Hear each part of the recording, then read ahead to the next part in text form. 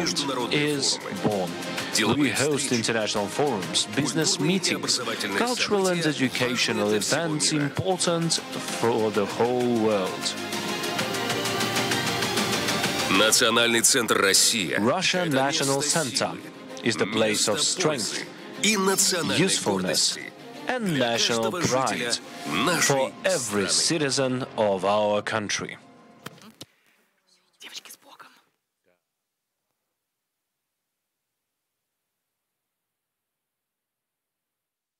Дамы и господа, Ladies and gentlemen, Российской Федерации please stand up for the anthem of the Russian Federation.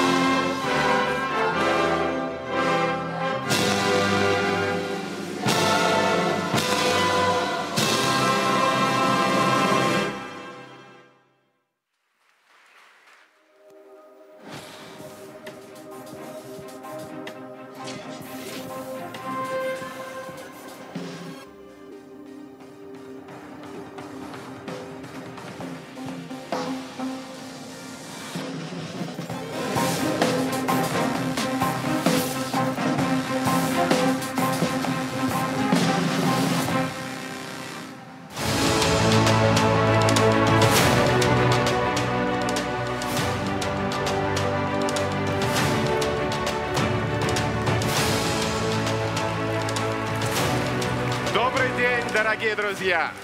Good day, ladies and gentlemen. Thank you very much to the Viktor Popov's choir for the national anthem of the Russian Federation. Good day, ladies and gentlemen. It's our pleasure to welcome you all here this morning to the Joint Efforts Forum here in the Russian National Center. It will be hosted by Yevgeny Popov and Maria Sinp. This year we're celebrating 100th anniversary of the people's diplomacy, when in 1925 the old Soviet Society for Cultural Relations with Foreign Countries was created. This was the beginning of the people's diplomacy in Russia, and today we're celebrating its 100th anniversary.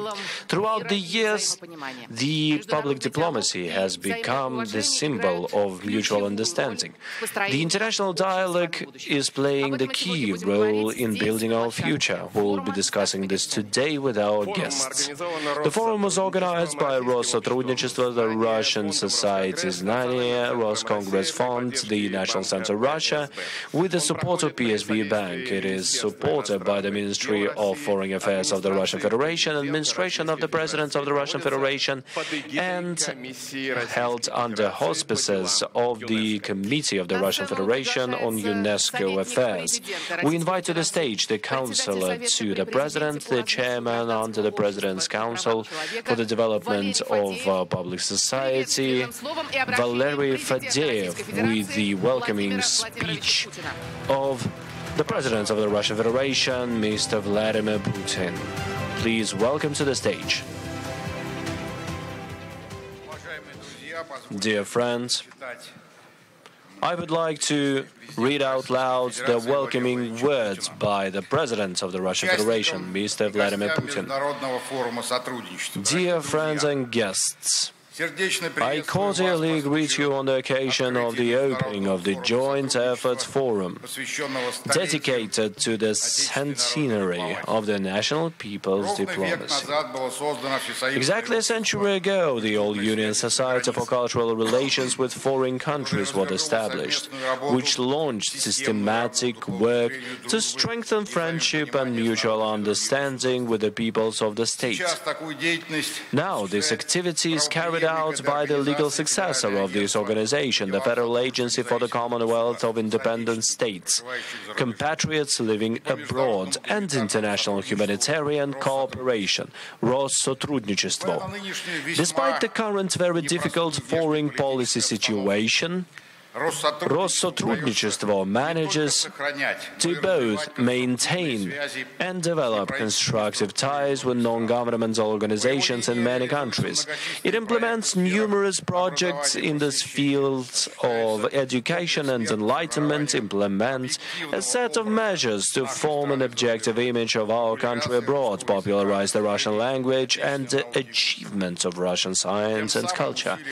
In this way, the efforts of people's diplomacy, the public diplomacy, undoubtedly contribute to ensuring the legitimate interests of the Russian Federation on the international arena and strengthen our interaction with like-minded people and allies in order to build a just and democratic multipolar world order.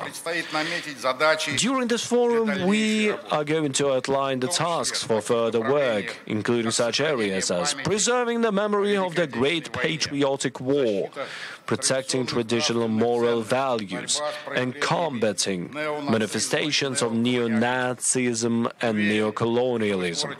I am confident that you will be able to put forward useful proposals and initiatives that will serve the development of truly equal and mutually beneficial international cooperation.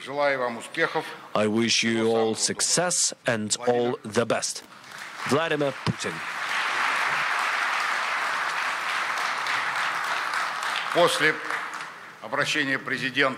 After the address of the President of the Russian Federation, I feel a little bit awkward, but I also wish you all and all of us great success in our joint work. I believe it will work out fine. Thank you, Valery.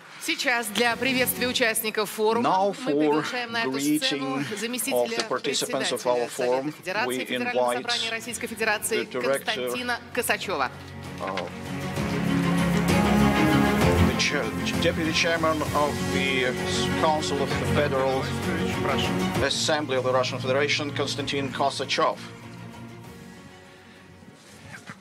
Дорогие друзья, Dear friends, я хотел бы верить, что I'd like мне to дали believe возможность выйти на that эту I сцену have this opportunity в силу занимаемой мною staying сейчас at this должности, но и потому, что в свое время я имел честь because I возглавлять have Федеральное агентство Россотрудничества, оно the по-прежнему honor to в lead моем Federal сердце. Agency Я for the cooperation. очень рад And видеть in my здесь, heart, I am very в этом glad зале, to помимо see себя, как in минимум this еще audience четверых руководителей not less than Россотрудничества 4 разных more лет. Я Россотрудничества хотел бы heads and попросить leaders вас of different встать. years. Елена I'd Валентиновна, like to Владимир ask Парашич, you Любовь Николаевна, разумеется, Евгений Александрович. stand up, please.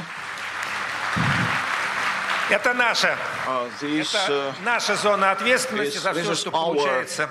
Огромная благодарность коллективу, но что, наверное, не получается, это мы. Ну и, разумеется, самые искренние слова признательности тем, кто The best sincere words of gratitude to all of us who, all of those who were before us, and Valentina Tereshkova, all of those все те, кто сейчас на стенах коридоров Россотрудничества, что называется, навечно в истории, потому что народная дипломатия, по большому счету, создавалась тогда, еще 100 лет назад, начиналась создаваться именно в нашей стране. Тогда никто этим не занимался всерьез, системно. Я считаю, что мы можем с гордостью говорить о том, что мы, наша страна, родоначальники народной дипломатии. В те времена, то, что здесь, по верхнюю часть глобуса, в те времена, конечно же, народная дипломатия, во всяком случае, в нашем советском исполнении, была глубоко идеологизированной, об этом нужно говорить откровенно, потому что идеология была записана в нашей Советской Конституции. Сейчас деятельность Россотрудничества и, соответственно, народная дипломатия во всех ее измерениях, конечно же, не идеологизирована, потому что идеологии нет в нашей Конституции. Но я бы не стал соглашаться с тем, что деятельность Россотрудничества или в целом наша народная дипломатия деидеологизирована. Это не так. Просто мы исповедуем в нашей работе, а этой работой занимаются, разумеется, по-прежнему все ветви власти, включая парламентскую, мы исповедуем в нашей работе не какую-то отдельно взятую идеологию, мы исповедуем общечеловеческие ценности. И именно этим сильна наша народная дипломатия, которая по-прежнему and our public diplomacy is still attracting a great number of people all over the globe. And due to this, we are absolutely open Нам нечего скрывать. Вот в свое время наше Всесоюзное общество культурной связи организовывало в 1947 году для знаменитого американского писателя Джона Стейнбека, famous American writer, there was Я думаю, сейчас book written by him that earned a Nobel Prize in literature, traveling across the Soviet Union. This book hadn't been popular in the Soviet Union back then, but it was published in the times of Perestroika.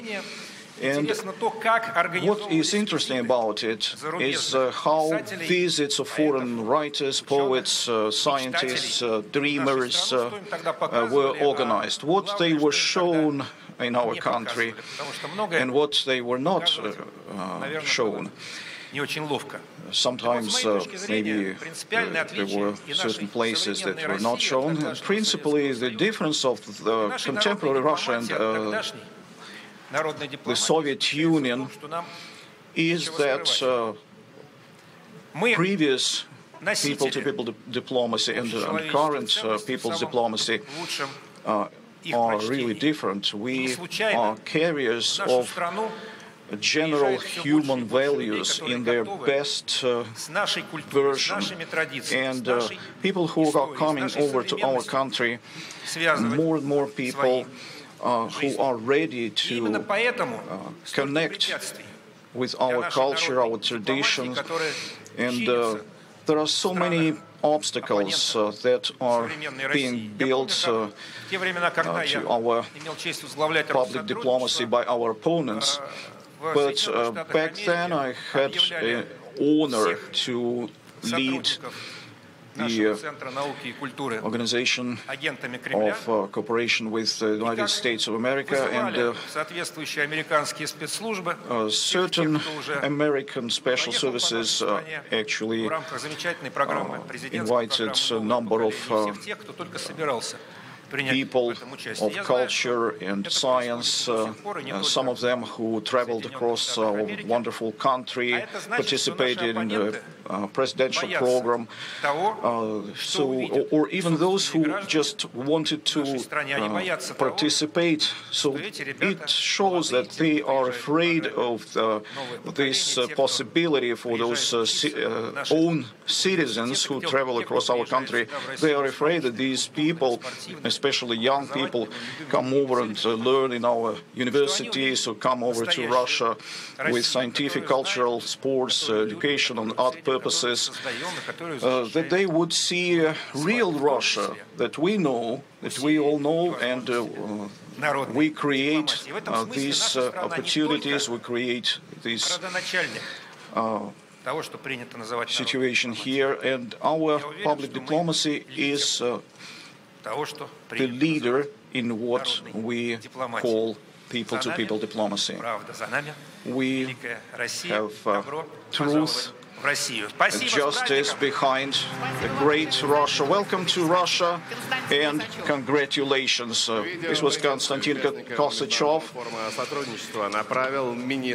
Minister of Foreign Affairs of the Russian Federation. Sergei Lavrov has sent his greetings to participants. Our dear friends, I cordially welcome the organizers and participants of Joint Effort Forum being held within the framework of the celebration of the centenary of the national people's diplomacy. In the distant 1925, the old Russian Society for Cultural Relations with Foreign Countries was established. Since then, socio-political systems have changed, but direct contacts between people have invariably contributed to strengthening the atmosphere of friendship, trust, and mutual understanding between peoples representing different civilizations, religions, and cultures. Today, these important tasks fall largely on the shoulders of Roskostrudnичество. I would like to take this opportunity to thank the staff of the agency for their efforts. The presence here of numerous foreign guests is vivid evidence that Russia really has many good, reliable friends who share our values and seek to better understand our country's life. Today, when the situation in the world remains tense, interhuman exchange, dialogue between figures of science, culture, and sport is of particular importance in terms of improving the situation. We welcome such efforts. Russia continues to develop as a modern state interested in broad, depoliticized international cooperation. As President Putin has repeatedly noted, including when speaking at the Victory Parade on May 9th, 2023, for us there are no unfriendly, hostile nations, neither in the West nor in the East. We always remain open for honest, equal partnership with all those who, like us, are guided by their own national interests and build interstate cooperation on the principles of the UN Charter in their totality and interrelation. We consistently proceed from the fact that the activities of foreign policy services should be supported by contacts through people's diplomacy, the general public, which is actually interested in the return of international life in a constructive direction. Your forum is called upon to make its contribution to this necessary work. All the more so because its agenda includes a whole range of common topic issues. Among them are the 80th anniversary of Great Victory, countering neo-colonialism and neo-Nazism in their forms and manifestations. I am confident that your meeting will contribute to the further development of humanitarian cooperation, will allow the participants to establish mutually useful contacts, get acquainted with the rich cultural and historical heritage of our great multinational and multi-confessional Russia. I would like to wish you fruitful discussions and all the best. Для приветственного слова на сцену приглашается председатель Комитета Государственной Думы по международным делам, руководитель фракции ЛДПР Leonid Slutsky, Chairman of the Committee of International Affairs of the State Duma of the Russian Federation. Leonid, you get the floor. Thank you very much, dear friends, dear colleagues. Our forum is the key event, not only in the framework of the events dedicated to public diplomacy, but also in the framework of establishing the new world architecture, multipolar, where every country, even if it is small, with their cultures, history, religion, national language, are the factors of making decisions for further development of the state, but not those decisions that someone is trying to make in Washington or Brussels. This multipolar world is a principally new system of international relations in world policy, which is balanced, safe and stable, and is being formed on the basis of approaches of the President of the Russian Federation that he articulated in his famous speech in Munich, Security Conference in Munich in 2007. And these approaches got developed in recent years during Valdai Club in Sochi, where here we have representatives of more than 60 countries, culture figures, scientists, prominent public activists, politicians. And this new policy and this new system of international relations gains more and more importance. And I would like to thank all of those who are involved in this work, who is involved with the work of Federal Agency of Россотрудничество, and who do their best,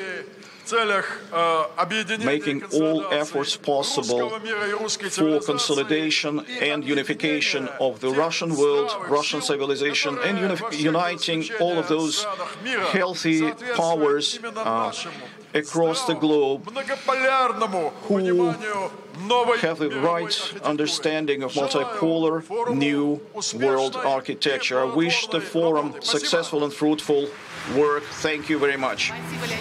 Thank you, Leonid Eduardovich. Dear friends,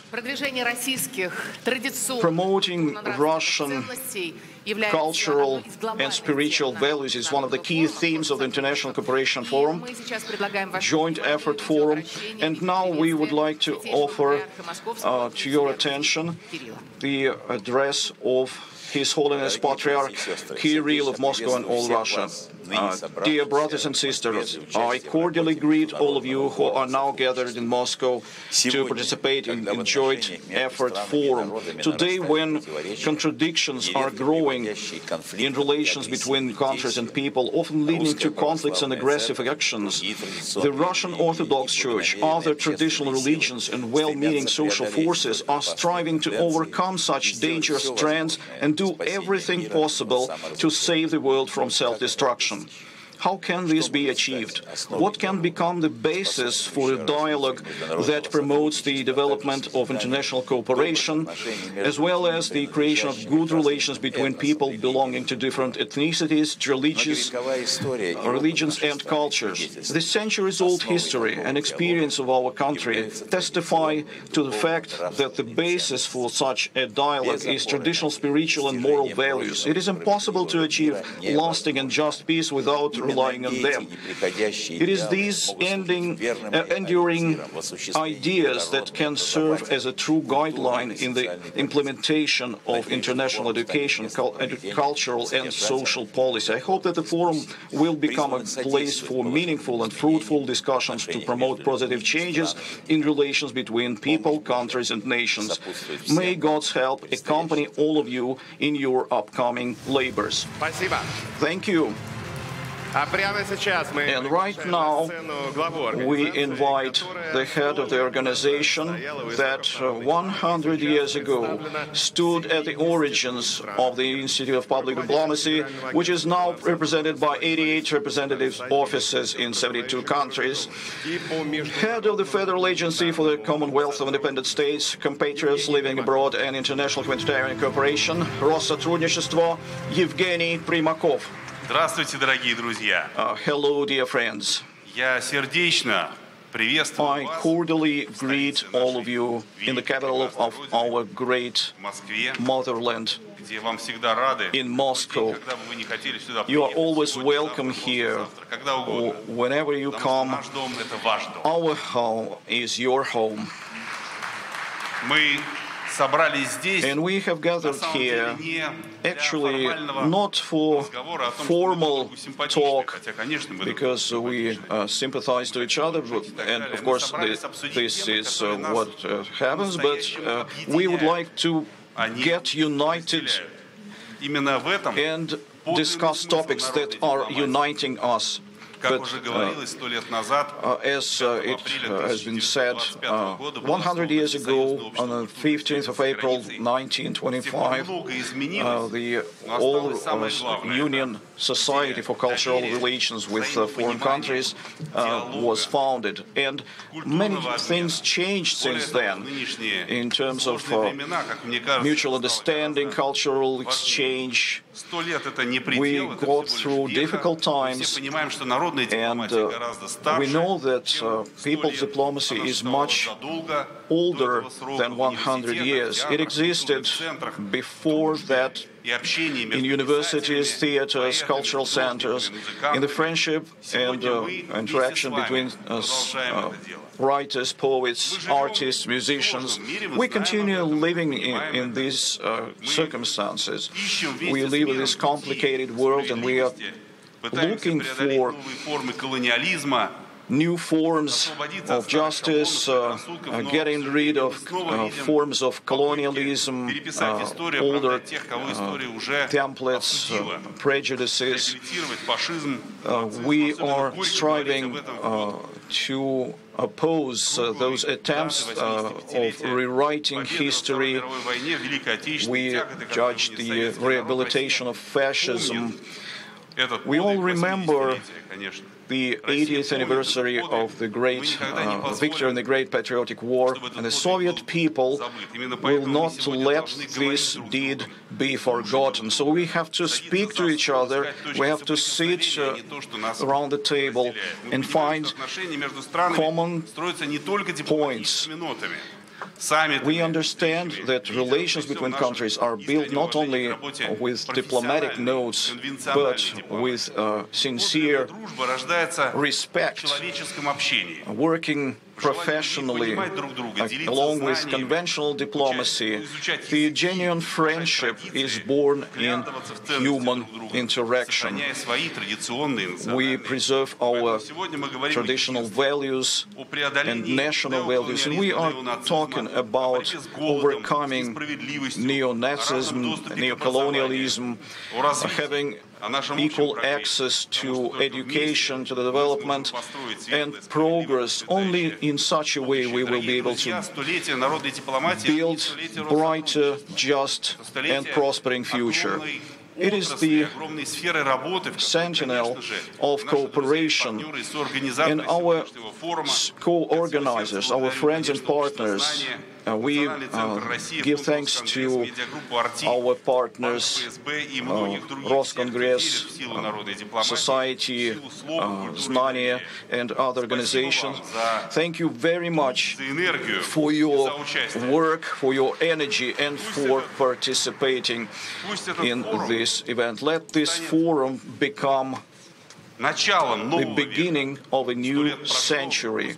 100 years past, let it be one more century of cooperation, open hearts, dialogue, open borders, and a real, genuine, live people-to-people diplomacy. Welcome, dear friends. Thank you very much, and congratulations for the welcoming words of the Joint Efforts Forum. We would like to invite the Director General of Znanie Society, Mr. Maxim.Pervye.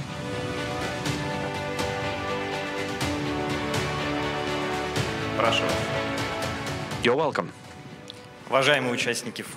Esteemed participants of the forum, dear friends, good morning. Undoubtedly, the basis of the peoples-to-peoples diplomacy is the understanding between peoples, understanding the culture, the traditions and history. Throughout this process, enlightenment plays great part, because enlightenment helps you to understand what the truth is. It helps to create the objective, impartial image without stereotypes. Because we have things to tell each other. Throughout the history, we managed to do a lot. We conquered space, and we still study and research it. We gave the world masterpieces of literature, of art and music and theater. We developed the groundbreaking technologies which are still affecting the future of the humankind, and in our society we work thoroughly to relay the knowledge of Russia to the world, and we are really grateful to the international enlighteners and educators from across the globe who tell the truth about our country today. We are confident that people-to-people diplomacy and enlightenment is going to unite people, breaking the barriers and creating the space for sincere mutual understanding. Thank you very much.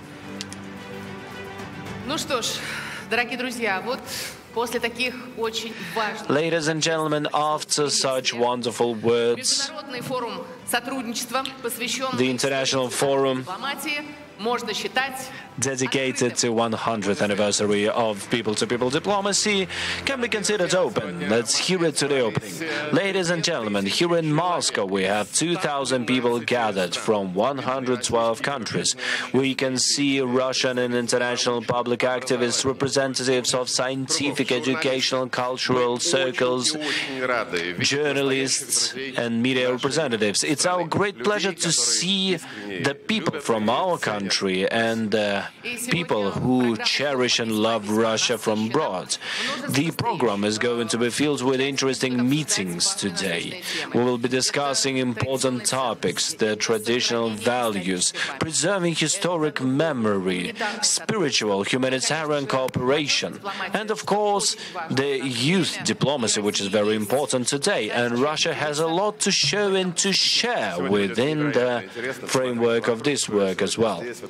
It is going to be very interesting, ladies and gentlemen, because we have extremely important and interesting people here today. We will be talking about education, about Russian language, about media, which gives the public diplomacy great opportunities and capacities, about sports, which is uniting people throughout continents, about art as language, which is understood by the whole planet.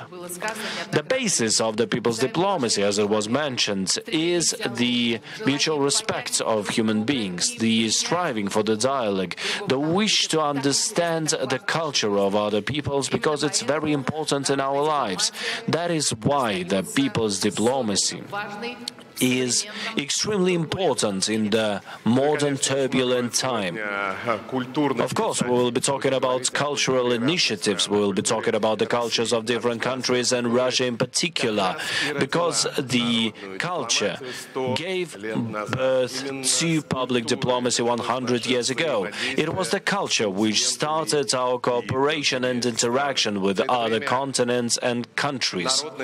Throughout these years, the public diplomacy has been developed thoroughly, it has been altered, but it preserved its main mission, building bridges of friendship between peoples of different countries.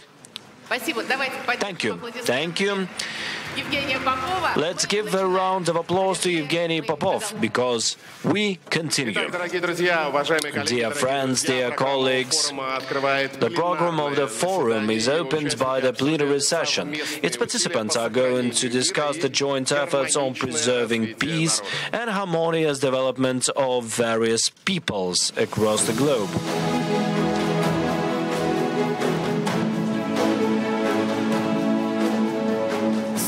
100 years ago, when the young Soviet state was still establishing, a new force of international cooperation was born, public diplomacy. In 1925, the All-Union Society of Cultural Relations with the foreign countries was created. It united writers, scientists, artists, and everybody who believed in trust between people, which is born in the real relations and communication. This was the beginning of the Russian public diplomacy. In the years of the Great Patriotic War, the people's diplomacy has become the deed of the consciousness of millions in the US and Europe, and 8 committees emerged: Friends of the Soviet Union, Soviet War Relief. After the war, it was people-to-people diplomacy which helped the world to hear Russia's voice through art, music, sports and science. In 1957, Moscow hosted the World Festival of Youth and Students, bringing together 34,000 participants from 131 countries. The whole world saw a country open to friendship. The Thaw era opened a new chapter of mutual understanding. Student exchanges, exhibitions, Bolshoi theater tours, ballet, cinema, science, all of this became a language of trust. In 1975, the Apollo-Soyuz flight became a symbol of cooperation between superpowers and the triumph of human reason over borders. In the 1980s, public diplomacy became a bridge between East and West. Dialogue among intellectuals and humanitarian contacts created an atmosphere of hope. People believed that the trust was stronger than ideology. Today, Russia continues the traditions in a new dimension. More than 80 offices in 60 countries, hundreds of language and culture centers, thousands of joint projects, international forums, festivals, volunteer missions, sister city partnerships, all continue the great idea of trust and mutual respect.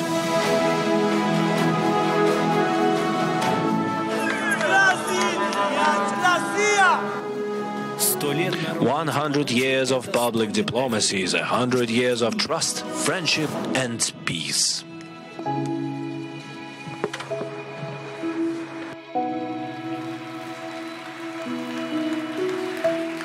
It's our great pleasure to welcome the participants of the first plenary session for today, our speakers. We invite the Director of the Department of Information and Press of the Ministry of Foreign Affairs of Russia, Ms. Maria Zakharova. Emir Kusturica, Serbia. Film director Emir Kusturica, Serbia. Pilot cosmonaut, hero of the Soviet Union, Van Tuan, Vietnam. Head of the Yunus Emre Institute, Ali Abdurrahman, Turkey. We invite to the stage director Eldar Yuldashev from Uzbekistan. We invite to the stage head of the film company Al-Kibuland Studio Tariro Mnangagwa, Zimbabwe. We invite to the stage writer, poet Ibrahim Dawood, Egypt. And the moderator is the special envoy of the President of Russia on international cooperation, Mikhail Shvydkoy, and the TV host, our colleague Daria Kozlova. Ladies and gentlemen, please come to the stage. Thank you very much. Okay, the floor is yours.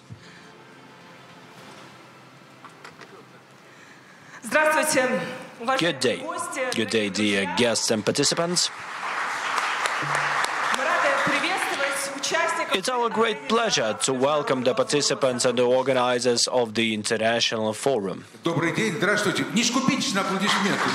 you very much. So let's give everybody a round of applause.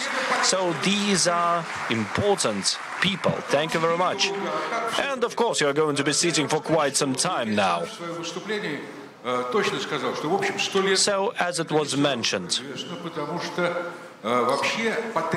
this is very important because the public diplomacy is required by human beings. But if we recall the Afanasy Nikitin journey, we will see that it's the demand to know the world. And this is colossal interest. This is extremely important. We won't be mentioning Marco Polo. Let's mention the great Russian literature. Переводчики французские, то мир бы не знал ни Толстого, ни Чехова, ни Достоевского. И открыла эта литература великий мир. Berlin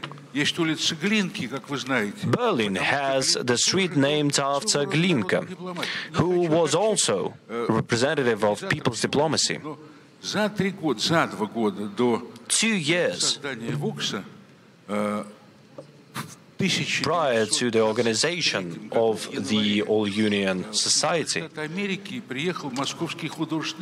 the US was visited by Moscow Art Theatre, which impressed everyone. When everyone understood that Russia is an important cultural and political state. I can speak endlessly. Oh yes, the program is going to be full of very interesting topics. We will be speaking about movies, about the dialogue between peoples of different countries, the relations between the NGOs and public activists, preservation of peace, promotion of traditional values. And today we will be speaking about the great jubilee, the anniversary, the 100th anniversary of the People's Public Diplomacy Institute.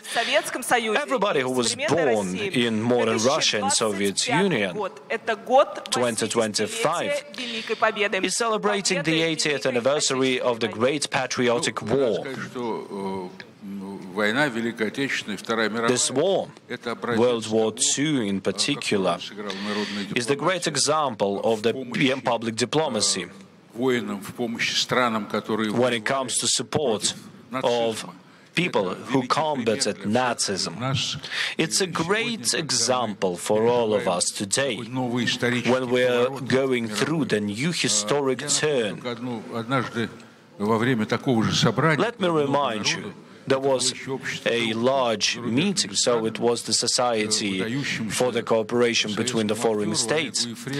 And Soviet actor Oleg Yefremov was asked, "What is this society doing?" And he said, "Well, we are being friendly to people. That's the main thing." And everybody understood that it is so important to have this friendship in the world where there is so much animosity. so much struggle.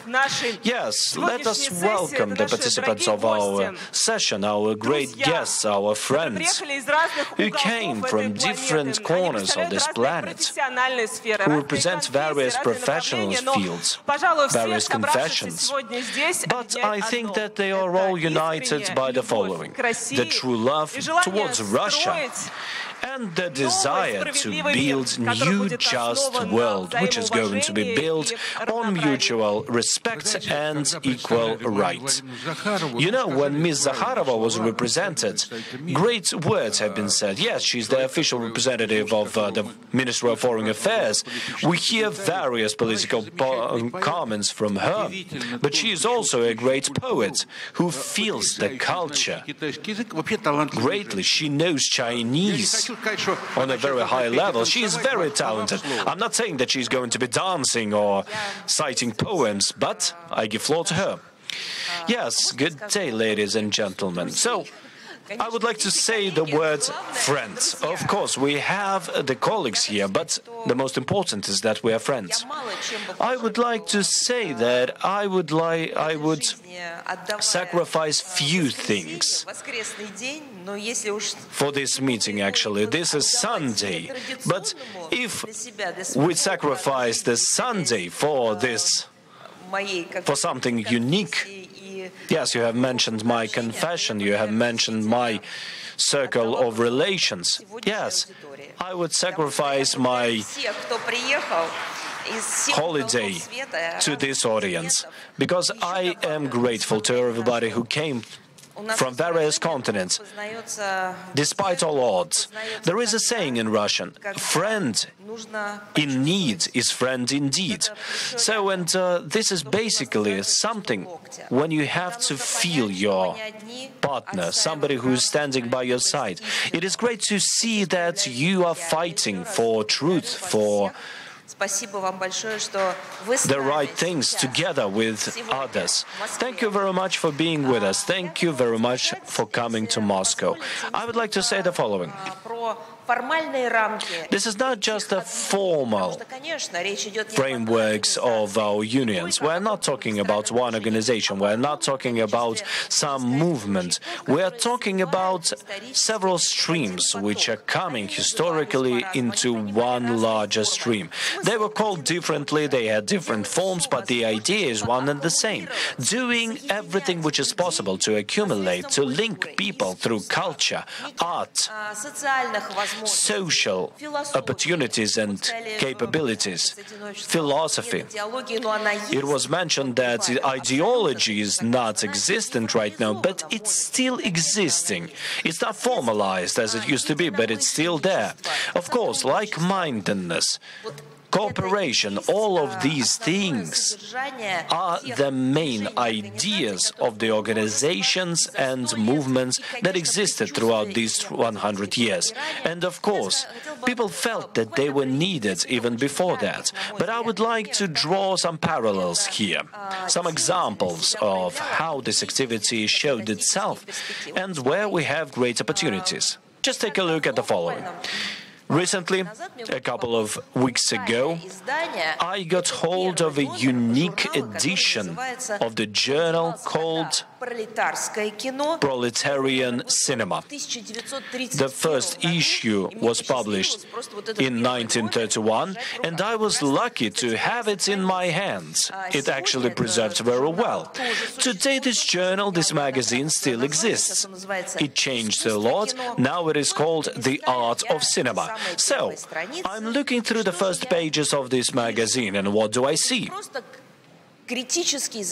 Not just some critical remarks of various films and movies.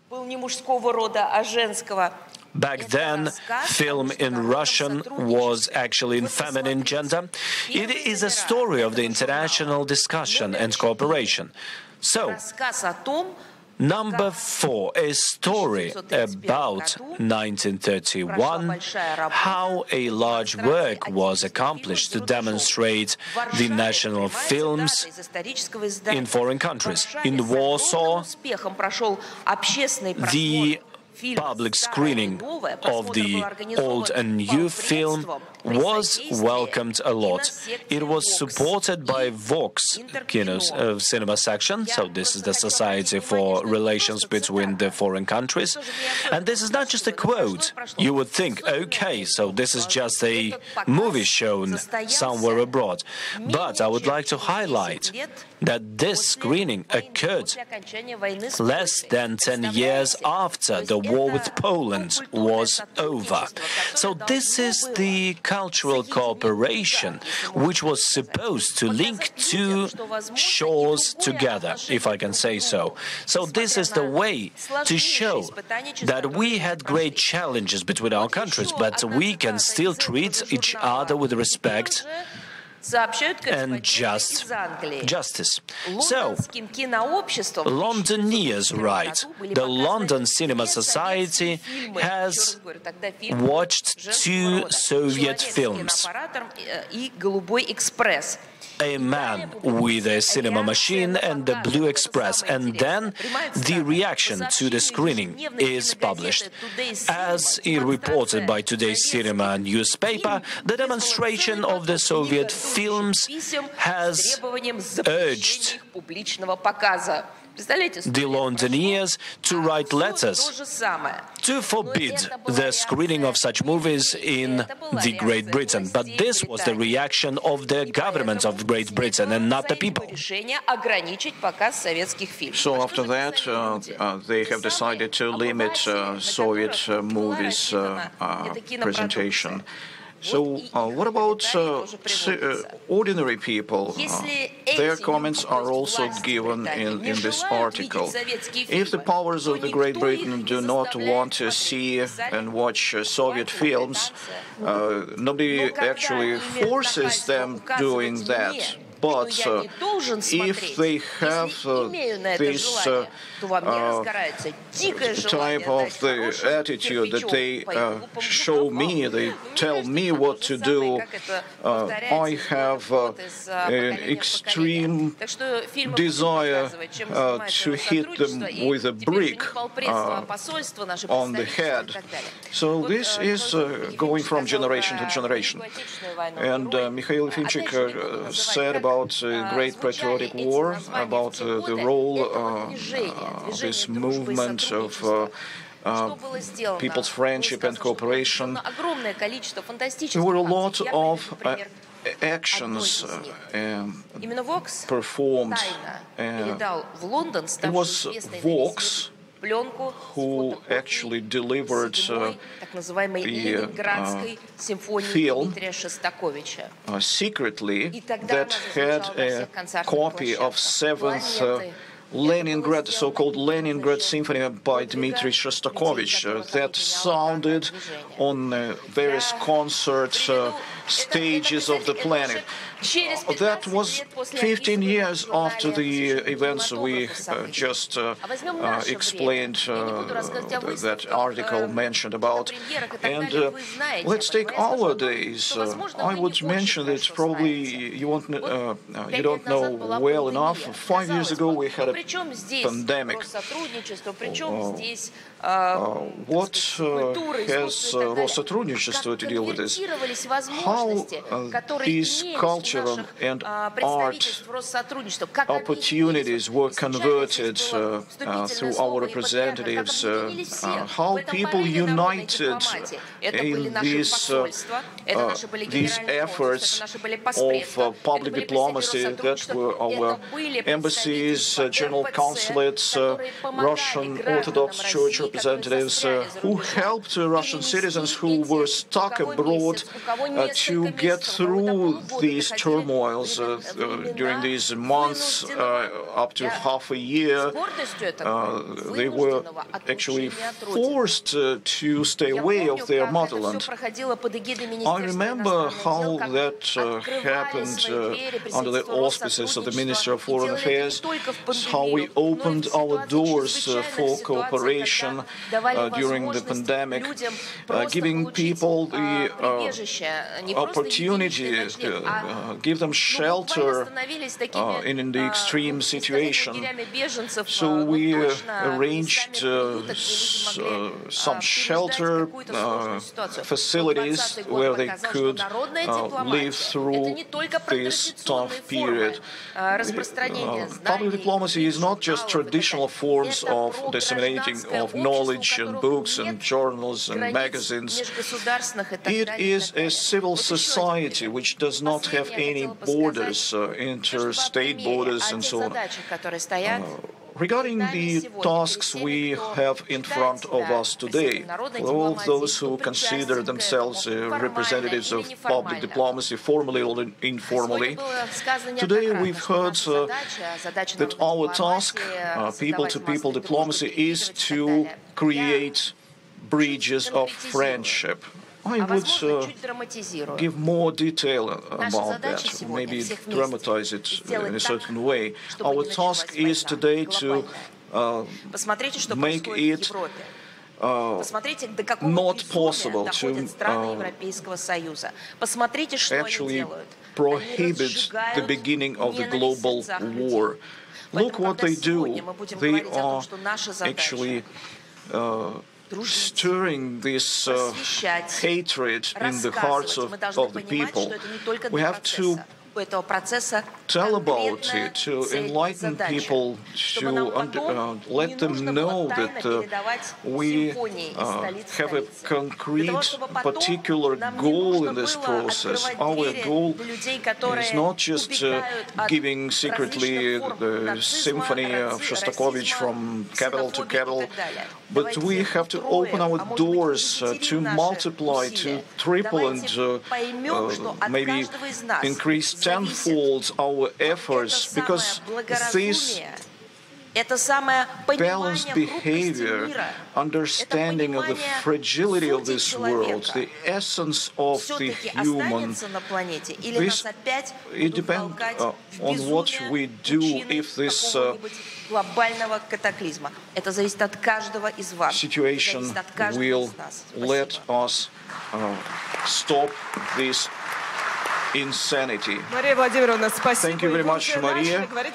You began talking about how cinema brings banks and builds bridges. Actually, cinema today have a special role that builds bridges between Russia and the Western world, between Russia and Europe. And we will ask about it a famous Serbian film director, Emir Kusturica. You have the floor.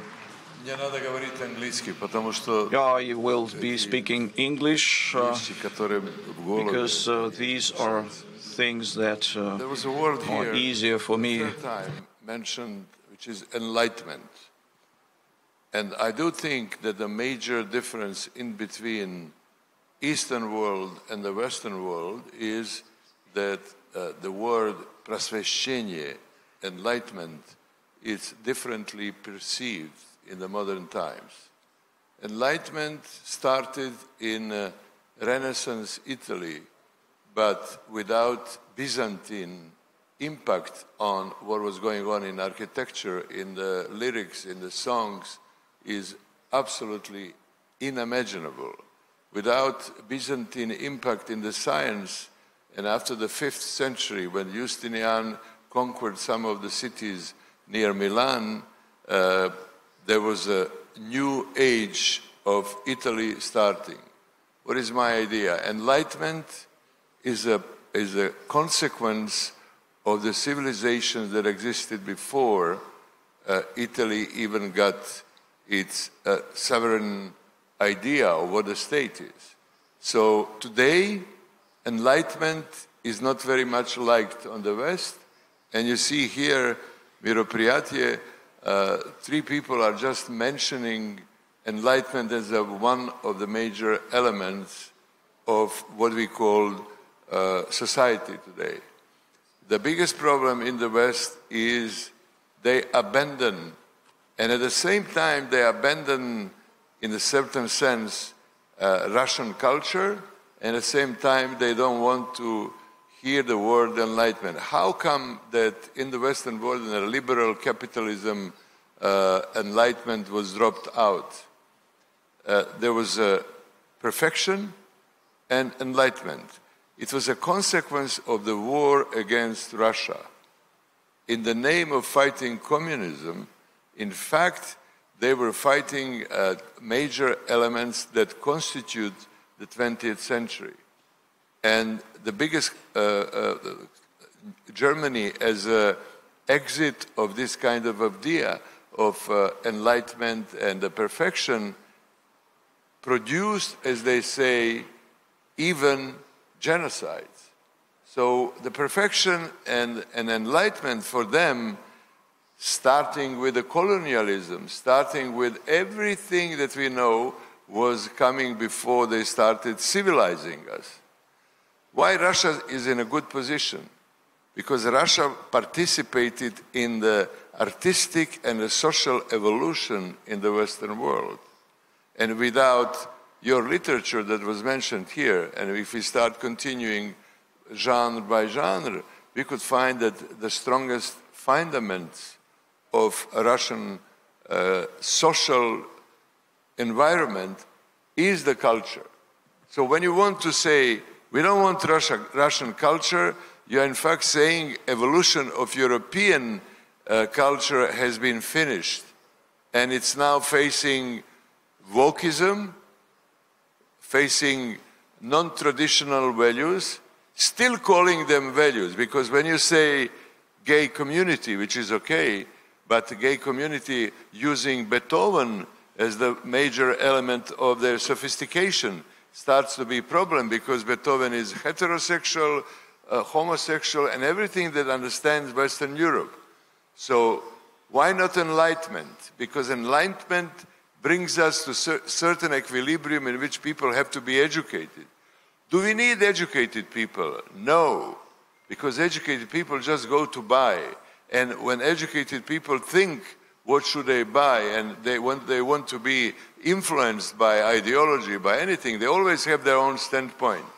And I hope that the perception of culture, in which Nikolai Trubetskoy, one of my favorite linguists, and the people who were forming the idea of Eurasia, I strongly believe that what used to be Europe will be transferred to the new autonomia, to new kind of position in which Euro-Asian will save most of the traditional European values, and Europe will stay within something that it's not formed, but it comes from the necessity of forming wokeism. So wokeism, we know what it is. Today in the United States, you have a fight in between wokists and traditionalists, no matter what political substance they use for the fight. But it's the fight that we don't see it here. We don't see here problem with developing educated society. We don't see a problem here after so many years of narodная diplomatia, what we call soft power of Russia, brings us to easily to 70s. When the pop culture came, and pop culture in Europe in the 70s, they kept saying that most important is to be new and to be modern. But this was the beginning of what one great French writer says. It was the beginning of the anti-Christian coalition. What happened in this anti-Christian coalition? It started from sexual revolution to everything that was leading to the dead end of individualism. Why did we do literature? Why did we do drama? Why did we do all what was aim of European tradition, coming out of ancient Greece and ancient Rome? we went to certain kind of individual type of expression and protecting individualism. Now on, the individualism that neglects Russian culture, neglects, doesn't want to cope with enlightenment, is just facing the catastrophe. Within the Christian communities, within the social communities that are affected by Christianity as a base religion of European colonialism, neo-colonialism and everything. We are facing fall of Western liberal order, which transforms in the liberal market, and unfortunately now it's getting more and more war machine in some countries, even saying that they are becoming war organized project. Nowadays we are safe in the way that we think Eurasia. Why we are safe? Because we are safe here in Russia, that we have European culture in its, I would say, original idea that was affecting all the territories where the Russian culture was growing, including Russian diplomacy, including everything that was gaining stability that we have today. In a sense, we think, in a sense, we believe, in a sense, we see the future. Thank you. Thank you very much, Mr. Kusturica, and thank you for drawing our attention to these important points such as traditional values, education, enlightenment. And as for continuing our discussion, I would like to come to our next guest who had got education in Soviet Union. Maybe now I can transfer to Russian. Понимаете, влияние Запада на молодых российских женщин, the influence of West on young Russian women, что-нибудь по-сербски хотя. For example, when they can say something in Serbian, they actually they have good English. And I would like to mention that this is one of the most important topics where we today preserve traditional European culture. We have mentioned about it, and Mr. President Putin mentioned this a few times, that Russia preserves all the fundamental values, all of those that Mr. Kusturica mentioned, fundamental values of European culture. We understand that Western European character and Eastern European character and approach, actually they are divided. It happened when churches divided in Byzantium and Rome. This is one of the pretty complicated but important topics. I would re-emphasize, we don't have to hinder these attempts to hear our approach. Why? Because we are not heard so well today in the Western world, in European world, than Western world is heard here. So we have to state our understanding, because we face different cultural traditions, both in the West and in the East, and this multipolar world is the world that includes European world as well, if we are talking about multipolarity. But it doesn't mean that that we are talking about, as Perestroika, one of the figures of Perestroika mentioned, we have our own understanding of the world. I would give one example. Emir mentioned the Enlightenment and what difference we have in understanding of this concept. I think it is pretty complicated, unfortunately, for a current Western society state to understand what Enlightenment categories there are. Are there. I would give an example. I worked in New York, representative of Russia in the United Nations, and we lived in trade representative, and it was located 30 miles from Manhattan, and we commuted every day back and forth. We visited exhibitions and many other things. I observed American people, and once I was buying something in a store, and I was given my card to a salesperson, young lady with a cross on her neck. It probably was related to her Christian origin, and she looked at me attentively and asked, "Are you Russian?" I said, "Yes, I'm Russian." It was about 2006 or 2007, and she asked me, "Are you a Russian from Russia? Why you Russian from Russia has a Latin American name Maria?" I was shocked, and I knew that in Latin America they have this cult of Virgin Mary, and they love her especially and have faith in it. And it didn't come to me that from the Enlightenment point of view, this Enlightenment is absent to the extent that people do not understand the etymology of the name Maria in Christianity. They are actually deprived of these roots connecting their own belief and religion and meanings. And so we have to begin with the Enlightenment not in a global sense, but from banal to simple things. And this is actually a good task for all of us, to come over to people with the simple ideas. Not just simplified, but with simple and plain things, beginning this enlightenment with understandable and clear things. Yes, let us start the education and enlightenment in the stores, in restaurants, when we come there. But once again, if we make it serious, on the simplest level, it is very important. On the domestic level, it is important.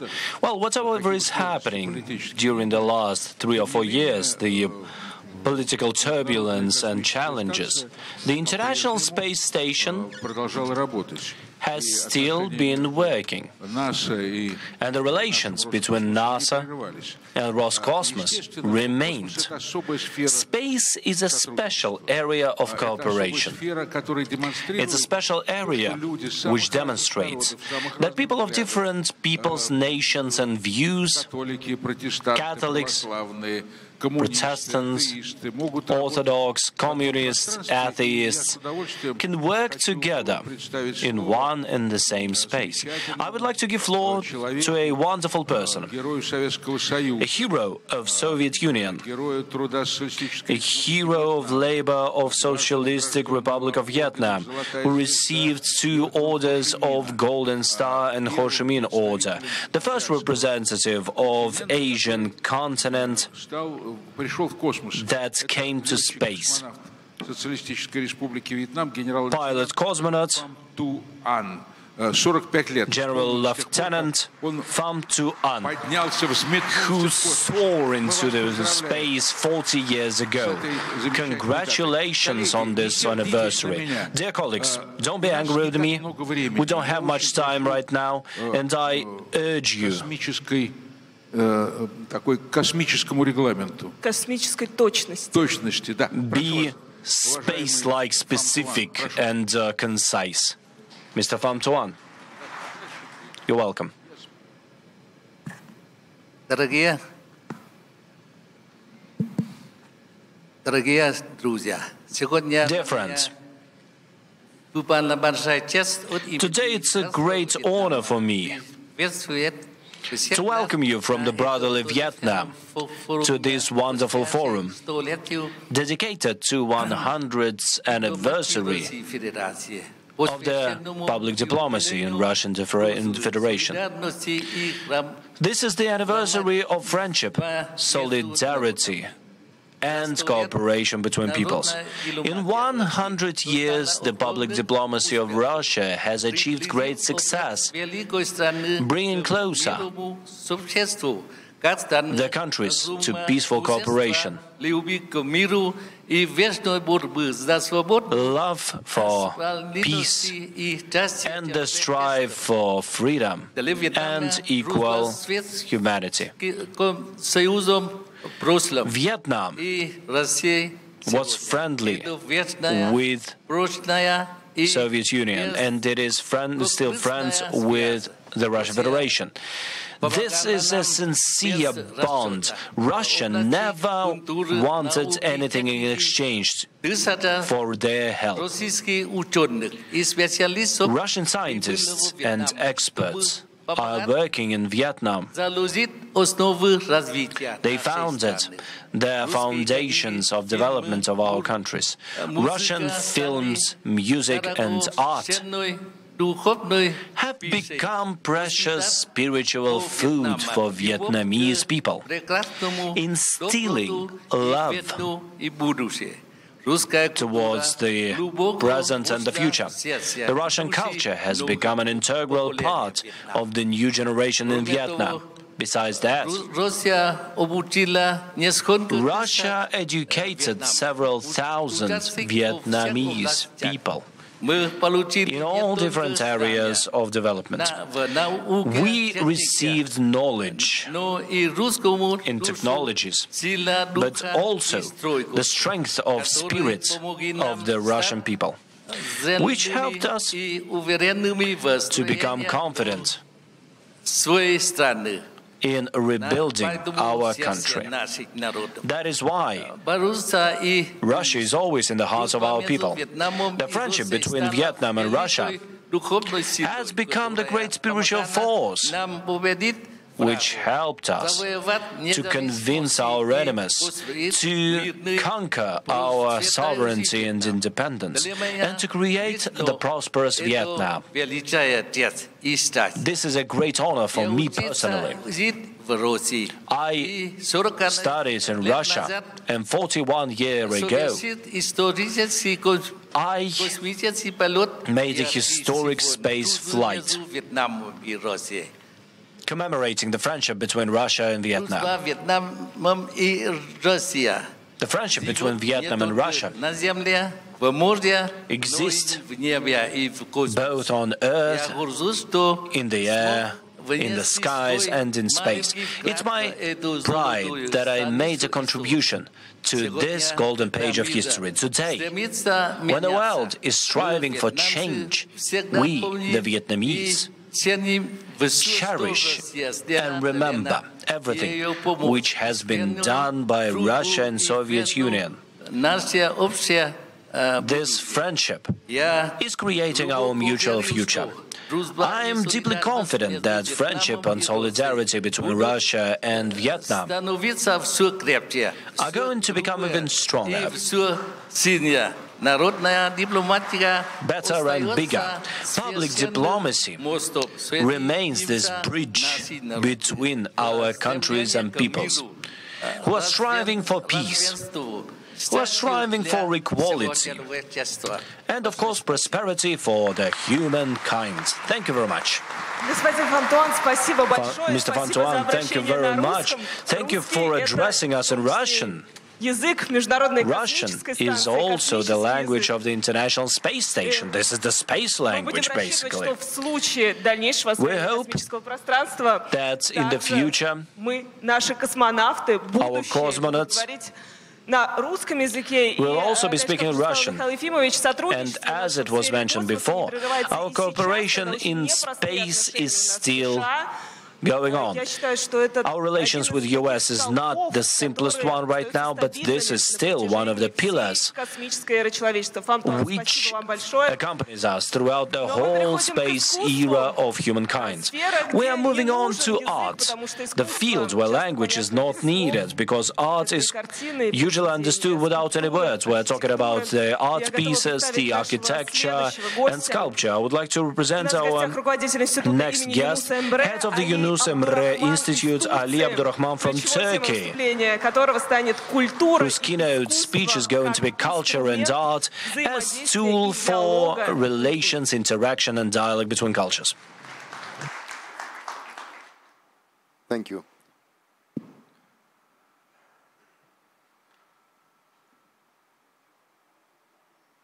Добрый день, уважаемые друзья. Good day, dear friends.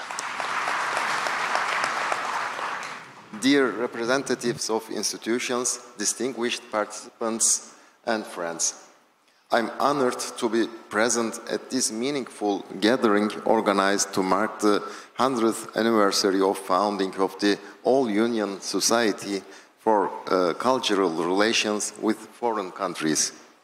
I would like to start by expressing my gratitude to President of Rossotrodnichestvo, Mr. Evgeny Alexandrovich Pirmakov, and all the officials organizing this event for their kind invitation and hospitality. All developments, both positive and negative in today's world, influenced by technological advancement, have created a boundless sphere of influence. Societies can be rapidly exposed to the realities of another society. The question of how to cope with these boundless realities preoccupies the minds of people and individuals. There may be many ways to overcome these developments and realities. However, I believe that organizations like ours, active in the field of cultural diplomacy, have only one path. As Yunus Emre stated centuries ago in his lines, "Come, let us meet," the answer to these questions lies in getting to know each other as a society.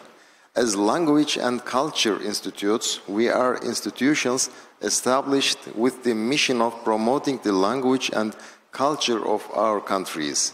However, the reality we have reached is that we are responsible for understanding the language and culture of the peoples we interact with, as we are for promoting our own language and culture. As cultural institutions of different countries, we share the mission of establishing relationships based on mutual understanding, lasting friendship, and peace among our peoples. Through our activities in culture, arts, and education, we build bridges between peoples, contributing to the mutual understanding and co-creation of different societies. These efforts are essentially the most significant examples of cultural diplomacy in this field. Cultural diplomacy goes beyond merely official relations between states. It is a form of dialogue between peoples built on the foundation of trust, empathy, and mutual respect. The language teaching programs, artistic events, youth exchange projects, and joint cultural productions conducted by cultural centers are the most concrete reflections of this cultural diplomacy. Our gathering here today once again demonstrates the necessity and value of international dialogue, solidarity, and cooperation. Public diplomacy not only improves cultural interactions, but also builds long-term trust between societies and lies the foundation for economic, academic, and social partnerships. In some countries, the joint training we organize in areas such as handicrafts, gastronomy, and music not only fosters cultural interaction, but also empowers young people and women through vocational training. In this respect, cultural diplomacy is a crucial component of sustainable development. As Yunus Emre Institute, we operate with the understanding that people who know each other contribute to the sustainability of world peace. In line with this principle, through our activities in more than 60 countries, we not only share Turkey's cultural, artistic, and intellectual heritage with the world, but also strive to build bridges of friendship, understanding and solidarity by striving to understand the cultures of the countries in which we operate. This success of cultural diplomacy is based on the principles of cooperation, openness, and mutual trust. Therefore, I invite all cultural institutions here with us today to develop joint projects, share experiences, and work together towards common goals. This synergy our cultural centers create through complementary activities will deepen the dialogue between our peoples. I hope these wonderful gatherings will lead to the new cooperations, lasting friendships, and joint projects between our institutions. Thank you. Спасибо. Господин Али, спасибо вам большое, но мы продолжим Thank you very much. And we are continuing to discuss the matter of culture and the dialogue between cultures and art of cinema in particular. We are coming back to cinema once again because the cinematography is not just movies, it's the exchange of technologies, it's the exchange of artistic approaches, which creates an image of country on the international arena. I would like to introduce to you our friend and our next guest, famous director Mr. Eldar Yuldashev, who will speak on the topic of international cooperation as a tool for strengthening ties between filmmakers from different countries. Thank you. Thank you for such a vibrant introduction. I will try to be concise. Dear friends, we are here in the hero city of Moscow, and in 1921, if I don't misrepresent it, we heard a phrase, out of all the arts forms, cinema is most important. More than 100 years has passed, and this phrase is still very important, because this is the element of the external and internal policy, the soft power. And I would like to speak about our mutual successful case in this field. An example, the festival movement. The International Festival of Latin American, Asian and African films. So, back in the day,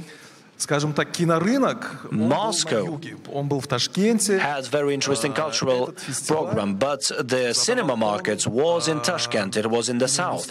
This festival created the tone of the cinema markets, and many here know that Soviet film screening was most powerful, so most rentable. More than 4.5 billion tickets were sold. And it was also based on importing the foreign films. And in Tashkent, twice a year in the Uzbekistan hotel, 2 offices would be opened. Sov export film and Sov in film. So basically export and import of movies. Tashkent scouts would fill the Tashkent cinema base with Soviet films. For example, Ali Hamraev picked film Zita and Gita for Soviet screening, and the film becomes the leader of Soviet distribution.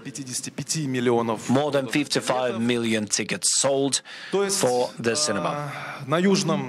It means that in the southern region of the former Soviet space, a platform was created, which became the epicenter of the whole development of the industry. But I think that the most interesting thing is not this. The festival itself, the name of the film festival, the festival of films from Africa, Asia and Russia. So it became the integrator, which influenced the global South cinematography in general. When I started the documents, I saw that the leading cinematographers and studios from Australia and Latin America would come to Tashkent only.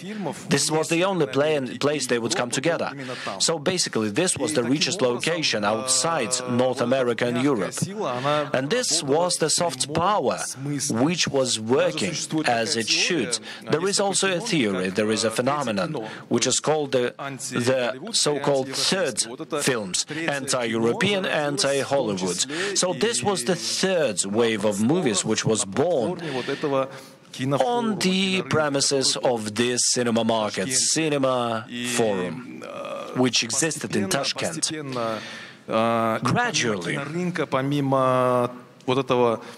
this film market and the artistic laboratory grew larger. Tashkent became political center because besides the Raj Kapoor workshops or the artistic meetings with Michelangelo Antonioni, Angela Davis came to read her lectures there, and for us, the citizens of Tashkent, the people of Uzbekistan, we saw how it all influenced the region because infrastructure was built. The cinema studios, the cinemas were built, so the house of cinema was built. It all appeared in Tashkent throughout this period. And of course, artistic success, one of the leaders of the global production, Bollywood, created the film in Tashkent, The Adventures of Ali Baba and 40 Vagrants. So this was the first creative tandem back then. Everything which was created in the Uzbek film with Frunzik Magartachan and many other actors, so it was very large. In 1980s, it became the leader of the Soviet distribution, 52.8 million tickets sold. And this was the way, this case, which actually was unique globally. No film forum or festival or market actually overcame the situation. So there was no cinema festival that would be able to influence the global South in particular. So in the framework of union relations in channels of people-to-people diplomacy, we strived to not only just having nostalgia, but to recreate such a platform and make it successful. Thank you for this report. Today, Uzbekistan is regenerating cinema, especially in recent years. Tashkent has become one of the centers of gravity of world cinema, and about 2 years ago, President of Uzbekistan, Mr. Mirziyoyev, allocated funds for creating 54 historical films that would reflect the history of Uzbekistan in its variety. And I would mention another point not related to cinematography. They have built a fantastic victory museum in Tashkent, absolutely astounding, that reflects the whole dramatism and this sheer character that was revealed and demonstrated by Soviet people to each other during the war. So it is really touching and very important place. You know that during the World War II, Tashkent was the place where people continued filming Tashkent and Almaty. There were two centers where film directors and art actors were moving back and forth. I won't get deep into detail here, but I would mention that cinematography is an important element for shaping national identity.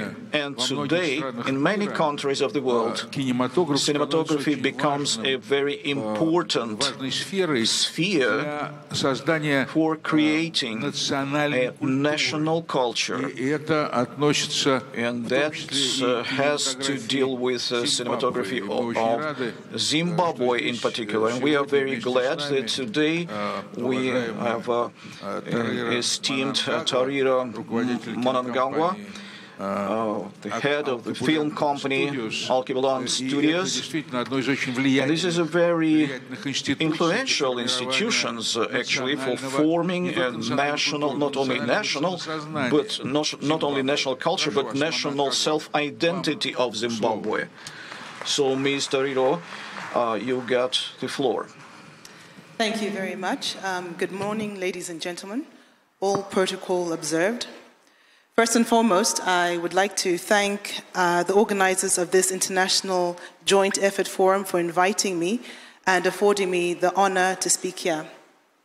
I would also like to take this opportunity to congratulate the All Union Society for Cultural Relations with foreign countries on this momentous 100th anniversary.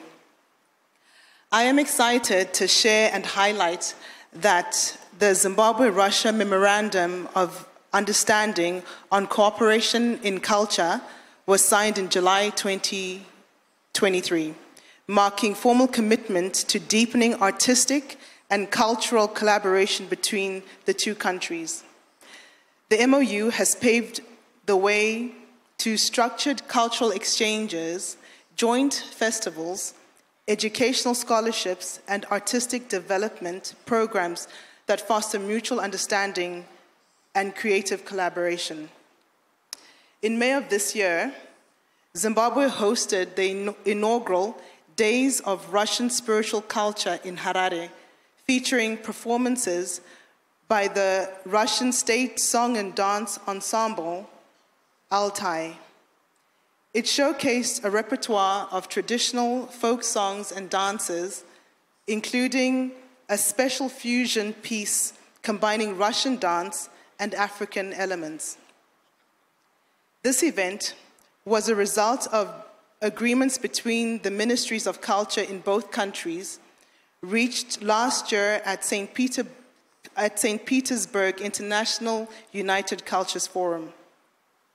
The festival aimed to deepen cultural dialogue and humanitarian cooperation between Russia and Zimbabwe, including educational workshops and exhibitions on Russian culture.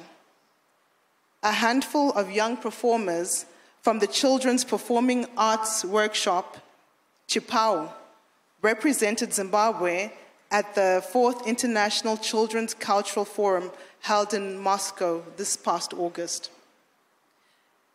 The Zimbabwe Defense Forces Band took part for the first time in the prestigious International Military Music Festival, Spasskaya Tower in Moscow this year. These efforts illustrate a growing and structured partnership between Zimbabwe and Russia, extending beyond politics and economics into rich cultural, educational cooperation that nurtures artistic exchanges and people-to-people connections. As a Zimbabwean filmmaker, it is with great enthusiasm that I share these milestones with you this morning. Zimbabwe and Russia's bilateral relationship dates back more than 60 years in the making, and the time to broaden cooperation to arts and culture has finally come. I believe that there is more room and opportunities for collaboration in the arts, more specifically in the area of filmmaking. What would it look like to have Zimbabweans filming in Russia and Russians filming in Zimbabwe?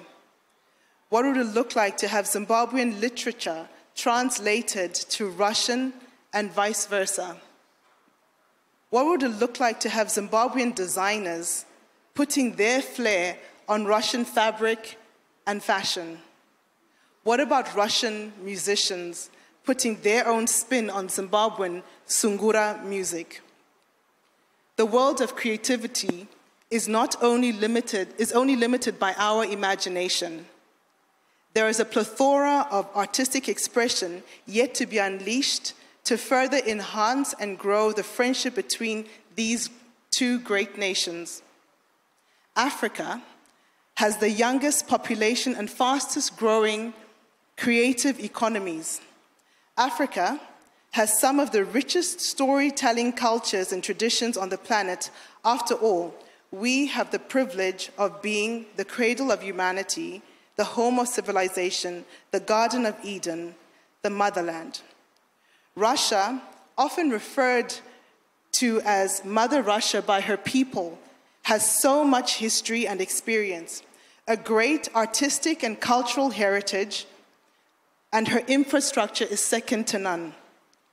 What developments, what greatness, what kind of stability for the next generation will be birthed when the cradle of civilization and Mother Russia combine their shared experiences, histories, unique cultures, and youthful vigor. I believe an opportunity lies at our doorstep for long-term growth of our friendship. Between us, we have youth and experience, passion and infrastructure, vision and heritage. If not now, then when? If not us, then who? Zimbabwe and Russia, now is our time. I thank you. Thank you so much for your kind words and such a deep understanding of Russian culture. Please come over more often.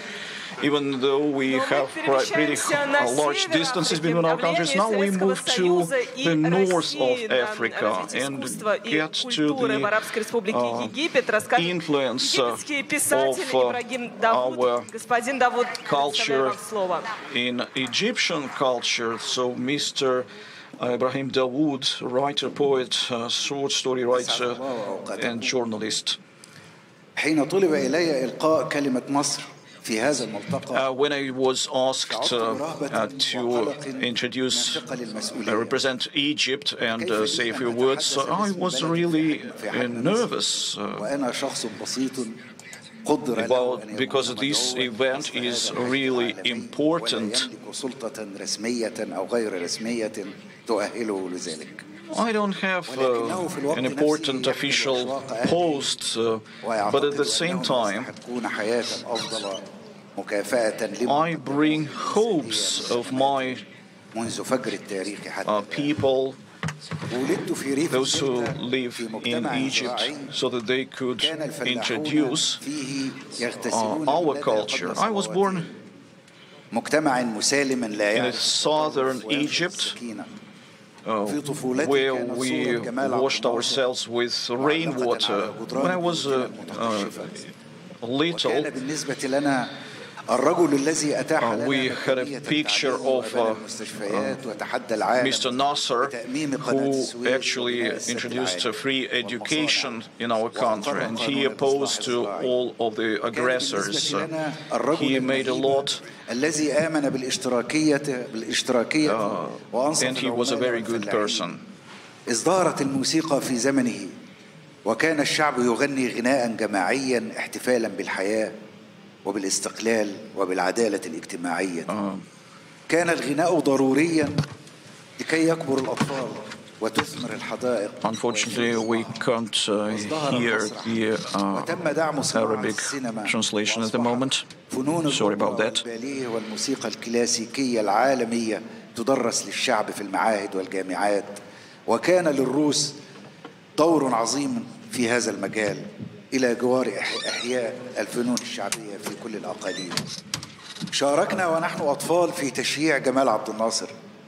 مشينا خلف نعش فارغ في قريتنا، وفي كل القرى حدث هذا.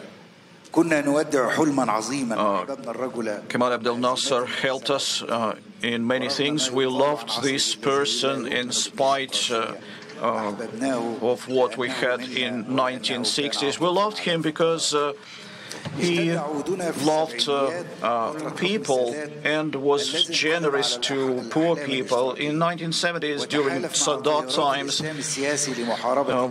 we had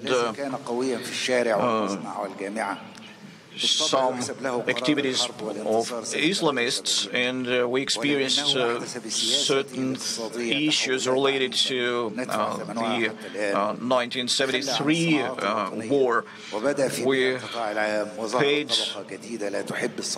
We paid a great price for what we have now. We had a certain period in time where American media disseminated their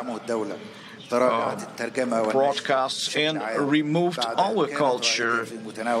So this fear of translation have been changed, and many other areas were transformed. We opened many Russian centers. We read Russian literature. I was able to see that it corresponds our Eastern culture, and they had this understanding about repentance, about faith, about doubts. I believed Maxim Gorky and other Russian writers, and I lived with this literature in the second half of the 20th century. And these works influenced myself a great deal, especially Pushkin's poems.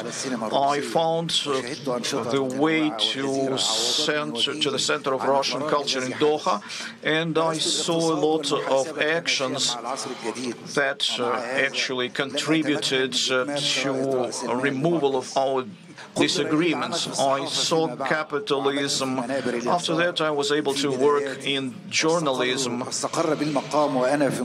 and later, in the middle of my 30s, I worked in a home newspaper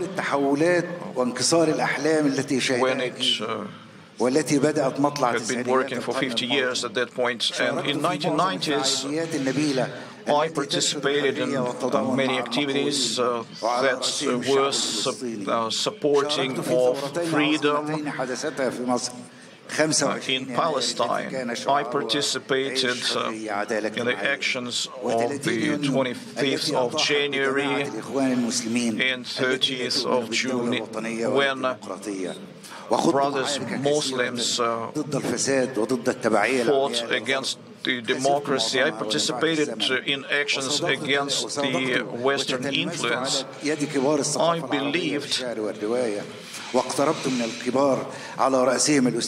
in the culture of Egypt, and we considered Russian culture and literature of Russia to be a real literature. We considered we read about war and peace. Many people work with me as a journalist, and some other people work with me as a writer. Sometimes I support the system. Sometimes I don't support the system. Currently, I'm in front of you speaking about the human story. I believe in everything that had happened, and I know that Russian culture and literature is very important, and Russian people have to know about Egyptian culture and literature and to oppose those actions that West is undertaking. So we have to collaborate and support each other and translate our literature, in particular the literature of each other. We also have the nuclear power plant Eldar, and we have to support the interaction between people that support peace. I'd like to thank all of our plenary session participants. Let's give them a round of applause. We have representatives of different people, different opinions, people who are not like, do not look similar, women and men. It's the variety of this world, but at the same time we have to understand that we need each other, we love each other, and as Maria Zakharova mentioned, the love to each other can win and can actually win, bring victory over those people who actually raising the enmity. So 100 years is the beginning of a large and long way to friendship between peoples without borders and without stereotypes. Thank you so much. Come over to Russia. Thank you, everyone. Thank you for this wonderful, bright, and very important talk. Thank you, Daria, Mikhail. Thank you very much. We thank all of the participants, all of our guests, moderators of this dialogue.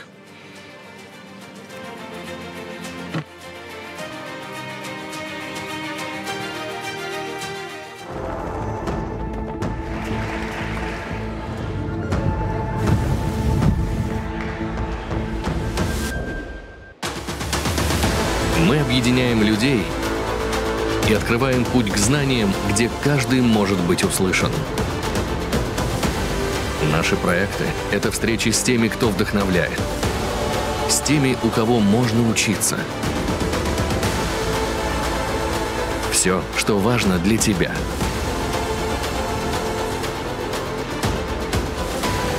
Наша миссия — делать просвещение ярким.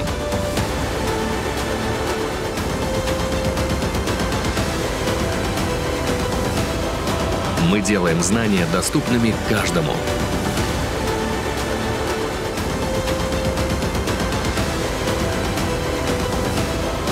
Наши проекты объединяют всю страну. Знания для каждого.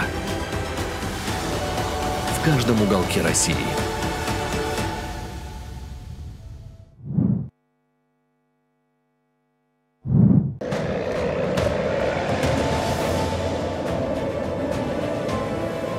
Понимаешь, что за тебя Баренцево море, мы идем прям по верхней оконечности России.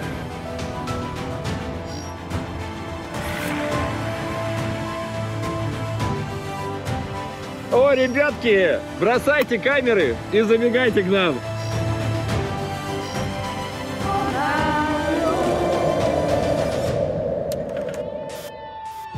Мы сегодня с трудом, наверное, можем представить, что Тарковский и Шукшин были однокурсниками и помогали друг другу делать какие-то работы.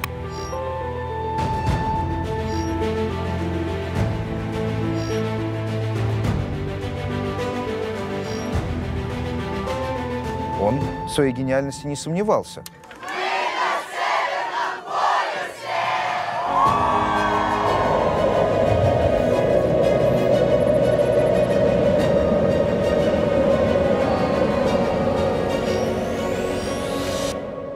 Среди 15 тысяч заявок были выбраны всего лишь 12 человек. Это путешествие, атомный ледокол, снег вокруг, все эти эмоции, встреча с капитаном и с третьим помощником помогли мне убедиться в том, что я хочу стать капитаном ледокола и обязательно им стану.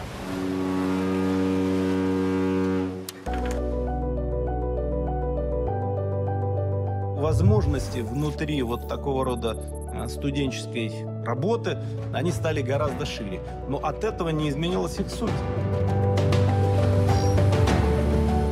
Конечно, это формирует личность. Я очень рад, что это движение получило новый, очень мощный, позитивный импульс. Стройотряды – это такой очень серьезный экзамен.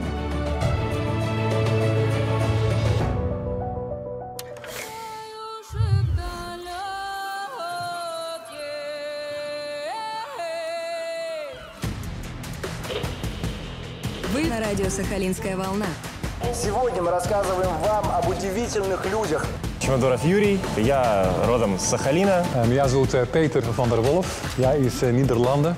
Катерина Флоринская, я художник. Я заслуженный мастер спорта. Команда Hardway Crew. Приглашаю всех желающих посетить наш остров.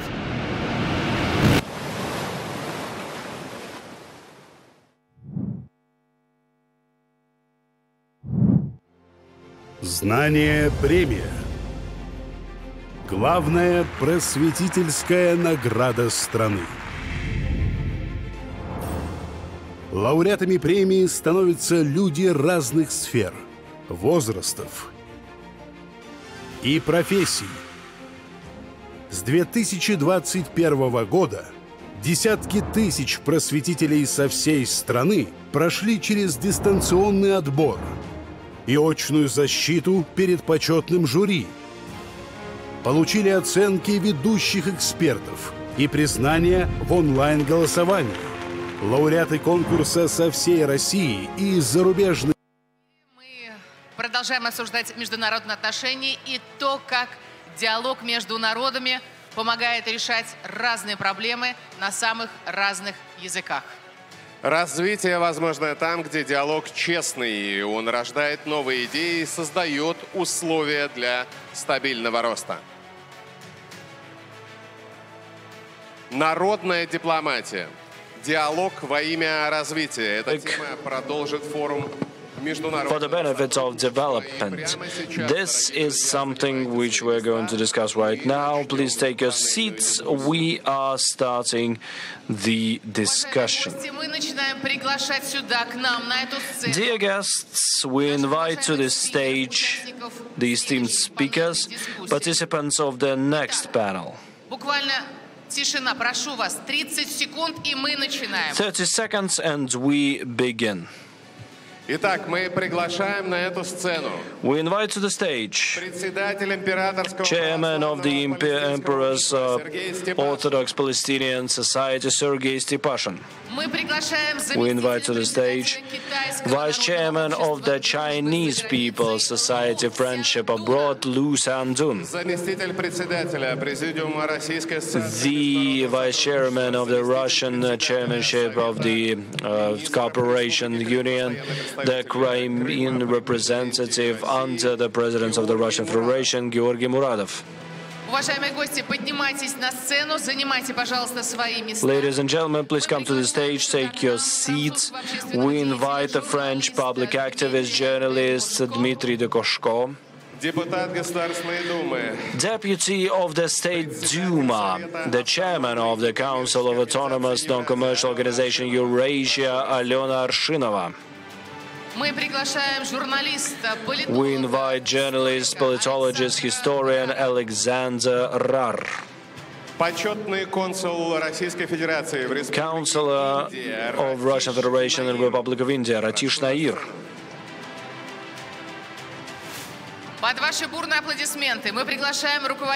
We invite to the stage the head of partnership Russian House in Iraq, Alek Ali Mohammed Al-Barkhash.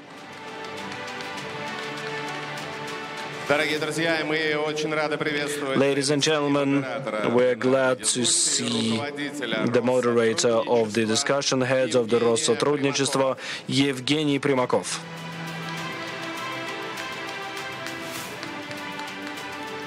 Мы понимаем, насколько вы рады видеть друг друга. Yes, of course, you are happy to see each other. Уважаемые авторитетные спикеры поднялись к нам на эту But once again, some of the speakers are not here yet. That is why we would like to invite the chairman of the Palestinian Orthodox Society, Sergei Stepashin, to the stage.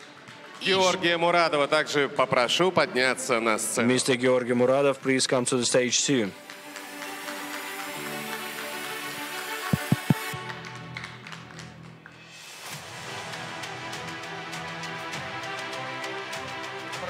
Georgy Muradov. Mr. Georgy Muradov, Deputy Chairman of the Rams Presidium. Is he in the audience hall? Deputy Chairman of the Council of the Republic of Crimea, Mr. Muradov, please come to the stage. Ну что ж, Евгений, начинайте. Well, Evgeny, you can commence. I've seen Mr. Muradov today. I'm confident that he will join us. Okay, thank you very much. Maria Evgeny, thank you. Dear colleagues, let us continue. So, if you are still busy drinking coffee in the hall, please join us. It's going to be very interesting, although we are not giving coffee. Yes, we are still waiting for Mr. Muradov. Dear colleagues and friends, basically we are going to be continuing and building up on what was discussed during the plenary session. The part played by the public diplomacy. Why? For what reason? How does it work? How do we build dialogue? What are the mechanisms, etc.? So the tools are enormous. Of course, everybody loves to quote themselves. I've already said that it's not 108th years of history. We recalled the journey of Afanasy Nikitin. We can recall lots of other things. For example, the correspondence between Leo Tolstoy and Gandhi, great example of people's diplomacy. Mr. Pyotr Tchaikovsky opening the Carnegie Hall in New York with his first concert. So it was the main concert hall in the US back then. So the first concert was by Pyotr Tchaikovsky. And many other examples. So, of course, it makes sense. And to give floor to the heads of Imperial Orthodox Palestine Society, I also participated in it a little bit. I give floor to Mr. Sergei Stepashin, one of the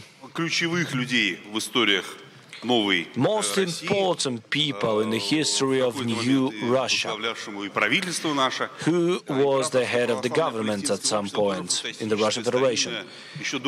This Imperial Orthodox Palestine Society is an extraordinary historic organization, which is going to be also described by Mr. Stepashin. It was one of our main tools for many decades. I don't like this term. The force, the soft power in the Middle East, so I don't like this term. But the organization still lives and does its work. Humanitarian projects, protects the Orthodox presence in the countries of Middle West and Holy Land. But at some point, this organization was known for the following. All across Palestine, the society would build schools and hospitals. And once again, I cannot say that the society is obsolete right now. No, it's still very active. It's still doing the proper work when it comes to ideology. It builds friendship. Exactly what is being done by the public diplomacy. I give floor to Mr. Stepashin. Thank you. Thank you. For the history's sake, Evgeny, I was after your grandfather on the position of Prime Minister. Yes, the most important in policy is to remain friends, and we have been friends. By the way, the best representative of the public diplomacy in the Middle East is still Evgeny Primakov. This is my personal opinion, of course. Once again, I'm actually here in three position. So I am also chairman of a touristic organization.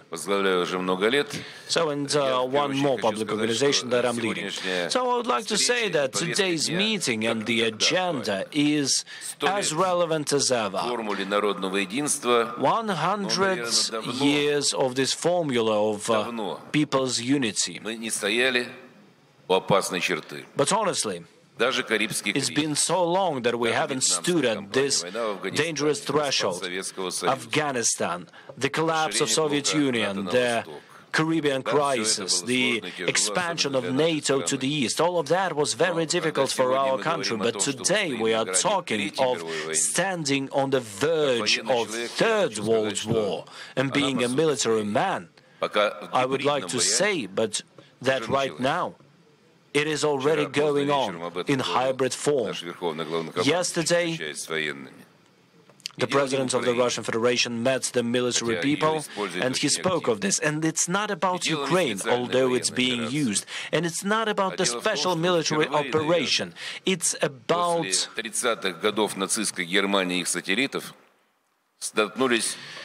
It's about the following. It's not the anti-Russian aggression. It's the aggression against the whole civilized world right now. And right now, the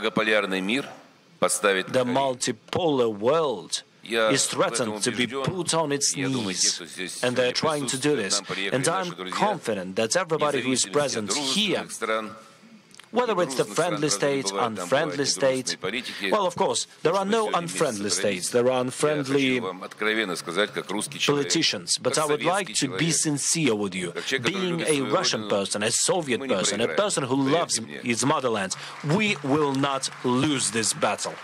Believe me. Speaking of the public diplomacy, we've spoken a lot about that, but I would like to mention three main points. Mr. Evgeny Primakov also asked me not to speak too much today. So, speaking about the imperial society, as it was mentioned by Evgeny Primakov, by the way, his grandfather was the honorary member of our society. We're doing a lot to support the Middle East. For the first time, when we were fighting ISIS, which today rules Syria, to put it softly, we supported Syria. The first humanitarian cargoes from Russia came under auspices of our society. We are not dividing Muslims and Christians. We just helped people for them to survive. We created the Center for the Protection of the Christians in the Middle East, and today we had to create the Center for the Protection of Christian Values, civilizational values in Europe. Everything which is faced by Europe, the Western Europe, is disaster. We have to understand this. No father, no mother, no family, no parents. This is hell's parade, and this is a terrible situation for the civilized world, and we, the representatives of public diplomacy, have to understand this. This is the first thing I want to mention.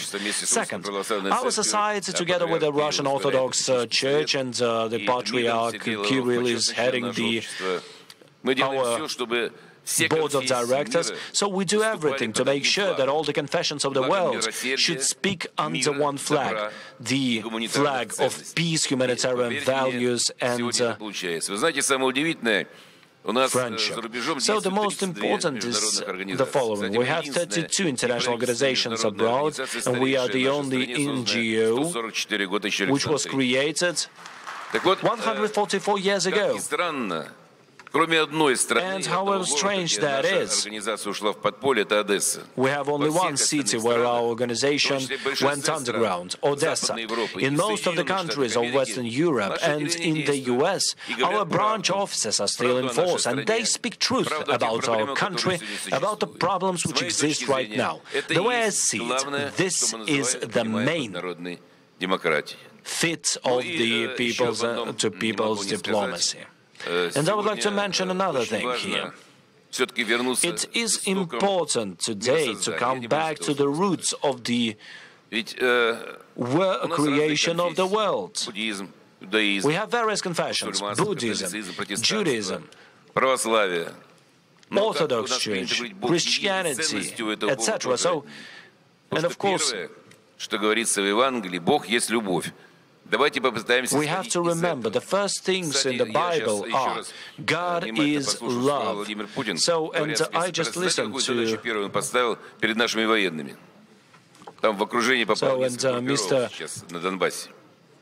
our president, Mr. Putin, the Supreme Commander-in-Chief, said the following.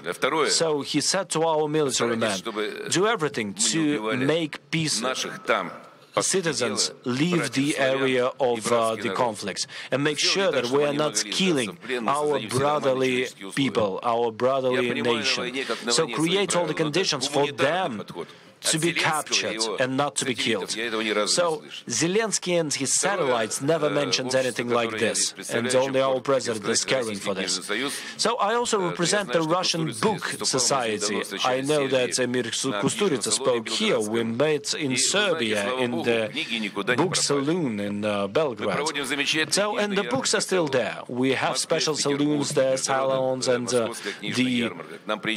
fairs, book fairs, etc. We have visitors from across the globe.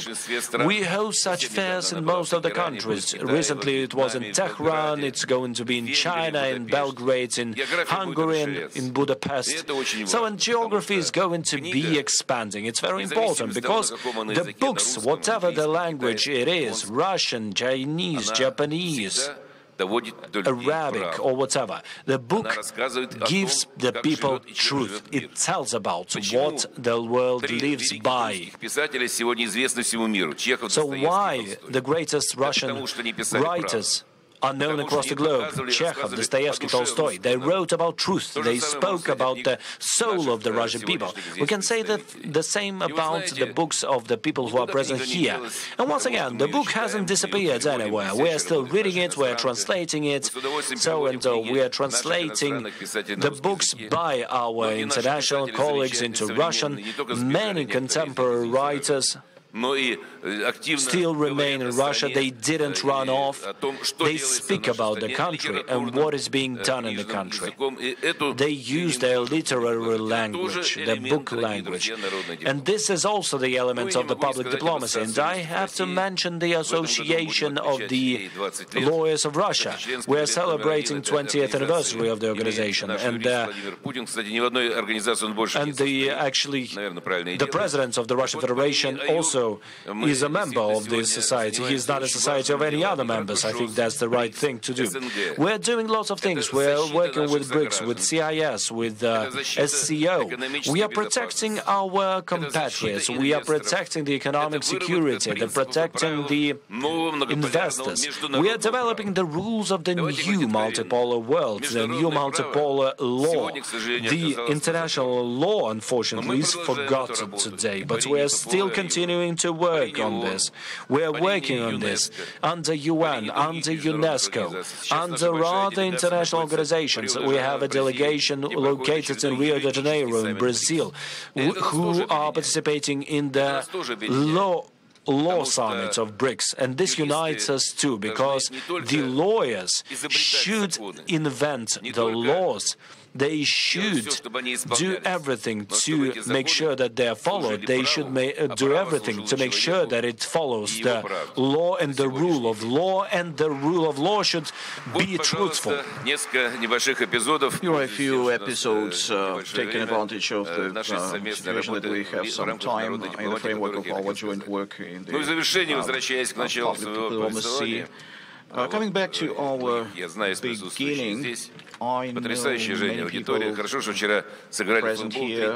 We actually had a football match yesterday, and it actually ended 3-3. Nobody lost, and we won't be even with evil ones who do not have Спасибо большое, Сергей actually dignity. We won't play these games. Thank you very much, Sergei. It is very pleasant that one of the partners and co-organizers of our forum is one of the oldest Russian organizations, Russian Geographic Society. They will have another outside platform, and they will compete with you, who will be older, Russian Geographic Society or your society. So this is a good argument. So this is all of disputes should be like that. I would like to introduce Mr. Лу Сандун, руководителя Китайского народного общества дружбы за границей.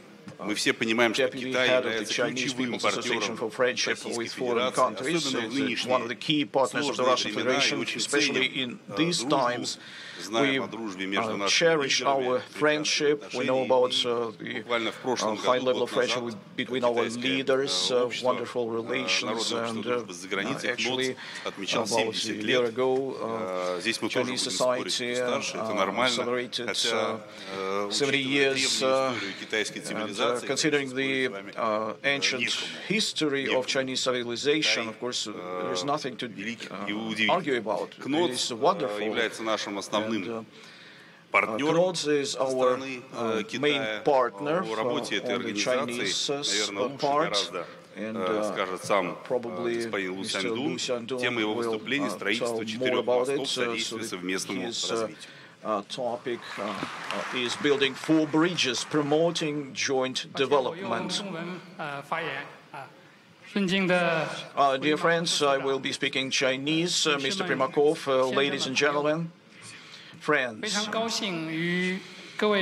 it is a great pleasure to meet with all of you in Moscow to celebrate the centenary of the Russian Agency for International Humanitarian Cooperation, such an important organization. Over the past century, despite several name changes, the agency has remained steadfast in its commitment to advancing international cultural exchanges, fostering global understanding and friendship, making significant contributions to Russia's people-to-people diplomacy, and it brought great fruits in public diplomacy between Russia and China. As long as standing as close partner of the agency, the Chinese People's Association for Friendship with Foreign Countries holds this work in the highest regard. I'm deeply honored to attend this grand gathering on behalf of President Yang Wanmin of our association. And on behalf of the China Association for Friendship with Foreign Countries, I extend our warmest congratulations to Director General Primakov and all colleagues at the agency. I would like to express my due respect to all of those who dedicate themselves to the cause of friendship of China and Russia. The theme of today's conference actually works in favor of today's purpose of the development of our friendship. Friendship is, like Chinese President Xi Jinping has emphasized, people-to-people diplomacy is the bedrock for steady and enduring international relations. Mr. Vladimir Putin has noted that the Chinese and Russian peoples share a long-standing and profound tradition of friendship and cooperation, which stands as one of the most important foundations of bilateral relations between our two countries. Looking back, the achievements made by New China in all areas would not be possible without the strong support from people around the world, including the Russian people, who have made active contributions to Chinese reform, opening up socialist modernization. On this new journey of Chinese modernization, we wish to continue supporting each other's development paths and working alongside as partners with peoples of all nations.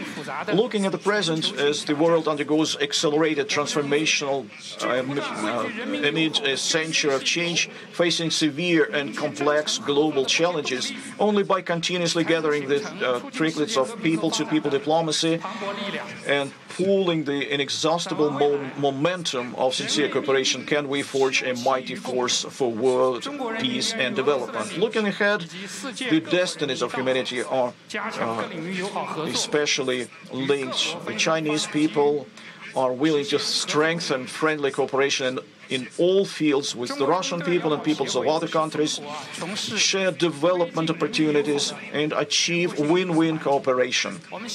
The Chinese People's Association for Friendship with Foreign Countries is a national people's organization dedicated to promoting people-to-people diplomacy since its establishment for 71 years.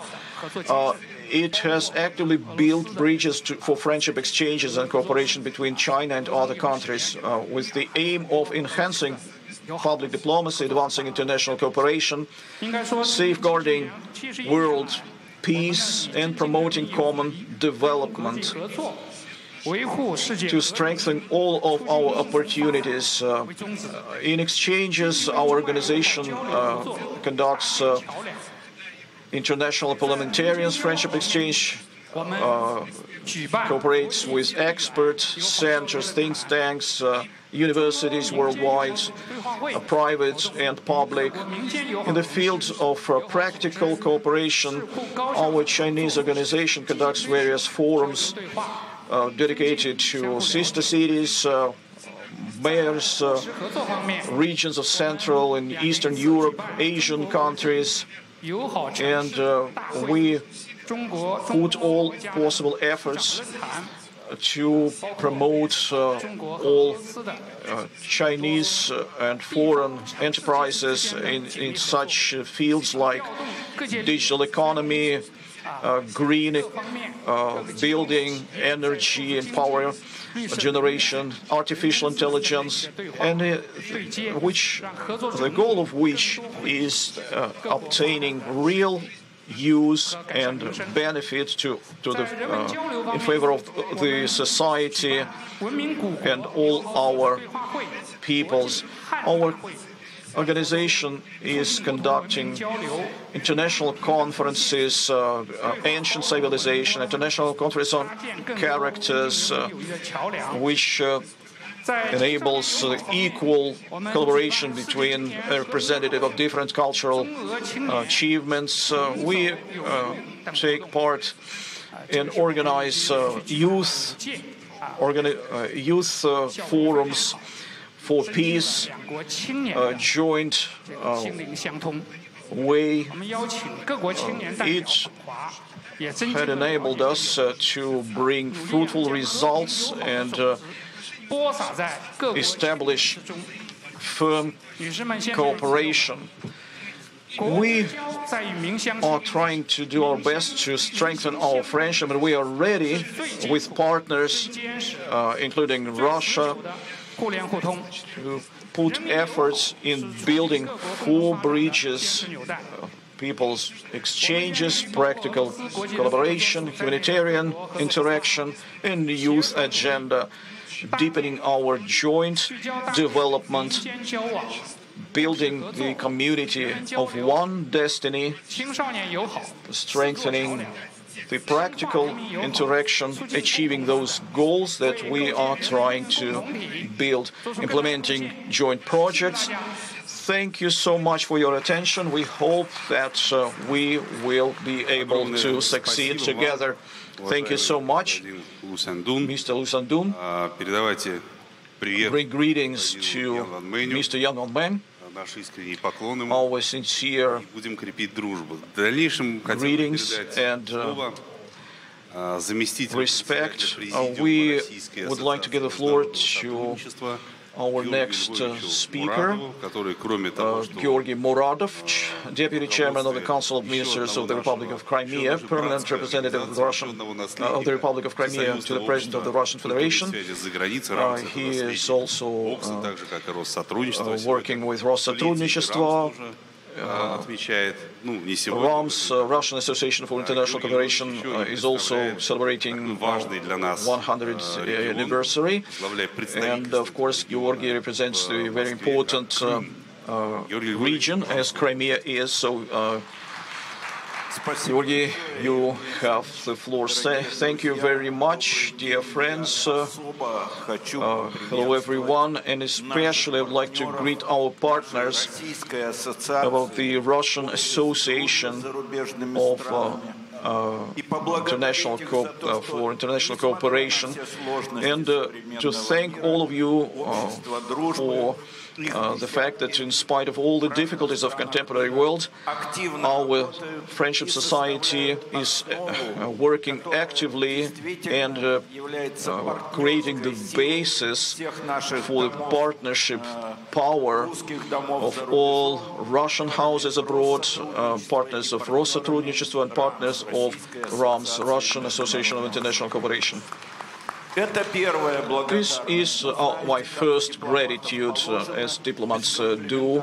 Without complementary party, it is not working. So I would like to actually thank Evgeny Primakov for his kind words towards Rams.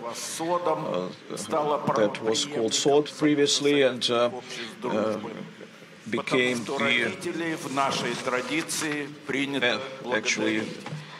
the successor of All Union Society for Cultural Communication with Foreign Countries. So it became the initiator of creating federal agency. Times changed, but for federal agency today, we actually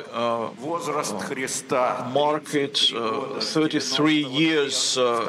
Actually, it was the age of Christ. It was founded in, it was founded as a very important pillar of public diplomacy for the Russian state. And together with Россотрудничество, we stand on two legs, two pillars of public diplomacy, standing firm and looking forward. I would like to also dwell on a few issues related to theory. One of the most important goals of our forum is understanding of the situation in the world and working out certain measures to remove the dangerous risks that are hanging over the humanity. And as we say, it is very important to define the major contradiction of the contemporary epoch. And to my mind, it's the contradiction between the striving of global domination of the West and striving of world's peoples to preserve sovereignty and independence of countries, of states. So this is the conflict between globalism and polycentric and multipolar world that is being formed. And the major problem of the contemporary epoch is the growth of the war threat. So we believe that public society, peoples are to support these efforts, especially in many countries of the West, in European countries in particular.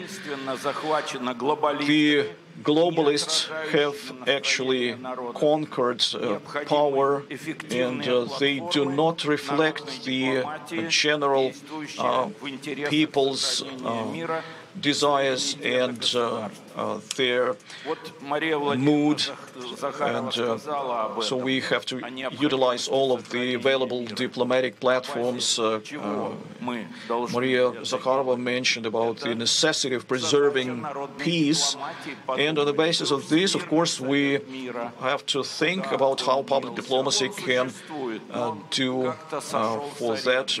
There was the World Global Council. Where is it? We celebrate 25 years after joining new 1,000 years into the declaration of preserving of civilization. That was the event. This declaration was approved in the year of 2000 in United Nations, and Evgeny Maximovich Primakov, who worked closely with public diplomats, especially when he worked on a platform conducting this dialogue of civilization. Are we successful in this field? Or maybe we forgot about those goals that were raised by our leadership in the United Nations in front of the whole humanity 25 years ago. Probably we have to come back to those goals, and this is one of the tools We have the World Prize that was created in the Soviet times, back in the Soviet times, and now we only have the Nobel Prize that actually turned into some green when those figures are awarded who did not deserve, and those who deserve are not awarded. So they find some strange ways how to award this prize. Western globalism turned into modern form of colonialism, enslaving weak countries. Many European countries, representatives of which are present in this audience, actually are looking forward to getting away with colonialism. So new colonies in post-Soviet space they are trying to get to these territories. They were entering, they actually succeeded in entering Ukraine. They are trying to get into Belarus and some Baltic republics.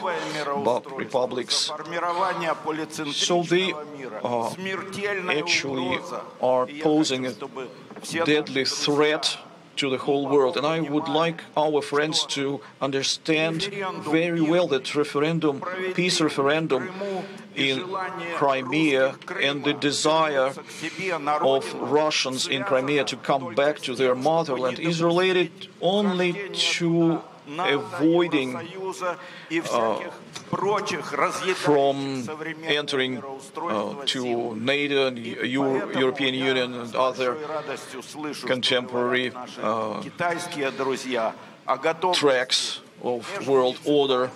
So our Chinese friends are ready to have this active inter-regional and inter-governmental cooperation. I am not Crimea's inhabitant myself. I am not born there. But I believe that acknowledging the right of people for self-determination is the first point of the UN Charter. So no other people can destroy the other people. It is an imperative. And the last element I would like to stop here is the neo-Nazism. Neo-Nazism has raised its head once again. And right now, we can see it on Bandera space, in the countries of Baltic states.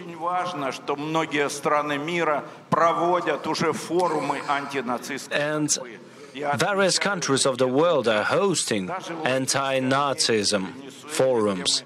In Latin America, in Venezuela, for example, we participated in such event.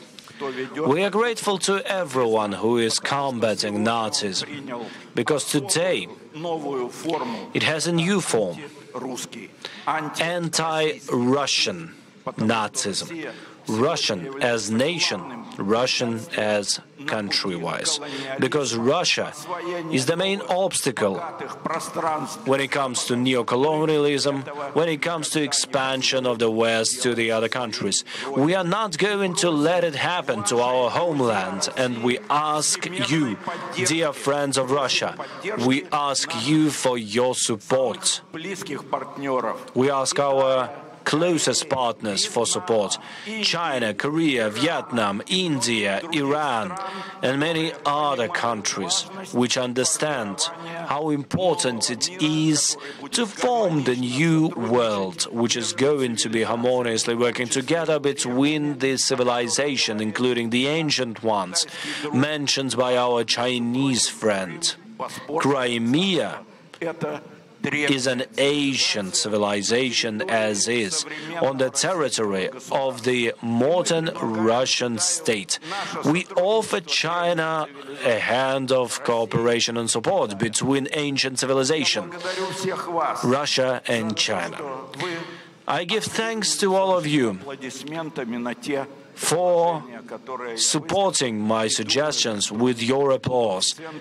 I'm confident that they are going to be in the center of our attention, in the center of attention of our friendship societies, which are more than 100 in Russia.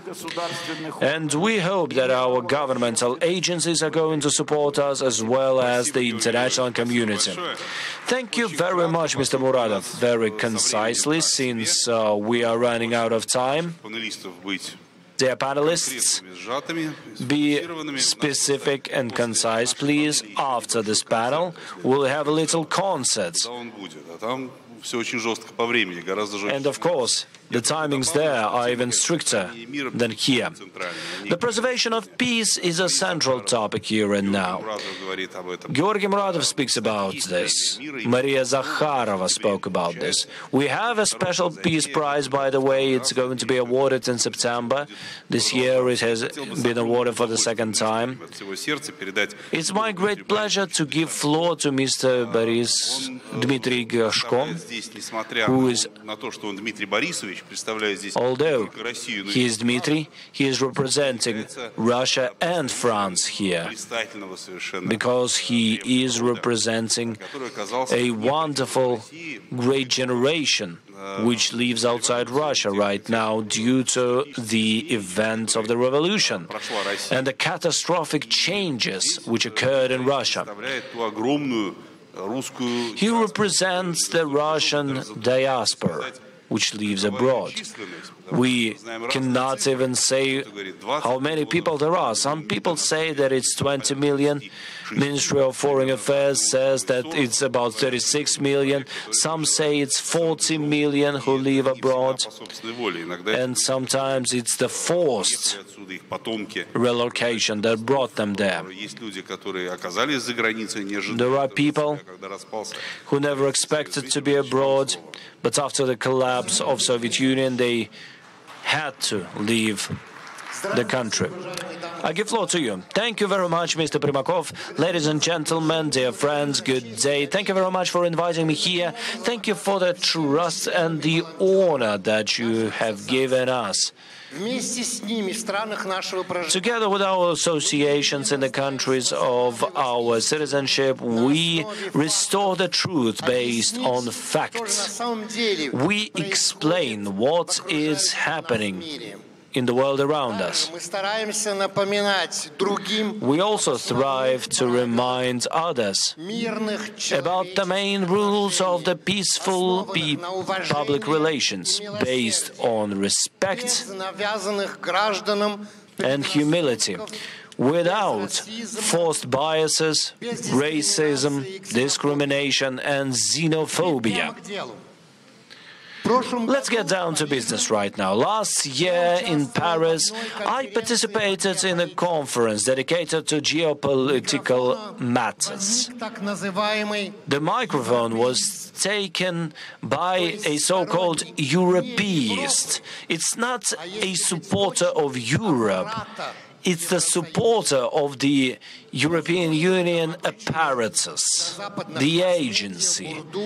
He was listening and speaking about the so-called Russian threat, and he was providing the militaristic pseudo-information regarding Ukraine. All of a sudden, this person announces a notion which was unknown to me. He said, Russophobia is needed to strengthen and even create the European patriotism. The way he explained it, the nationalistic feelings of the European Union citizens are too strong today. This French person feels French too much. This German person feels too much German. Hungarian too Hungarian. European Union considers those ethnic bonds to be a matter of past. Russophobia is a positive notion then, as a united factor for the whole Europe. It could be a tool to create the so-called European patriotism. Basically, we are talking of national patriotism, which should be a thing of the past. The patriotism should be exclusively European. Next, this common factor, Russophobia,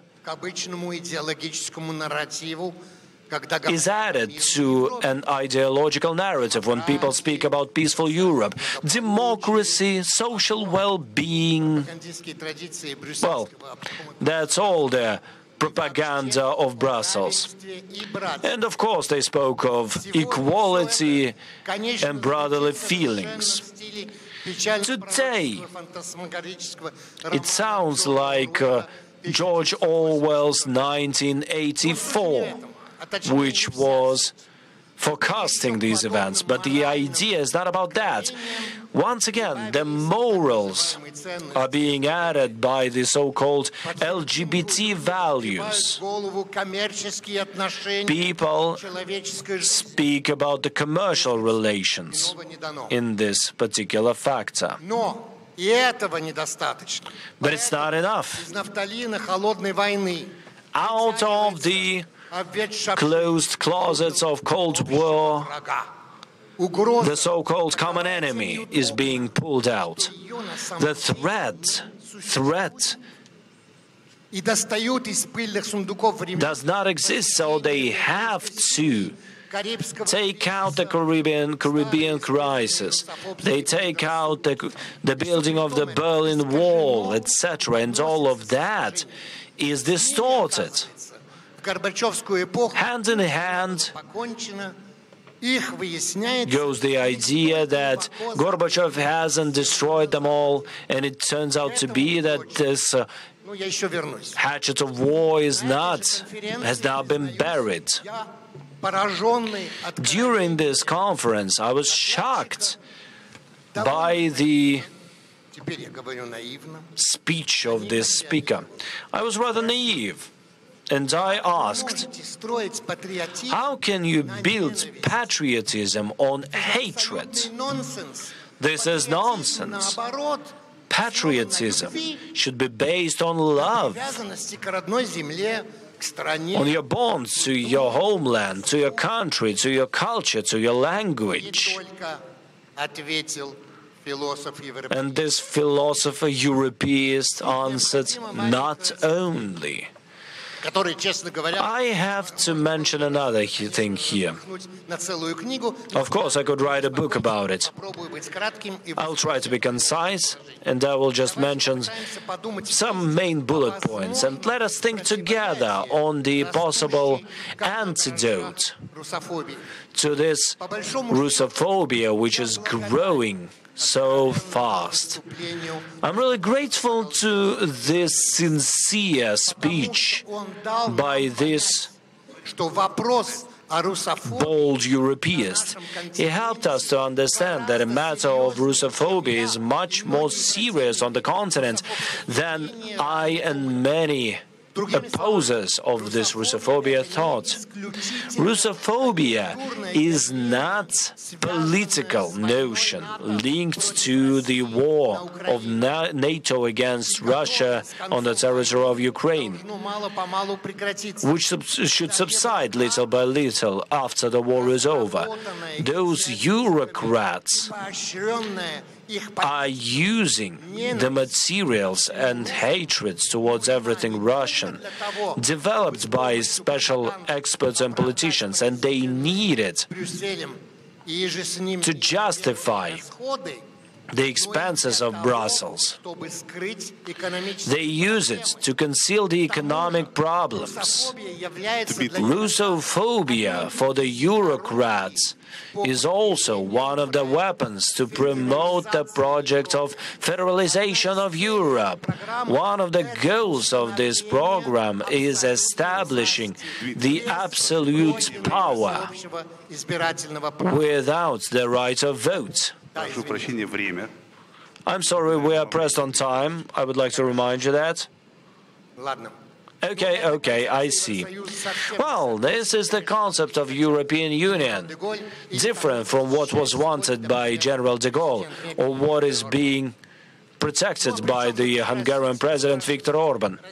So what's it about? So here, Ukraine is only a tool against it all. So, what can we do against it? Yes, culture and everything. That's very important. Traveling across Russia, the wall of lies is being broken when people travel to Russia. And of course, quite often the Russophobia and propaganda is showing Russia as it was in the beginning of 1990s. But we in our association, Stop Russophobia, we are not protecting Russia, because Russia can protect itself. We are fighting this Russophobia because it's harmful to the interests of France. It's unacceptable for the democratic society.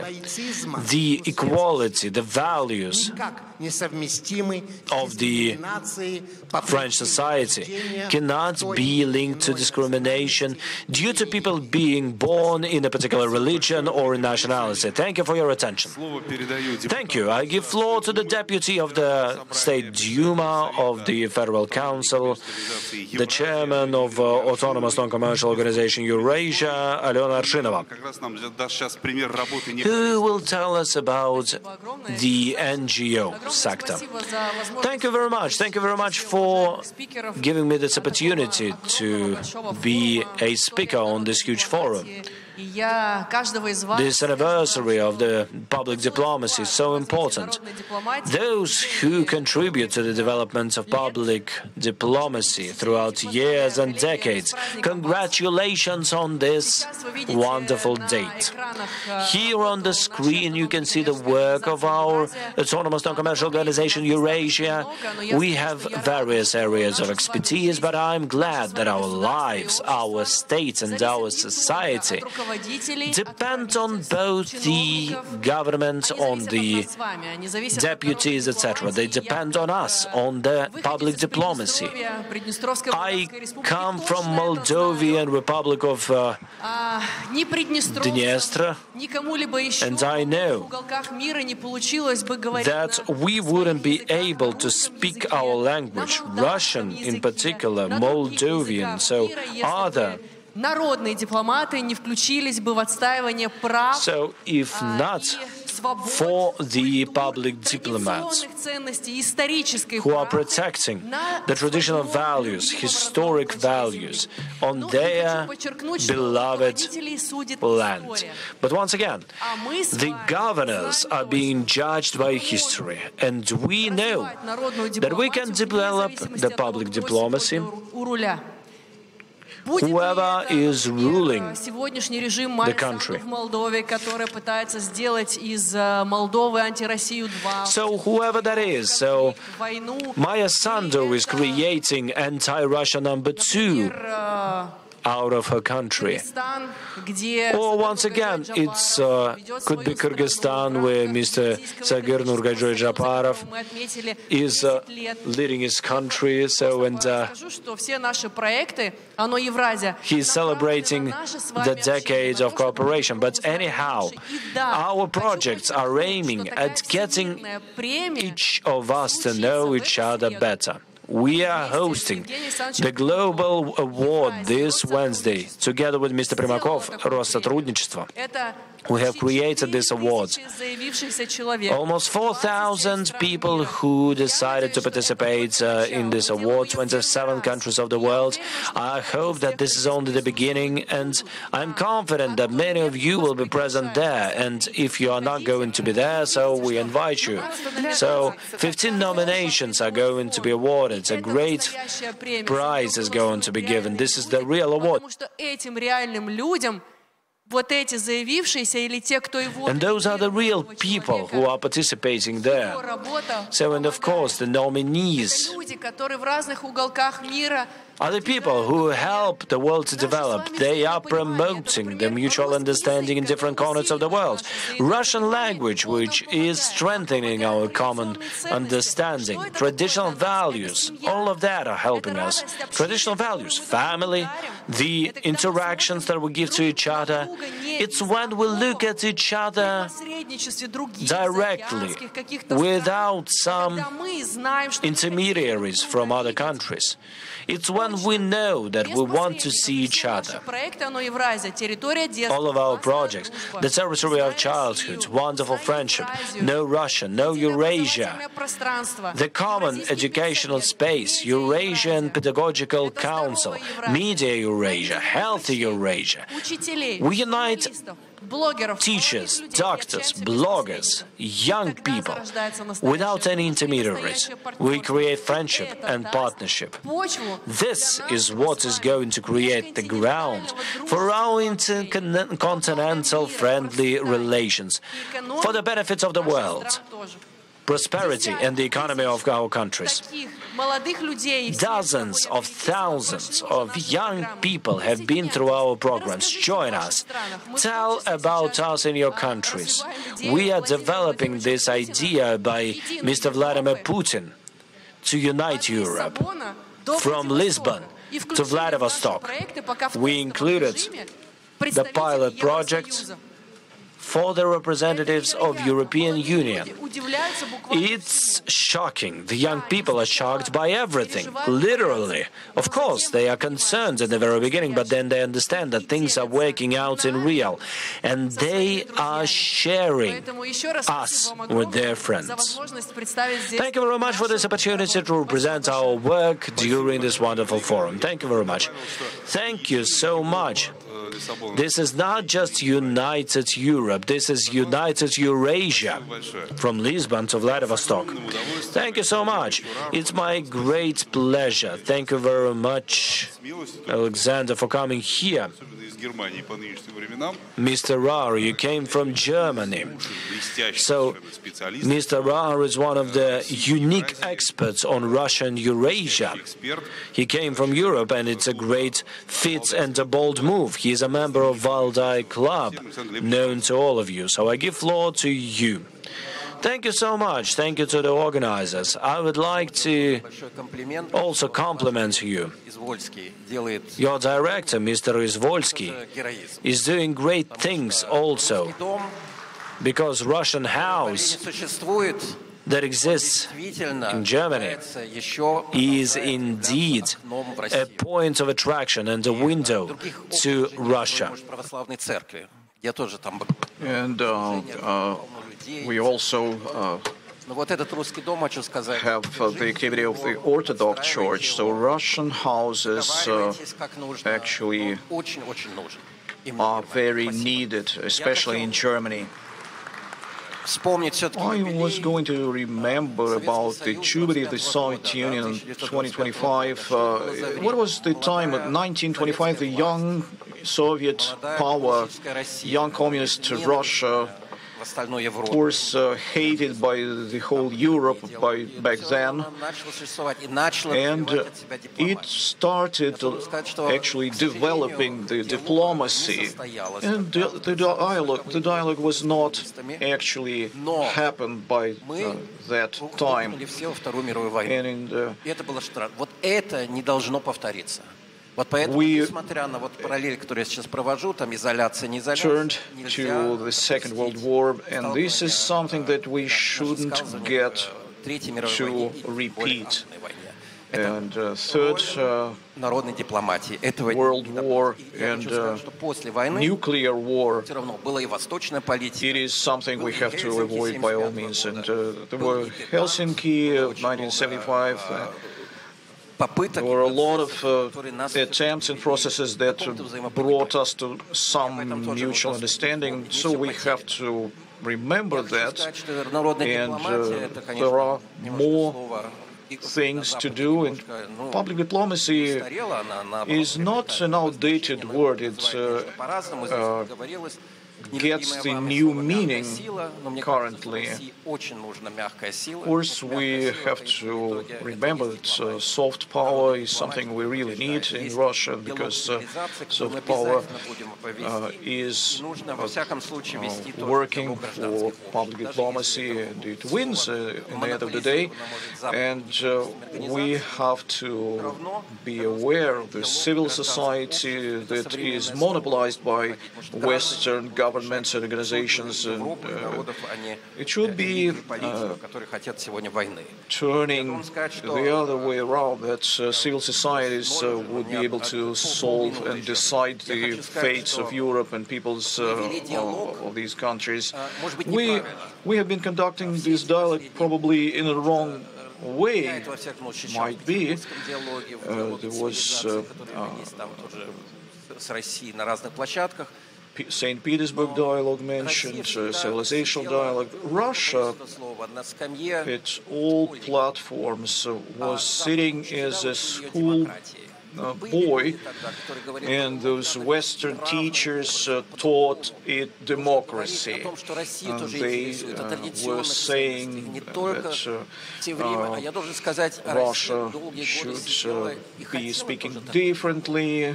But of course, we were interested in the traditional values, and this dialogue today, I would say, from a historian point of view, this dialogue should go a different direction back then.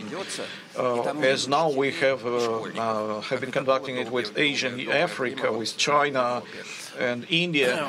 So there are no teachers and school children. There are equal partners. So we believe that today American people are more open for a dialogue with Russia, and it's not such a high level of Russophobia. And in Germany, I believe that it will be pretty difficult to conduct this dialogue at this point. But we need to renew this dialogue with the West and make it fruitful. And Alena mentioned, of course, maybe it's not a fancy word, old general Europe from Lisbon to Vladivostok. It could not be like that. So Peter opened this window to Europe. Don't shut it down. Don't close it. And actually, today's generation is looking to new ways for public diplomacy. Thank you very much, Alexander. And I see that we are out of time. I believe that all of our panelists have to articulate their thoughts. We won't deprive our participants of lunch and concert. I give the floor to Mr. Ratish Nair, who is a very important friend of Russian House in India. Это уже достойно ваших аплодисментов, мне кажется. I believe that we have to give them a round of applause. Ratish, you're welcome. Thank you very much, Igor Alexandrovich. Thank you for this opportunity to speak today. And my congratulations to you. Россотрудничество. Of course, my relation to Россотрудничество began 25 years ago. I started it 25 years ago. Russia and India are partners, really important partners. But the basis for this these relations is public diplomacy. We love Russian culture, Russian language, Russian people love Indian traditions and Indian culture. I would say this is a good example for the whole world. And public diplomacy is an important way of expressing our attitude to each other. So we have spoken about Afanasy Nikitin and public diplomacy back then. Поскольку он стартировал свое путешествие в 1466 году из Твери и прибыл в Индию в 1969 году, значит, в прошлом году исполнилось 555 лет. We have celebrated 555 years for public diplomacy between Russia and India due to Afanasy Nikitin, who visited India so long ago. We also have to remember that in 1615 Indian merchants came to Astrakhan. Can you imagine that in the streets of certain cities in Russia in 1722, the leader of Indian merchants, Angura, had a possibility to meet in St. Petersburg with the Russian Tsar, and after that there were a lot of designated people who came to India as ambassadors. And when India became independent, the Soviet Union established the embassy. It was 1947, 12th of April. It played a great role in public diplomacy, and further,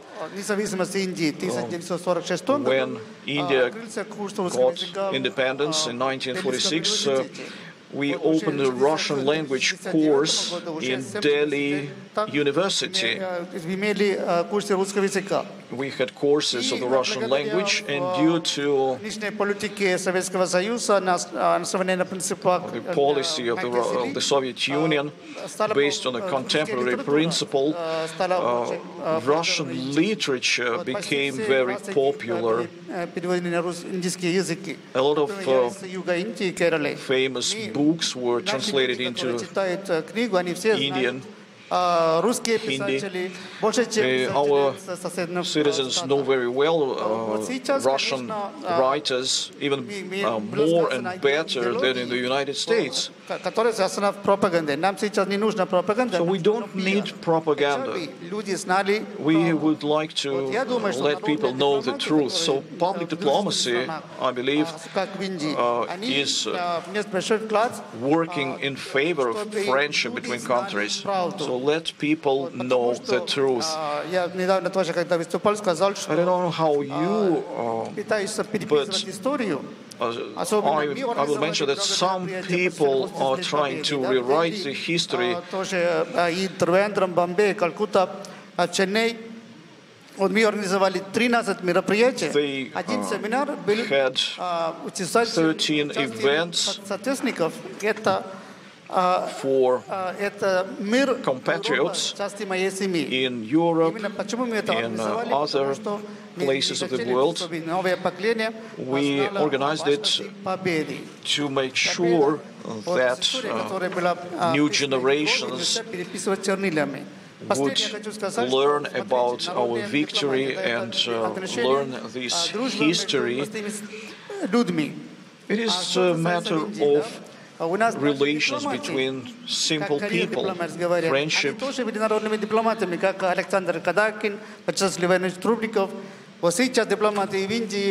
are a number of diplomats who worked in India. They speak Hindi. They know both Russia and India very well. So we are succeeding in this direction. Thank you very much. Thank you for your intervention. I would like to introduce Mr. Al-Barkhash, Alakali Mohammed Al-Barkhash, head of the Russian House Partnership in Iraq. We have very well relations with non-governmental sector in such countries where they don't even have a Russian house. But this partner of Russian House in Iraq is the place where we have it. Thank you very much. I will be speaking Arabic, and then we'll continue in the Russian.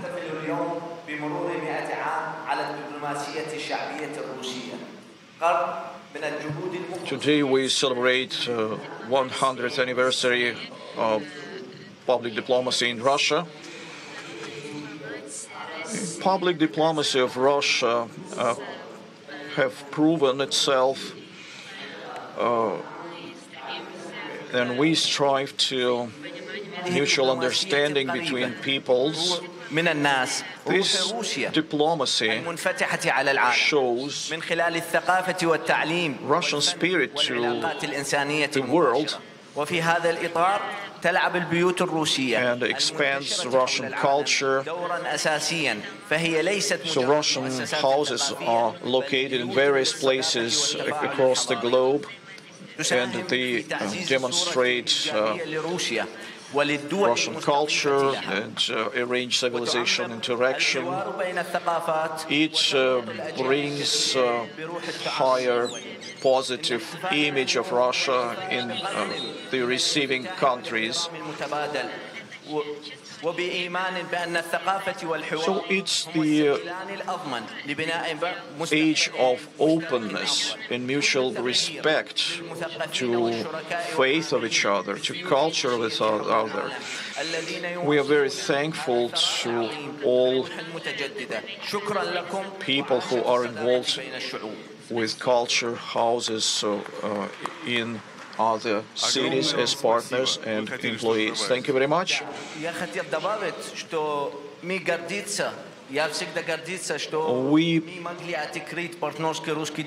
are proud that we had this opportunity to open first Russian house in the Republic of Iraq, and we promote Russian culture in Iraq. I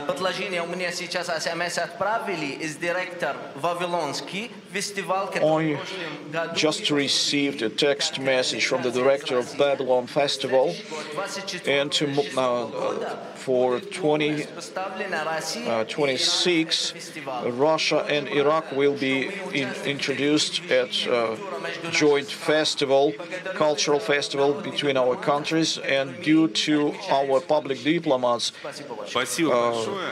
it became possible. Thank you very much. We have close contacts with our graduates who are all over the world. Thank you very much, dear participants. And we continue our program. Let us spare the audience and get it prepared for the next part. Thank you very much for this extremely important and useful discussion. Thank you to all of our guests and moderator Evgeny Primakov.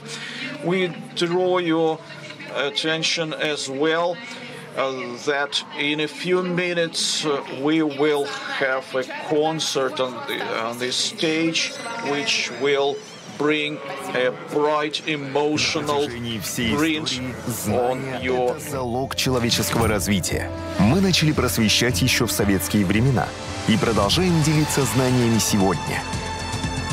Вместе с выдающимися людьми мы популяризируем науку и внедряем инновации в просвещение. Рассказываем о достижениях России в разных областях. Поддерживаем и вдохновляем просветителей. Боремся с дезинформацией и фальсификацией историй. Сохраняем и изучаем традиции, культуру и историю России. Поддерживаем духовные ценности и вдохновляем на активную деятельность на благо страны. Свыше 170 тысяч лекций прошли в разных уголках России. Более 30 тысяч лекторов. Свыше 8 тысяч часов просветительского контента в открытом доступе. Более 50 миллионов человек уже соприкоснулись с российским обществом знания. Присоединяйся, и тогда каждый день станет для тебя открытием. Российское общество знания. Твои знания — твое будущее.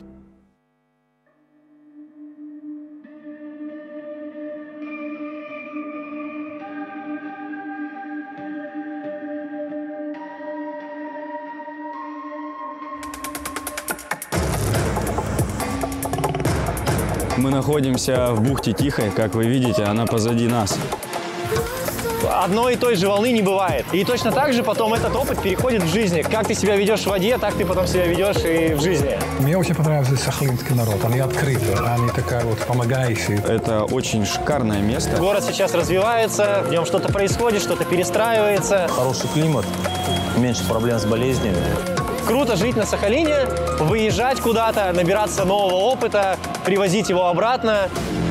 Чемпионы мира 2023 года. Врачи, которые приехали на Сахалин с разных уголков страны. Пускай тебе говорят, что у тебя там не получится. А у тебя есть океан, у тебя есть море, у тебя есть Курильские острова, которые рядом.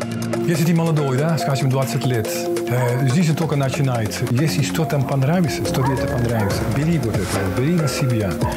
Это может быть спорт, это может быть наука, это может быть книжка, это может быть любой. Главное, чтобы тебе понравилось. Если ты во что-то веришь и реально этого хочешь, то как бы надо никого не слушать и делать. Главное не останавливаться.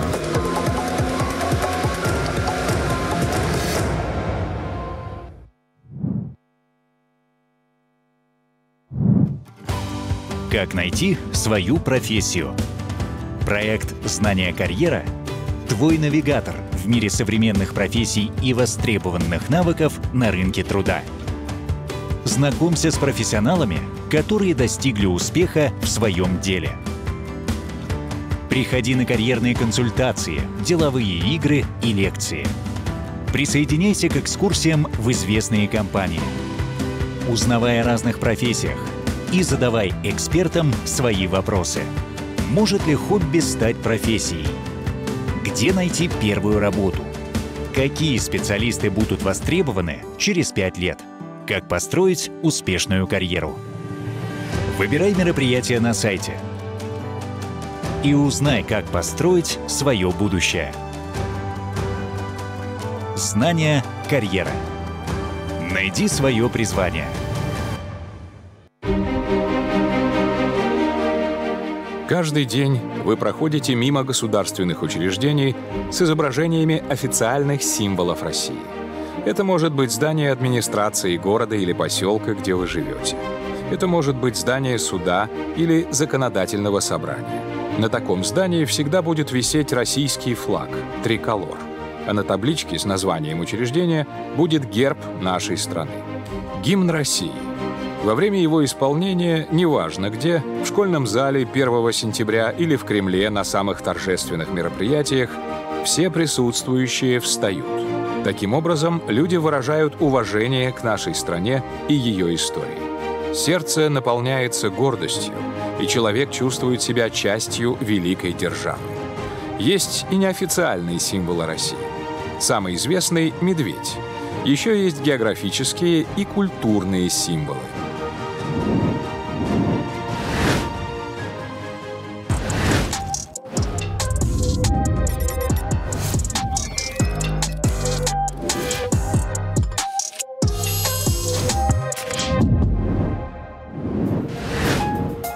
Какой император учредил триколор, флаг нашей страны? Как выглядит флаг военно-морского флота России? Почему береза стала неофициальным символом нашей страны? Какой мишка улетел, но обещал вернуться? 3 цвета национального флага России. Что они означают? Белый — чистоту и совершенство. Синий — цвет веры и верности. Красный — энергию, силу и жертвенность воинов, павших за наше Отечество. Наш флаг, поднятый более 3 веков назад на первом российском военном корабле, оставался символом России в непростые, сложные периоды ее истории. При Петре Великом на этапе становления Российской империи, на полях сражений Первой мировой войны и в противоречивое трудное время кардинальных перемен 90-х. 22 августа 1991 бело-сине-красный флаг снова поднялся над Россией. В 1693 году триколор стал личным штандартом Петра I. А 20 января 1705 года император издал указ, согласно которому на торговых судах должны были поднимать бело-синий-красный флаг. Некоторое время его также использовали и на военных кораблях. Однако в 1712 году на флоте утвердили другой флаг — Андреевский. На всех военных кораблях, военно-морских училищах, фортах гордо реет Андреевский стяг. Белое полотнище с голубым диагональным крестом. Но почему этот флаг называют Андреевским? Апостол Андрей был первым учеником Христа, поэтому он стал первозванным. Он проповедовал христианство. Его схватили и решили казнить, распять. Апостол попросил поставить свой крест косо, чтобы он был не похожим на тот, на котором распяли Спасителя. Сегодня апостол Андрей считается покровителем российских рыбаков, моряков, лодочников и всего, что связано с водой.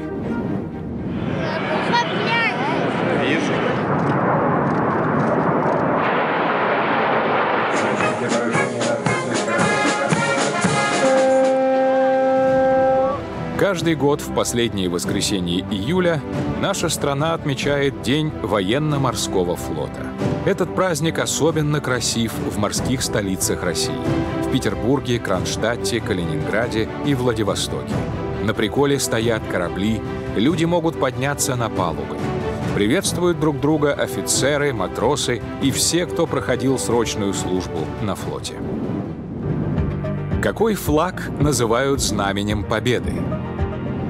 Где его установили в мае 1945 года? Кто написал музыку и слова гимна нашей страны? В июне 2023 года в Петербурге открылся традиционный международный экономический форум. И на берегу Финского залива подняли на высоту 179,5 метров 3 огромных полотнища, 3 флага. Каждый весом в полтонны. Они были хорошо видны изо всех точек города. Российский триколор, красный флаг страны Советов и черно-желто-белый флаг Российской империи. Идея была в том, чтобы подчеркнуть историческую параллель, непрерывность истории. Красный флаг был государственным символом нашей страны, когда она называлась СССР. Это символ нашей победы в Великой Отечественной войне. Ведь именно красное полотнище наши бойцы установили 1 мая 1945 года на здании Рейхстага, то есть парламента фашистской Германии в Берлине. Этот флаг так и называют – «Знамя Победы». И сейчас, когда члены немецкого правительства входят в Рейхстаг, они видят надписи, оставленные нашими бойцами. Их не закрасили.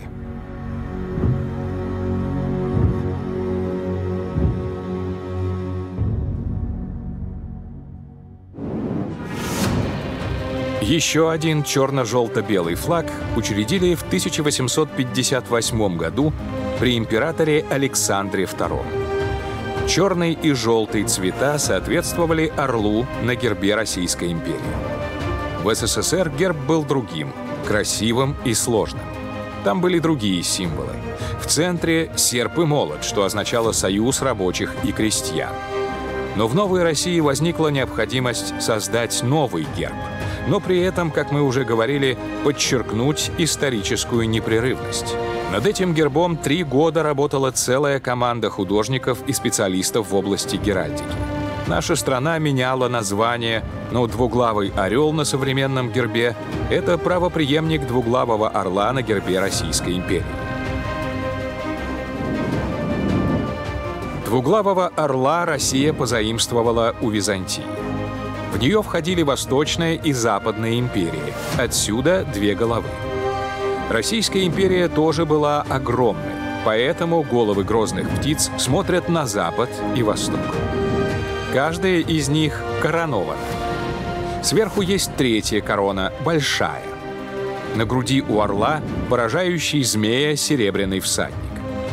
Он ассоциируется с Георгием Победоносцем, который считается покровителем Москвы. Его изображение вы можете увидеть на гербе Москвы. Орел держит скипетр и державу. Кстати, если вы захотите придумать для своего студенческого кружка значок, то вы можете включить в изображение российский триколор. С 2008 года гражданам нашей страны и объединениям законодательно разрешено использовать государственный флаг и его изображение в повседневной жизни. Если вы, например, сдали на отлично экзамен по сопромату, то вы можете вывесить российский флаг на балконе. До революции у Российской империи, конечно, был гимн. Он начинался словами «Боже, царя храни». Когда пало самодержавие и возникло государство Советский Союз или СССР, появилась необходимость создать новый гимн. Ведь не было уже царя, и государство стало атеистическим. Бога не упоминали. В СССР стали строить социализм, и слова должны были соответствовать эпохе. Не случайно новый гимн был написан в 1943-м, во время войны. Он должен был сплотить народ. Слова написали Эль Регистан и Михалков. Поэта Сергея Михалкова вы все знаете по множеству детских стихов и прежде всего «Дяде Степе». Музыку создал Александр Александров. В 1990-х СССР рухнул. Государственные символы, в том числе и гимн, надо было менять. Выбрали произведение Михаила Глинки «Патриотическая песня». Объявили конкурс на текст, но так и не нашли подходящий вариант.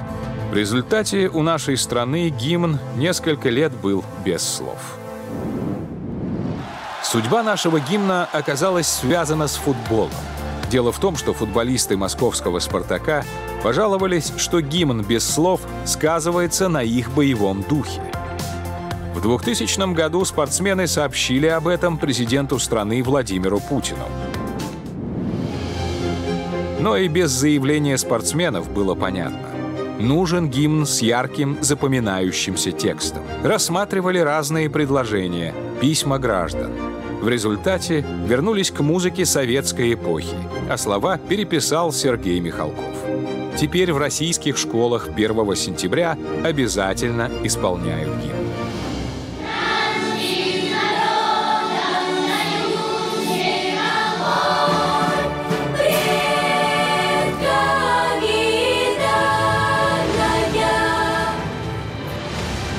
Мы рассказали, почему на гербе России находится орел о 2 головах. Одна смотрит на запад, другая — на восток. Конечно, это мифическая птица. Но есть животные, которые реально существуют, и они давно стали символами России. И прежде всего — медведь. Еще в XVIII веке карикатуристы-англичане изображали Россию в виде бурого медведя. Симпатичный мишка в 1980 году стал символом Олимпийских игр, которые проходили в Москве. В финале этот символ нашей страны улетал в небо, прощаясь со спортсменами и болельщиками. И запомнился как символ честного и справедливого спорта.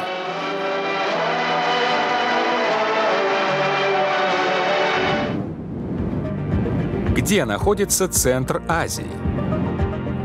Где зимой шуршит дыхание? Почему главное дерево в России — береза? Есть и географические символы нашей страны. Они связаны с природой, природными явлениями, отдельными городами. В столице нашей Родины находится Московский Кремль, внутри которого резиденция президента. У этого слова разные смыслы. Кремль — это архитектурный ансамбль, и Кремль — это сердце, мозг и воля страны, то место, где принимаются политические решения. Его силуэт очень характерный. Это башни и стены с зубчиками. Они называются «Ласточкин хвост». Кремль — символ России. Сибирь. Она начинается за Уральскими горами и простирается до Дальнего Востока. Если не все в мире даже знают точное расположение, то это слово, этот символ России знаком всем. Это кладовая полезных ископаемых, природных ресурсов. Здесь месторождение алмазов и золота, нефти и газа. Здесь не просто леса, а непроходимая тайга. Всегда считалось, в тайге можно спрятаться и никогда не найдут. Сама сибирская земля будто волшебная. Она дает людям силу, питает. Поэтому и люди здесь рождаются с сильным характером. Сибиряк — это тоже символ. Во время Великой Отечественной войны радовались, если подкрепление состояло из сибиряков. Они крепкие, выносливые, с детства умеют прекрасно бегать на лыжах и охотиться, метко стреляют. Сибирские дивизии отличились в битве за Москву. Это было тяжелейшее, решающее сражение и предвестник нашей победы в Великой Отечественной войне.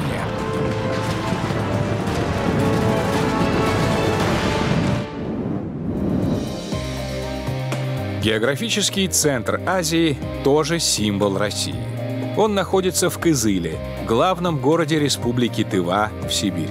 Здесь даже стоит памятник центра Азии. Еще одна точка в Сибири — Аймекон. Это поселок в Якутии.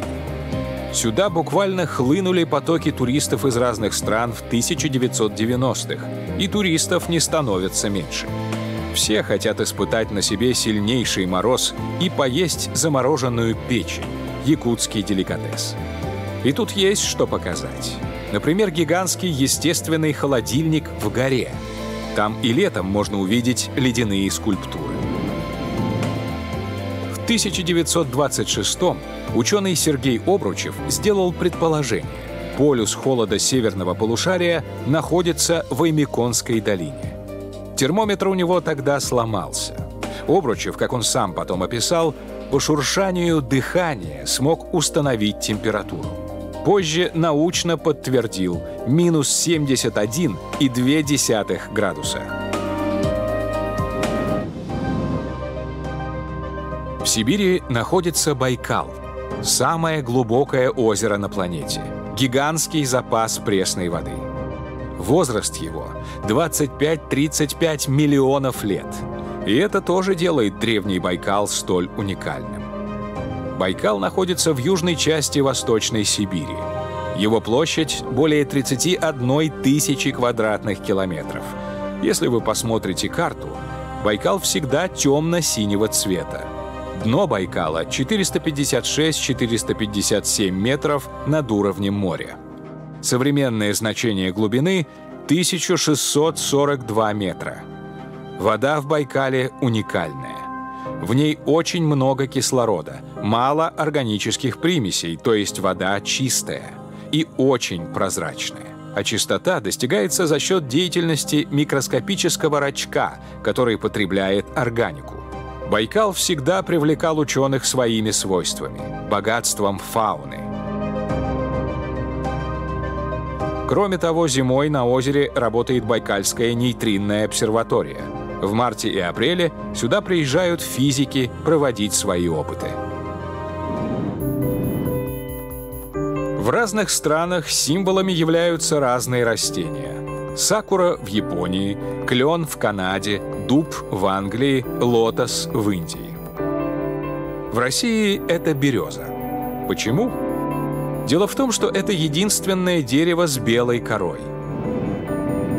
А белый цвет у нашего народа всегда ассоциировался с чистотой и добрыми помыслами. На бересте русичи в средние века писали друг другу письма. Большинство из сохранившихся посланий деловые. Сейчас мы используем смартфоны с мессенджерами, но по сути мало что поменялось.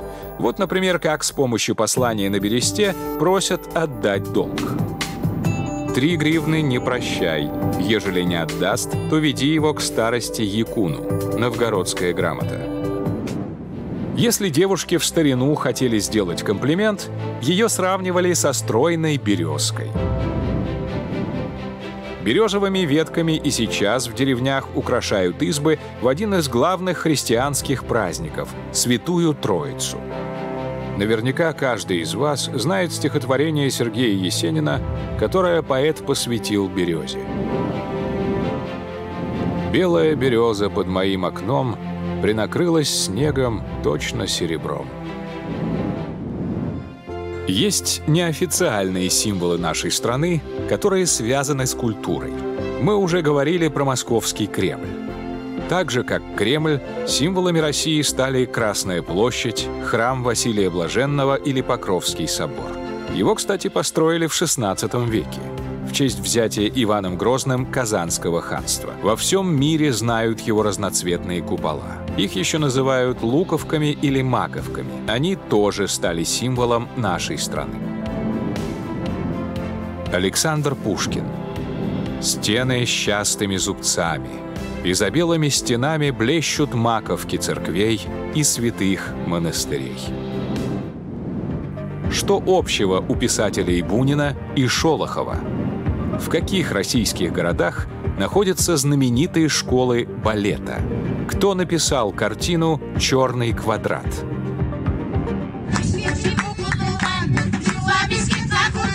В нашей стране живет очень много национальностей.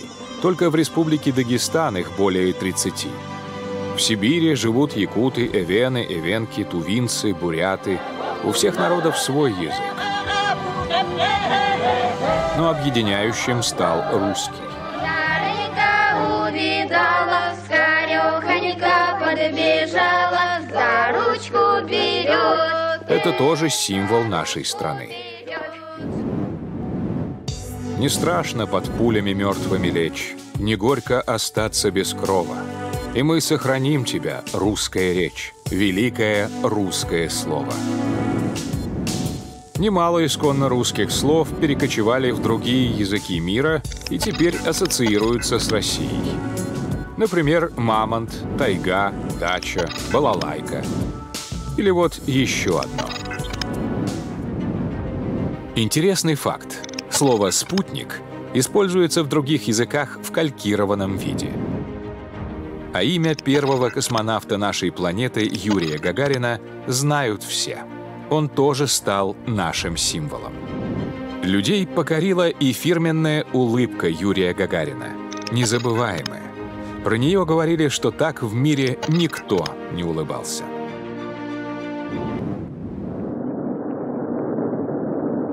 Россия – космическая держава. 4 октября 1957 года СССР запустил первый в мире искусственный спутник Земли. Это событие ознаменовало начало космической эры, а космос используют как в оборонительных, так и в научных целях. Символами России стали музыка Чайковского, Рахманинова, Бородина. Эти музыкальные фрагменты знает каждый. В 1958-м на конкурсе имени композитора в Москве победу одержал американский пианист Ван Клиберн. Он играл именно первый концерт Чайковского. Это исполнение стало знаком того, что разные народы и страны объединяет великая русская музыка. Так звучит первый концерт Петра Ильича Чайковского.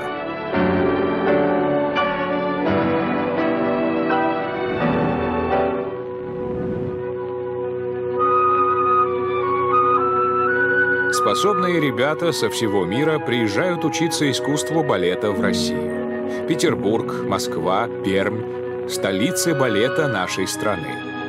В этих городах находятся признанные во всем мире балетные школы. Наша страна в искусстве балета уже с начала 20 века первая в мире. В 19 веке лучшие балерины приезжали к нам из Италии. Но потом все изменилось. Русские артисты вышли на авансцену за счет уникальной техники и глубины танца. Это были Анна Павлова, Михаил Фокин, Тамара Корсавина, Вацлав Нижинский. Всегда славился кардебалет, его слаженность и синхронность. Именно в России поставили главный балетный спектакль всех времен и народов «Лебединое озеро».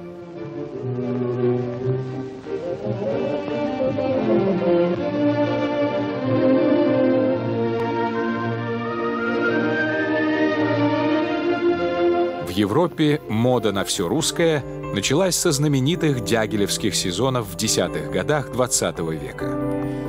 Сергей Дягилев был первым в мире, как сейчас сказали бы, продюсером. Он собрал команду выдающихся балетмейстеров, художников, композиторов. И в Европе показал Россию неожиданно. Это был сплав европейской и азиатской культур.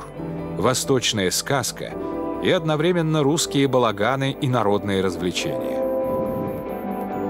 В начале XX века самой известной русской балериной была Анна Павлова, лучший умирающий лебедь. В середине 1950-х Галина Уланова, лучшая Джульетта. Вы знаете, куда приезжают учиться изобразительному искусству со всего мира? В Петербург и в Москву, в институты имени Репина и Сурикова Академии художеств России. А все потому, что только в нашей стране сохранилась школа классического рисования. Только у нас можно научиться реалистично рисовать. На протяжении нескольких веков русское изобразительное искусство шло за европейским. Но в начале XX века именно в России возникло новое направление – авангард, то есть идущий впереди.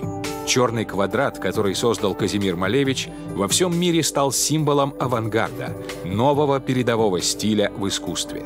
А родился он в России. Малевич и другой авангардист Кандинский – одни из самых известных в мире художников. Еще один символ России – система Станиславского. Это метод актерской техники, созданный великим русским режиссером Константином Станиславским. Им пользуются в театрах во всем мире. О ней знают все, даже по одной простой фразе театрального гения. «Не верю». Русская литература по праву считается великой.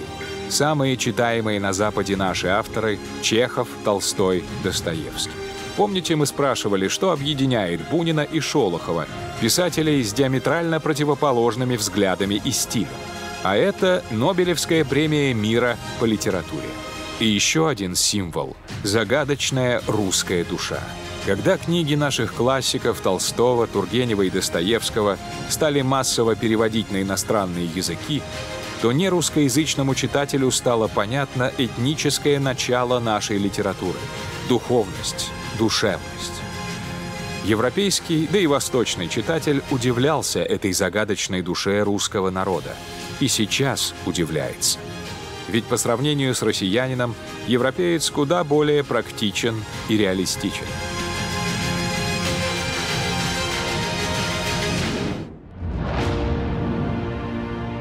Наша страна имеет официальные государственные символы. Герб – двуглавый орел. Флаг, где есть 3 равновеликие полосы – белая, синяя, красная. Благородство, честность, мужество. У военно-морского флота свой флаг, где на белом полотнище голубой Андреевский крест. Есть гимн, который исполняют в разных торжественных случаях и на церемониях. Еще один символ из сердца России – Московский Кремль, Красная площадь. Но есть и неформальные символы. Прежде всего, это русская природа. От белой березки до самого глубокого в мире озера Байкал. Все символы разные, но всех объединяет одно. Это бренды России. Лучшее. То, что нас отличает от других стран и народов.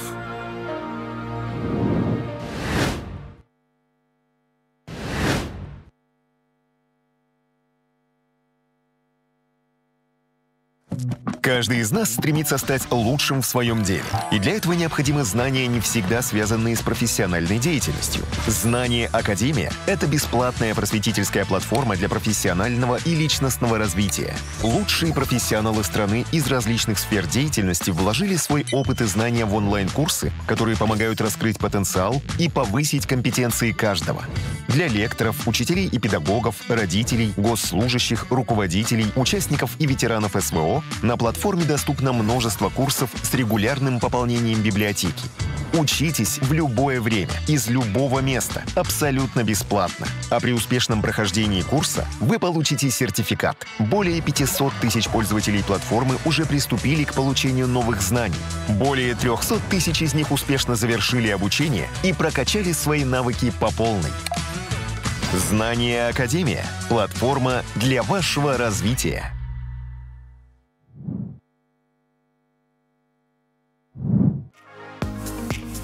Удиви своими знаниями всю страну. Проект «Знание.Игра». Это интеллектуальные игры и соревнования. Участники разных возрастов уже проявили себя и расширили свой кругозор в формате игры. Получили яркие эмоции и нашли новых друзей и единомышленников. Регистрируйся. Проходи онлайн-этапы. Набирай баллы и получи возможность попасть в финал, чтобы встретиться с именитыми знатоками. Сыграть с ними на равных и побороться за звание чемпиона России по интеллектуальным играм. Знание.Игра. Сообщество тех, кто ценит знания.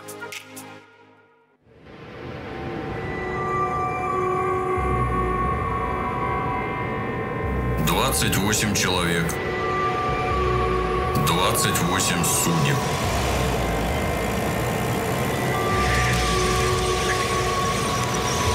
Они шли на сталь с огнем в груди.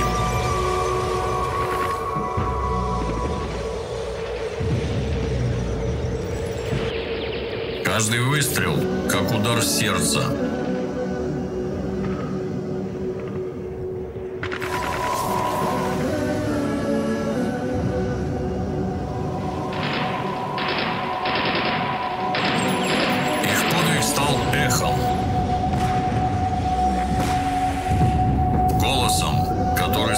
Каждый, кто живет под мирным небом.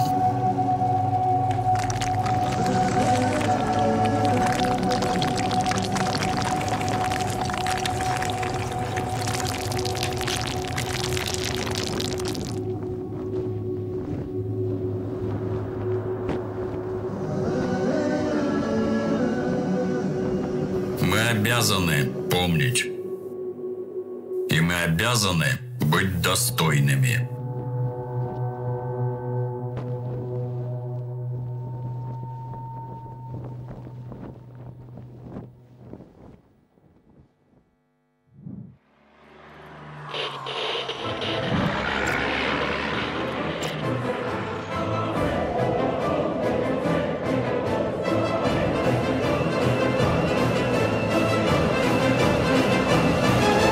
Ну что, все, погнали.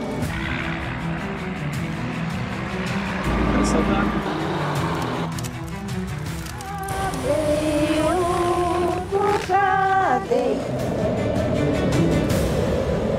У нас начался еще один день.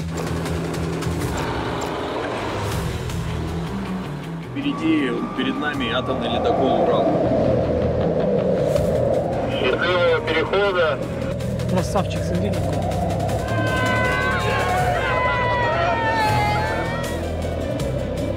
Ты понимаешь, что за тебя Баренцево море? Мы идем прям по верхней оконечности России.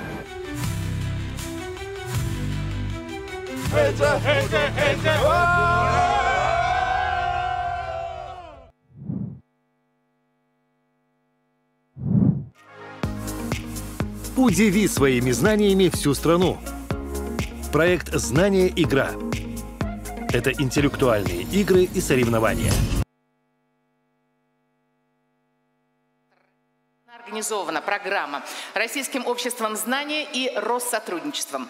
Мы говорим о роли народной дипломатии в построении справедливого мира. В укреплении международных отношений своя уникальная роль у парламентской дипломатии. Депутаты разных стран, как представители своих народов, налаживают контакт. И это помогает быстрее находить компромиссы и выстраивать compromises and build a productive dialogue sooner. The balance and justice, the role of Russia in forming new world order. We meet our speaker,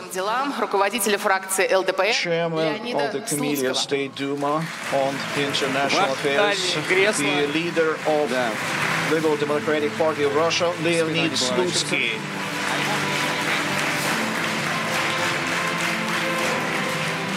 Прошу, Леонид Эдуардович. Leonid Eduardovich, you have the floor. Леонид Эдуардович, очень рада вас видеть. Leonid, we are glad to see you. And today we are talking about public diplomacy. You mentioned that the 21st century will be an age of parliamentary diplomacy, where official diplomacy is not getting through. What did you mean by that? What is the advantage of parliamentary diplomacy?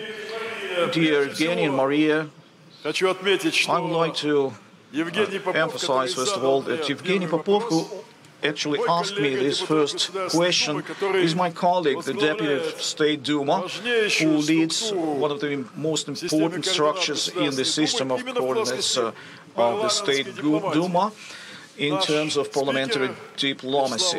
Our speaker, Vyacheslav Volodin, whom many of you know very well. Vyacheslav Volodin is a deputy, co-chair as Valentina Matvienko, Speaker of the Senate of the Russian Soviet Federation. And Evgeny is the deputy co-chair, coordinating all of the different deputy groups within the State Duma and taking care of the relations with parliaments of foreign countries. And it is very important and interesting work. Let's greet Evgeny. Thank you very much, dear friends. And now, dear colleagues, we've got 40 minutes. It is not so much. It will run fast. Without further ado, I think it will be interesting to answer your relevant questions. As for the question of Evgeny, parliamentary diplomacy is getting through there where it is not, where official diplomacy is not able to get through. And so we have to get ourselves prepared in a certain way. And we have to realize that sometimes we postpone certain events, but parliamentary events are not in a position to be postponed. And so we have to force them and find ways to conduct various formats. We cooperate with China, Turkey, some other countries, first of all, countries of Commonwealth of Independent States. We have parliamentary representatives, speakers of parliaments, which is a very high level. We have a joint meeting of the committees on international affairs, and me and my vis-a-vis conduct meetings like that either in the capital of Russia, Moscow, or online. And we conduct these meetings on a monthly basis, and it allows us to have this live dialogue, non-linear, non-standard, that is not being conducted by foreign offices of our country, because we need to work through certain issues in detail. So we are, as representatives of our peoples, we have this dialogue in a friendly mode. We trust each other. Of course, we have issues where we do not match fully, but this discussion is such a factor that brings a positive feedback. As we say, it balances our views. So these discussions are being conducted with committees, and I consider this is a key element, a core element of parliamentary diplomacy. So sometimes we have visits, but this is a golden middle, so to speak. It's a new format. It's pretty efficient. We are not doing it for quite long, just for a few years. And today, State Duma and parliaments of countries of the world actually state that this format has proven its efficiency, and I believe that it is very interesting, sincere, and we will continue this type of dialogue. And in the conclusion, I would say that the 21st century will be undoubtedly the age of parliamentary diplomacy. Thank you very much. So it is very important to conduct the dialogue, especially with friendly countries. It is easier than with non-friendly countries. But I would like to emphasize what other tools of parliamentary diplomacy are there that proved them efficient in practice. Thank you very much, Maria.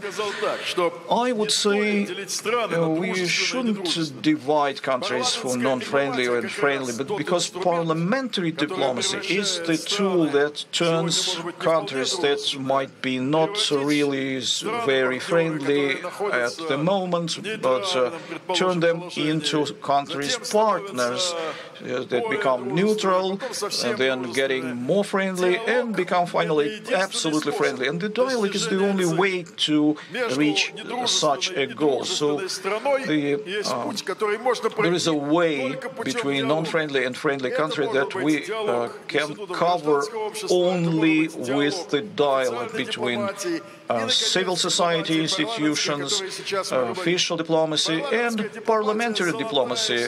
It is a golden middle. Usually parliamentary representatives are very well prepared in this sphere of foreign policy. That's what we observed in Italy. They represent thousands, sometimes dozens of thousands of people for their country. And for example, Evgeny is elected from Moscow. There are dozens of thousands of, maybe even hundreds of thousands of people who stay behind him. And parliamentary diplomacy is raising really quickly. Ukraine, Gaza Strip, Africa, China, Asian Pacific region, new formats, integration blocks, BRICS, SCO, Eurasian Economic Union, all of it is macro topics that we work more and more efficiently year after year. It is more interesting working with this topic in the framework of parliamentary diplomacy.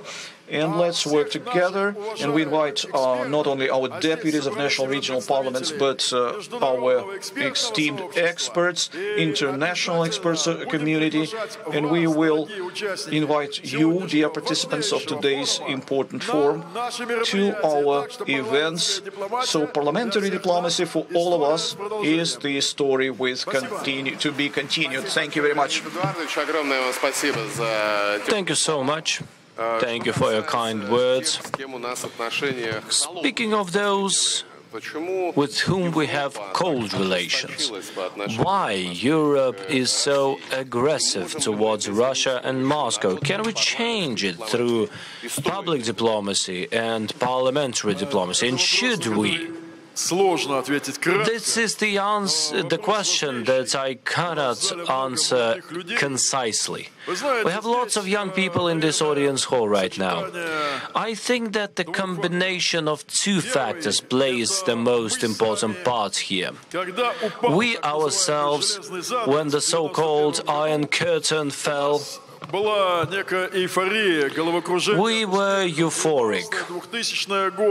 90s, 2000s, we were looking towards West, towards Europe, Western Europe in particular. We were looking towards international organizations, EU, European Parliament, its parliamentary dimension, Council of Europe, per se, where I have been working for more than 20 years and have been the Vice Speaker of the Assembly, Parliamentary Assembly of the Council of Europe. But at that we tried to accentuate the countries which, to tell you the truth, the establishment, the leading political circles, weren't interested in strong Russia. Many of these countries, the US in particular, first of all, and of course, North Atlantic Alliance, played their parts in the collapse of Soviet Union.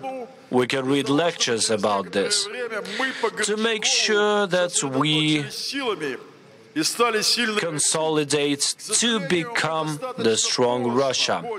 Unfortunately, we understood too late that our strategic partners in the infrastructural, economic projects, cultural projects, humanitarian integrational projects, they were created 10-15 years later because we accentuated the countries which traditionally treated us rather coldly. At that, these same countries, they are not uniform. The US is both political mainstream, it's also conservative, traditionalist, religious, one-story America which loves Russia, treats Russia good, however paradoxal it might sound. If you take a look at the publications of various funds and universities, including those taking care of international affairs, they exist in almost all the American states. You can watch my speech in 2013, Los Angeles World Affairs Council. There were famous politicians there, Mike McFaul, Condoleezza Rice. Mike McFaul is the future ambassador to Russia. So these publications of known structures were supporting cooperation with Russia. There is no such antagonism that we can see during the last presidential terms of the State Department. There are people we can work with, constructive people. They have been there, we are still keeping in contact with them. In both chambers of the Congress, in Senate, we just didn't want to highlight that we're working together with them, not to put them in a spotlight. But once again, there are those countries which are against us: Germany, France, US, other countries of the alliance, they have lots of people, thinking people, who are actually absolutely opposite, on the opposite position. Thierry Marini, the deputy of the Euro Parliament, after Crimean Spring, together with the deputies, he came to Crimea with me. Fernando Kartaiser from Luxembourg. Dozens and dozens of European parliamentaries have been turning around for the last couple of decades. Europe starts to see, they come back to the primordial European civilization values. They are leaving the induced values created by the states, which are not characteristic to the European civilization: multiculturalism, demographic melting pot, which is alien to European countries, Chinese name, Italian last name. So this is characteristic to the US. It was artificial in Europe. It came 10 plus years ago, and now these tendencies are leaving Europe. Europe starts to see again. Europe starts to turn around. Of course, different countries need their own time. This is not an easy process. And this situation, and yes, we bet on the wrong people. Now we are betting on the countries of the big Eurasian countries, the Eastern countries, the countries of Global South, Africa. Today, we came to census too. It wasn't an easy way, but finally we are here. And Europe was imprisoned by inertia, inert approach to Soviet Russia. And now we start seeing sense, and they start seeing sense too. Today, a new constructive step is approaching, without any utopia or whatever. In our relations with Europe, we are doomed to good relations with the European countries. It's hard to imagine constructive dialogue with Poland, where they destroy the graves of Soviet soldiers who saved them from browned scourge. With Baltic states, so the so-called non-citizens, this term doesn't exist in international law. In Riga, the legionnaires of Waffen-SS are marching. It's hard to imagine that we will have good relations with them, but it's already turning around. Europe is already looking towards, once again, coming back to its senses. The role of parliamentary diplomacy is key here. It's central. It's very important. We will go on working on this. Thank you. Thank you. Let us suggest our colleagues from the audience hall to ask some questions. We have the expert community here. We have 18 minutes, dear colleagues. Yes, we have the open mic principle. We have special little helpers who are going to take the microphone to you. Okay, we can see the questions. Do you see how many people are? So you see that some people are just standing here. So many people. Ask questions. Please introduce yourself and ask a question. Hello, my name is Anastasia Balter. I would like to ask the following question. What prospects of the future development with Afghanistan can you see? Future development of relations. Thank you, Anastasia, for the question. Afghanistan. We considered Taliban to be a terrorist organization for years. Jabhat al-Nusra and representatives of Idlib are now ruling Syria. We consider them terrorists as well. But considering the tendencies of these countries, we decided to move away from this unilateral approach, the first ones to do so. We have good inter-parliamentary relations with Kabul, with provinces, with southern Afghanistan, Kandahar, Mazar-e-Sharif, Bagram, regional ties with south of our country. Let's see. Let's compare. You shouldn't compare yourself just like in sports with Schwarzenegger, with states. You should compare things to yourself some time ago.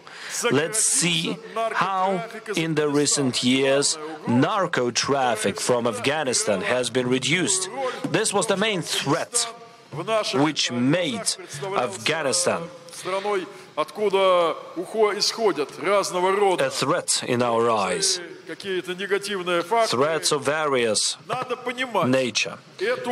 There were some negative factors that we considered back then. We need to understand this ancient civilization. We need to understand that today's Afghanistan is different from the period of 1979-1980, when Brezhnev sent troops there and 18,000 people died there. I'm of the same age as they were. Afghanistan is different. We create a special format right now, the Council of the Speakers of the Six: Russia, Turkey, Iran, Afghanistan, Pakistan and China. So this council discusses matters of combating international terrorism and development of international cooperation. Afghanistan is a full-fledged participant of this Parliamentary Six. The delegations are exchanging opinions between each other. It's slowed down due to COVID, but my position is optimistic. Moderate optimism. In the next year or two, we will manage to double our relations in the field of economy. Shipment of course, agricultural products from Afghanistan, not drug substances, of course, the exports of machinery from Russia to Afghanistan, etc. All of these areas are developing little by little, and while we are rejuvenating the fields which were destroyed in the Soviet period, machinery, instruments, agricultural machinery, etc., those are things demanded there. Demanded in southern and central Eurasia in particular. That is why my views on development of relations with Kabul are the following.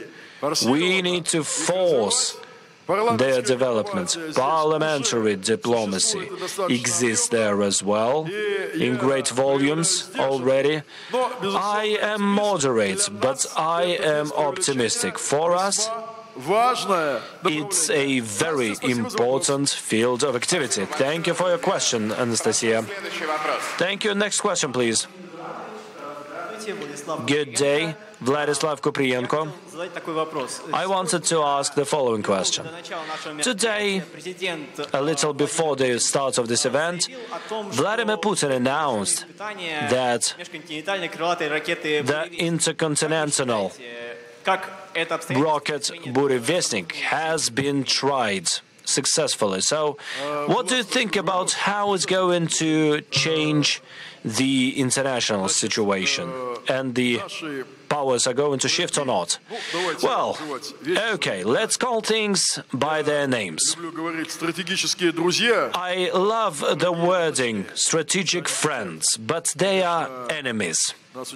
They want to destroy us. This is obvious. Sanctions, restrictions, 30,000 of those Despite all that, we are getting stronger. Economy, social policy. We show that the society is consolidated around the president.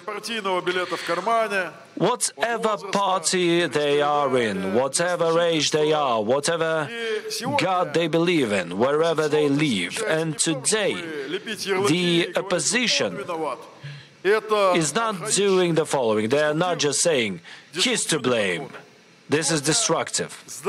Today, the healthy opposition is trying to find ways to solve the problems of the citizens of the country more forcefully, more efficiently. Their work is to persuade the president and the government. In doing so, we, LDPR, we managed to do this. We have a constructive position here, and we are grateful for that to our voters. But once again, Burevestnik, the Stormbringer, Oreshnik, Avangard, and many other hyper-sound systems are showing to the world that Russia is not the country that you can fight back with modern weaponry. Russia can fight for peaceful and stable world architecture. Unaccepting the unilateral world order, which is pushing the world to Third World War, where winners don't exist and all the decisions are made in Washington, how to develop, etc. So each country is sovereign. Multipolar world makes every country a pole of the decision-making. This is a new system of decision-making. And we have passed the point of no return. The theories of Zbigniew Brzezinski are collapsing. And around the approaches of the President of Russian Federation, the new global majority has been created, supporting the idea of each country deciding for itself how to work and how to live. This majority already exists. And Anglo-Saxon world is not in it because they decided to contradict themselves to the majority of the global civilization. I have a clarification question. How much time does it take to create the just multipolar world? We need to overcome the conflicts today. Cairo, a great step was made to overcome the conflict in the Gaza Strip. But this is only a first step. A Palestinian state within the borders of 1967 has to be formed. There is no other way. We have been talking about this for 50 plus years. So, Russian-Arabic summit is coming. We will be discussing this there as well. But once again, Ukrainian conflict has to be finished too. It started after Zelensky, during the Munich conference in 2022, announced that Ukraine should have nuclear weapon. I hope that this will be the last regime based on Nazi ideology in the history of humankind. There was no other way but to announce the sacred, noble, special military operation. Our soldiers are dying for you and us, for you and me, for the future of the world, to make sure that the stability and security prevail over the Third World War. And now I would like all of you to give a round of applause to those who are standing on the front lines right now and fighting back the Nazi forces. The forces of evil. We have 7 plus 5.5 minutes right now. Thank you, Vlad, for your question. When the humankind sees strong Russia, when our military is strong, We stand in front of our enemies as the state, as the power you shouldn't mess with. And many see sense in this. And then they understand that they weren't right from the very beginning when they took this Russophobic position 10-20 years ago. You remember the words by Alexander III, Vlad and dear colleagues. Russia has only two allies, army and navy. And Mr. Gorchakov, the founder of today's diplomacy, also said, Russia is focusing with its forces. These two bullet points can be projected to today's and tomorrow's Russian reality. We are focusing with our strength. We are strong, and our victory, the victory of the forces of good over forces of evil, is going to be faster than our strategic friends can even imagine.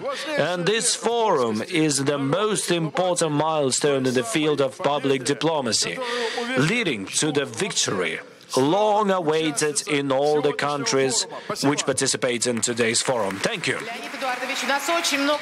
Thank you very much. We have so many arms risen. So to the right as well. Please give the microphone to this person. Good day. Dmitry Baroshnikov. Dmitry Miroshnik. I'm confident that this event is going to be broadcast to the world. So, our friends are rather cold to us. How will they react to this event? What do you think? Well, first of all, they will see that the question was asked by Dmitry Miroshnikov. We have Rodion Miroshnik, who is an outstanding diplomat who is taking care of Ukrainian question. Thank you very much, Mr. Miroshnikov. Yes, please take a seat. How will they react? I think that our summit, without even self-praise, is going to be the powerful center of gravity in the future consolidation of sensible powers of public activists, cultural activists, NGOs such as Russian Fund for Peace, which I have been leading since 2020. I just met Sacred Patriarch Kirill, who is also in the board of directors. We are proud of it. And today we are saying that it's time to do this peacemaker's work. Our host, Ms. Sidorova, is leading the Council, the Union of Women of Russia, who are also peacemakers. Let's hear a round of applause to Maria. To answer your question, Dmitry, you know, some are going to nod their heads because they wouldn't manage to win. Russophobia is losing. Each month, fewer and fewer people are Russophobic. Let them nod their heads, let them think. But if they are capable of sensible thinking, they will come to the understanding that their position is wrong in its roots. And so we've got representatives of public diplomacy gathered here. It's the majority, 112 countries of the world. It's a public movement. It's culture. It's the largest humanitarian projects. It's international expert community, the blossoms of which are collected here in this audience. Those people who are here, it's not only the people who are sitting in this audience, it's everyone in the planet who is for healthy understanding and meaning. I would like to congratulate all of our participants. Thank you very much. Leonid, according to your work, walk of life, you work a lot with our partners, strategic partners. How, simply speaking, on the language of public diplomacy, you would explain to our foreign representatives why it is important to have traditional values. What are these values all about? You know, traditional values is your attitude. I mean, it's relations between a man and a woman, it's a family. Thousands of years in all of the global religions across the world's history, it was the basis for not only preserving the civilization from perishing, but it is actually something that leads us to continue and to avoid distorting this approach and those wrong understandings that we observe now in Western countries. So traditional values, praise God, it is something that is natural, that is right, and those who are in favor of this traditional value. Simply speaking, I would like to wish all of them health, luck, and love. Thank you so much. Thank you, Leonid. So, dear colleagues, we had the chairman of the Committee of the State Duma on International Affairs, leader of fraction political party of Liberal Democratic Political Party, Leonid Slutsky. Thank you, Leonid, for your resilient approach and optimism. Thank you so much.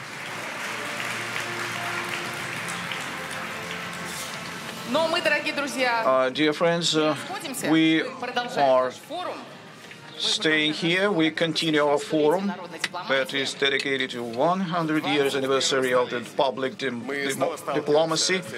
In the 21st century, we again face these issues as colonialism and neo-Nazism.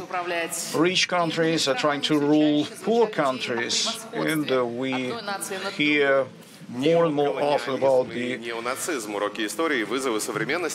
supremacy of one nation over another. So we have certain lessons of history and challenges of our contemporary time.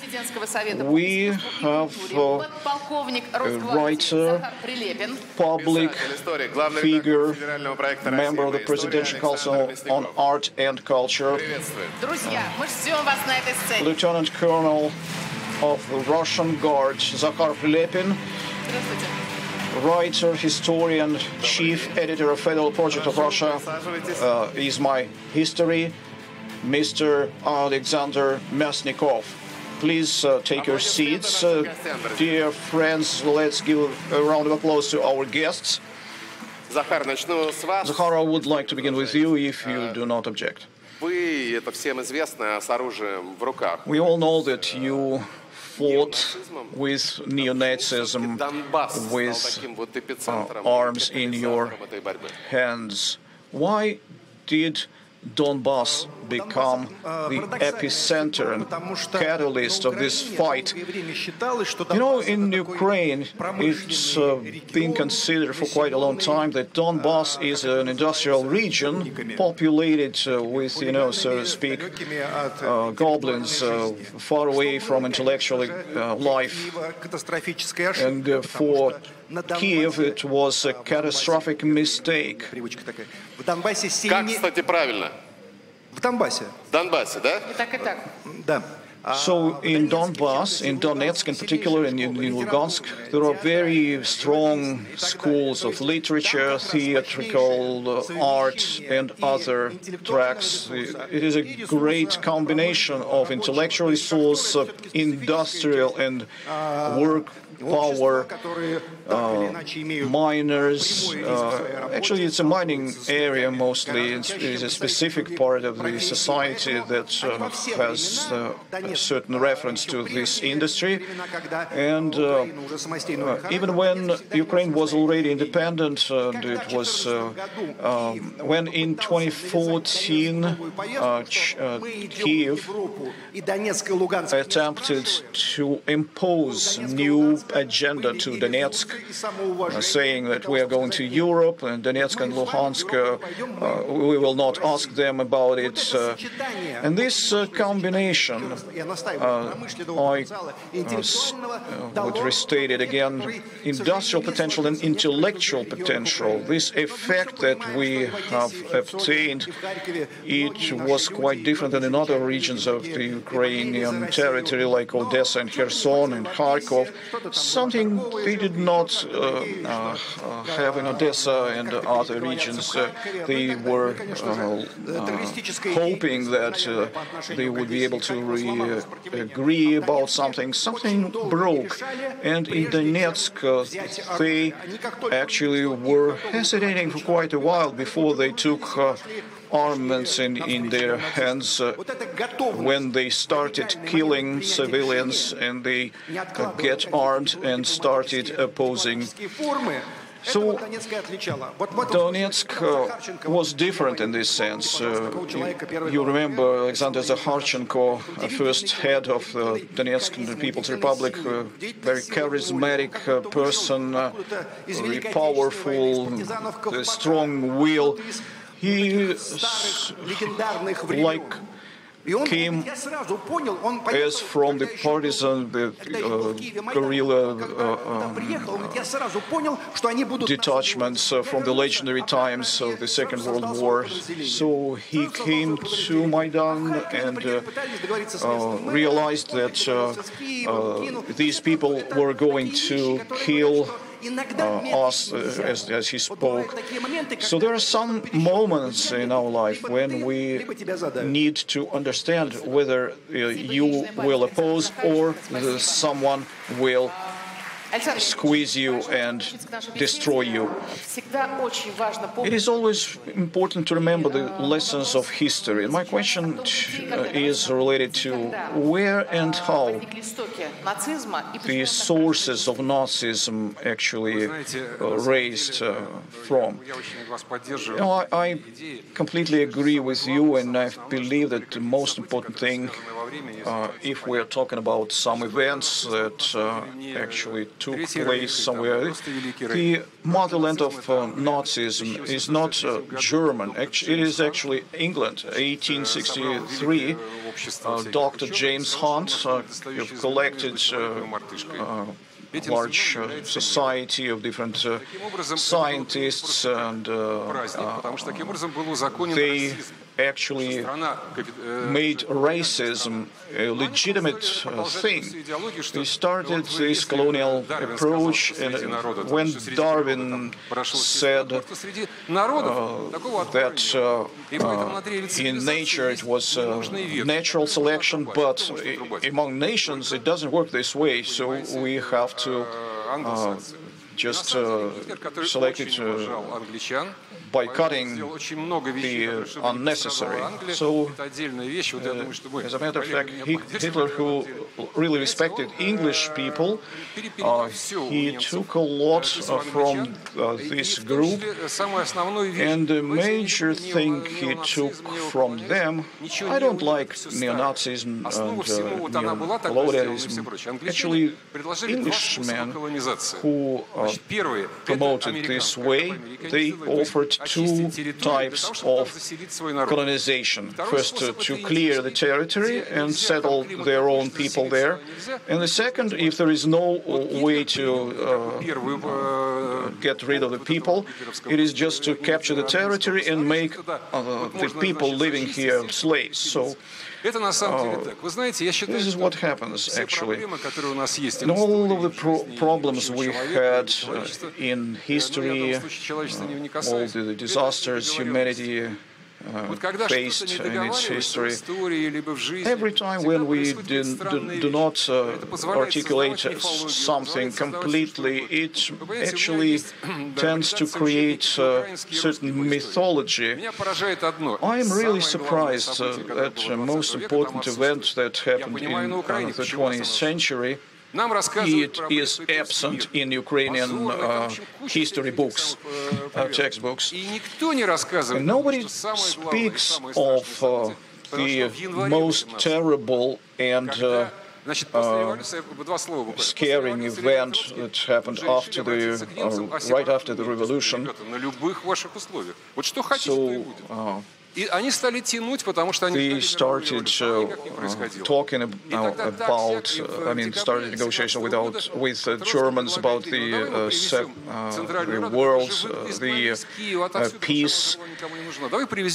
So Trotsky suggests Lenin to bring those people to. Значит, они предложили немцам очень простую вещь, австрийцам. У вас был брюквенный год, вам было есть нечего, давайте мы вам дадим. They mentioned that they had difficulties in product supply, and so they offered grain. То есть это ребят, которые прошли войну, австрийцев и немцев. И вы должны сделать очень простую вещь. Вы должны They should trade this for troops, for 450,000 troops, and actually that was the group of soldiers who passed the First World War. And, I'm not in favor of different dates, but on the 3rd of March 1918, this peace was signed. 1918 в Киев вошли немецкие войска, и потом гетман Скоропадский in March, and further German troops entered они позволяют совершенно неожиданно выкручивать всю territory. Понимаете? В этом вся, с моей точки зрения, в этом вся. So from my point of view, this is the problem. When we actually cover those moments, those gaps that we have in our history, we have more clear picture. So you mentioned that Nazism started in Great Britain, but why these ideas? Why did these ideas actually rooted in Ukraine? So we were talking about colonial states like France, Britain, and so the nature of Nazism is clear. But Ukrainian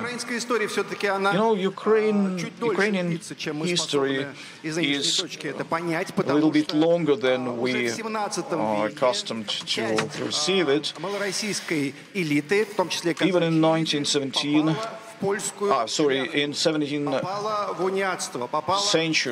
century, Malorossian elites or Cossack elites actually turned into Polish Szlachta, and they actually became related to European system, and after that they had the first civil war in Ukraine, and part of Ukraine was striving to Russia, and when they actually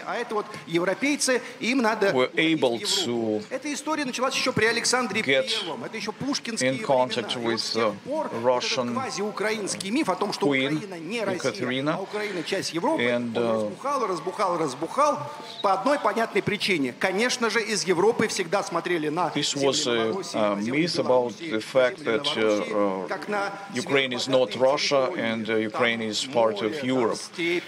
So they looked at these lands and the lands of Belarus, lands of Novorossia.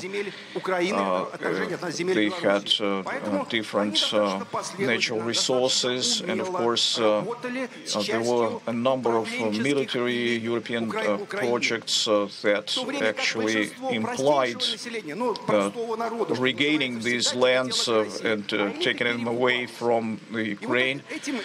And these elites, as a matter of fact, they were ready to accept any ideology, to get rid of Russia, to get separated from Russia, to get some profit during the process and get some good words from the American and European partners. And it is a big game, actually, that is going on on and on, not for a decade, not for 3 decades, is at least is going from the appraisal of Bogdan Khmelnytsky. So we are not to be really pessimistic about it, but we have to keep in mind that there always have been problems in this history between Russia and Ukraine, because we had pro-Russian Malorussia and wider, larger territory that was anti-Russia Ukraine. And if Skoropadsky lost pro-Russian Malorussians, we later had the Second World War, or Great Patriotic War, as we call it. We witnessed Bandera and Shukhevich and other nationalists like that. So basically, they lost they are betting on Petlura, on Mazepa, who lost, on all the marginals, basically. This is the nation which is betting the losers here. So that is the main problem of theirs. And all the Malorussians who won, those are Russians, our Russians. So they were always on the side of Russia.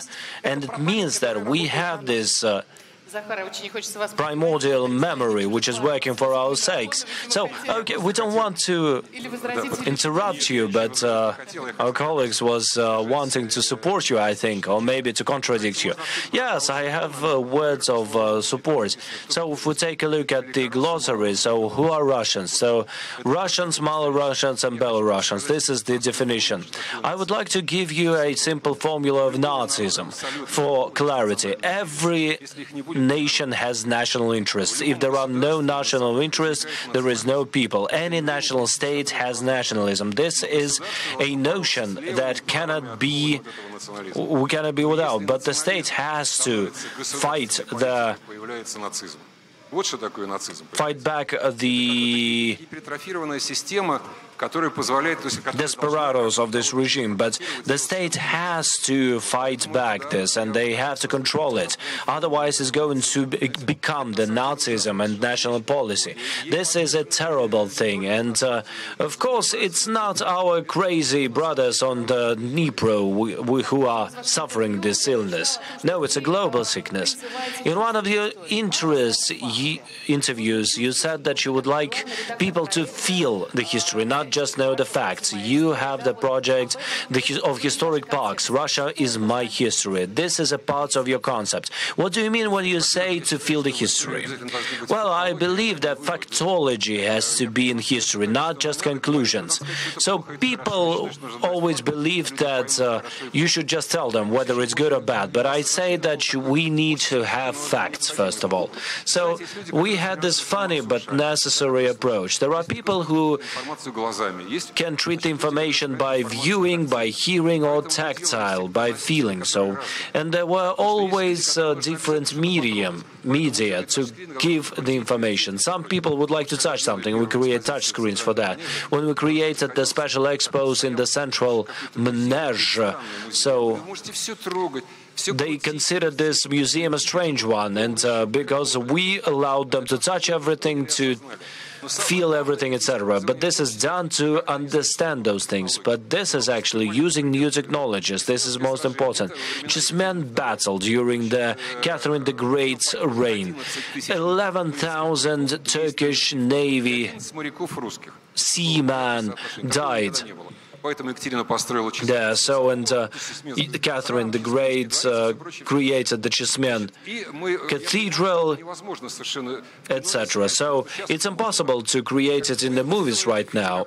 So we decided to make it a simple game. So you can have this screen, there are ships sailing there, and some teachers from province came there, and one of them is crying. All of a sudden I see it. And I ask, what is going on? And she said, we are cutting out those things with our scissors, and it takes an hour to tell about this. And you are just touching the screen, and everything is shown so vividly. can we use it? I said, yes, of course, you can use it. So, and we have branch offices which are actually also showing it. So all of the most promoted young people, they also use it. So there are memory sticks, and they want actually to download it. They just put the memory stick in and they want to download it. But it's a huge volume, so it's impossible to download it. Okay, we have the questions from the audience hall. I hope the moderators are ready. So the lady was the first one. So, okay, please raise your hands. Yes, there is a lady in the middle of the hall. Good day, my name is Anastasia Potapova, and I have the following question. What is Russia going to be in 10 years? How do you see it? Russia in 10 years? Russia in 10 years will have built a new anti-colonial system. And of course, Russia is going to be in the middle of it.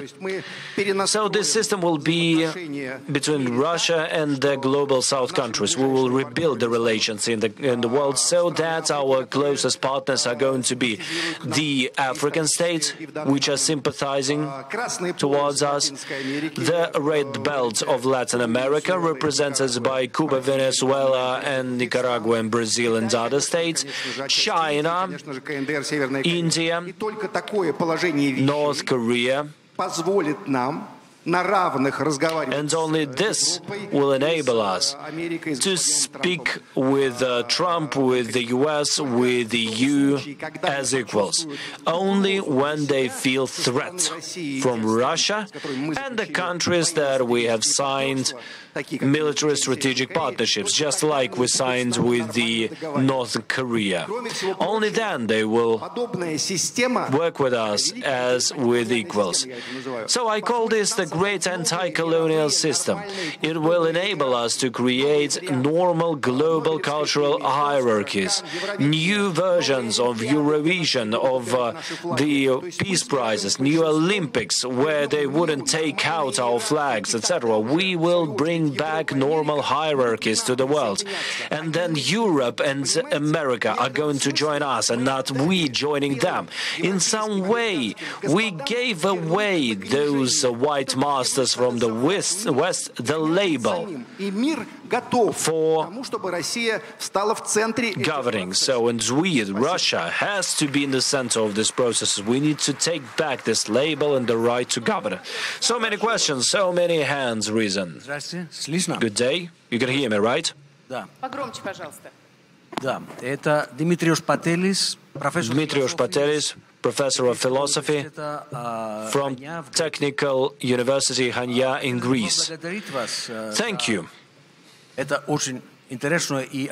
Thank you for this relevant event. I would like to comment. You need to have a historic approach to modern forms of neocolonialism and neo-Nazism and neo-fascism. Historic parallels are good, but from scientific point of view, they are limited. They are limited by the search for similarities and differences on the empirical level. And here we have historic interdependencies, polyeconomic ones. Monopolistic capital of the beginning of the 20th century is one thing. Tsar Russia of 18th and 19th century is another thing. 21st century and the Third World War, which is waging, which is developing here and now, is completely different thing. We need to figure out what is the modern fascism and how it differs from the one which we saw before. So we can do it only if we take a look at this time span between the First World War and the Second World War. So here we're talking about the monopolistic regulation here, and it was commenting in two forms. First, the model, the American model, and second one is fascization of Europe. In Germany, in Italy. And today's imperialism doesn't have this luxury when the imperialistic states would be divided into two camps. No such luxury, because the powers and their interrelations are completely different. NATO, we need to keep it in mind. We need to act to make sure that we see that there's an alternative, another perspective and prospect for the humankind. We need to show the youth that there is something to live for and maybe sacrifice your life for. Well, this is not a question. Yes, this is a whole speech actually. So, you know, the keys to your question are in your own speech. So, you know, there is no German fascism. Fascism existed in Italy. There was German Nazism only. So, I've been commenting on your channel, so things when it was broadcast online. So me and Zahar, we went to school. There was fascism, there was Nazism, and Japanese militarism.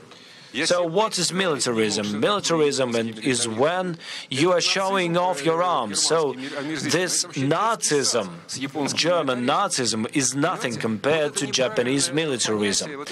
Yes, we need to figure out the proper notions and definitions. So, and this is what we're trying to do. Zahar is writing about this in his books. You cannot do without. I was shocked. In Soviet years, I decided to make a film, a movie. So it was a large work. So it was a scientific sci-fi film, Marx, Engels, and revolutionary Russia.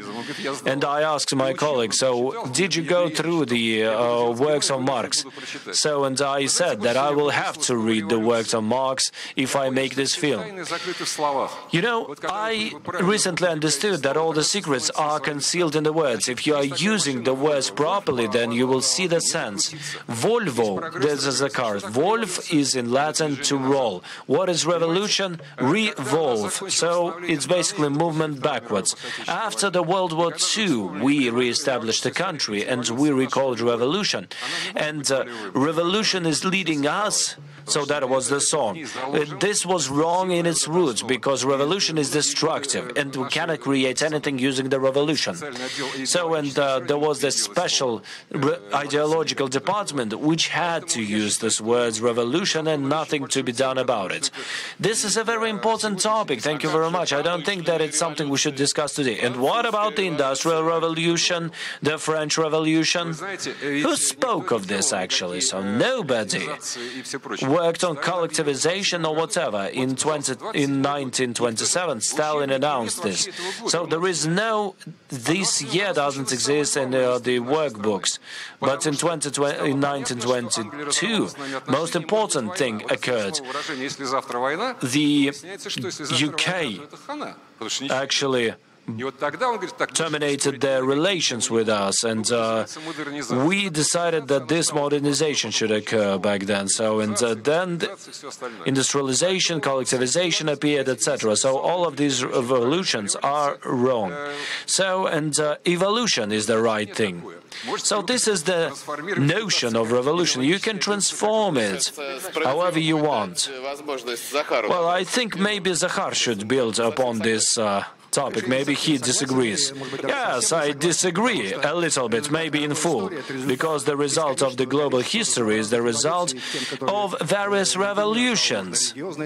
So religious revolution in particular, for example. Of course, you can view what happened in Donbass as counter-revolution, but once again, it is anti-Maidan, anti-European revolution, when a radically approach to development was chosen.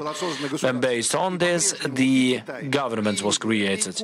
China, India, Cuba, Nicaragua, all of our main partners consider revolution the key word for themselves, and they view revolution both as national and social. It's a radically unique choice of life. China doesn't view itself without revolution. It doesn't view view it. It views itself as a child of revolution, or despite its huge history. Okay, we can agree between each other that evolution is good, revolution is bad, but then when we will have negotiations with our partners, we need to explain ourselves. If we negotiate with Cuba, they will say revolution is good. Africa, revolution is hope, it's freedom. I mean, you can say whatever you want about the revolution of 1917, the Soviet revolution, but it gave the colored world trust that you can get released from white masters, colonialism. They were shocked that there are white people who are not masters, who are not owners, who are not diminishing you. They bring freedom to you. For the world, for Africa, for Mongolia, for China, everybody who is friendly with us. They are all children of October of 1917. They are children of revolution. And in this inert movement, they made their own revolution. We have to remember this. Okay, let's not make it a debate. Well, Lenin didn't call it the revolution. He called it the turnover. Coup. Okay, so we have questions. Okay, to the left. Yes. Good day. I'm Igor Morozov. I'm student of Ryazan State University, named after Yesenin. I am going to be the teacher of German and English.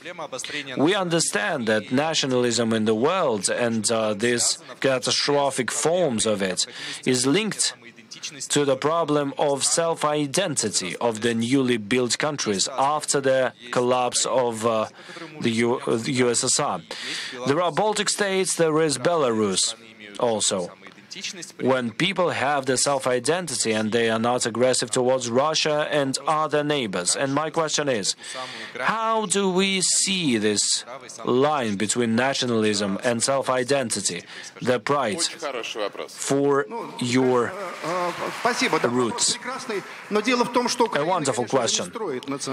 Ukraine is not building nationalism. It's the last island of economy. So when Lukashenko is speaking about this, he said, we are learning from you.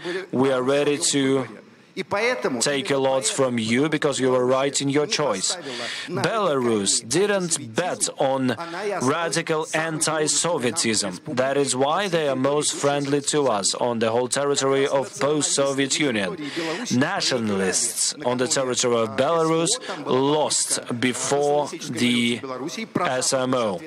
So, pro-Western revolution was crushed there. The attempt of revolution was crushed. And Lukashenko saw that this playing with nationalism is going to lead to collapse for this state. Ukraine betted on nationalism. Baltic states betted on nationalism. And it's important to mention that nationalism in these states goes hand in hand in one and the same system with terrible totalitarian anti-Soviet movement. First, they tell you that Soviet Union is the worst evil on the planet. There was nothing worse than Soviet violence. And then comes Russophobia and denial of rights for the Russian people. But it all starts with nationalism. And that was mentioned by the president recently, by the way.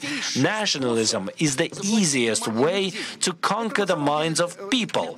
So intellectually, this is the 101, basically. So I'm not talking about the nationalism of those who supported Russia. This is different. And of course, nationalism is just go eat someone else, otherwise they're going to come and eat you. So this is appealing to simplest, most primitive feelings in the human being. At the same time, you should bet on more complicated forms. The friendship, people's friendship, national friendship, is much more complicated for the state, for the thinking, for the culture. And Russia is, no doubt, if it wants to actually preserve itself, is going to bet on friendship, on this complexity, and not the first intellectual class, these stupid created one-dimensional, senseless nationalism which destroys every possible form. It just destroyed Ukraine, which had imperial legacy, and they couldn't figure out how to work with it. They said that we have this unique culture and we will have only Ukrainians here, so nobody else should count. They cancelled everything, not only Russians. They cancelled everybody who had the rights for the territory of Ukraine. We shouldn't be playing with it. So this is made by the example of your question. So Russia shouldn't play with it either. Are you going to answer this question? I do agree with Zakhar on this one, because nationalism is ace in your sleeve. So it's always easier to use it, it's always easier to buy people with it. So I have a long story here. It's a terrible thing, actually. Nationalism, Ukrainian nationalism wasn't created in 2018, so in the 18th century, so Otto Bismarck was part to create it because it became clear what to do. 3 world wars. So basically, I call this Zero World War the Crimean War. So when Russia was opposed by Europe, almost full Europe, West would always find some state which could be a hammer, which should break Russia into pieces. So, you know, historically there were 149 nationalities in Russia, and it has always been some situation where someone was trying to find a country. In the 19th century they found Turkey, and then First World War they found Germany, and in the 21st century, of course, they found Ukraine. So the task is to split us into small pieces and let it exist somehow. And we have been always struggling with this, and we'll fight against this again. You know, as Alexander III said, we are so large that everyone is actually scared of us. They are afraid of us. So unique thing that this vast territory we have got is something really absolutely unique. Thank you very much. It's a great final point, full stop of our interesting discussion. Thank you very much to all of our guests for this open dialogue. Zakhar Prilepin, a writer, historian, and Federal Project Russia is My History, Alexander. Спасибо. Захар, до свидания. Thank you, Zakhar.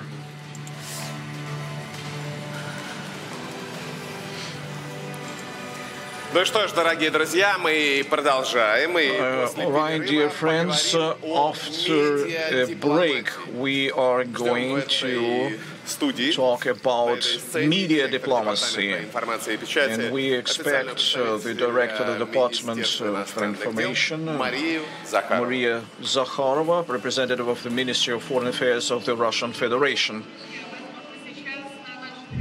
Probably Кто просвещает нашу страну? Российское общество знания объединило лучших лекторов и экспертов, чтобы они поделились своими знаниями и опытом с миллионами слушателей со всей страны. Для каждого субъекта России мы реализуем свои уникальные просветительские проекты, которые охватывают все группы граждан. Аудитория знания – это школьники, студенты, молодежь, пенсионеры и ветераны со всей России. Просвещать население лекторам помогает масштабная онлайн-библиотека знания. В ней хранятся материалы на сотни разных тем. Команда знания обширна и с радостью принимает новых единомышленников. За 2 года мы провели более 125 тысяч мероприятий для миллионов жителей нашей страны. Найди свое знание. Российский народ входит в 10 крупнейших на планете. А вы задумывались хоть раз о том, почему мы едины? Ведь все мы, россияне, такие разные. Отличаемся по национальности и внешнему виду, по культуре и религии, устоям и традициям. Мы уникальны тем, что разнообразие для нас – обязательное условие для существования. Так уж сложилось. Но что нас объединяет и заставляет держаться вместе?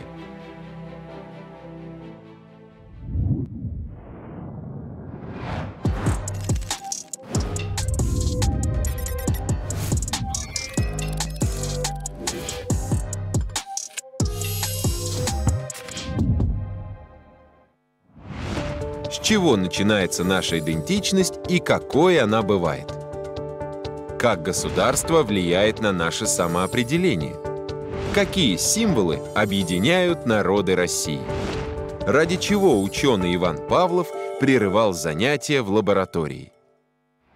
Во взрослой жизни любой из нас обладает, кажется, крепкими и устойчивыми характеристиками. Мы где-то работаем и определяем себя по нашей профессии.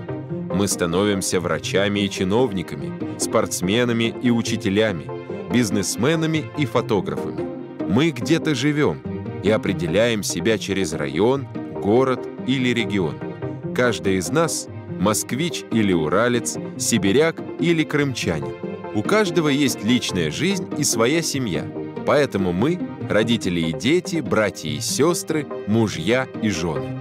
Все мы во что-то верим, поддерживаем политиков и партии, имеем разные философские и эстетические взгляды. Все это и сопрягается в нашу идентичность. Если для взрослых людей, давно решивших для себя многие вопросы, эта идентичность нередко проста, привычна и очевидна, в молодости дело обстоит совсем иначе. В таком возрасте для кого-то из нас идентичность – это темный лес, потемки, где мы пытаемся обнаружить для себя подсказки и ориентиры. Наверняка почти у всех есть знакомые, которые с возрастом резко изменили свой образ. Из косматых панк-рокеров вдруг стали чопорными чиновниками, а из отличников – блогерами. Вот что об этом явлении писал немецкий социолог Хайнц Абельс. В ходе социализации индивид постоянно приобретает новый социальный опыт и за счет взаимодействия с другими людьми осваивает новые стороны идентичности и даже сам создает их. Он постоянно воспринимает множество других точек зрения, в том числе и относительно его самого. Для некоторых людей поиск идентичности в молодости едва ли не самая важная потребность. Мы тянемся не только к знаниям и к достатку, но и к осмысленности. Хотим быть частью чего-то большего, принадлежать какому-то ценному и важному обществу. Поэтому нередко молодые люди крайне активно решают для себя вопросы принадлежности к кому-либо. Вы ведь наверняка слышали эти, казалось бы, простые правила: не сдавать своих, не вредить своим, помогать своим. Но кто эти таинственные «свои»? Как мы находим своих и отличаем их от других людей? Не своих, чужих. Построение нашей идентичности начинается с процесса, который называется категоризацией. По-простому это означает упорядоченность. Для кого-то мир состоит из мужчин и женщин, для кого-то из болельщиков «Спартака» и «Зенита». Для третьего важно интеллектуальное неравенство людей, и в его представлении есть непримиримое различие между умными и глупыми. Список критериев можно продолжать бесконечно. Физики против лириков и так далее. Вслед за подобным разделением мира в нас запускается идентификация. Мы включаем себя в обнаруженные нами группы и сообщества, параллельно исключаясь из других.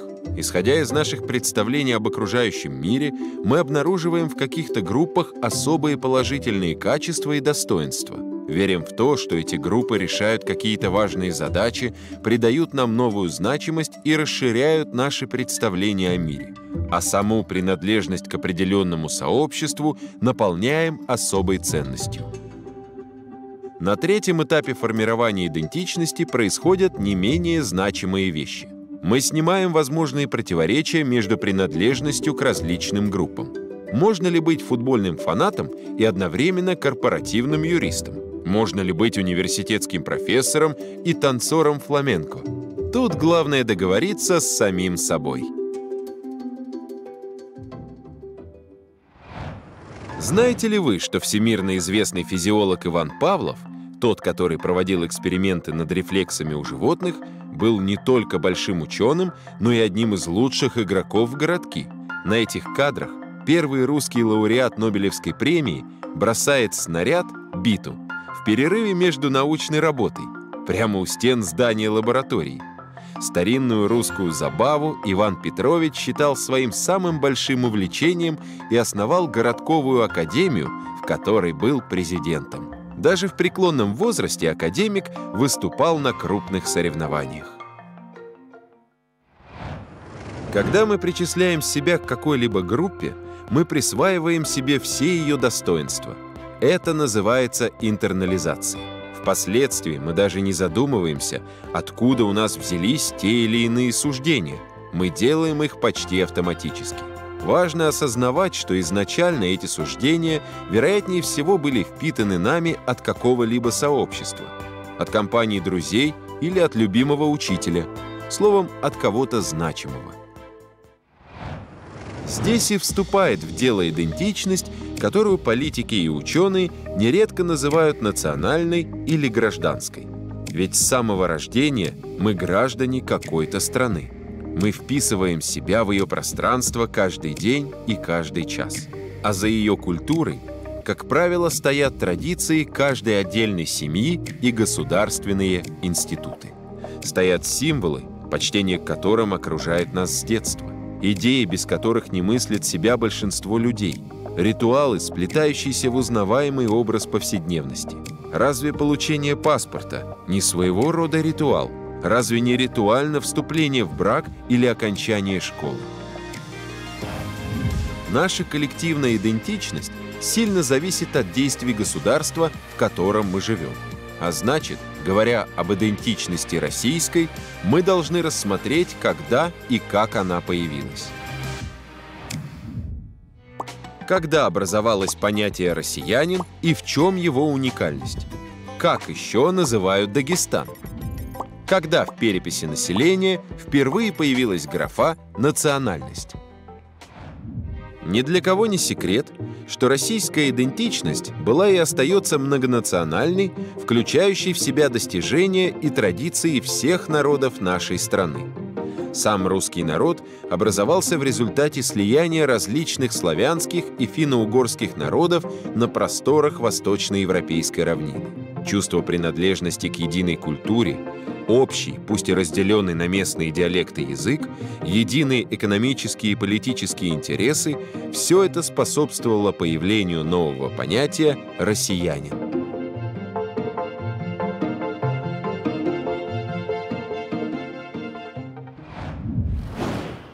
Когда Россия стала империей, произошло это в 1721 году, централизованное государство объединяло население через общий для них статус российских подданных. При этом не запрещало их национальные устои и традиции. Благодаря этому в России живут бок о бок на равных условиях около 190 этносов, многие из которых говорят на собственных языках и сохраняют свою самобытную культуру. Интересный факт. Знаете ли вы, что ни в одной империи не было какого-то термина, применимого ко всему населению разом? Жителей Британской Индии точно нельзя было назвать британцами, жителей латиноамериканских колоний – испанцами. Туземные племена Западной Африки, покоренные Парижем, не становились французами. В этом плане универсализм понятия «российский» был совершенно уникальным по сравнению с соседями по Старому Свету. Однако за собиранием земель русских далеко не сразу последовало осознание соответствующей идентичности. Сохраняя сложность культурной палитры, свойственной любой империи, российский политический порядок способствовал становлению единого народа из разных племен.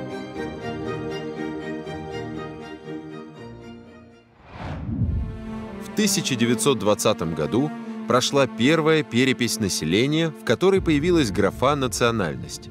До этого людей делили на православных и иноверцев. А в 1924 году на обсуждении научной комиссии этнографов по переписи российский статистик и географ Вениамин Семенов-Тяншанский привел такой пример сложности определения идентичности. какова национальность женщины, если она всю жизнь прожила в населенной финнами части Российской империи? Ее родители – англичанин и немка, но училась она в русской школе и говорит по-английски и по-русски.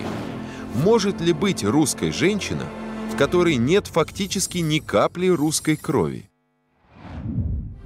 Советский период связан уже с другими процессами и другим наследием. Появился смешанный характер устройства государства. В нем были национальные республики, автономные округа и автономные области, образованные вокруг определенного титульного сообщества. А еще обычные области и края, где абсолютно на равных основаниях проживали все народы и этносы. Поистине велика и необъятна наша страна. Только в одной Дагестанской автономной республике, расположенной на Северном Кавказе, их 33.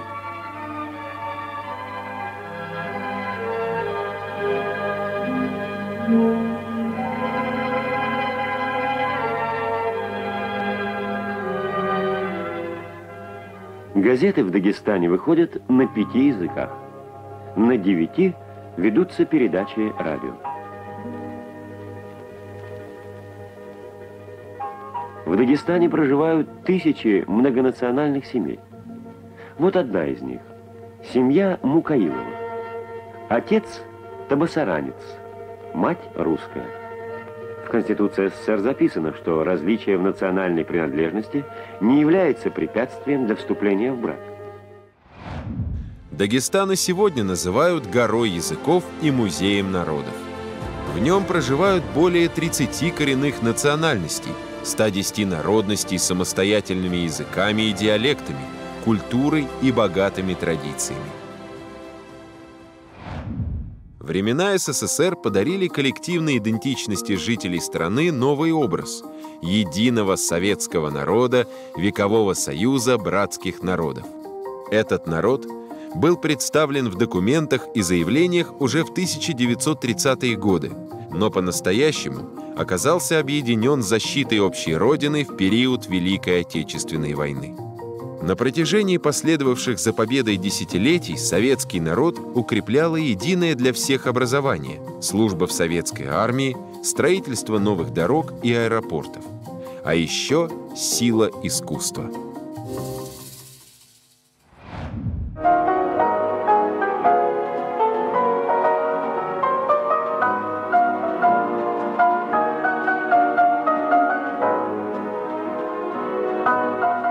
Это был необычный кинофестиваль. Он продолжался 4 месяца. И участвовали в нем все киностудии страны. Десятки премьер, волнующих встреч мастеров экрана и зрителей. Дни кино всех союзных республик. Советское многонациональное. Так назывался этот творческий смотр всей нашей кинематографии, посвященный 26-му съезду КПСС. У кинематографистов каждой республики есть в Москве свой кинотеатр. Торжественное открытие Дней украинской кинематографии.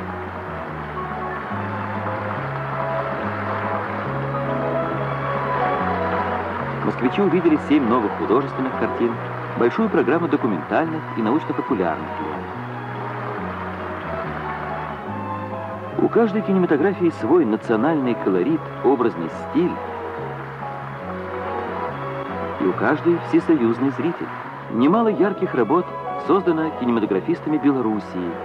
Из достижений всех национальных студий складывается облик советского кинематографа. Распад страны стал тяжелым ударом для советской версии единого народа, населяющего нашу страну.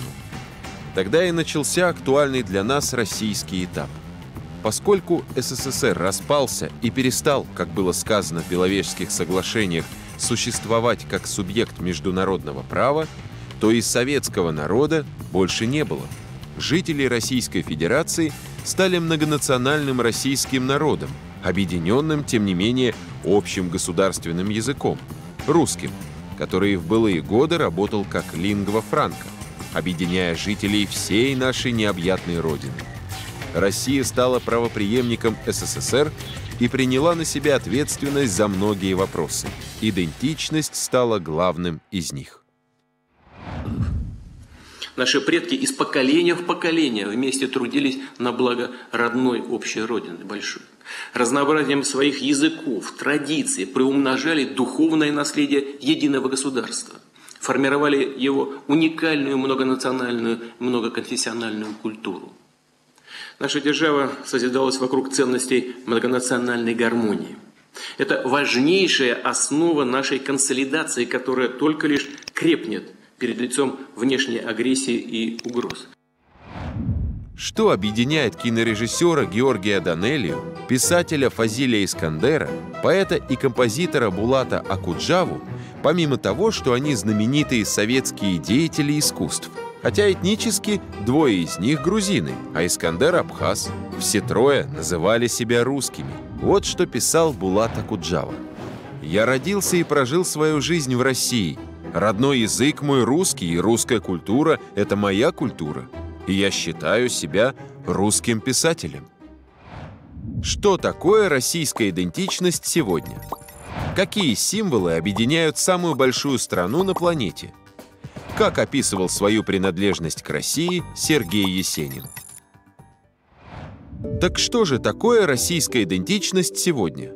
Что объединяет более 146 миллионов жителей самой большой страны в мире? Во-первых, это язык. Мы по-прежнему связываем самые отдаленные территории нашей Родины общим и понятным всем русским языком. От Калининграда до Находки и от Мурманска до Дербента сотни народов и этносов России используют для общения русский язык, читают великую русскую литературу и знакомятся с достижениями мировой культуры именно через переводы на русский. Российская идентичность – это культура, знание истории, искусства, архитектуры, музыки, географии, всего того, что связано с интеллектуальным и творческим наследием твоей страны, ее вкладом в сокровищницу мирового знания, этики и эстетики. Еще в 1975 году Владимир Высоцкий пел про то, как важно читать в детстве нужные книги. И на разных концах страны мы также читаем стихи Пушкина, переваливаемся через колоссы толстовских предложений, с замиранием сердца смотрим «Лебединое озеро». Мы помним об исторических испытаниях, которые выпали на долю всей России, всех ее народов. Более того, культура не сводится только к высокому искусству. Разве спорт не объединяет нас, когда мы собираемся на футбольные, хоккейные, баскетбольные и волейбольные матчи? Разве не переживаем мы на различных чемпионатах, когда видим, как российский флаг поднимается под купол манежа? Россия есть демократическое федеративное правовое государство с республиканской формой правления, говорит нам первая же строка Конституции. Демократия означает, что важнейшие решения в нашей стране должны приниматься народом и для народа, в том числе посредством выборов. Республиканская форма правления выражает то, что мы живем по закону, равному и гарантирующему права и свободы человека и гражданина в его следовании общему делу. Республика – это и есть общее дело, а мы делаем вместе очень многое. Мы охраняем страну вместе и служим ей вместе. Мы вместе сеем и собираем урожай, учимся и учим студентов, спорим и принимаем решения. Самая важная, большая и значимая часть этого общего дела, конечно, наше государство. Наша общая политическая система, общие законы и правила. А еще нас объединяют яркие символы, как официальные, такие как флаг, герб и гимн, так и неофициальные, но при этом узнаваемые и понятные каждому человеку. Байкал, собор Василия Блаженного, Спутник, Кремль, Петергоф, Троица Сергиева Лавра, Кижи. Есть и символы-люди. Толстой и Пушкин, Ломоносов и Менделеев, Гагарин и Леонов. Природные символы. Березы и медведи, одуванчики и волки. И даже бытовые символы. Самовар и валенки, печи и косоворотки. На этом месте так и просится стихотворение Есенина. «Гой ты, Русь, моя родная, хаты в ризах образа, Не видать конца и края, только синь сосет глаза. Для чего нам нужна идентичность? В чем смысл принадлежности к различным группам и сообществам? И что такое настоящий патриотизм? Идентичность. Так для чего же она нужна каждому из нас? Идентичность, в особенности коллективная, позволяет нам сформировать вокруг себя знакомый и близкий нам мир, где есть возможность в знакомой культуре и в знакомых формах обнаруживать вокруг нас упорядоченность и красоту, знание и смысл. Все это. Некоторым из вас знакомо чувство, когда через неделю-другую вдали от дома, особенно за границей, вдруг начинаешь сильно скучать по родным местам. Это оно и есть. Такие проявления нашей идентичности хорошо описываются схемой социолога Роджерса Брубейкера. Он предлагает воспринимать идентичность как мировоззренческое сочетание общности, связанности и групповости. Общность означает обладание неким общим свойством.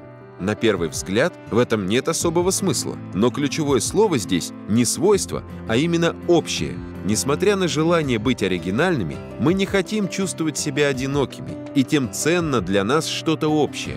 Нам комфортно среди людей, похожих на нас, среди людей, в чем-то таких же, как мы сами. Поэтому так цепляется взгляд за тех, кто резко отличается от нас одеждой или цветом кожи. Так оборачиваем мы голову вслед яркой детали во внешности и необычному поведению. Связанность. Наличие связи между людьми. Наличие постоянных повседневных отношений, которые хорошо нам знакомы. Важность этого параметра подчеркивает феномен культурного шока, с которым сталкиваются, к примеру, иммигранты. Сначала очаровываясь принимающей культурой и замечая в ней только приятные отличия от знакомой, многие люди испытывают своего рода медовый месяц. Однако по его завершении они не только открывают для себя другие, возможно, совершенно обычные параметры жизни в новой стране и культуре, но и начинают ощущать явное чувство тревоги и отчуждения из-за утраты знакомых символов, знаков и повседневной среды. Сам культурный шок и есть следствие тревоги, которая появляется в результате потери привычных знаков и символов социального взаимодействия. Человек, оказавшись в такой среде, внезапно возвращается в детство, где ему все нужно открывать заново, только уже с огромным опытом за спиной, который в мгновение обесценивается. Уровень именно общероссийской гражданской идентичности, когда человек в первую очередь считает себя гражданином России, а потом уже представителем той или иной национальности, в последние годы рос прямо пропорционально давлению на нашу страну. Чем больше в отношении нас принимали санкций, чем больше было клеветы, тем выше становился этот параметр общей консолидации. За 5 последних лет он вырос на треть. И к началу 2023 года превысил 94%. Наконец, групповость, как чувство принадлежности к особой, ограниченной солидарной группе, значима для нас в контексте российской идентичности. Несмотря на то, что в случае с национальной и гражданской идентичностью мы называем такую групповость попросту патриотизмом, вопрос о том, каким в будущем будет этот патриотизм, для нас наиболее важен.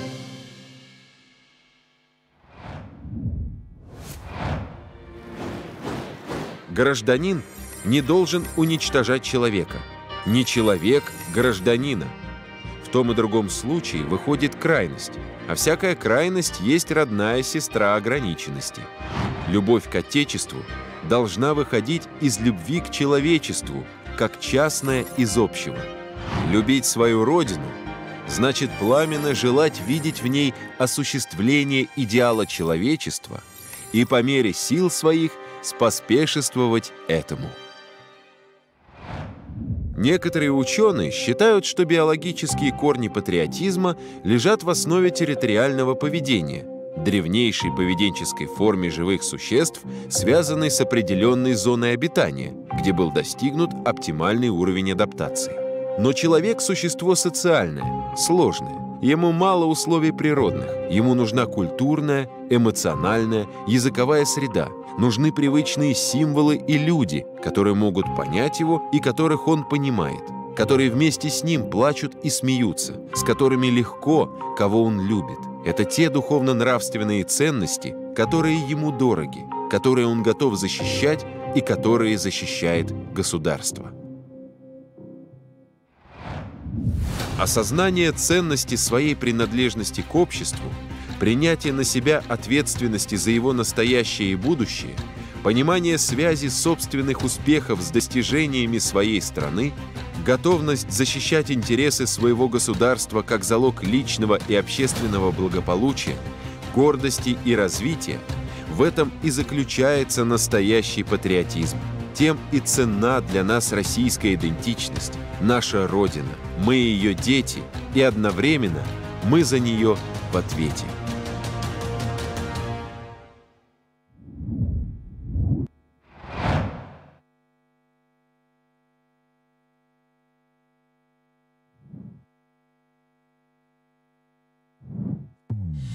Как развивать просвещение по всей стране?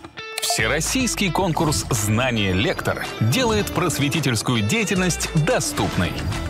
Со всех уголков страны. Тысячи лекторов и специалистов в разных областях проходят несколько этапов отбора, чтобы найти свою аудиторию и новые возможности, получить бесценный опыт и звание «Лучший лектор страны». У каждого участника есть возможность выступить на главных площадках страны и получить поддержку в реализации собственного просветительского проекта. «Знание.Лектор». Присоединяйся к тем, кто меняет будущее.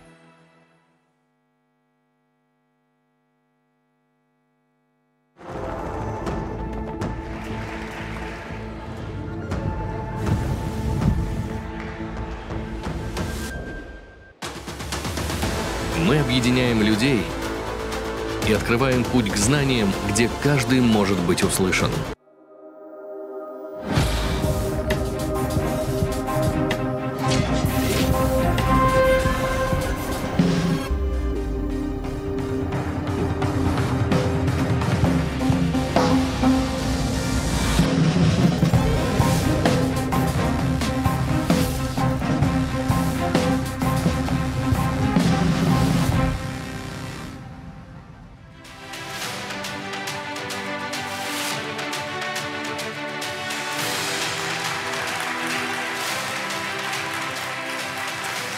Ну что ж, дорогие друзья, мы продолжаем международный форум сотрудничества, посвященный столетию народной дипломатии. Сегодня международный диалог, и вы сами это прекрасно знаете, часто складывается в социальных сетях, онлайн-изданиях.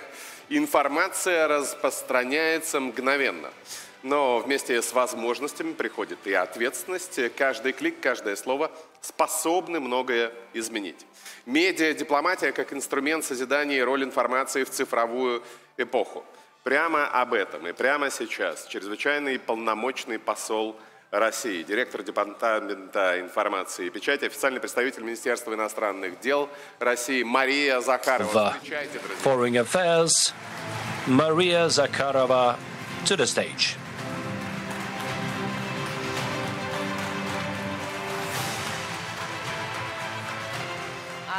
Работает микрофон? Работает? Да, прекрасно. Mic is on, right? Okay, good day. If you don't mind, I will be standing to make sure that I see you better. Наверное, начну я Let me start разговор о народной дипломатии, потому что мы об этом... with something else than public diplomacy, because we discussed it during this morning in this very hall. Let me start with the topic I wanted to start speaking. So basically, you can see the phone in my hands, and this is something I'm using all the time. You are used to seeing me with it. No, I didn't want to show it to you and show off. It's something that I'm taking with me all the time. Why? Because today's informational medium, wherever you are working, whether it's diplomacy, whether it's medicine, Moreover, if it's medicine, arts, culture, education, services, all of them are linked to your cell phones. Of course, there are happy ones who can set it aside for a couple of hours. But I think there are less and less such people because we live in two dimensions right now. We live in the reality, which is tangible, and we live in the virtual world as well. So I'm not going to lie if I say that this virtual life sometimes becomes more saturated from the point of view of contacts, messages, communications. There is another peculiarity. I can see it by the people who are sitting in the audience hall. We have been witnessing emails. Now we are using instant messages, but once again, the instant messages, which can be used to send any materials, they make the cell phone, the smartphone, the communicator, a necessary communicator. It's always with me. It's my work. It's both the work and the way of living. And all in all, it means fate. I'm ready to answer your questions. Let's make this dialogue entertaining to you, so everything which is going to be interesting to you can be covered. So I hope that we'll have some moderators. You please pick the moderators and pick the topics. Yes. Good day, my name is Maria Zaitseva, alumni of MSU Journalism Department. Recently we heard more and more news about the journalists who are being attacked in the zone of special military operation. For example, RIA Novosti was attacked by a drone of the military, Ukrainian military, and the journalist died. Dozens of journalists have become the victims of such terrorist attacks. How can we secure and safeguard our journalists who are performing their duty in the zone of special military operation? Thank you very much for your question. Please sit down. I would like to correct you. It's not that I started noticing it in the recent years, and it hasn't increased in the recent years. It has increased globally starting from 2014. If we're talking about physical pressure, physical intimidation of our journalists. Since you are a journalist professionally, and it's going to be your future professional activity, I would like to start with the following example. My first live broadcast on the Russian TV, if not for the short comments which would be quoted, my participation in a larger TV program, which is called Talk Show Now, was also linked with the fate of the Russian journalists. It was before I became the director of the Department of Information and Press. It was the broadcast on Channel 1. It was dedicated to how our journalists were taken hostage. And it once again was linked to Ukraine. It was a marathon. I'd like to highlight that we weren't divided into channels, into media of specific corporations, holdings, etc. Everybody got united. All the journalists got united. All the representatives of the unions got united. The whole country got united to host such an online marathon, not to provide moral support, but to make sure that we have political resonance. And Evgeny Podubny, the hero of Russia, participated in that broadcast. He received this title, one of the greatest in our country, thanks to his profession of a journalist. I believe that this is a unique case when a person does not take weapons and arms in their hands, but they defend the right, the truth together with the fighters. So he earned this right, fighting with his words. This was the first broadcast to support our journalists. Thanks God for those journalists, everything ended up well for those correspondents. I cannot say that they were released, no. They were... We had to make a great effort to get them out of there. And in particular, the resonance was to thank for that. So these were people in our country and abroad as well who supported this. So it's not that it happened this year or in the recent years, etc. It has been happening for the recent decades. All the media, online, TV, digital, all of our journalists are being pressured physically. They are being taken hostage. They are not being arrested. They are being arrested without any justification or reason. They are being held, detained. And of course, the close ones are being pressured as well, without any explanation of reasons. They are being marginalized, they are being stigmatized. They are being given such labels which are not even linked to what they are doing. Moreover, they are being made fun of. Accreditation is given, but physically they are not let in to the event.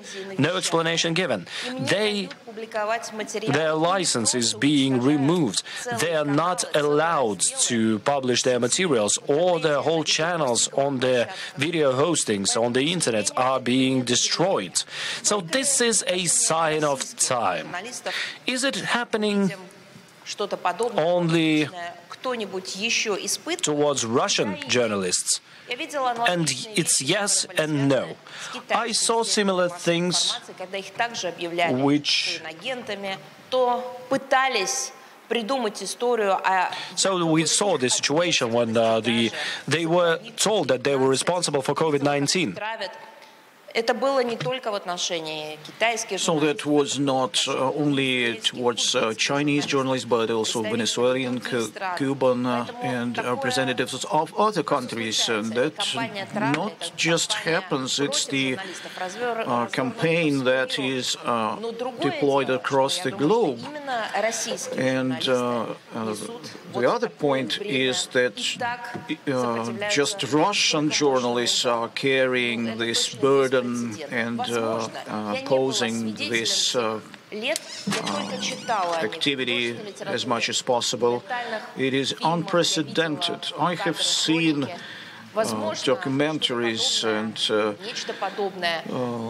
where something like that we could see of the journalists during the Second World War in Western Europe who opposed Germans and maybe some other years anticipating the Second World War, but officially, without declaring war, actually persecuting people on the national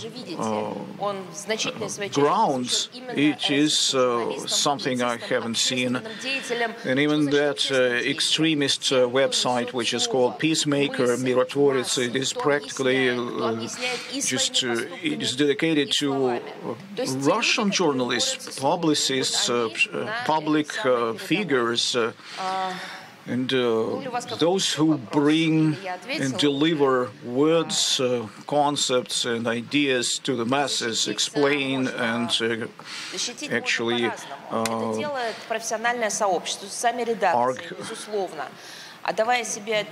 preparing arguments for their status. I would like to give you an example, let me say, to avoid the situation when your brains are washed. There were some people who acted as liberal or democratic media, but now they left the Russian Federation and they are doing their activity right now from abroad. their correspondents are not in Donbass, are not present in Donbass. So it seems to me that they had to do something about 2014 in this information flow only in capitals of or large cities they had their correspondents. So just let me know other radio stations broadcasting. They were broadcasting all over, speaking of Ukraine, Donetsk, Luhansk, and so on and so forth. We asked them questions. How are you doing this? Where do you take information? Where do you obtain information? Having no journalists, actually. And we asked, why didn't you have your correspondents right there in Donetsk, Luhansk? And do you know what they answered? It is dangerous. So it happens like those people who worked there in federal media, state media, private media, those who delivered truth, they had to risk their lives. And the material they actually were able to obtain and showed us, and on the basis of these materials, documentaries are shot, and they are blamed in all of the sins possible, and even physically killed. They are being hunted, and those who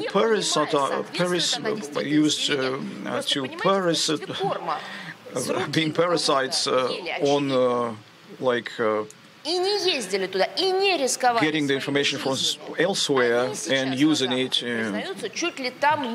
They did not risk their lives, and now they are admitted as sort of truth carriers. That's the deception, of course, and it's the essence of their manipulation. And, chief editors and those media sources, leaders, they know how to operate. Of course, we have to have professional unifications, journalist unions. We protect the word. We defend it on international platforms. We create public international organizations. We are trying to get this international problem. It's the world's problem, as a matter of fact. There are journalists who are ready to give their lives for the sake of informing others, for the sake of truth, for the sake of the ability or possibility to inform what is happening in reality. And this profession that we have been defending for decades, actually, they degraded it to the level just no protection. There's someone killed, destructed. Certain media are totally destroyed and switched off from broadcasting. We have conducted a great work in this field, and all of the public society, not only state institutions, but all of the civil society. В связи с ситуацией на Украине. Их просто не заметили. Нет, после этого заметили их все. Мы ведем соответствующую Russian journalists are persecuted and are in danger. And of course, it is being noticed because we have the whole list of journalists and teams of correspondents that were persecuted, and what reaction we had. We have been conducting large and deep work in this regard. making efforts for protecting professional unifications, not only by the state and judicial powers. It is all of our common efforts, both domestically and abroad. Maria Vladimirovna, my name is Alexei, and I'm 11th grade student. Probably you remember me because we met with you a few times.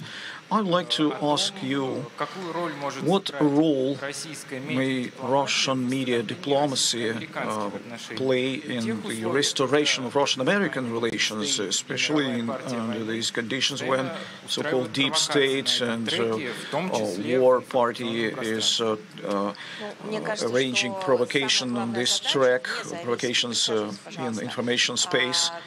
You know, it seems to me that we have the main task here, whatever it is, a department of state or Ministry of Foreign Affairs of any country, maybe in the framework of a certain organization or a commercial, non-commercial structure. It is to inform the publicity about the steps that your team is actually undertaking. So to do this in such a way that the appearing misinformation or disinformation would be actually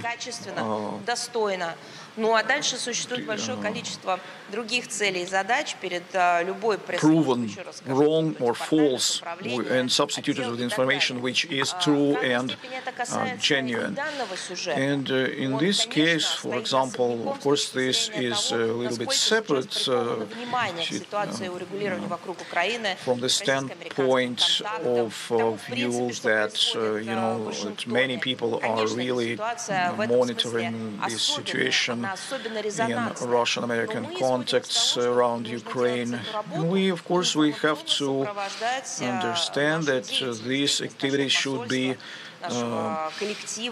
accompanied with a certain information environment or background,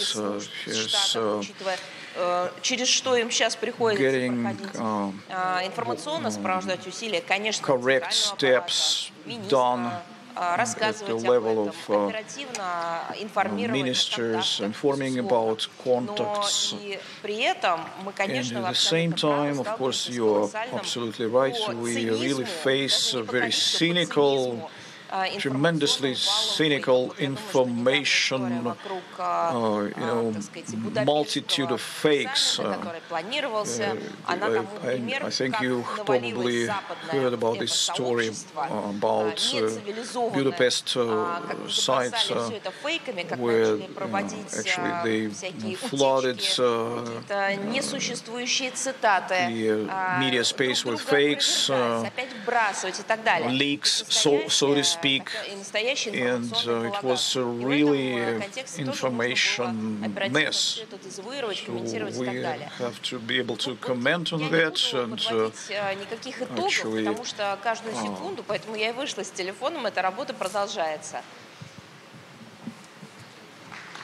refute or deny these sort of events, and that's why we have to be attentive to it.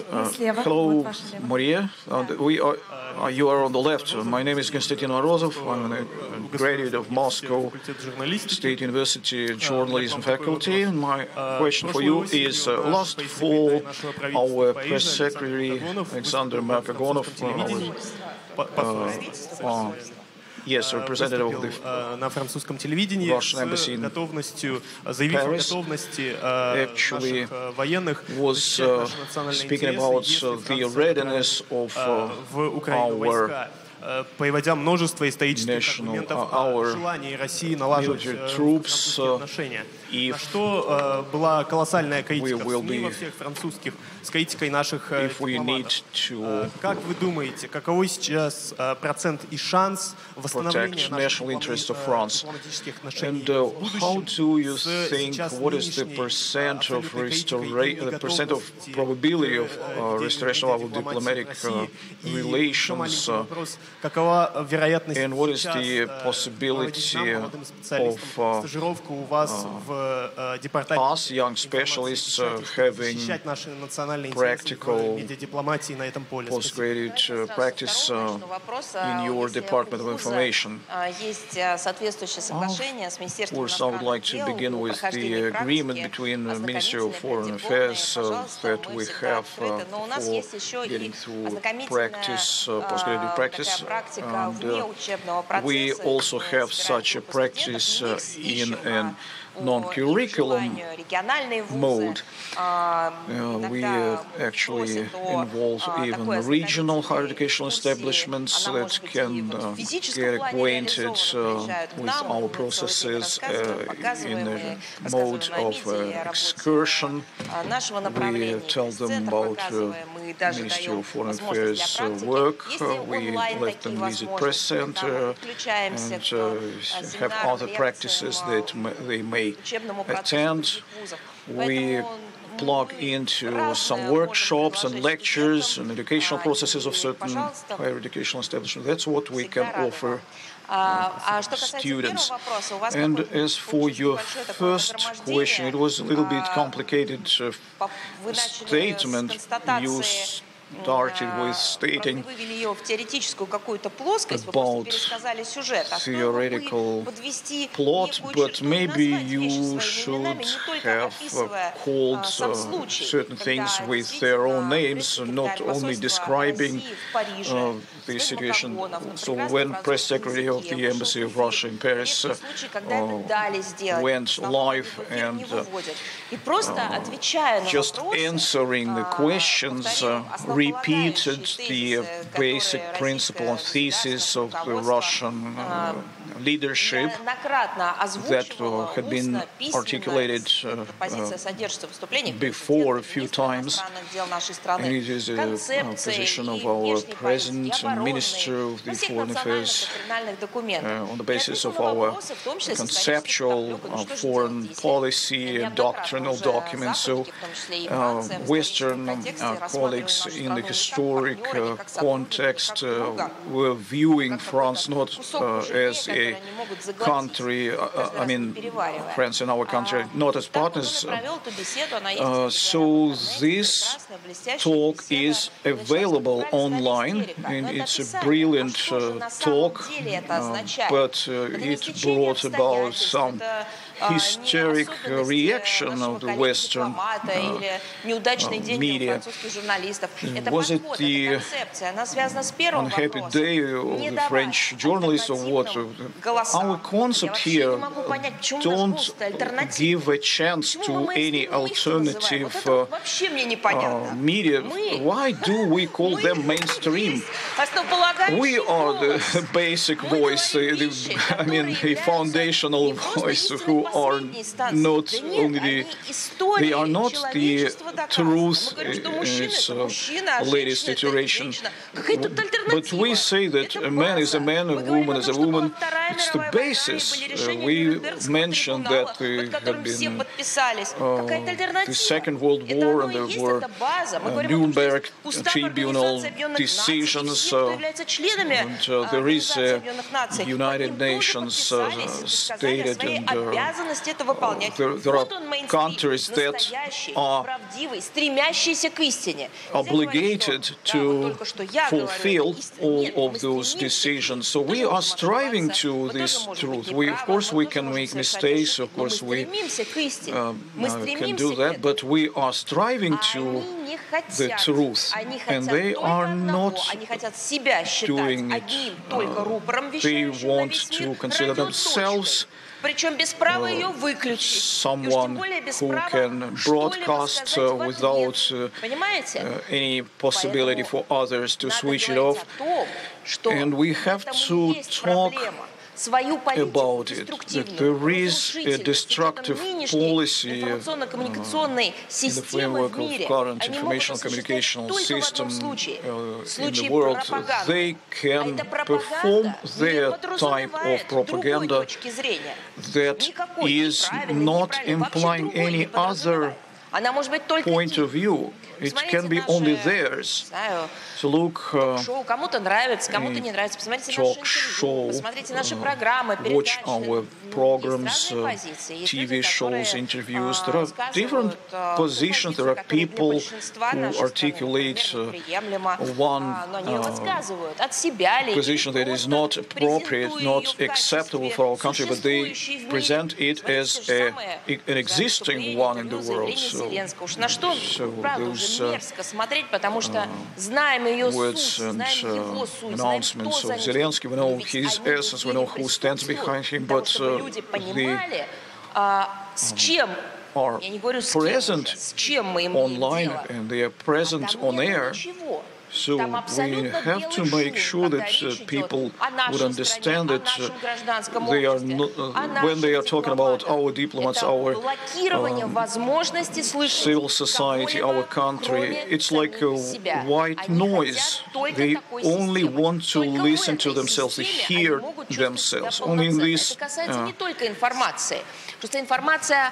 way they can feel themselves safe, and this approach is what they actually conduct everywhere else. And there is a World Trade Organization with its own rules. Countries were striving to get accepted there, actually accepting a number of obligations that would enable them to become full-fledged members. But in the end of the day, they found themselves that they formed themselves, they had to stay in these organizations playing by the other countries' rules. Today, there is an international right. They have distorted certain rules, and they call it some rules that they know, but nobody else knows. This is the right of the strong. But when it comes to science, art, is it the equal dialogue? Is it some opportunity to appeal, to defend your position, or, God forbid, try to oppose it? So if something goes wrong, you just get cancelled. You take every possible area. They have only the rights of the strongest and the cancellation of everybody who is not fitting in their world. And the information medium should provide for this, for the community to see nothing extra and basically reflect only on this single NATO radio that is singing the song. This is something that we have to discuss. As soon as we understand this, we will get the answer to your first remark, even without my comment. It's their problem. It's not we who should fit into their expectations. Not us who should be thinking that we should change, act differently, etc. It's they who have to get over this. Is it going to be them who are going to get over this, or maybe they're going to get help? No, I don't have the answer to this. But as soon as they get treated, as soon as they get healthy, it's then that we should get down to your question and giving them answer. Well, things are not that good. Make them wear masks. Здравствуйте, мы справа. Good day, we are on the right. Ms. Zakharova, good day. My name is Braga Sergei, Transnistro. I have a question from 500,000 people living in Transnistro. So is it true that you are not going to leave us behind? Because as it says in the good old song, it shouldn't be like the kids should be lost. Well, I don't think that you should address to your compatriots as the children. You can actually show how you can defend your own interests, how to eat, how to, etc. But when it comes to dignity, it's also the dignity of those who made this life even possible, who defended the honor, the dignity, the historic dignity. I wouldn't call you their kids, so you should actually teach many people the profound fundamental position that you're standing on. Okay, so to build up on what the forum is about, is it possible to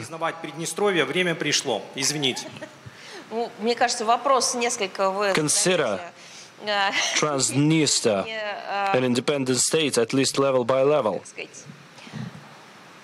Well, I think you should actually take it a bit higher. I can reiterate everything which was mentioned by the Russian government. We are not leaving our own behind.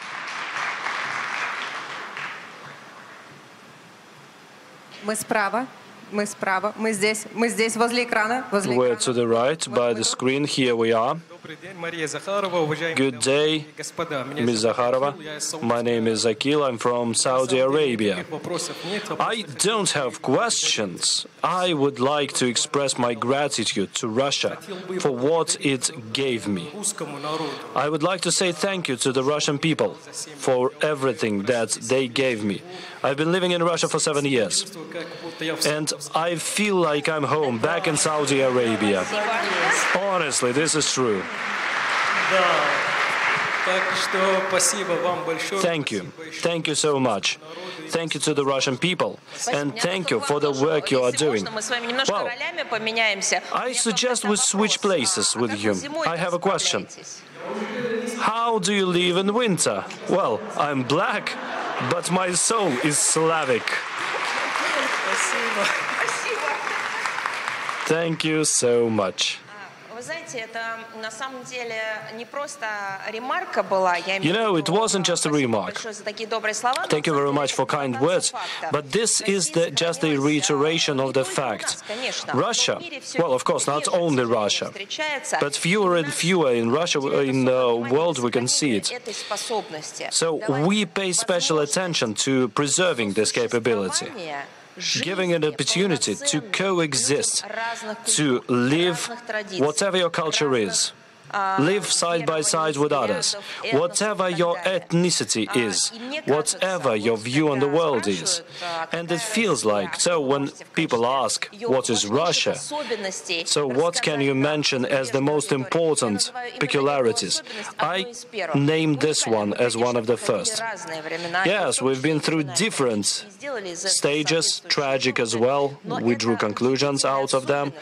But this is a surprising peculiarity which can be called unique for modern world, to make it so that people of different nationalities who have different mother tongues, the tongues that they speak in the night when they put their kids to bed, the language that they sing their lullabies in, to preserve this language. This should be done, and at that, the people should have this opportunity to learn Russian language, which is common for everybody.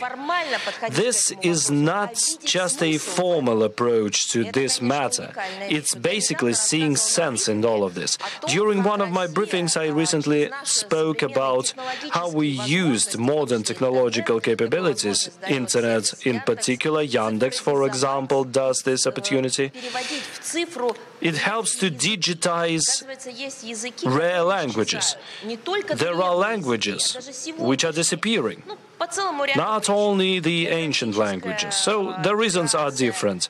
Geographic migration, changes due to globalization, industrial development, natural disasters, etc. So it all makes people look for better places to live, etc. So sometimes the rare languages simply disappear. There are languages which are spoken spoken by 10, 15 people max. We informed the international organizations about this, that we can preserve these languages in digits, not to show that we have those capabilities, but to make sure that our civilization does not get poor, that it adds up to the knowledge that it has. So that is why, thank you very much for being this live example of what I'm talking about. Лево, левее. To the left, yes, to the left.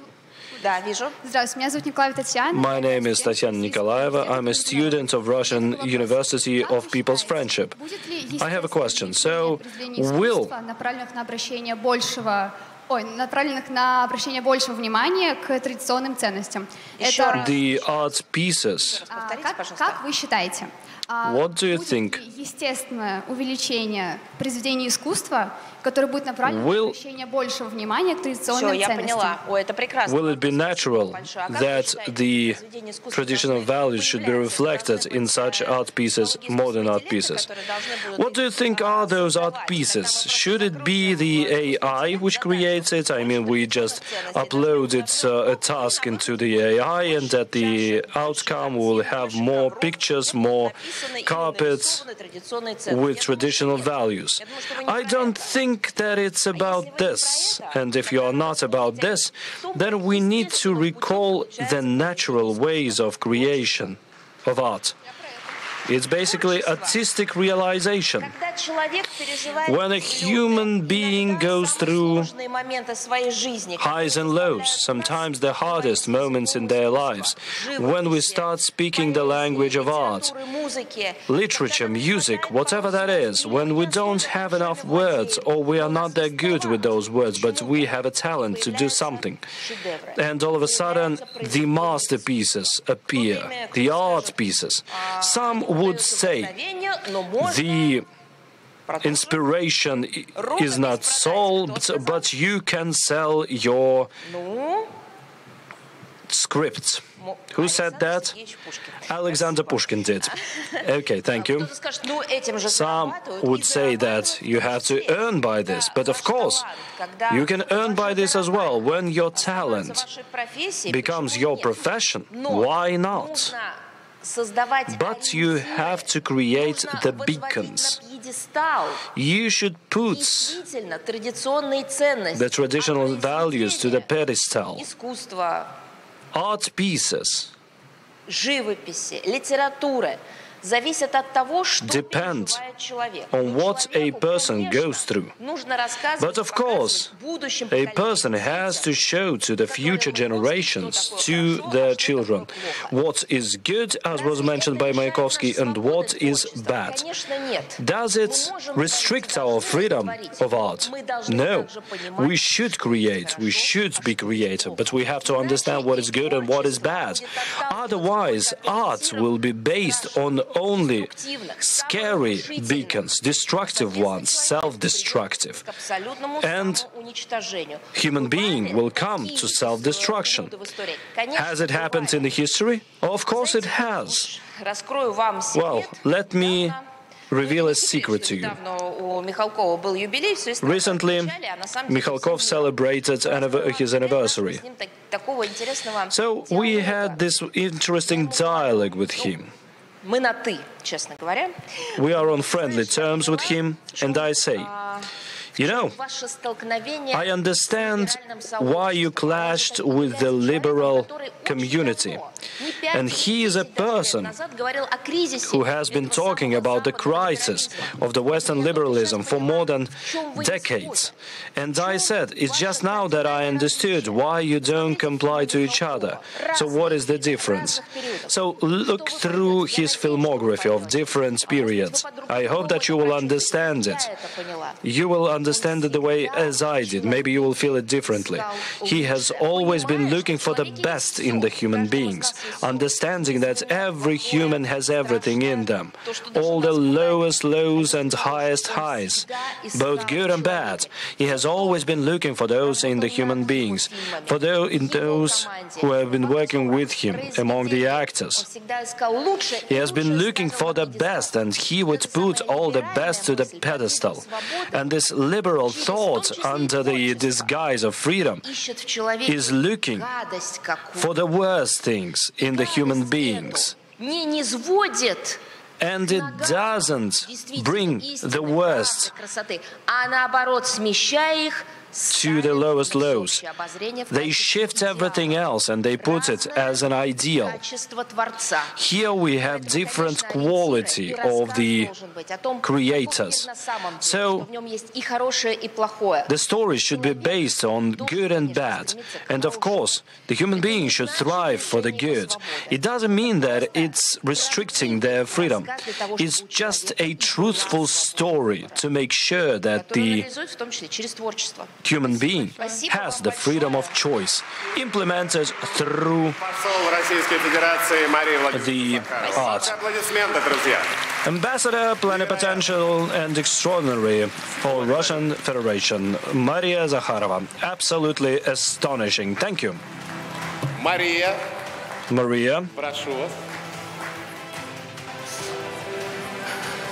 Дорогие друзья, расходиться не надо.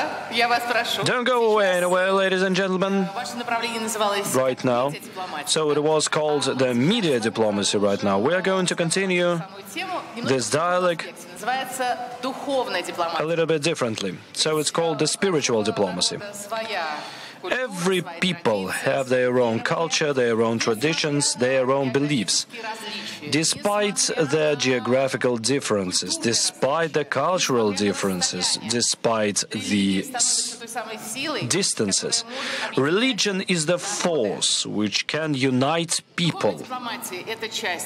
Spiritual diplomacy is a part of public diplomacy. And, of course, no human contradictions are standing in its way. I invite the new guest to discuss this, the chairman on the relations between the community, the religion, and media, Vladimir Ligoida. That's to you, Mr. Ligoida.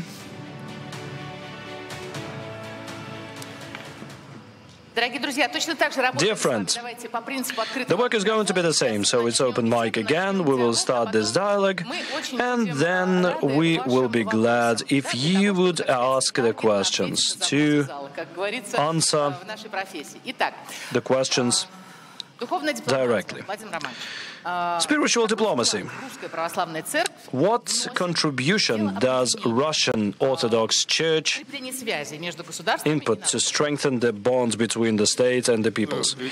Good day, everybody. If you don't mind, I would say that it's the worst option for a speaker to actually speak after Maria Zakharova. If I knew, I would think twice to come here. So I need to make a little clarification. Maybe it's not that obvious to everybody. Russian Orthodox Church is not the church of the Russian Federation. And the Russian Orthodox Church, Russian, is not about the country, Russia. It's about our tradition. There is such a notion as canonic territory, the territory of the responsibility of a pastor. So, and right now we are talking of 16 countries under our responsibility, so we are not guests there in those countries. And when the patriarch goes to Belarus, to Kazakhstan, he always says that whatever the passport is in his pocket, he came to his people, to his church. to his congregation. So this clarification might not be obvious to everybody. Of course, the Russian Federation is the biggest out of the 16 ones. So we also have China, but we don't have so many parishes there. Nevertheless, it's a very good experience as well. Japan is actually also a part of the Russian Orthodox Church. There are several communities there due to the work of the so-called Nikolai the Enlightener and the Nikolai the Japanese. But Russian Orthodox Church is located in Europe, in the US, in Africa in particular, and I think you know that from the point of view of development of Christianity, it's a strategically most important continent for us, because Christianity is developing most dynamically there. That is a most interesting thing. But of course, despite this geographic variety, it's the Russian tradition. Service is being held in different languages, by the way, not only the Church Slavic. Okay, you are strengthening bonds through your presence, right, in various states. This way or another, yes. But I would like to say that if we are talking about the life of the parish, usually, there are two categories of people. Our citizens who went there, went abroad for some reason, exchange students, let's say, or people working in embassies. When I was an exchange student, I actually asked whether we have the parish there. So, I mean, you might not go to church, but when you are when you are somewhere abroad for a long time, you just have to look for the points of the foundation, for the points of the basis, the pressure points, basically. So, and of course, there could be also people who are not linked to Russia blood-wise. I've been to the US, and we had our community consisting of Americans. Rockers, punks, etc. So different people who were actually into our religion. Okay, and how do you help the foreigners to understand our mentality? I'm getting down to the union of people. Evgeny Vodolaskin, in his novel Lover, has this dialogue. One of the foreigners says, well, our country is not understood by the foreigners, and his partner in dialogue is asking, so do you understand yourself? And he says, well, I don't think that we do either.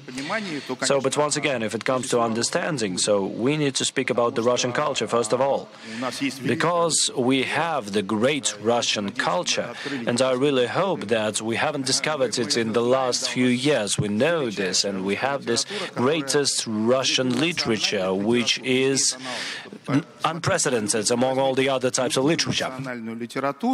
If we take any European literature, national literature, I don't take ancient Greece because this is another story.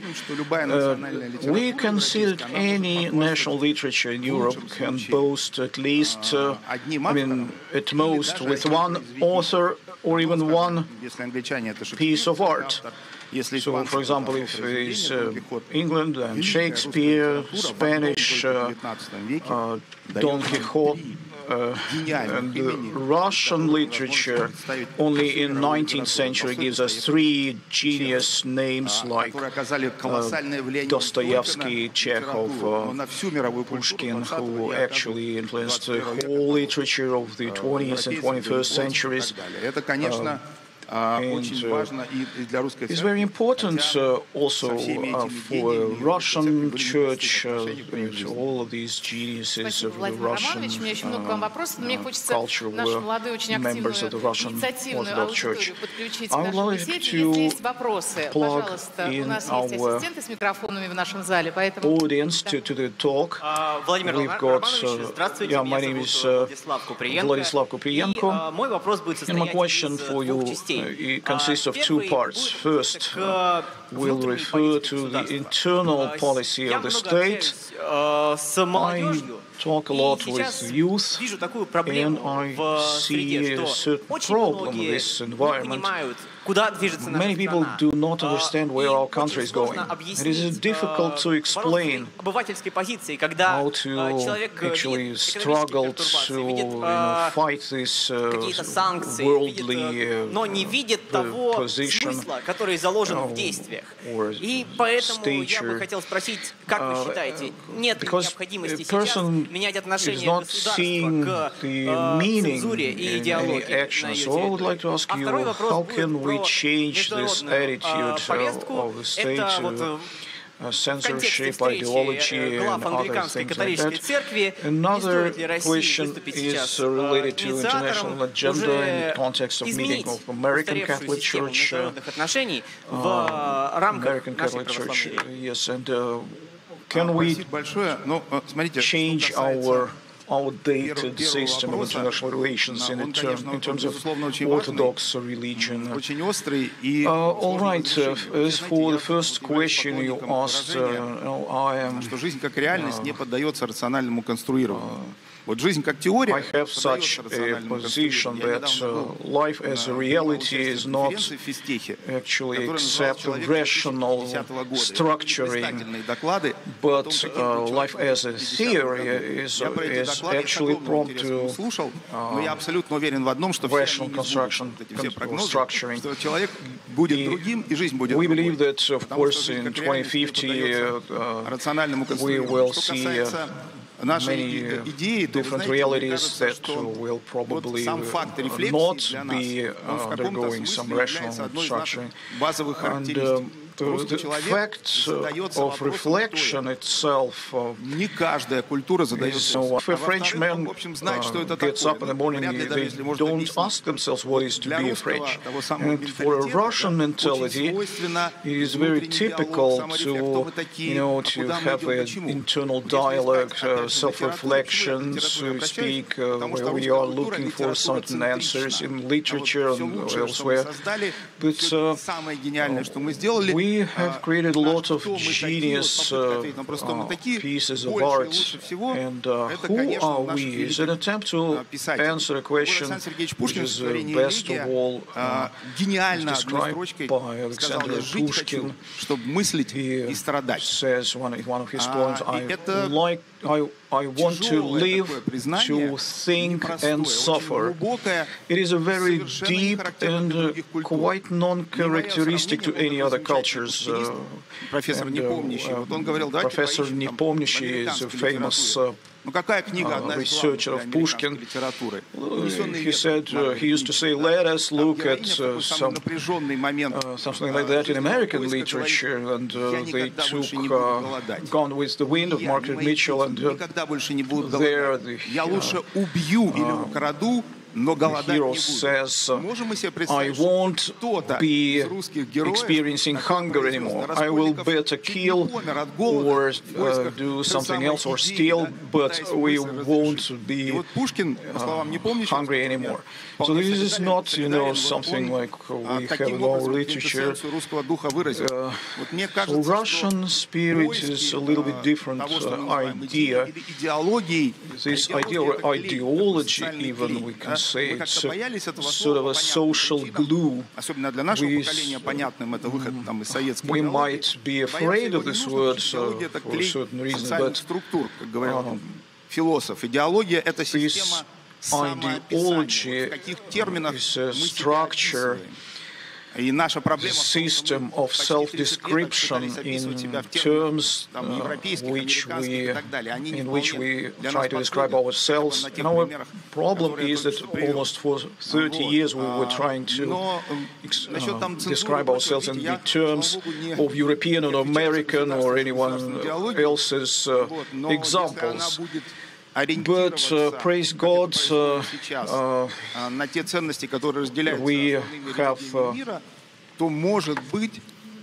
some landmarks in our culture. There are values, sometimes they are maybe not easy to implement in one's lives. So, but we have to strive to this. We have to have certain level of will. And regarding the second question, you meant trying to compare the systems of international relations. Если мы посмотрим на мировую историю, то можно говорить о том, что периодически сменяется поколение, умирает вместе с ним система международных отношений. Поэтому, как вы считаете, способна ли Россия сегодня взять на себя вот эту ответственную роль? Is able to take this responsibility and announce it in the framework of our traditional values, to announce it a leader. Actually, Russia is a leader, so maybe officially it is not necessarily, it is not necessary to announce about it, but it seems to me that it is important that we wouldn't actually be caught in so spiritual pride, let's say, and not get into this category, because of course we are great, we are good, we are wonderful, and but it doesn't mean we can rest and doing nothing. When we began this discussion about patriotism, I got across a quote of young writer Prishvin. He came over to Gippius and showed her his pieces of art, and she looked through and said, "Young man, go and read Pushkin." And 30 years passed, and in his diary he writes, "I finally matured to understand Pushkin." So he, as a writer, understood a great masterpiece of Pushkin, Kapitanskaya Dochka, Captain's Daughter. So my motherland, my homeland is not, Yelets, where I was born, not St. Petersburg, where I used to live, but my homeland is Captain's Daughter of Pushkin. That's why. Could I ask myself, could I speak like Prishvin? My homeland is Captain's Daughter of Pushkin. This book is about dignity. This is a book about love. It is, as one of our contemporary writers mentioned, Captain's Daughter was written about the same time as Taras Bulba was written by Gogol. It seems to me that it is important to all of us consider ourselves a great country and successors of the great ancestors. We still have to know about something they were talking about and they meant. And only in this case we can call ourselves their successors. Thank you very much for these questions, dear friends. I was watching you, and of course we have a very famous lecturer in our audience, and I believe that it is really important to hear something I can share with us. So I see we have another hand. Dear friends, let us take a question from the left. Hello, my name is Maria Sivkova. I'm from Ryazan region. I've been studying in Ryazan State University, named after Sergei Yesenin. And my question for you is, my personal observation is I try to reason about the contemporary youth, modern youth. There is an opinion that religion becomes not interesting to youth. What pieces of art, what books would you recommend to read to our youth about religious thinking, religious concepts? Thank you very much. Thanks in advance for your reply. You know, a person might not really understand it fully, but it is well accepted to consider someone religious when a person knows how to fast, how to pray. The crucial key question is a major religious question. What is death? What do we know about our future? We know only one thing for sure. We all will die. We will all die. It is true. And a human is different from an animal, like a dog, that he really realizes his finite that he is a finite being. And any religion is a way of overcoming death, an attempt to answer the question, what is death? And an attempt to answer the question, what is life? And here we can take Pushkin and, for example, we can rephrase Pushkin and say, I want to live, to dance and drink. You know, it's your choice. You have to make this choice. For example, it seems to you that there is some religious tradition, like some priests on Mercedes, driving Mercedes, and some other stereotypes. So it looks strange. Every day we face certain problems. But as for texts, I won't open in America. There is an excellent video by Tatiana Chernigovskaya, our famous scientist and popularizer of the science, when they asked her what book would you take to an uninhabited island, she says the Bible.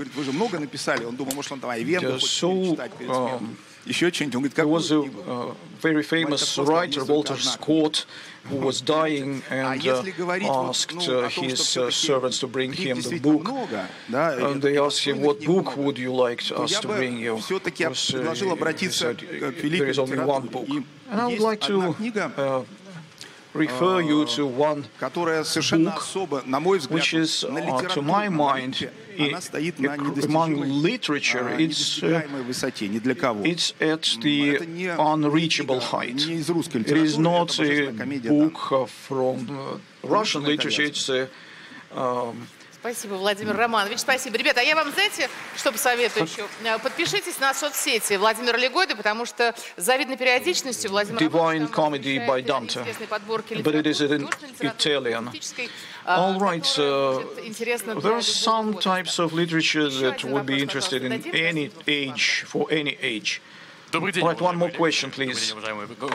Dear guests, my name is Daniil. I'm actually studying in Ryazan.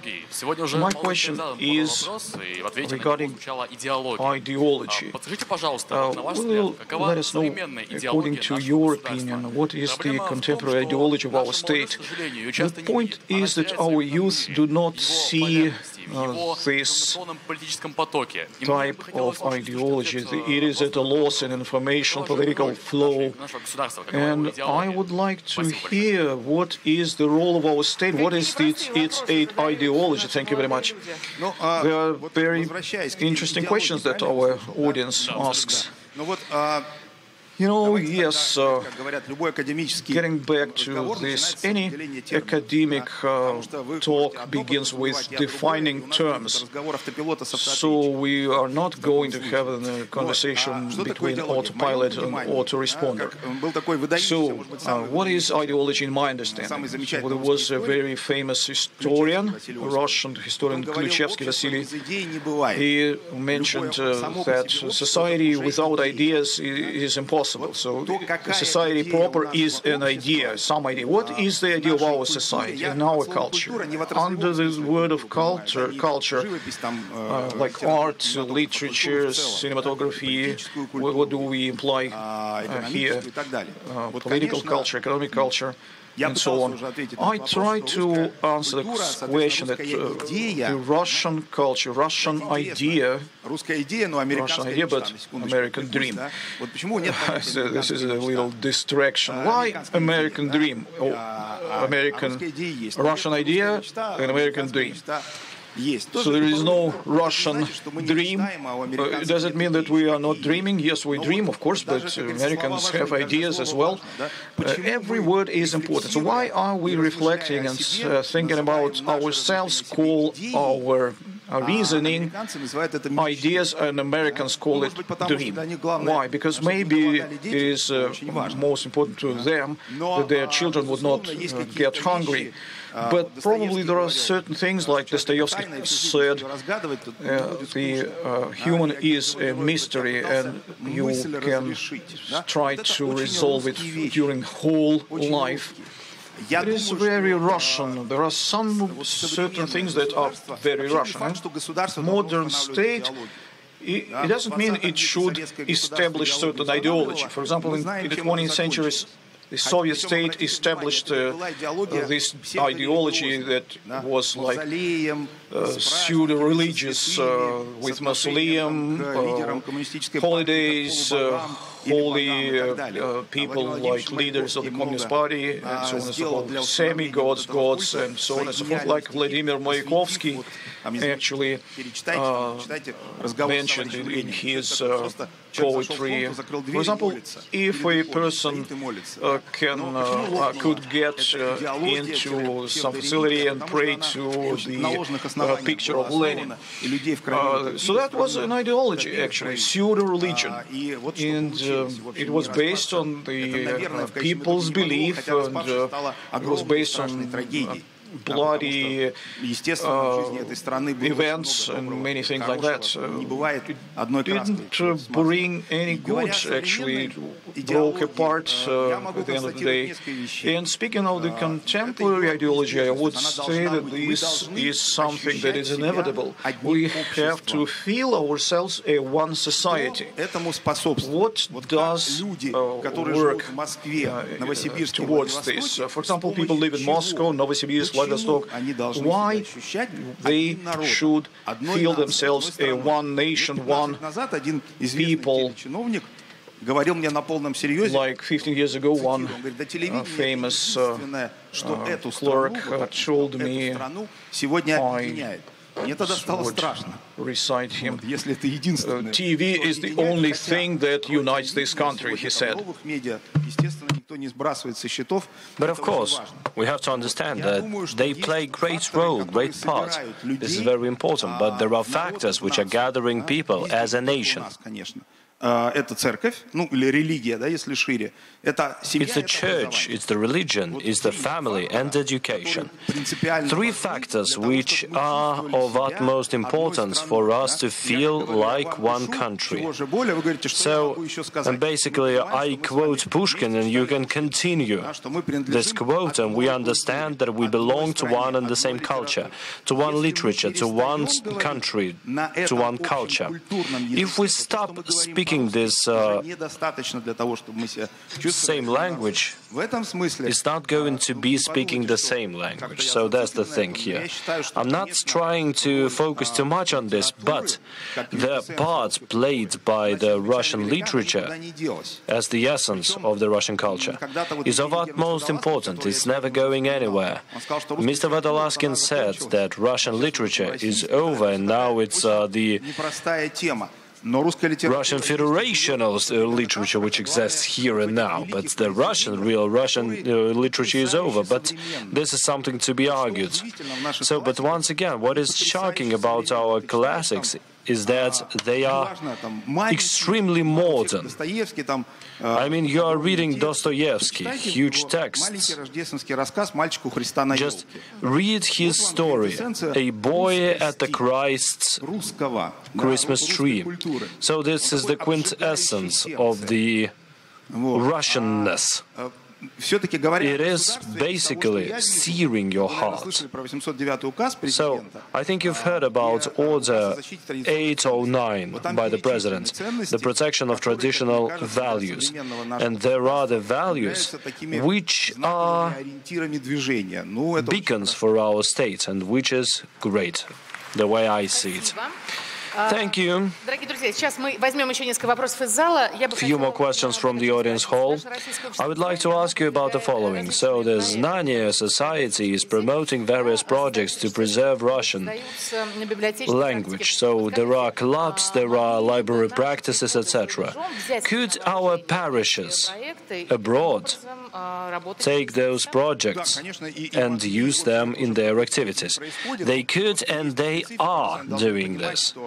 So, but once again, if we take the European parishes, so who are the people in the congregation? There are different people.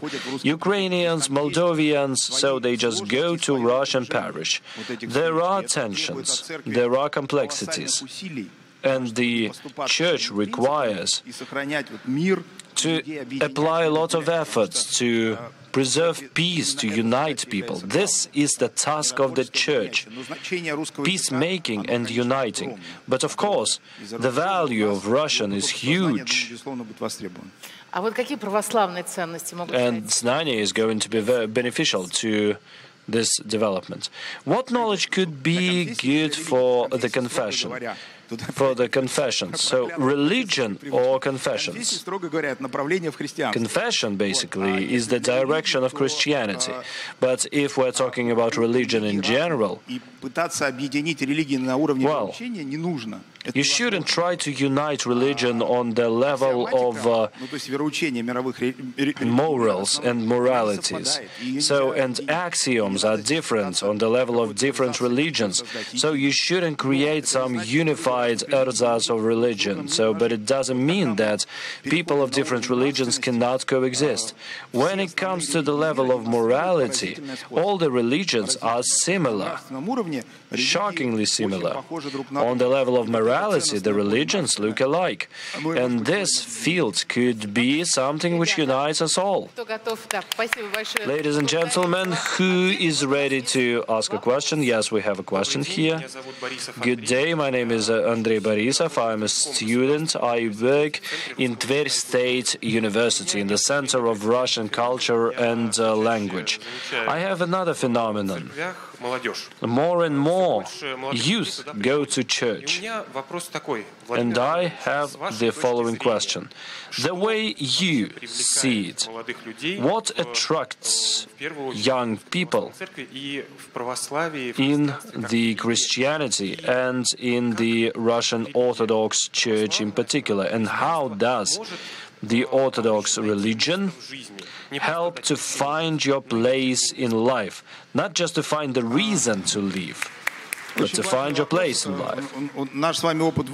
It's a very important question. My experience is the same. I've been in the profession for quite a while now, and I can see more and more youth there.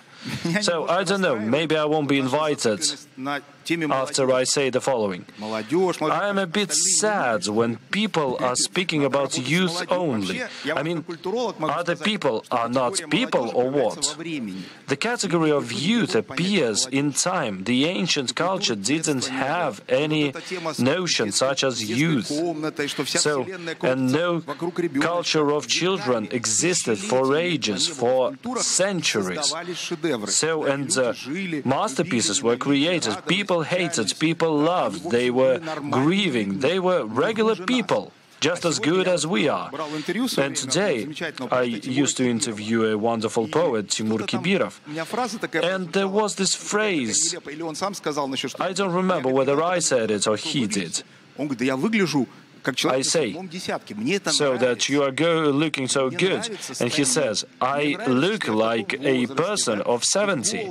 I like to be a person of 70. So, and the voice of any person should be heard, whether you are 70 or you are 20.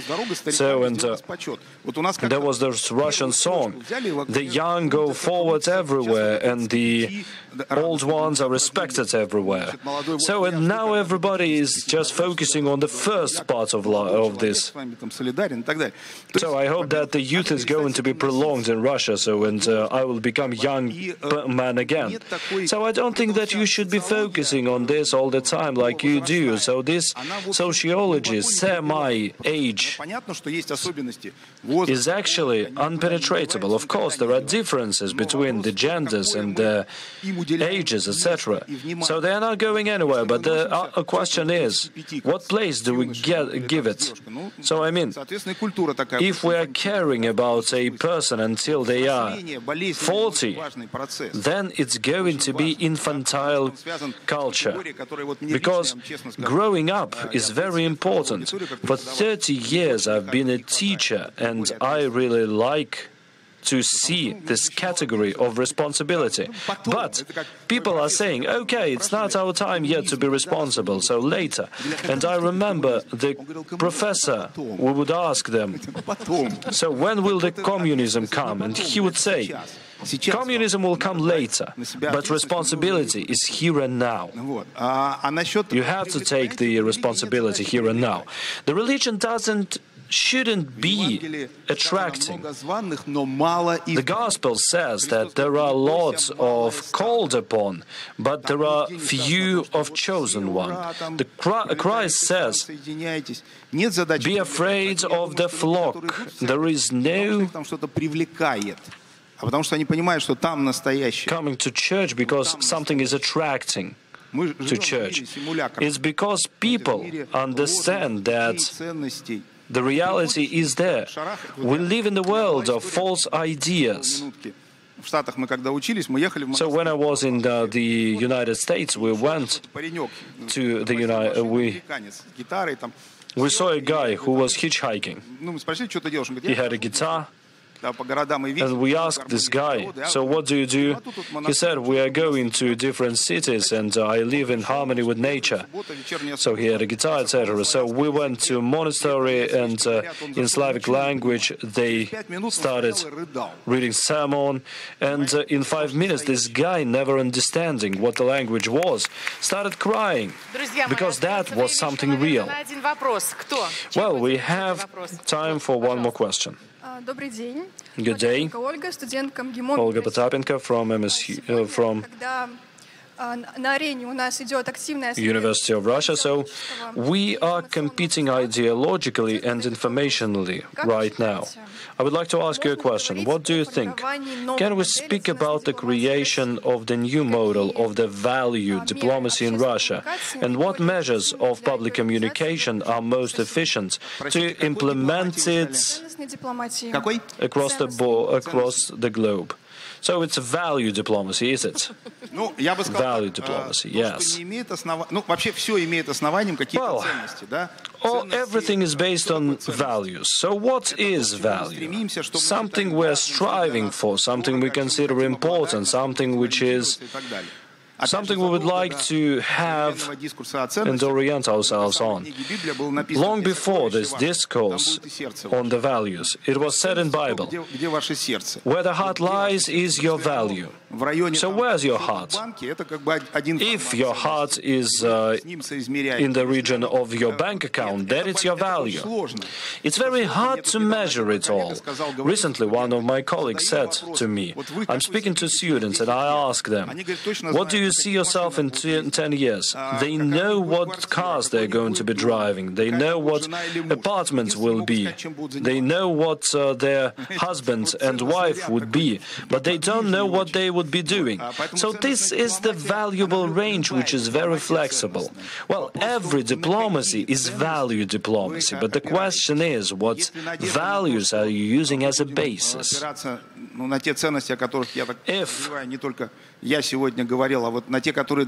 we are going to use the values which are important for all of us, in particular those mentioned in Order 809, then there is hope. But speaking about formats, я бы сказал так, помимо всего I would say, put it like this. И понимаете, вам наверняка все это говорят, я бы сказал так. I'm sure you get explained it all. The horizontal links. The modern world is very interesting. Strengthen your horizontal bonds. Thank you. Thank you. A round of applause to you. Thank you very much for this lively dialogue. Thank you very much to those who participated in this dialogue. Thank you, Chairman of the Synodal Department on Relations between Church, Society and Mass Media. An announcement, ladies and gentlemen. At 5:10, we are going to have the next part, which is called Humanitarian Diplomacy. 5:10 p.m. Come back here as well. Please pay your attention to QR code, which should appear on both sides of the stage. Follow the link. The organizers need...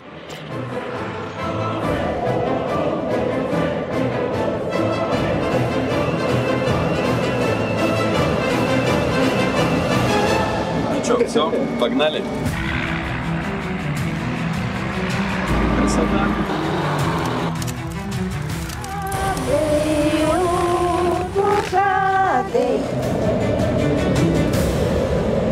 У нас начался еще один день. Впереди, перед нами атомный ледокол «Урал». Счастливого перехода. Красавчик, смотри.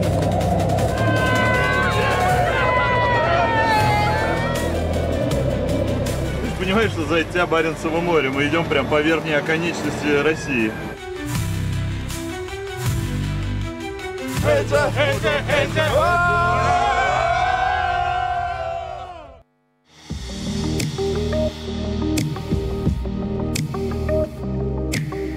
Многие из нас считают себя патриотами своей родины, уважают ее культуру, хранят традиции, гордятся своим народом. Но настоящий патриотизм – это не просто чувство. В первую очередь, это действие. Протянуть руку тому, кто нуждается в помощи. Беречь природу своей страны. Поддерживать чистоту и порядок в своем доме, в своем дворе. Знать историю своей родины и чтить память ее героев. Уважать культурные традиции разных народов. Только настоящий патриот своей родины способен на такие поступки.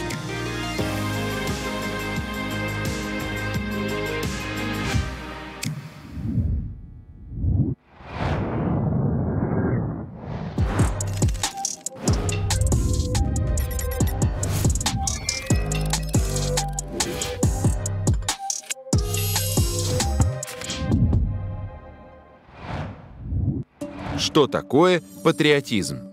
Кто они, истинные патриоты своей родины? Какой подвиг совершил Евпатий Калаврат? Когда в школах отменили уроки российской истории? Как патриотизм возрождается в России сегодня? Слово «патриотизм» произошло от греческого «патрис», что означает «отечество» или «страна отцов». Настоящий патриот гордится прошлым и настоящим своего государства. Он готов в трудную минуту прийти на помощь своей родине. Вот что писал об этом советский педагог Василий Сухомлинский. Любовь к отчизне и любовь к людям – это два быстрых потока, которые, сливаясь, образуют могучую реку патриотизма. Истоки патриотизма уходят в глубокую древность, когда Русь сражалась с многочисленными захватчиками, отстаивая свою независимость и территориальную целостность. Свой боевой путь наша страна проходила под щитом и мечом самоотверженных, смелых защитников, настоящих патриотов своей родины. Великого русского князя Святослава Игоревича принято изображать грозным воином. Он был одним из самых успешных военачальников древнерусского государства. Большую часть жизни провел в походах, защищая русскую землю. За свою удаль и удачу в сражениях получил прозвище «Храбрый». А с легкой руки историка Николая Карамзина князя Святослава называют также древнерусским Александром Македонским. Первые походы великий князь предпринял против хазарского каганата. Это было мощное государство на юго-востоке от русских границ. Соседство было неспокойным. Хазары совершали набеги на мирное население, сжигали целые деревни и облагали данью отдельные племена. Началом гибели Хазарии стало взятие Святославом пограничного города-крепости Саркел на реке Дон летом 965 года. Затем были разбиты возглавляемые Каганом войска хазар, а после русы заняли хазарскую столицу Итиль. Конец Хазарии означал объединение в едином государстве – Киевской Руси, большей части восточнославянских племен. Поход великого князя навсегда вывел каганат с политической арены и открыл Руси путь на восток. В конце 1237 года на русскую землю вторглось войско хана Батыя, монгольского правителя и грозного военачальника, завоевателя огромных территорий. Первая волна нашествия пришлась на Рязанское княжество. 6 дней защитники Рязани мужественно обороняли город, обрушивая на головы захватчиков камни, стрелы, кипящую смолу. Бросались в рукопашную, но силы были неравны. К монголам на помощь прибывали все новые и новые отряды. В штурме города была задействована осадная техника, мощные стенобитные орудия, которым не могли противостоять крепостные стены. На 6-й день город пал. Враги устроили там настоящую резню, не жалея ни женщин, ни детей, ни стариков. Погиб от рук захватчиков и рязанский князь Юрий Игоревич. Разорив Рязань, монголы пошли дальше, стирая с лица земли города и городища Рязанского княжества. Об этом трагическом событии нашей истории рассказывает повесть о разорении Рязани Батыем, произведение древнерусской литературы, которое сохранилось до наших дней. Одним из героев этого эпоса был Евпатий Калаврат. Рязанский боярин собрал 1700 человек, с которыми дал неравный бой Батыю под Суздалем. Противник понес серьезные потери. Однако сам Евпатий Калаврат и все его воины пали в бою.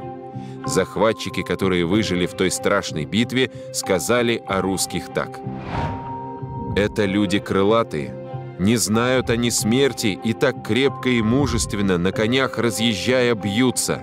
1 с 1000, а 2 с 10 000. Ни один из них не съедет живым с побоища». Бесстрашные воины испокон веков шли в бой с верой в сердцах. Легендарный военачальник Александр Невский перед битвой, которая и дала ему это прозвище, вместе с дружиной молился в храме, а после принял благословение от архиепископа Спиридона. Архиепископ благословил князя и всю русскую дружину на битву, осенив военачальника образами Александра Воина и Георгия Победоносца. «Братья, нас немного, а враг силен, но Бог не в силе, а в правде». Интересный факт. Александр Невский за всю свою жизнь не проиграл ни одного сражения, а во время знаменитой Невской битвы, когда русские солдаты разгромили войско шведов, напавших на Новгородчину, полководцу было всего 20 лет. Еще один великий русский полководец Александр Суворов всегда начинал сражение с молитвы, а заканчивал благодарностью Богу. Суворов считал, что патриотизм не может существовать без веры. Безверное войско учить, что перегорелое железо точить. Чем прославился летчик Алексей Моресьев? Какие слова перед казнью произнесла Зоя Космодемьянская? Что такое «дикая дивизия»? Представители всех традиционных религий в тяжкие времена для нашей Родины вставали на ее защиту. В Отечественной войне 1812 года башкиро-татарские конные полки смело бились в сражениях с армией Наполеона. За их вклад в победу над французскими захватчиками в 1823 году император Александр II дал разрешение на строительство исторической мечети в городе Москве. Во время Первой мировой войны мусульмане, уроженцы Северного Кавказа, которые не подлежали призыву на военную службу, массово пошли добровольцами в войска. Из них была сформирована дикая дивизия, сражавшаяся на Юго-Западном фронте и участвовавшая в знаменитом Брусиловском прорыве. Около 3500 горцев дикой дивизии были награждены Георгиевскими крестами и Георгиевскими медалями за храбрость. В Отечественной войне 1812 года все народы Российской империи сплотились против армии Наполеона. Крестьянство развернуло партизанскую борьбу против захватчиков. Было основано народное ополчение.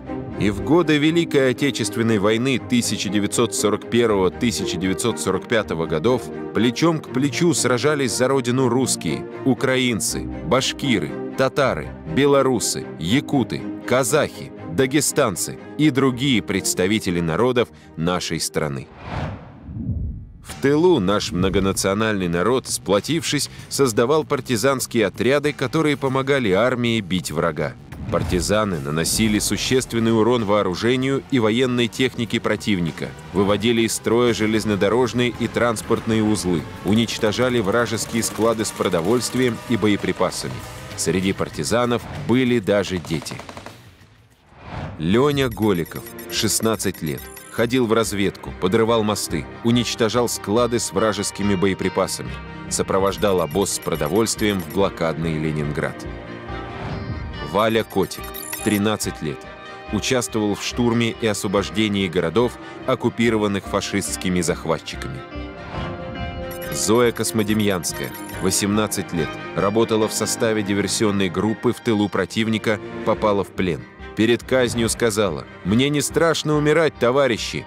Это счастье умереть за свой народ. Сколько нас не вешайте, всех не перевешаете. Нас 170 миллионов. За меня вам наши товарищи отомстят».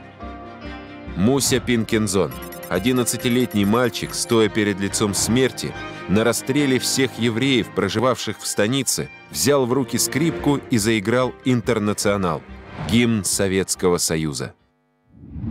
Алексей Петрович Моресьев, один из самых известных летчиков-истребителей Великой Отечественной войны. 5 апреля 1942 года в воздушном бою под Новгородом его самолет был подбит и упал на лес в тылу врага. 18 суток в лютый мороз Моресьев без воды и еды сначала на покалеченных ногах, а затем ползком пробирался к своим, раненый, но не сломленный. С линии фронта летчика доставили в военный госпиталь в Москву. После ампутации голени обеих ног, проявив необычайную силу воли, Моресьев освоил протезы и начал тренироваться, готовясь к тому, чтобы летать с ними. Обучение длилось более 5 месяцев. В начале 1943 года Моресьев прошел медкомиссию и, получив разрешение летать, вернулся на фронт, потому что не мог быть в стороне, пока враг не повержен. Алексей Петрович участвовал в боях на Курской дуге и в Прибалтике. Всего в годы войны Моресьев совершил 86 боевых вылетов, провел 26 воздушных боев, в которых лично сбил 11 самолетов противника, в том числе 7 после ампутации ног. Специальная военная операция на Украине тоже сплотила наш народ. Спасение людей в Донбассе, создание условий, которые обеспечат гарантии безопасности нашей Родине, борьба с фашизмом, самым страшным врагом человечества. Вот задачи спецоперации. Люди разных возрастов, профессий, убеждений, вероисповедания бросили все свои силы на борьбу с врагом. Они сплотились и в тылу, и на фронте. Пока воины сражаются с врагом, мирные граждане работают на заводах. Волонтеры собирают гуманитарную помощь, доставляют лекарства, плетут маскировочные сети, готовят обеды для бойцов. Бабушки вяжут носки, дети пишут письма поддержки на фронт. Сегодня мы вместе проходим сложный, непростой путь. И преодолеваем все трудности тоже вместе. Иначе и быть не могло, ведь мы воспитаны на примере наших великих предков и обязаны быть достойными их заветов, которые передаются из поколения в поколение. С давних времен наша страна боролась за свою независимость, отстаивала свое право быть суверенным государством. Именно поэтому Россия сегодня – это мощная самостоятельная держава, которая способна защитить свои границы и отстоять свои права перед всем мировым сообществом. Единство нашего народа. И это не фигура речи. Мы все об этом хорошо знаем. Когда народ России сплочен, един, нам нет равных. И это главнейшее условие всех наших достижений и всех наших побед. Как возрождали патриотизм в Советском Союзе? Чем прославился физик Петр Капица? Как появилась Третьяковская галерея? Патриотизм – это же не только и не столько про войну. Патриотизм – это про созидание и, конечно, про защиту созданного. Желание сделать этот мир лучше, проявить заботу и поддержку по отношению ко всем людям, украсить свою страну – все это тоже патриотизм. Сквозь века из одной эпохи в другую мы вместе делаем нашу Родину величественной и прекрасной.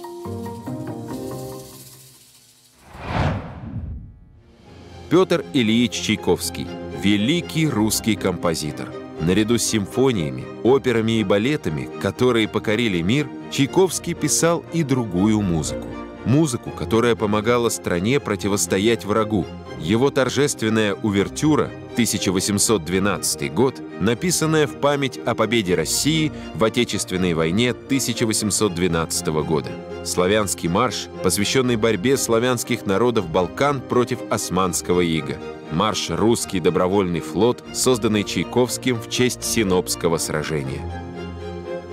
В годы Великой Отечественной войны эти произведения исполняли музыканты в осажденной Москве в блокадном Ленинграде. В глубоком тылу музыка Петра Ильича Чайковского вдохновляла русский народ на борьбу с фашистскими захватчиками, с каждым аккордом приближая победу. Я еще не встречал человека, более меня влюбленного в матушку Русь вообще и в ее великорусские части в особенности. Я страстно люблю русского человека, русскую речь, русский склад ума, русскую красоту лиц, русские обычаи. Русский купец Павел Третьяков в 1856 году приобрел первые картины, настоящие произведения искусства, которые положили начало знаменитому собранию отечественных шедевров. Уже в 1874 году в Москве открылась для посещения Третьяковская галерея, сегодня знаменитая на весь мир.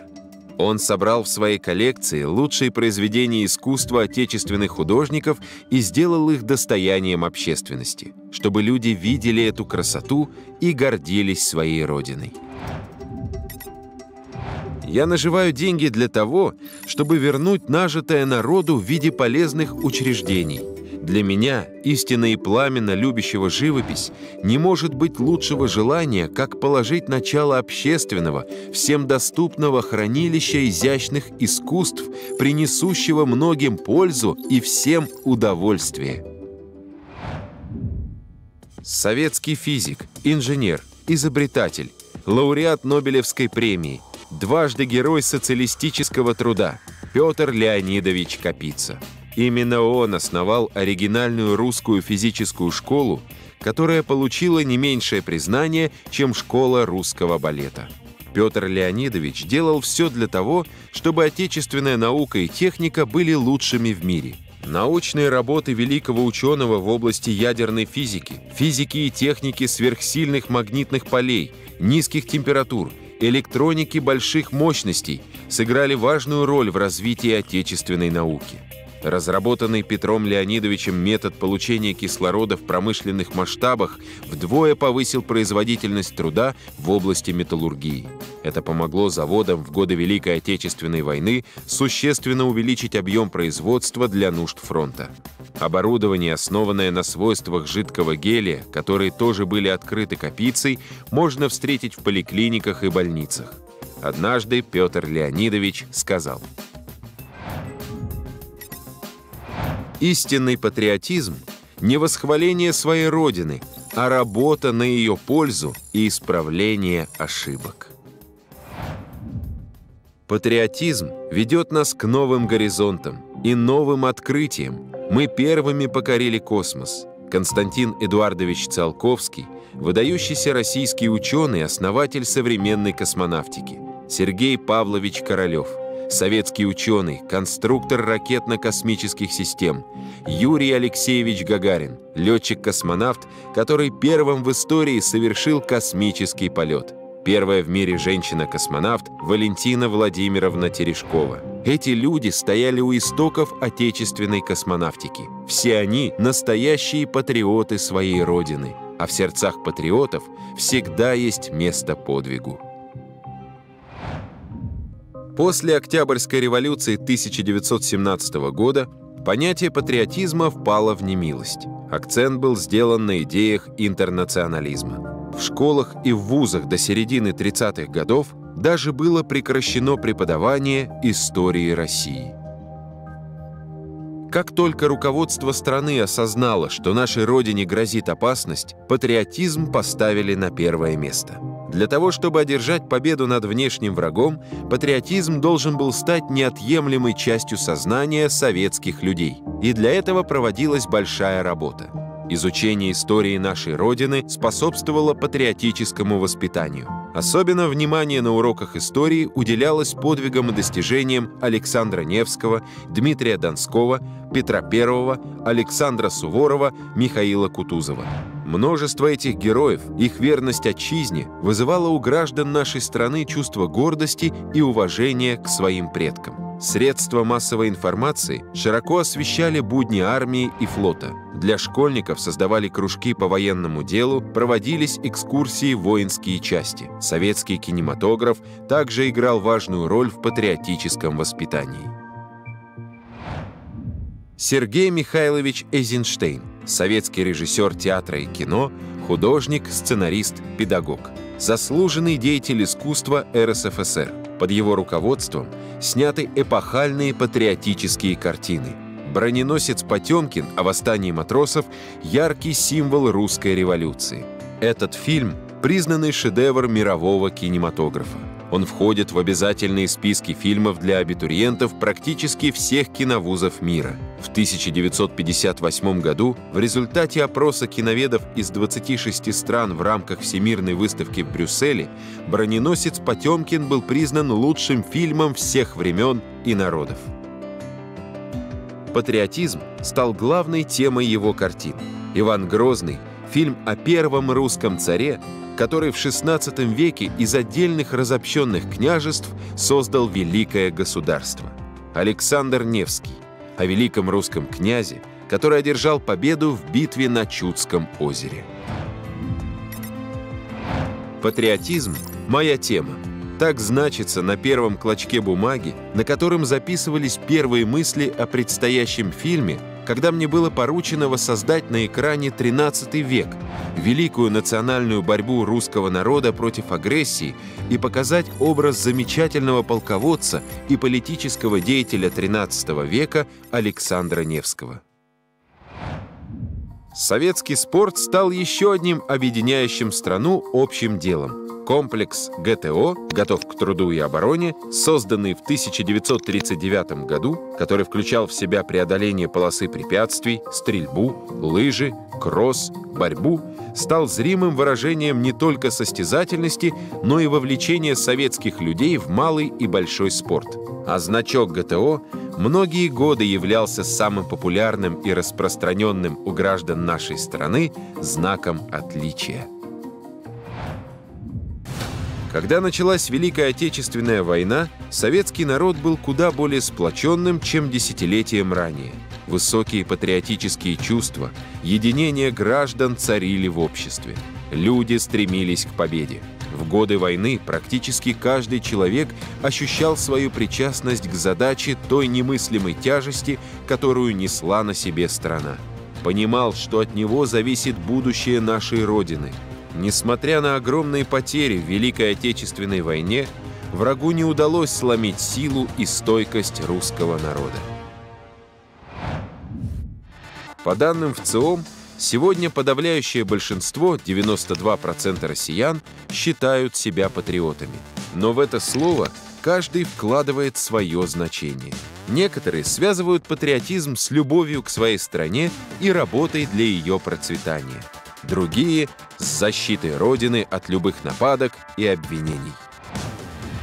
Среди событий, которые произошли за последние 10-15 лет, особое чувство гордости у россиян вызывают возвращение Крыма и строительство моста через Керченский пролив на полуостров, достижения российских спортсменов, независимая политика на фоне санкционного давления, защита населения Донбасса, Запорожья и Херсонщины. Быть патриотом – суть, природа и характера российского народа. Сейчас в ходе специальной военной операции наши герои, солдаты и офицеры, добровольцы проявляют именно такие высшие человеческие качества. Бьются отважно, плечом к плечу, как братья, ради спасения людей Донбасса, ради мирного неба для наших детей и внуков, ради родной страны, которая всегда будет только свободной и независимой. Патриотизм – это участие в судьбе своего народа. Любовь к родине и к людям, которые в ней живут, растит в каждом из нас самые лучшие чувства. Не будет преувеличением сказать, что патриотизм строит заводы, прокладывает улицы, возводит новые комфортные дома. В 2017 году, благодаря усилиям местного предпринимателя, в Краснодаре вырос огромный парк и спортивная арена, которые стали достоянием города. Жители и гости Краснодара каждый день прикасаются к прекрасному и ощущают гордость за свою родину, глядя на это великолепие, подаренное городу от чистого сердца. В Волгограде футбольный тренер построил на свои деньги стадион для местных детишек. Создал школу, чтобы в комфортных условиях растить новые поколения спортсменов из своего родного города. Таких инициатив становится все больше. Не только грандиозных, но и, казалось бы, совсем локальных проявлений любви к своему дому и к тем людям, которые тебя окружают. Граждане выходят на субботники, сажают аллеи, помогают нуждающимся. Патриотизм, любовь к Отечеству – вот наша национальная идея. Благодаря ей объединяются народы нашей страны, чувствуя надежную опору и поддержку друг друга. Патриотизм – залог эффективного развития российской государственности, основа национальной безопасности России. Патриотизм – это возможность для каждого из нас стать героем своей Родины, потому что истинный патриот всегда готов к подвигу. Не обязательно на войне, но и в мирной жизни, и даже в рядовой и бытовой ситуации. Еще одно, последнее здесь, но не последнее по значению – любовь к родине. Это всегда взаимно.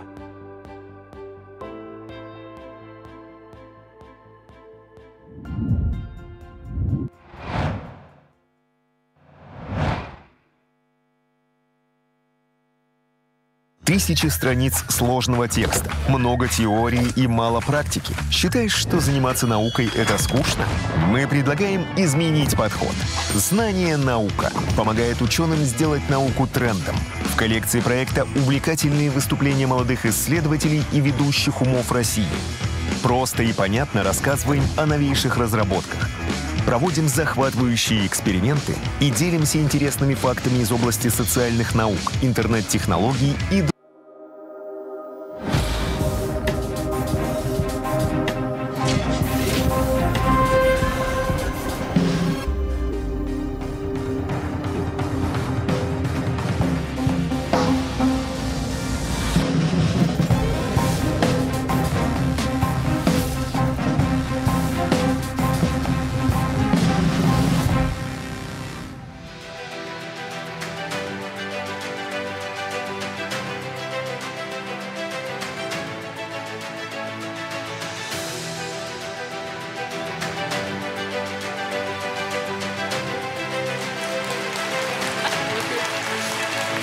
что ж, дорогие друзья, мы продолжаем наш международный форум сотрудничества «100 лет народной дипломатии». Есть особая миссия, которая дарит людям надежду даже в самые сложные и трудные времена. Even in most trying times, humanitarian diplomacy is when people forget about borders, about languages and culture, and they unite themselves in one and the same urge and desire to help each other. The emergency services workers, so the saving lives, delivering humanitarian aid. Honored rescuer of the Russian Federation, hero of Russia, Vladimir Ligoshin. Deputy head of the Spas Center of Russia, honored doctor of Russia, Igor Likirevich. Rescuer of international class, honored rescuer of the Russian Federation, Dmitry Gorinny. Прошу.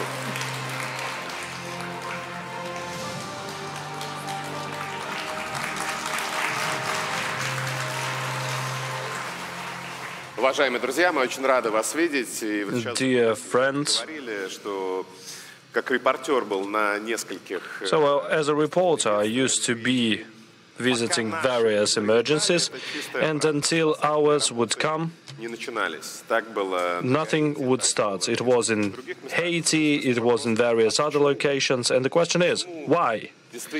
Why? Quite often,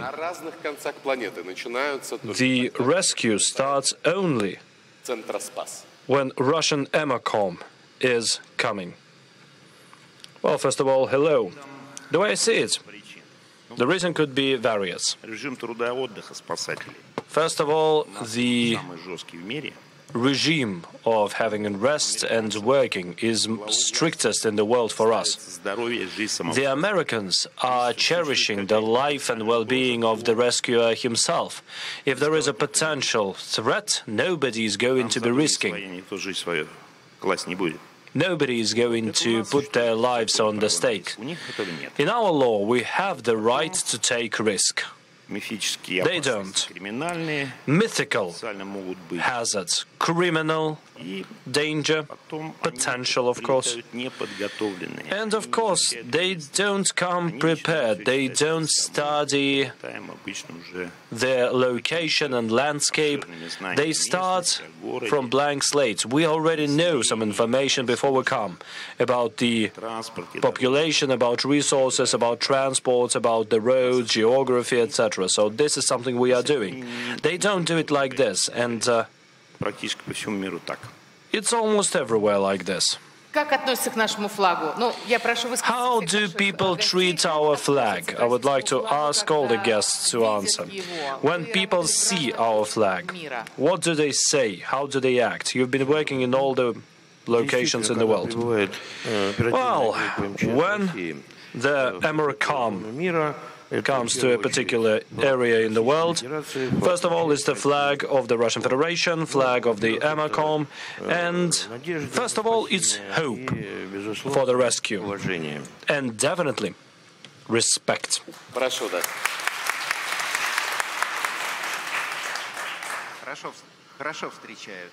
Yes, people welcome us. And they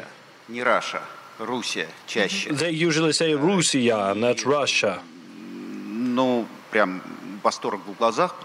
This association is, well, making them excited. They are not scared, they know us. And how do you overcome the language barrier, the cultural barrier? So you just come there, you unpack and get down to work? Well, we, the rescuers of the international class, learn English. This is a part of our attestation. And also, when it comes to rescue, English is international. Terminology is rather specific. It's not vague or obscure. It's very specific. For most regions we work in, English is not native.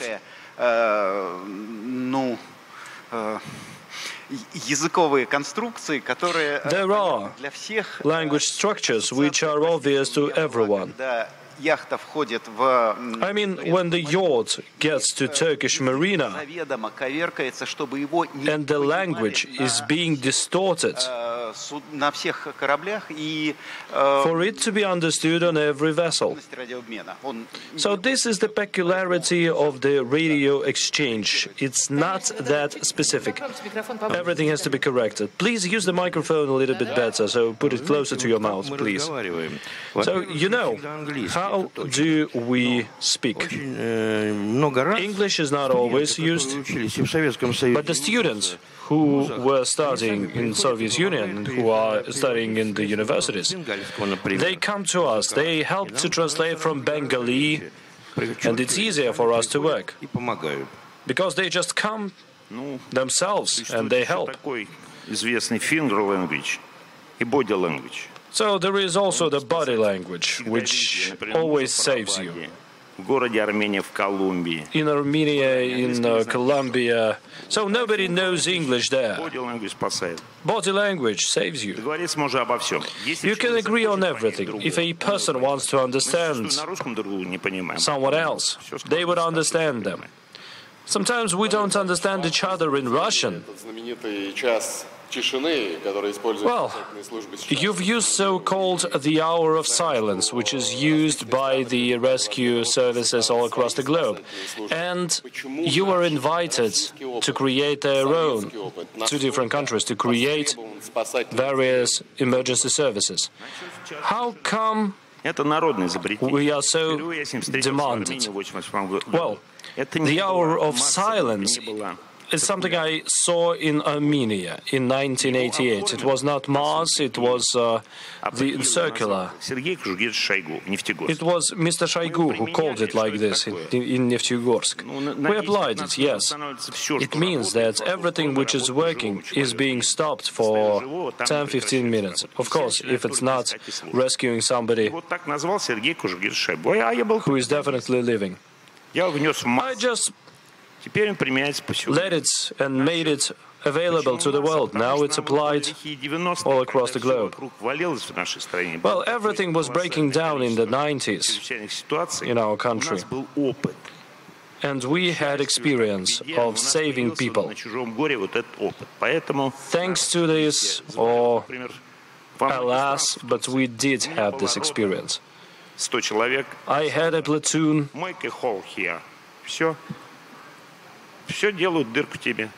And I say, make a hole here, and they would make a hole, and so in half a year they would get a wonderful team of rescuers.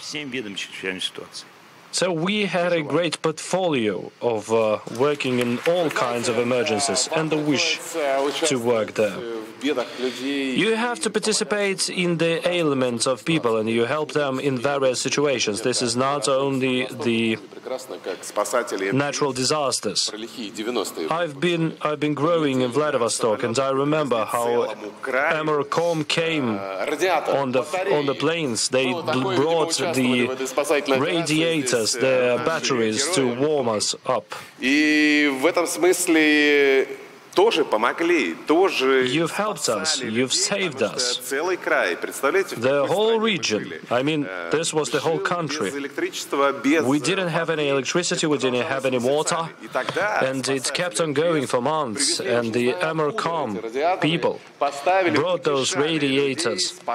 They calmed everybody down, they helped people, they gave light and warmth. So what situation is bringing most anxiety to you? So what requires most professionalism? Well, war. I think war. A lot of civilians are suffering from the war, and of course, the warring people, they just forget about it. They don't have warm clothes, they don't have warm places, they don't have food. So if there is fire, there are always volunteers who are helping despite all odds. War forgets about people, in regular people. This is happening in Ukraine right now. War is influencing everybody. This is a huge question. It's not about one region, it's about the whole world. The wars are being waged everywhere, all the time. Yes, when it is something natural, it comes from above, it's something divine. We are ready, we know how to do it, we know what to do. So we know how to treat the people who got into it. And they also understand that this is not a human factor. Humanitarian catastrophes are different. It's much more painful for us, for everybody else. We do help, of course. Usually, those are the women, the old people, the elderly, whom we help. It doesn't matter on whose side they are. Those are complicated dialogues, those are complicated conditions we work in. We know how to do this work, and we have to do it. Well, you know some facts of your biography, that you had to decide on transporting untransportable patients. So, is it hard to make this decision when you say that this is the only chance, you cannot lose time, but the protocols deny this? Yes, this is a part of our work which goes beyond the protocols. Of course, the protocols are for the normal conditions, but this is the extreme situation. First of all, you are working in the team of experts. We all know that those who work in teams, those are engineers, they are drivers, they are pilots. The technologies that we used, the modules, for example, were used to preserve lives. And in the protocol it states, in case of emergency, you shouldn't be waiting for anything. That is why only teamwork enables you to make those decisions. You actually reacted rather emotionally when Igor Abramovich started answering. Well, it felt like it's an uncomfortable question for you. Okay, there are rules of working on heights. And the normal workers who are working on heights, they follow them. And we are not exactly normal. Yeah, you are the emergency ones. Yes, of course, you have to step aside from those protocols. There is also always the sensible risk there, so there are arguments in the professional area, but you have to step away from those protocols, because there are no points of latching, basically, as per protocol. Well, first of all, the accreditation is not working. Okay, and do the new technologies help to perform your work, and do they increase the amount of the lives you save? Well, in alpinism, some modern devices help you to do it more comfortably. But when we're talking about the cave-ins, when we're talking about collapsed buildings, you cannot create a new tool which is going to be 10 times lighter than you used to use. So it's 1.5 times lighter, maybe. It's always working with your bare hands, with heavy tools, with cranes, bulldozers, dogs, yes, but once again, dogs and devices, they are more modern, of course, compared to 20 years ago. It makes your work easier, but when this is a reinforced concrete plate, it's still reinforced concrete plate. Okay, we have a unique plane module. What is unique about it? Well, in emergency situation, you have to make decisions. We all know that after Irkutsk we needed to evacuate the child with heavy burns. That is why a car with a medical specialist came to the Moscow hospital. So we could evacuate only 3 mobile cars back then.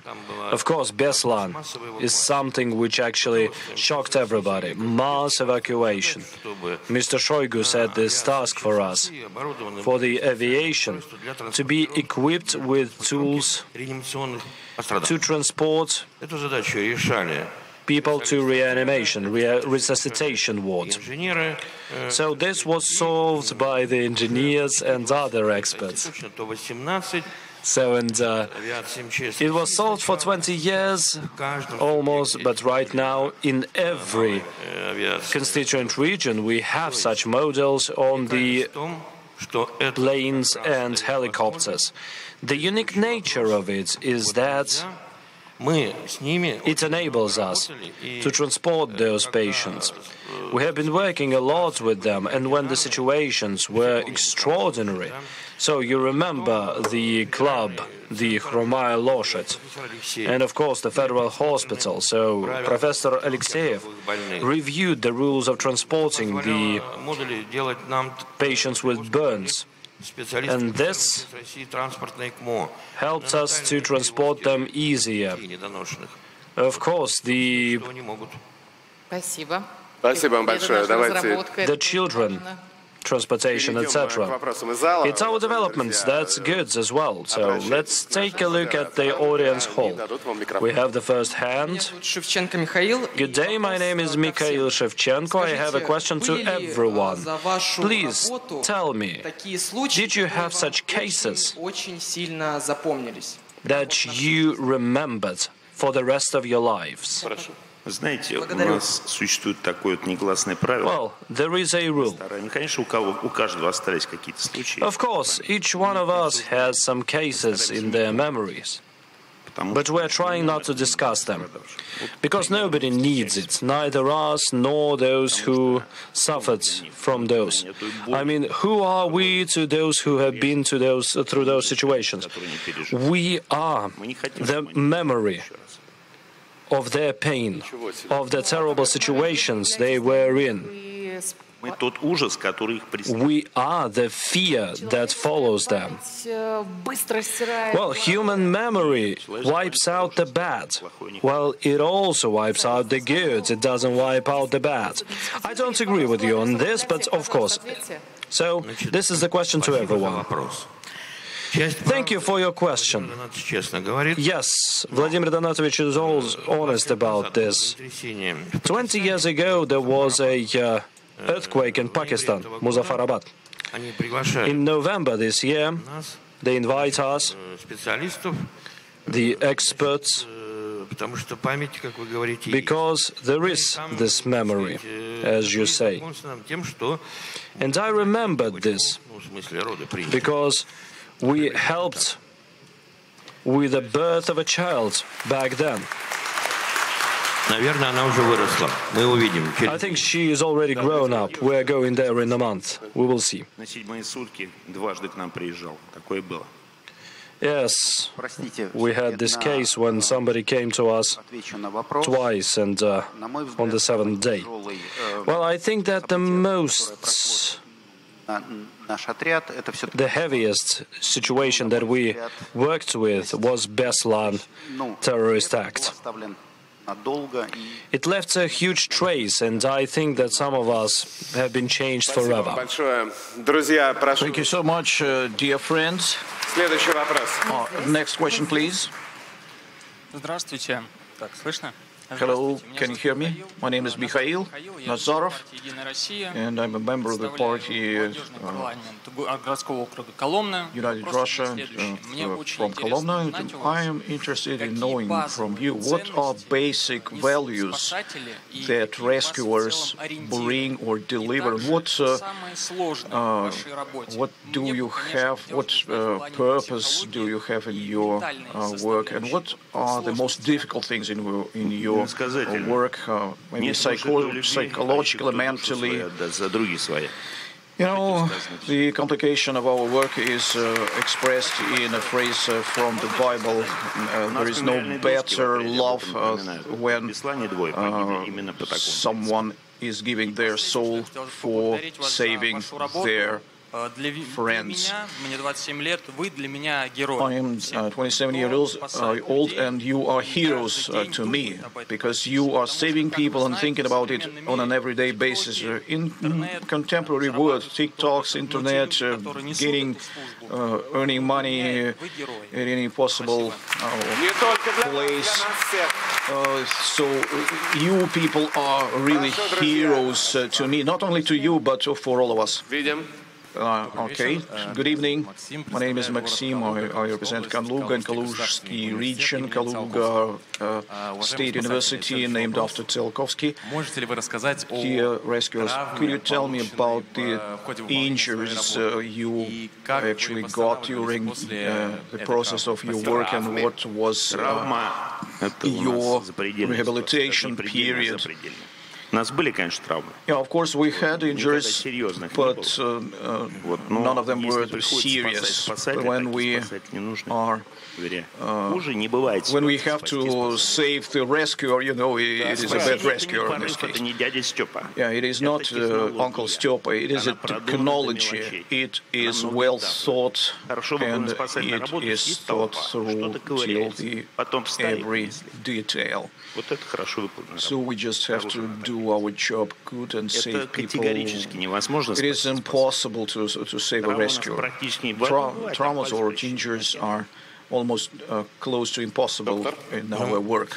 Doctor, what about you? You know, for me, it is another, yeah, well, for me it is a problem as well, because professionally we have a right to risk, but I liked your part of the question where you asked how do you rehabilitate after any injuries obtained.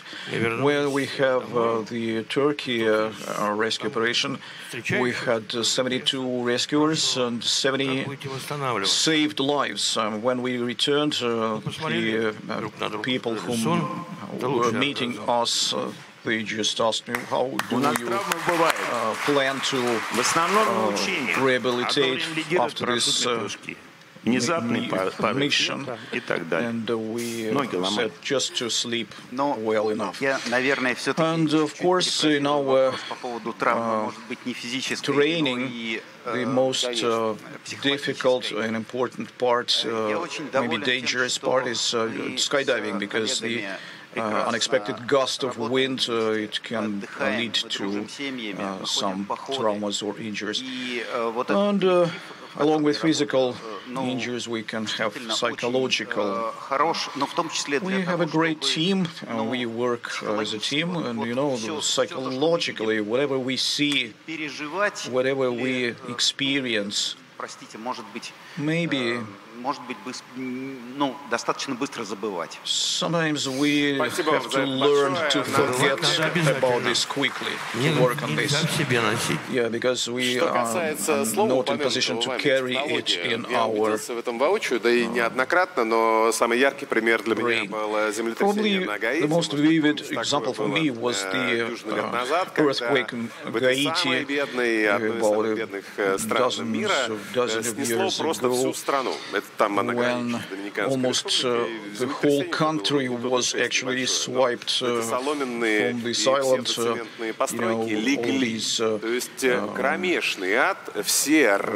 You know, all these clay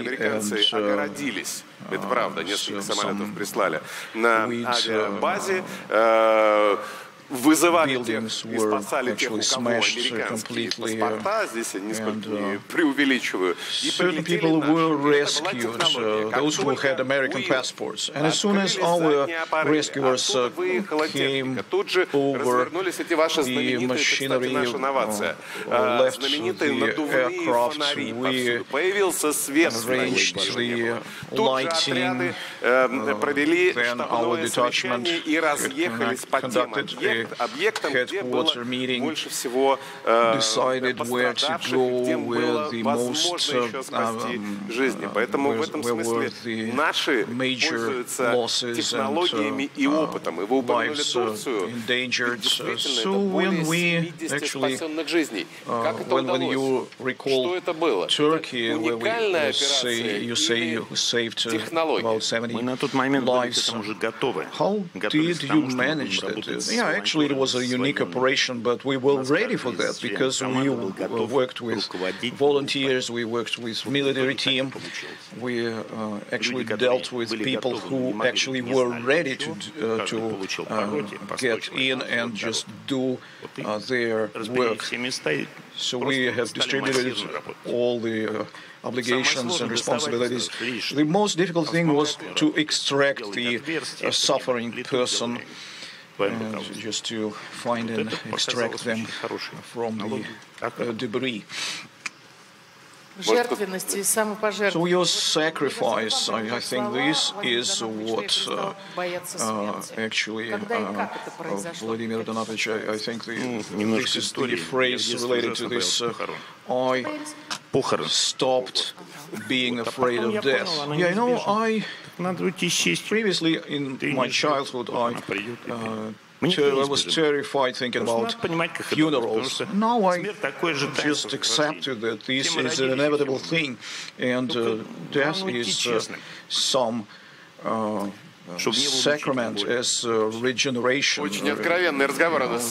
All of us were born, and someday we will die. Yeah, this is a very sincere talk. And one more introduction about Haiti. I came to Port-au-Prince with the second shift. It was about 1 p.m. when the hospital was putting together their modules, and between these modules we had a space where our traumatologist was already working with the people injured. So the hospital at this day, on this day, it stopped working at around 3 a.m. local time. So we were flying about 1 day, full day, day and night for 24 hours, and actually we don't say it is impossible, but of course we understand we need to do our job, and finally we will get some result. Thank you, dear friends. Let us come back to our questions. There is a hand on the right, Yulia Lazurina, Moscow. I am really concerned about the question as a chairman of the House. Can the fire brigade came through the fences, I mean small borders, все машины, которые стоят там, мешают их, просто быстренько цепляют его. Yeah, you know, there are technologies that we can use to make sure we get the vehicle delivered exactly to the spot where they need to operate. Yeah, there are technologies like that, and thank you very much. Next question, please, dear friends. We can see you. Hello, my name is Irina Sinelnikova. I came from Voronezh. And please tell me, about 2 months ago, there was an earthquake in Afghanistan. And in these changed circumstances and relations between Russia and Afghanistan, did we help Afghanistan? Did we conduct any rescue operations after that? Yeah, we've worked in Afghanistan for a few times. I mean, it was not recently. It was in the beginning of the year of 2000 and a little bit further. There were some nuances, but of course we worked together with Afghan people, so we were able to cooperate in this situation. Of course, we also prepared for this work there. There was a decision, and we only sent humanitarian cargo there. Они очень радушные. Actually, Afghan people are very welcoming. And if you come over to help them, they are very hospitable and they take care of you. They arrange guards around you. They remember Shuravi, Soviet people, and they remember what Americans did there. So they actually ruined everything the Soviets built. Shuravi is our Soviet soldiers. Actually, the whole Middle East is meeting us very openly and welcoming. We've worked in many countries like Pakistan, Indonesia. Американцы приводят огромные станции. Americans bringing несколько висят провода, они провести на место установки. Но мы залезаем на эти трейлеры, спокойненько руками поднимаем провода и проводим их груз к месту назначения. Они были к этому не готовы. Bring our equipment with us. Do you have any unusual gratitude that you received? Япония, Japan, earthquake, землетрясение, цунами. Fukushima? Да. Yes, it was Fukushima. Когда мы прибыли By the moment we arrived на родину, airport, в автобусе and we're leaving for our homeland, our interpreter was really weeping on emotions, and he said, well, how brave you are, guys. You left your families behind and you came over to help us and deal with our emergency situation. Местных жителей. Он показывает вот так со слезами. And one of the local people, мы думаем, что у нас Заря, что это высшее проявление благодарности. Was expressing some emotional things. Sometimes we can perceive it as they are going to kill us, but it's not the case. We worked on Taiwan. It is a peculiar country. We worked in a few teams, and it is an autonomous work. We bring from Moscow everything we need, literally everything. And that's why we have this heavy team. And after some time in our camp where we settled, was a cook.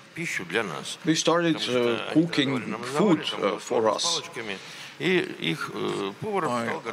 was some difficulty with chopsticks, and their cook started preparing food for us as a sign of gratitude. Вопрос следующий. I'm from Moscow. My next question is, your work is built on your bravery and commitment of your people. How science and technological provision is actually well arranged? It is a mistaken perception. We accept for our preparedness, we really, we accept for our passion and so on and so forth. We really have this very serious training, and this is a rescuer of the international class. People have from 10 to 20 different specialties, like welders, 6 grades, personal tag, so they were welding. Учатся. Я не буду называть направления, но у нас есть водолазы, которых ходят на 120 divers who are actually certified to go deep as 120 meters. Thank you for your question. What about technologies? Technologies, and yeah, of course we have dedication and so on and so forth. But there are technology. What about that? Telemedicine. We work same way as medical institutions or scientific institutions where they prepare rescuers. We have people from Насчет науки, вот у нас Игорь, например, кандидат медицинских наук, он диссертацию написал по опыту перевозки терминальной. One of our colleagues, whose name was Igor, PhD in medical sciences. He wrote a dissertation for transportation or transporting the terminally ill people.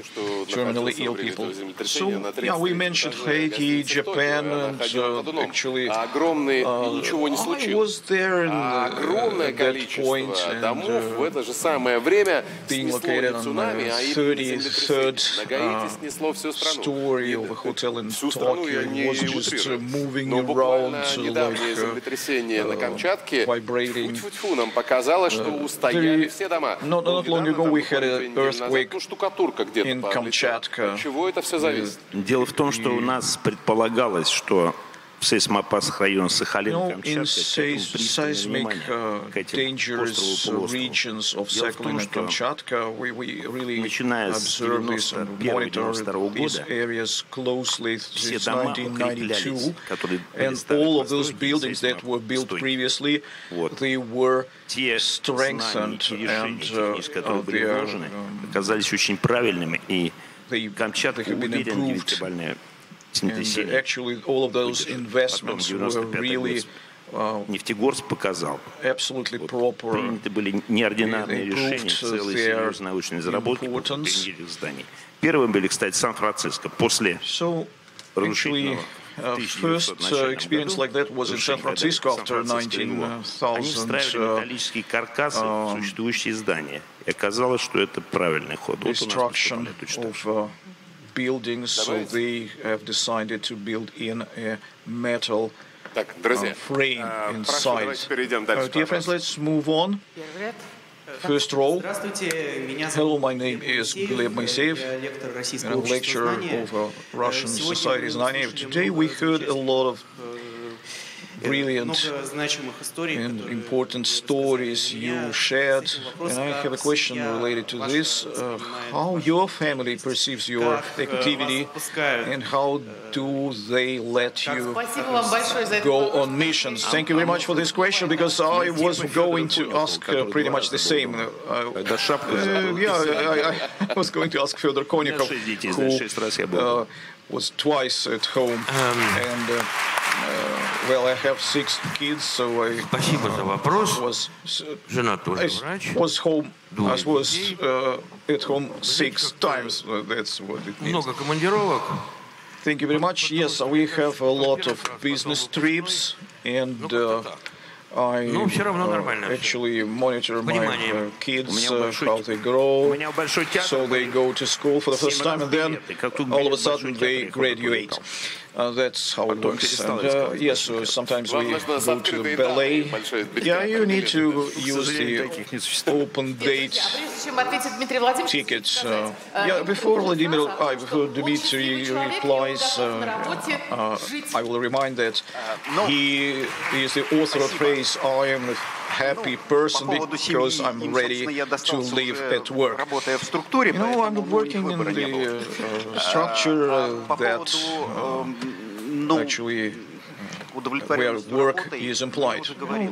It is a very good point to be satisfied at your work, collaborate with your colleagues. It's a good experience of learning. We discuss many things, consider a lot of situations, and joint work of our teams in various situations. We go on hikes, we have special trainings in the south, in the north, everywhere. I feel comfortable with these people. and it's a good work. Well, I hope that your wives are going to be patient and very caring. I'm confident that they are concerned and nervous every time you are leaving, because no school of life will ever help a woman to actually treat it in a calm way. Good day, Ivan Makarov, Ivanovskaya region. So, we are the homeland of Fire Extinguishing Academy, the renowned. It's a short question, but I hope it's going to be interesting.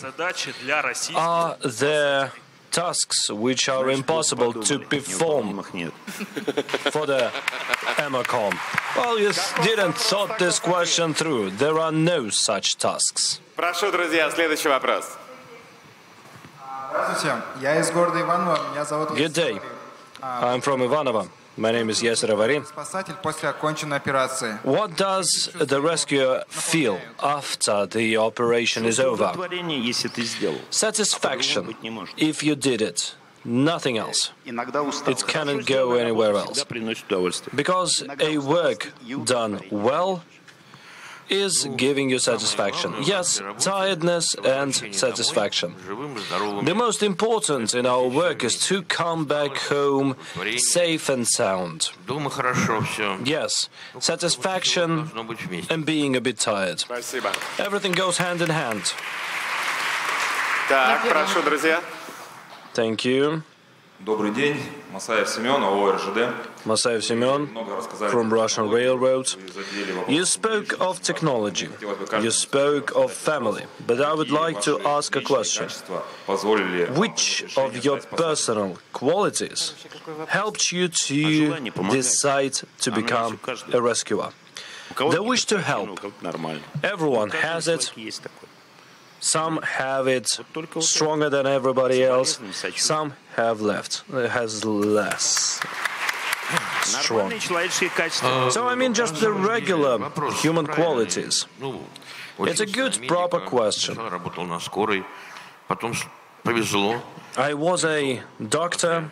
I worked in emergency. Then I came here. Honestly, I came just to ask a couple of questions. Haven't left since. Yes, same thing. Emergency, medical emergency, technical university. My father used to be the instructor of the sea tourism, and now Dad too. So is there some specialty among the rescuers? Somebody is good at this and that. Yes, of course, there are underwater situations, there are earthquake situations. Well, if it's earthquake, it's actually something everybody does. But once again, working on the deep, working in the medium with chloride or whatever else, or working on heights, etc. So there are specialties there. That's necessary. So, and every group is filled with various specialists. So basically, in each group, there is an expert for everything. Are there friendly and unfriendly states in your work? Well, we are not boys and girls who are playing in a sandbox. I mean, friendship and non-friendship doesn't have anything to do with it. Yes, there is a specialty. Some know how to work on land. Some know how to work in the sky. We know the strengths and weaknesses of each other, and we cover for those. A person who is leading the process of working with ropes should be helped. So we help them the way we can. It's simply for me. We have the doctors who are going hiking in the mountains.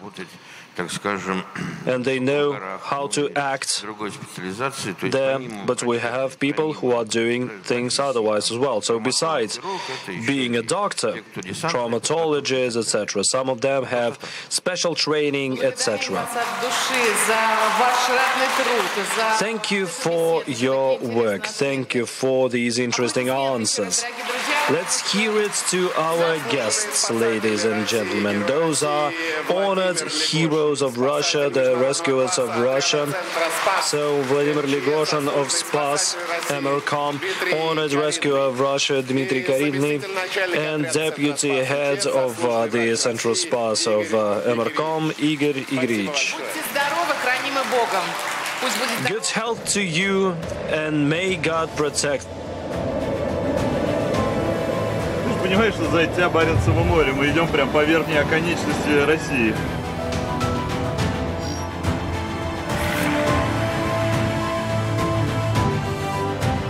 О, ребятки, бросайте камеры и забегайте к нам.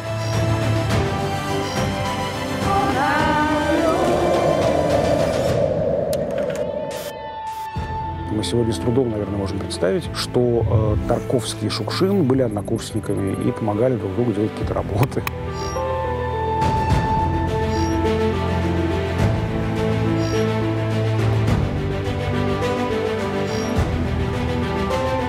Он в своей гениальности не сомневался.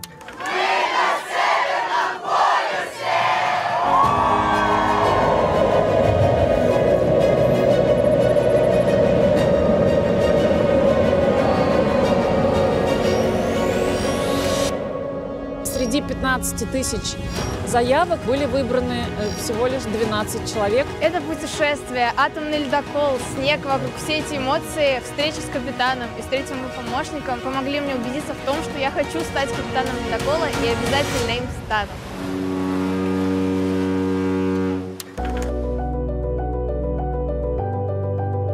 Возможности внутри вот такого рода студенческой работы, они стали гораздо шире. Но от этого не изменилась их суть. Конечно, это формирует личность. Я очень рад, что это движение получило новый, очень мощный, позитивный импульс. Стройотряды – это такой очень серьезный экзамен.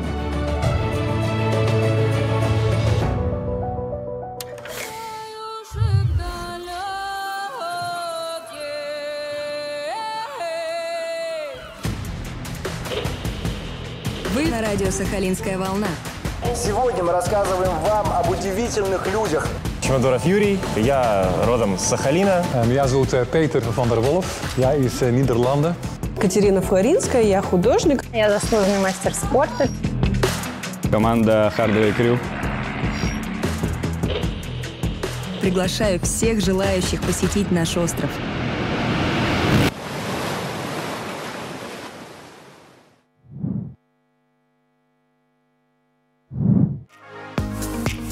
Удиви своими знаниями всю страну.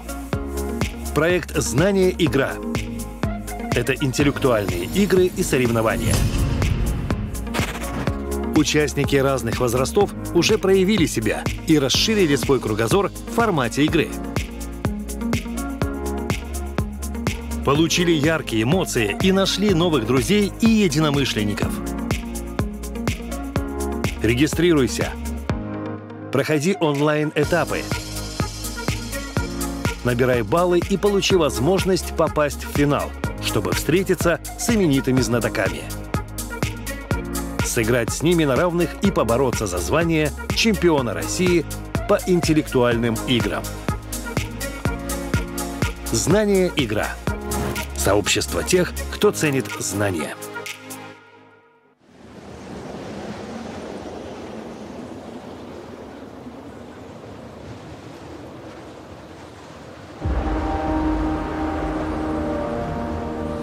Мы почувствовали вот прям стук океана. Необъятные ледяные просторы, красота, ну и неизведанность.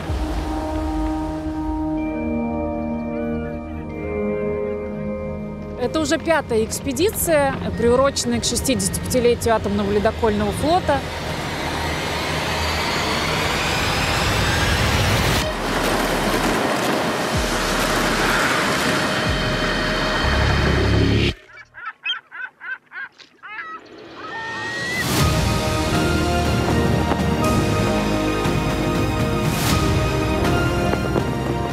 желаю удачи и 7 футов под килем. Обалдеть, я поеду на Северный полюс на атомном ледоколе.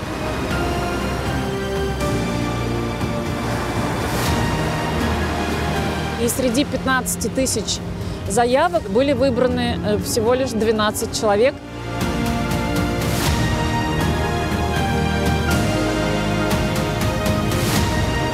Атомный ледокольный флот – это единственный в мире, только есть только у нас. И больше ни у кого нет. Этот ледокол когда-то строила моя мама. Атомный реактор – это сердце ледокола, и я хотел бы услышать его биение.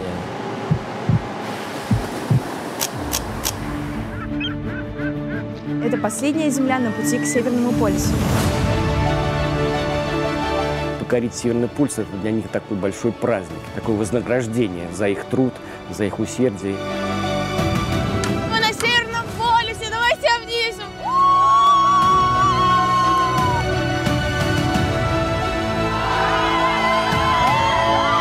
У меня даже сейчас мурашки побежали, это было очень классно. Если я попала в Арктику, то, мне кажется, возможно, уже все.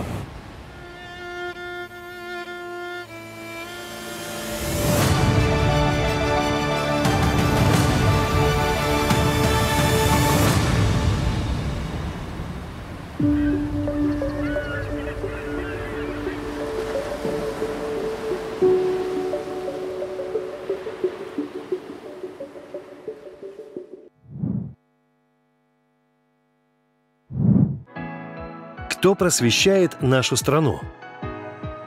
Российское общество знания объединило лучших лекторов и экспертов, чтобы они поделились своими знаниями и опытом с миллионами слушателей со всей страны. Для каждого субъекта России мы реализуем свои уникальные просветительские проекты, которые охватывают все группы граждан. Аудитория знания – это школьники, студенты, молодежь, пенсионеры и ветераны со всей России. Просвещать население лекторам помогает масштабная онлайн-библиотека знания. В ней хранятся материалы на сотни разных тем. Команда знания обширна и с радостью принимает новых единомышленников. За 2 года мы провели более 125 тысяч мероприятий для миллионов жителей нашей страны. Найди свое знание.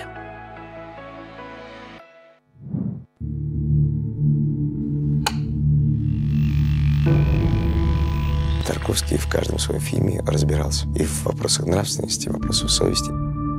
Это, правда, такая очень скрупулезная, кропотливая работа.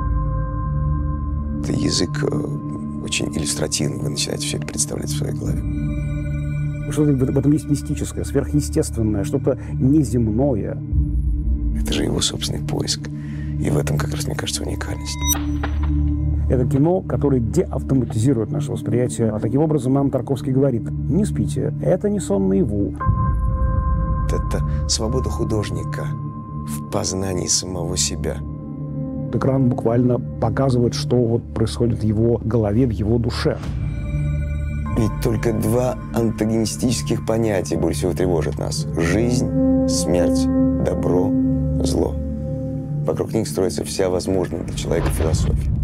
Выход человека за пределы его земной духовной ограниченности – это один из ключей понимания творчества Андрея Семеновича Тарковского. Если вам близко тот самый путь, который проделывает Тарковский, тогда вы с ним вместе начинаете обращаться к самому себе.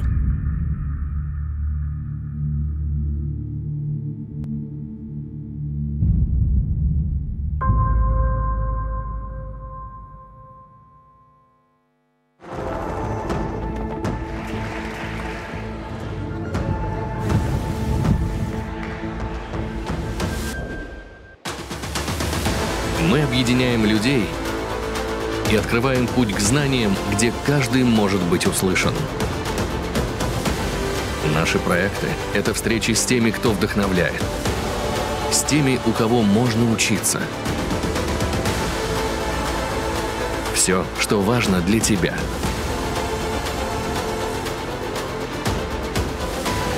Наша миссия — делать просвещение ярким.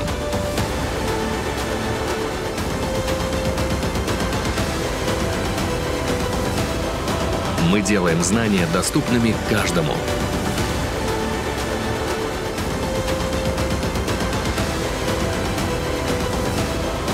Наши проекты объединяют всю страну.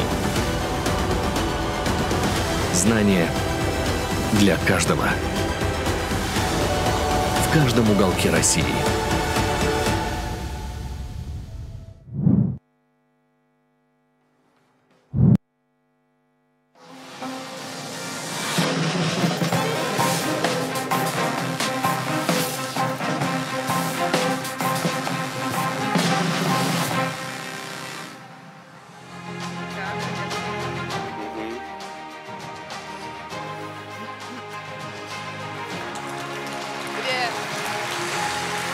Ну что ж, мы с вами продолжим сейчас говорить о международном сотрудничестве, о дружбе, о взаимопонимании.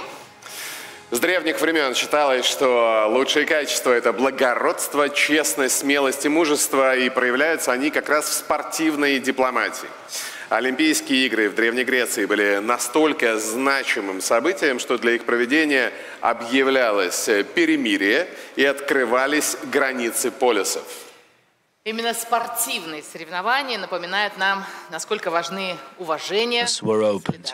It's the sports which reminds us about the respect and solidarity. We invite to the stage Olympic champion, two times champion, hockey champion, Ilya Kovalchuk, the legend of the international sports. Здравствуйте, Илья. Здравствуйте. Прошу вас. Добрый вечер. Какой у нас хороший заряженный зал, Илья. Да? Капитан нашей сборной. The captain of our national team. Конечно, если мы пойдем сразу по теме нашей сегодняшней встречи, getting down to the topic of this meeting. Один из мощных, Sports инструментов народной дипломатии is one of the most powerful tools for the public diplomacy. Super Series, USSR, Canada. такой пример. That's the greatest example of it all. Невероятный абсолютно спортивный карьер. You have an absolutely extraordinary sports career. And what do you think? Which games were something more than just sports, which became the examples of this public diplomacy? Thank you very much for inviting. Yes, it's a great honor for me to speak in front of you here. Diplomacy in hockey is not that popular. I guess it's outside the field, usually, because you have to be rather tenacious in the field. And actually, when it comes to kindness, sometimes the opponent treats it like the weakness. Well, there are games which were outside the sports. Quebec, 2008. Yes, 100th anniversary of hockey in Canada. Prime Minister in the venue. We had lots of Russians there. Quebec. So it's Franco-speaking, French-speaking Canadians. Hockey is their religion. For the first time in 15 years, we won in the finals. The whole of Russia was partying. The whole world was celebrating this. I think it was the most vivid, the biggest event in my career when it comes to international events. There is another large event in your career, 2013. Your decision shocked many people. You decided to leave NHL and come back to Russian sports. Why? Yes, it did happen. It all started in 2012. The season was so-called lockout. It was a pause, a hold in NHL. So, and the teams and the players had some disputes. and we had a break. I came back to Russia, everybody came to their countries. I've been playing for SKA in St. Petersburg, and I was inspired. We had the new league there. It was developing rapidly. The level was growing. The hockey was developing. I consulted with my family and decided that maybe I should come back to Russia. I've been playing in NHL for 12 years then. And I consulted with my mother and my wife, and I decided to move to St. Petersburg. And of course, the Olympics was in Sochi, so I had time to prepare myself morally and physically.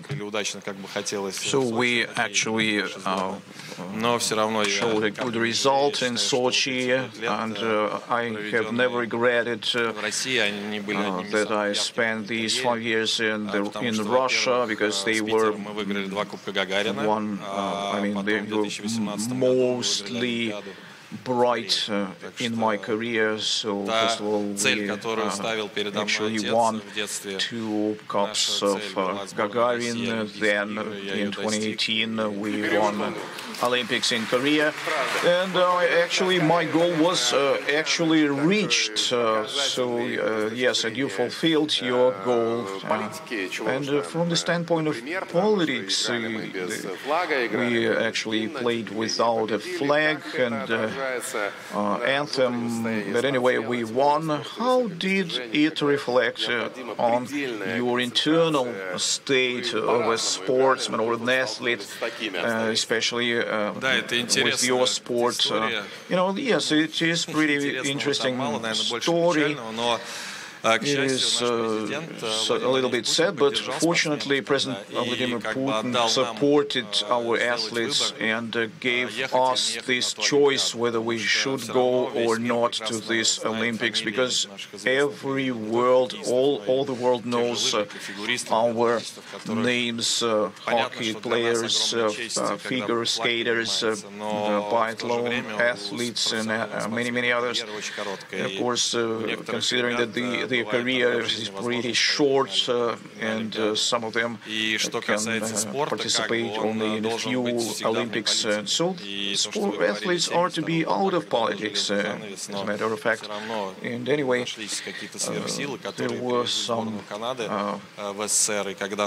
extra powers that were able to bring our athletes to Canada. And the decision was made that we were going.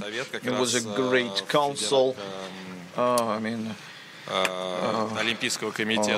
federal level, our Olympic Committee had a meeting. Mr. Karelin was there. There were people, our colleagues, other types, other kinds of sports, who defended their opinion. Why would they go? So we really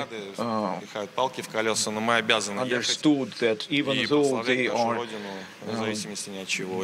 getting obstacle in our way, and we still have to go and represent our homeland in spite of the outside situation. Thank you very much. And one more question. You played in different countries, dozens of years, hundreds of athletes, thousands of partners and counterparts. What happened a few days ago when they tried to play the game Cancel Russia? So you faced actually the planetary scale cancellation type of thing. What about your friends, former colleagues? What do they think? Is it possible, or is it needed to cancel Russia? It is impossible to cancel Russia. That's what I say. And let me tell you about my kind of sports. About hockey, what Alexander Ovechkin is doing right now. We can congratulate him with all of his records. Yesterday he played his 1500th match in his career. This is a unique achievement, as a matter of fact. And what he does, nobody would cancel neither flag nor Russian anthem. All of our guys are playing. And of course, nobody make obstacles to them. And we believe that sooner or later all of us will be going back to international arena and will let them see it. All right. There are some diplomats and government officials who are working on this. Ему простительно. Some guys like Dominic Gashik who write and articulate things. We hope, and all of us are sure that everything will be fine soon in the sports world as well, and we will get our fans rejoicing on an international scale. Thank you. What about our questions today? Any questions from the audience to our guest? My name is Anna. What is the future of the Russian sports? How do you think? I just answered this question. I'm an optimist, and I suggest everyone to be optimistic. I believe that even sports is not on the first place. What happens now in the special military operation, there where the real heroes are, who fight for our country. К сожалению, конечно, тем более для ребят молодых, let us respect them. Unfortunately, from younger guys, junior, youth world championships, we can have some difficulties there. And of course, we believe that those people who are responsible for that, they will regret for not doing enough in this direction. The gymnastics World Championship is still going on. We've got 2 golden medals already. Maxim from Kaluga. О том, что вы думаете о развитии молодежного хоккея в России, и слышали ли вы о клубе «Калуга», о дебюте в НХЛ, about Kaluga and континентальная хоккейная лига, Continental Hockey League is considered number 2 по силам в мире. У них в каждой команде есть вертикаль, которая главной команды обязана быть командой молодежной лиги. Это супер, потому что сейчас легионеров меньше становится по понятным причинам, но в то же время наши молодые пацаны имеют возможность проявлять себя как молодежные лиги, их смотрят, следят за ними и потом привлекают играть уже со взрослыми. Поэтому для молодежи идеальное время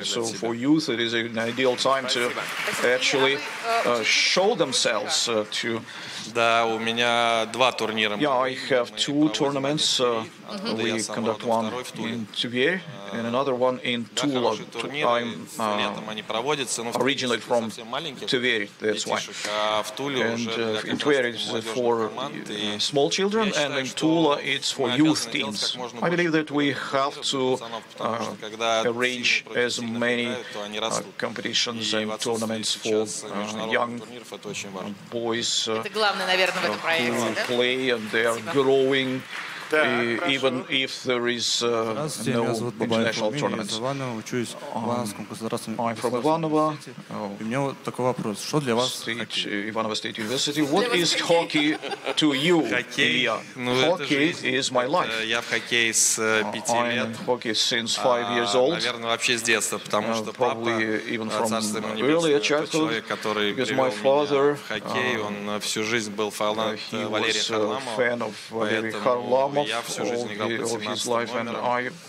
Он мне как бы привил любовь не только к хоккею, но и к нему. К сожалению, он погиб в 82 году, я родился в 83-м, но то количество видеокассет, которые у нас было дома, и постоянно, там, я помню, 90-й год, чемпионат мира в Италии, футбол, папа там был, привез видеоплеер домой. У нас подъезды целые собирались, вот мы пересматривали игры 72-го года, 74 и так далее. Поэтому хоккей — это жизнь, без него никуда. И сейчас я уже закончил профессиональную карьеру, но уверен, что есть какой-то небольшой опыт, который могу поделиться только с молодежью. Ну, не скромничать. I have certain experience that I can share with our young sports people, athletes. And your father was a basketball coach. Why hockey? Yes, I remember that he was a really hockey fan. When I was going to some sports, his best friend Victor trained young guys. And he asked, maybe he will be able to join our team. And so before we went to gymnastics, gyms and jumping and other types of things. And my father thought I would survive. So actually it was really difficult, but anyway, I handled that. I have 2 girls and 2 boys. I have 4 kids, and my younger И потом в один прекрасный момент пришел к маме, к супруге, к моей. Мне говорит: мам, как мне папе сказать, что, может, я в баскетбол буду играть? И они неделю думали, как ко мне подойти, а когда подошли, я был самым довольным, потому что how to say to my father that I will not be going into hockey, but I would prefer basketball. What other kind of sports your children are going to? Какой еще спорт у ваших детей? Старший занимается футболом. Он неплохо получается, играет в «Динамо» и в сборной России Ю-16. Поэтому главное нравится. Сейчас небольшая травма, но спорт без травм не бывает. Девочки, младшая играет в волейбол, старшая карате занималась художественной гимнастикой в «Жемчужине», это в Питере, ну, как олимпийка, где-то до, ну, ей 20 лет, сейчас она уже учится в университете, так что она закончила с большим спортом. Спасибо. Прошу, друзья, ваши вопросы. Okay, dear friends, your questions, please. Hello, my name is Emil Drisov from Ryazan. Ilya, why did you decide to participate in show project Titans? Was it difficult to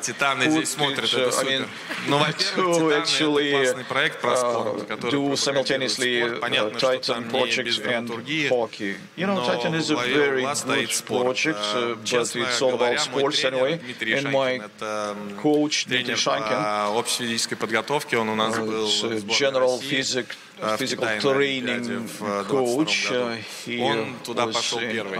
И мы каждый день с ним тренируемся, и он меня все время туда зазывал, говорит: давай попробуй, тебе понравится. И вот я не пожалел. Кстати, сегодня вечером смотрите. I did not regret about it. Tonight you can see another series of that show. It will be interesting. Thank you, dear friends. Hello, my name is Anton Shidov. I'm a Ivanovo State University student, and I have a question. It is understandable that we have a 3-year break in the international arena. How do you consider how soon we will get back to the international level and be a leading team? Спасибо за вопрос. Ну, сейчас идет чемпионат мира по гимнастике. Наши выиграли 2 золотые медали. Был чемпионат мира по водным видам спорта. Наши везде впереди. Поэтому мне кажется, что вот тем, чем занимаются все международные федерации спортивные, это точно не совсем работает. А мы только становимся сплоченнее, злее, сильнее. Что касается хоккея, то я уверен, что не займет никакого времени нам начать, не буду говорить доминировать, но быть конкурентоспособным. Потому что и КХЛ развивается много пацанов молодых и взрослых, которые голодные до побед, и те ребята, которые играют в НХЛ, то есть любую сейчас команду возьми, они везде на ведущих ролях, везде лидеры. Поэтому за это точно переживать не стоит. I don't think we have to be concerned about it. Is it a great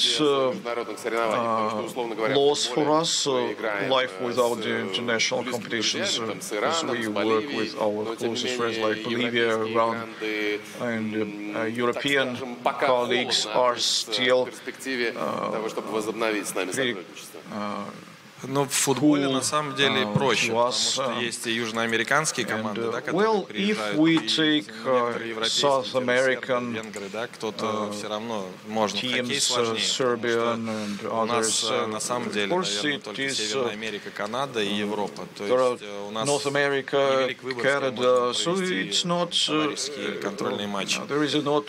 Я считаю, что самое, наверное, ужасное, что касается молодежи, это юниорские и молодежные most awful thing for youth is Junior and Youth World Championship, which Поэтому вот эти эмоции, которые ты переживаешь, первый раз одев майку сборной и играя против сверстников, которые потом, как показывает карьера, ты все равно встречаешь где-то по пути спортивному. Поэтому, конечно, вот за них обидно, за молодежь. А что касается think about our young guys. And as for professionals, well, adult professionals, anyway, Europeans playing KHL, they work together, they meet somewhere, and they really make friends with each other.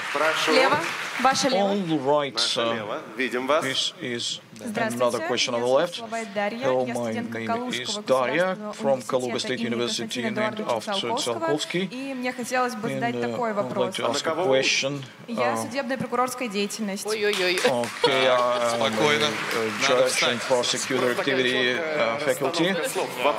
All right. I would like to know what values are important in your life. Maybe you have your own formula of life. Maybe you have a motto by which you go and reach certain goals in sports and career. Thank you very much. Thank you for your question.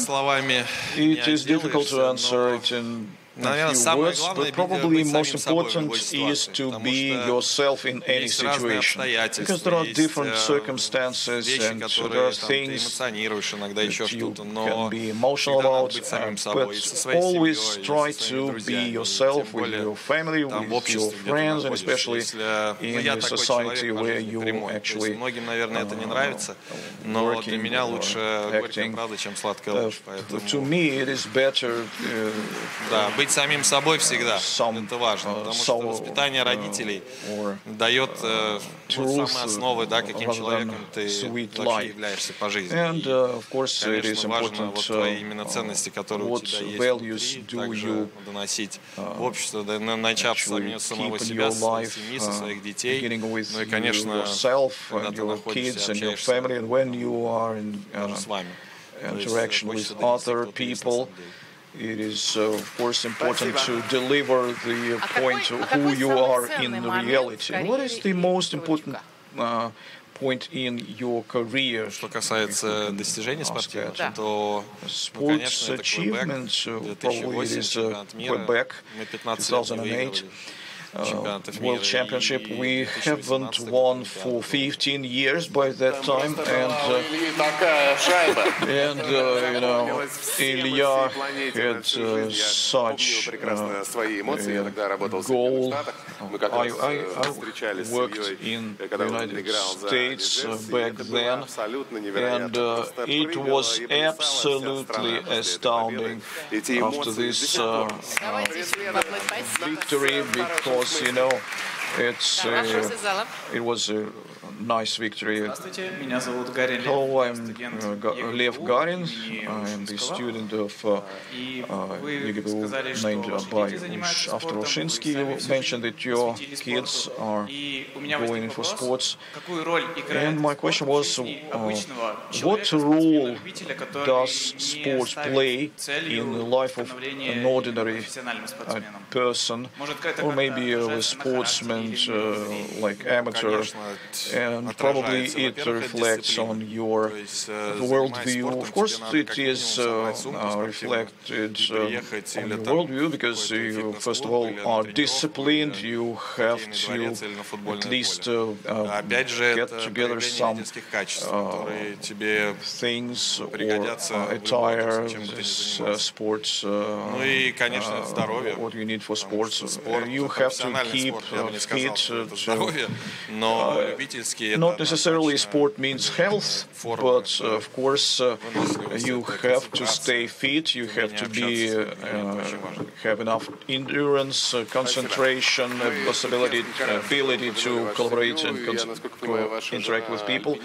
If I understand correctly, your wife is an alpinist. She actually covered 8,000 summits and so on and so forth.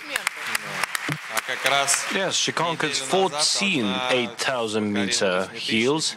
A week ago, she's been to Peru, Manaslu, without oxygen tanks. This is also unique. Honestly, compared to her, I'm nothing in sports. What Nicole does is unique. I think you should invite her, she will tell you more. Honestly, I'm afraid that I'm going to say something which I shouldn't. Have you been actually... Did you want to go to hills yourself, to the mountains? No, no, no. I don't have enough oxygen when I'm too high there. I don't understand how they live there. On Thursday, I participated in the Race of Heroes in Sochi. 7 kilometers across the hillsides, and that is quite a challenge. One of the challenges was the hill. It felt like it was kilometer, but I think it was about 400 meters or something. I was walking there and thinking about Nicole. I was thinking, how did you manage to climb 8,000 meters? That's impossible. Thank you. Good evening. My name is Dmitry. I represent Tver Technical University. So do you think that BRICS games are relevant today? And basically, those games which are replacing Olympic games for us. And also, do you believe that it's a good idea to close Tver Hockey Club? Well, speaking about BRICS games and all the sports events which are hosted in our country, this is always a great thing. And those who organize it all, those who have those ideas, they do great things. The more competitions there are, the better for the athletes. Speaking about Tver, this is sad. But to tell you the secret, we are doing everything for Tver to have its own hockey team.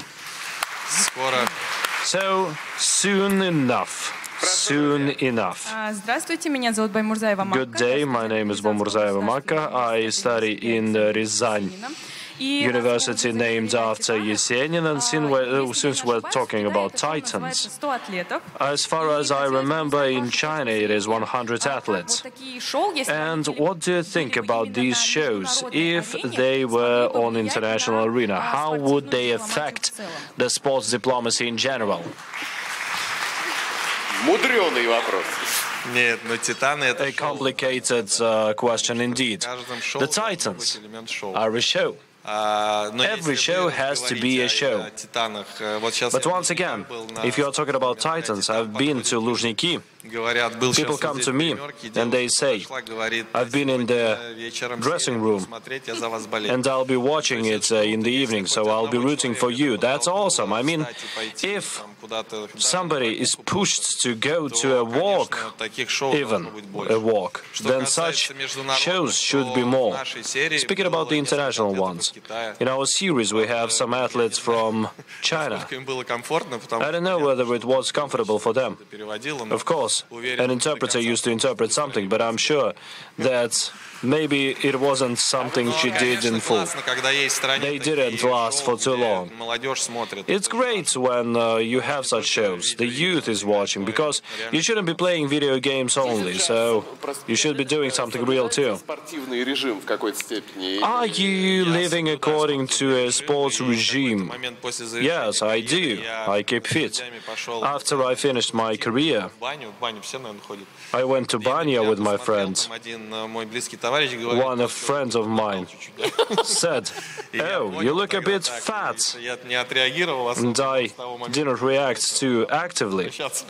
And then I thought that I need to get back to my form. Yes, that's important to keep fit, because this is health, first of all. Пожалуйста. Добрый вечер. Меня зовут Беглов Семен. My name is Semyon Beglov. I study in Yaroslavl Medical University. Today, with other speakers, we discuss the cultural influence and the valuable development, how we influence Africa and Asia. What in this soft power could be done by sports? Well, through sports you can establish any relationships. Even those who are absolutely negative in real life, and when they play football against each other, they spill out the emotions, and the negative emotions are actually disappearing. Some better ideas come into their heads. And I hope that the sports, well, I'm confident that sports is one of the beacons. Here, Lokomotiv is a champion. Да, несколько вопросов с первого ряда. Yeah, some questions from the first row. Nikita Kiryev from Russian Railways, and I have a question. Did you have a broken moment when you wanted to quit sports? If it occurred, how did you overcome it? Второй вопрос какой? За какой командой КХЛ вы сейчас следите? Continental hockey team are you following? Нет, но слежу вообще за многими. Well, I'm following lots of them. Я уверен, что вы переживаете за Локомотив. Of course, you are rooting for Lokomotiv. Sasha Radulov, a good friend of mine, is playing there. So, and Lokomotiv won last year. It's well deserved. Well, I'm from Tver, and of course, I support Tver, but I have been playing in Spartak. That is why I root for the national team. And what about the breaking point? Yes, quitting sports. Thanks God, I wasn't traumatized too much during my career, because many professional athletes usually change their mind due to that. They can quit. But there were championships, like the Olympic Games in Sochi, when we lost to Finnish team. It was a Не то чтобы это была депрессия, но мне было страшно людям в глаза посмотреть, как бы насколько это было событие мировое. I couldn't look people in the eyes. It was a global event. It was important for the whole country. People were rooting for us. But one thing is the team is losing, so, but you, of course, you have to live through this. And the family helps you, the kids help you, your parents do, all the close ones who will support you every time. And what about the Vancouver Olympics? Well, yeah, they kicked our butts. It was easier for me then. I was playing in the US. It feels like you are just going back to your club and you get back to the season. But Sochi, that was a challenge. Thank you, dear friends. Добрый день. Good day. Irina Sinelnikova. I have been doing sports for many years, and before I went to court. Oh, you are playing tennis? Wow. Taekwondo. Whoa, be careful with her. Okay, before I went to the court, my coach would say, your legs are light. Your legs are blowing. So what did your coach actually tell you before you went to the ice? Well, those aren't the words I should actually say. Mr. Znarok was more professional. Sometimes he would energize you so much that you would get shivers down your spine. Mr. Bykov could actually look at you and you would understand what to do. In the teams, when you are playing the team games, so you have rituals. Well, usually we energize each other, so we would stand in row and we would do it. When you were captain, did you energize everybody? What would you tell? Well, you cannot repeat yourself all the time. Sometimes you joke, sometimes you shout at people, but the most important is that it has to come from your heart. Еще один вопрос давайте примем и будем завершать. Another question to conclude. Okay. Так, где наши модераторы, дорогие? Пожалуйста. Здравствуйте, меня зовут Дарья. Good day, my name is Daria. I'm from YGMU, and I would like to ask a question. You are a professional athlete. You spend your time for sports. How do you spend your free time? Do you have any? Well, before I had family, I used to do various things. So right now, well, professional sports, it seems like you don't have any spare time, of course, because you are playing for an adult team, so you get to the training in the morning if it's not the game day. So you spend time from 10 a.m. to 1 p.m. So, and now I actually dedicate as much time to my kids as possible. We had to move all the time when I was doing professional sports, so I couldn't dedicate time to them. I have a 10-year-old daughter, so you want to be with her. And I look at the older ones, and it feels like they don't care about their parents anymore. So I want to spend more time with my family now. Okay, Ilya Kovalchuk, if you are not the hockey player, well, maybe you're a fisherman, or maybe you are trainer or whatever. Well, I hate winter fishing because ice is something I got tired of. We used to go boating with my father back in the day. It was very interesting. I loved it. Thank you. Thank you very much.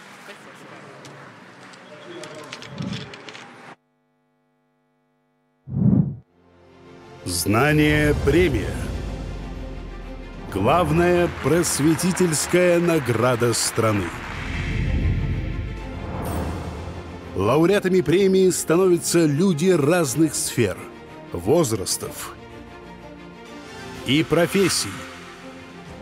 С 2021 года десятки тысяч просветителей со всей страны прошли через дистанционный отбор и очную защиту перед почетным жюри, получили оценки ведущих экспертов и признание в онлайн-голосовании.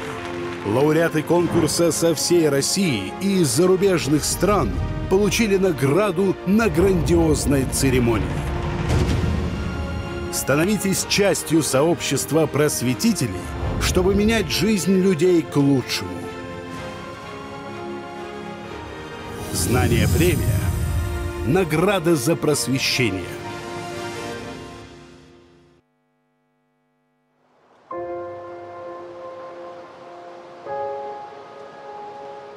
А помнишь, как все начиналось? Хотел бы начать с этих строк.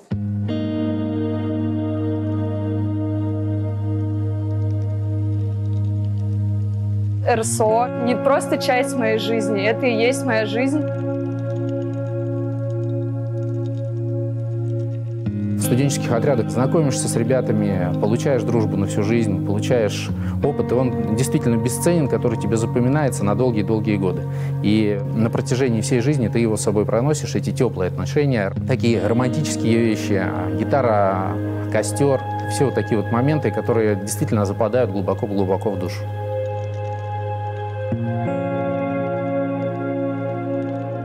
И это помогало приобрести необходимые жизненные навыки, поскольку все-таки учеба в университете, в институте – это одно, а когда ты сталкиваешься с конкретной действительностью, будь то строительство, какая-то иная работа или вот то, чем я занимался, это совершенно иначе. Все, так сказать, располагает по своим местам, ты понимаешь, какой жизнью живет страна.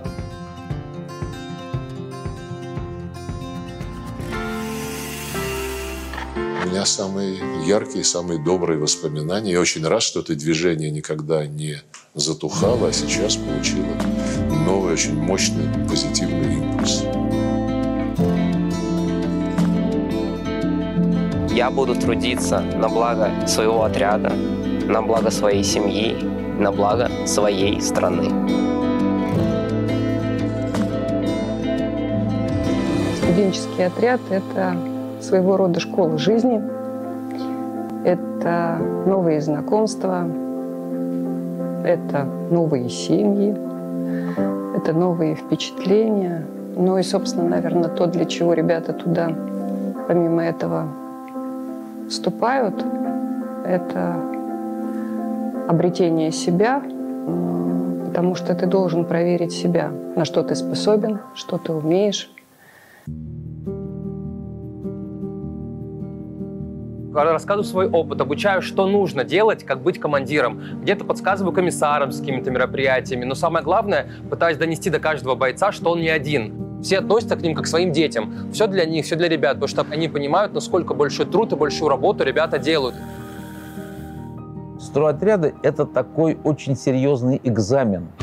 Это экзамен не только начальникам, командирам стройотрядов, но экзамен бойцам на то, как, будучи вырванным из семьи, будучи вырванным из привычной учебной среды, молодой человек должен сам все организовать. Именно РСО повлияло на то, кем я стала. РСО – это большая семья.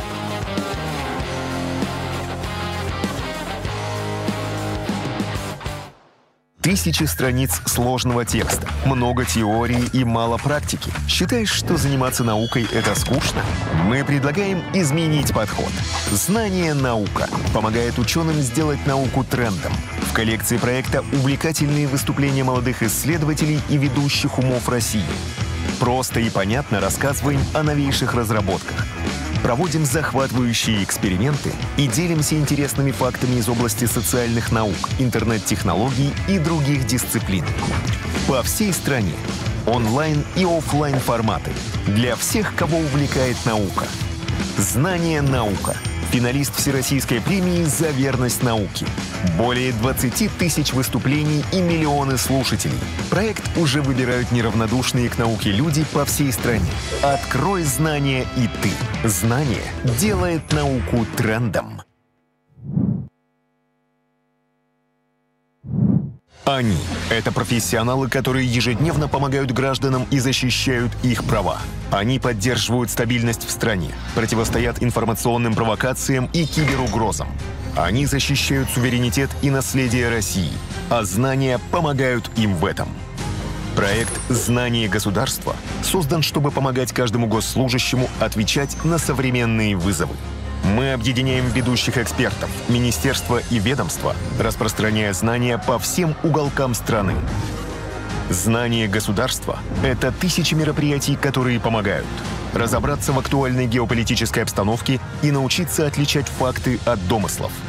изучить историю, традиции и ценности нашего государства, освоить техники защиты данных и борьбы с мошенничеством, развить критическое мышление, аналитические способности и профессиональные навыки.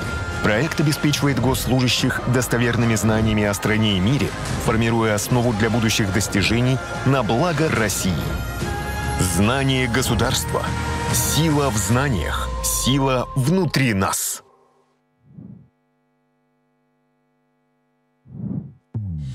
Как развивать просвещение по всей стране? Всероссийский конкурс «Знание.Лектор» делает просветительскую деятельность доступной. Со всех уголков страны. Тысячи лекторов и специалистов в разных областях проходят несколько этапов отбора, чтобы найти свою аудиторию и новые возможности, получить бесценный опыт и звание «Лучший лектор страны». У каждого участника есть возможность выступить на главных площадках страны и получить поддержку в реализации собственного просветительского проекта. «Знание.Лектор».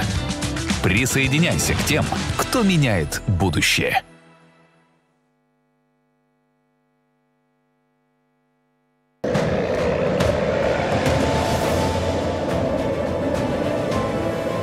Понимаешь, что зайдя Баренцево море, мы идем прям по верхней оконечности России.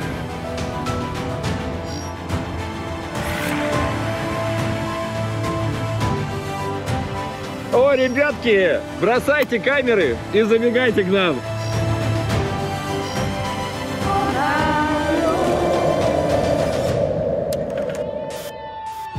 Мы сегодня с трудом, наверное, можем представить, что Тарковский и Шукшин были однокурсниками и помогали друг другу делать какие-то работы.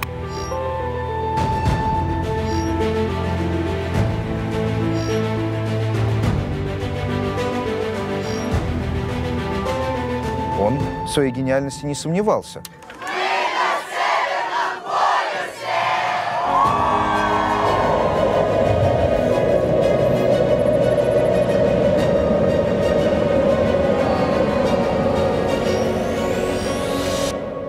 Среди 15 тысяч заявок были выбраны всего лишь 12 человек. Это путешествие, атомный ледокол, снег вокруг, все эти эмоции, встреча с капитаном и с третьим помощником помогли мне убедиться в том, что я хочу стать капитаном ледокола и обязательно им стану.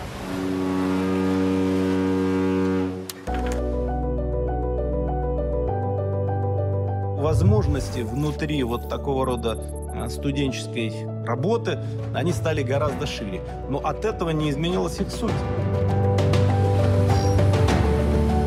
Конечно, это формирует личность. Я очень рад, что это движение получило новый, очень мощный, позитивный импульс. Стройотряды – это такой очень серьезный экзамен.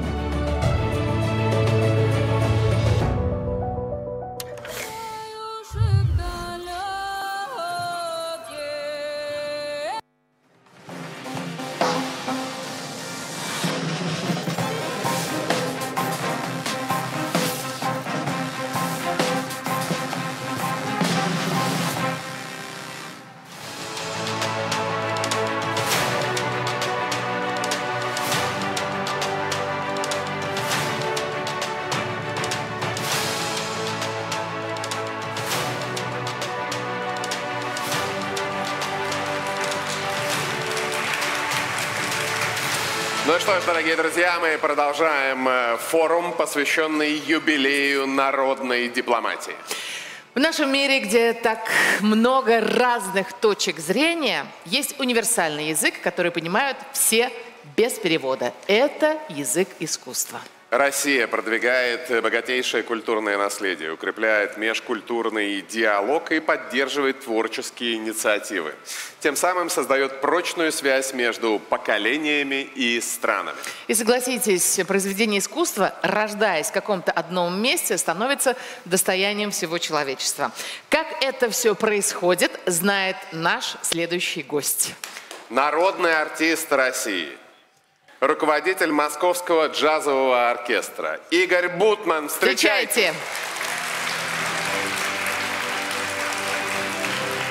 Здравствуйте, Игорь Михайлович. Здравствуйте, здравствуйте.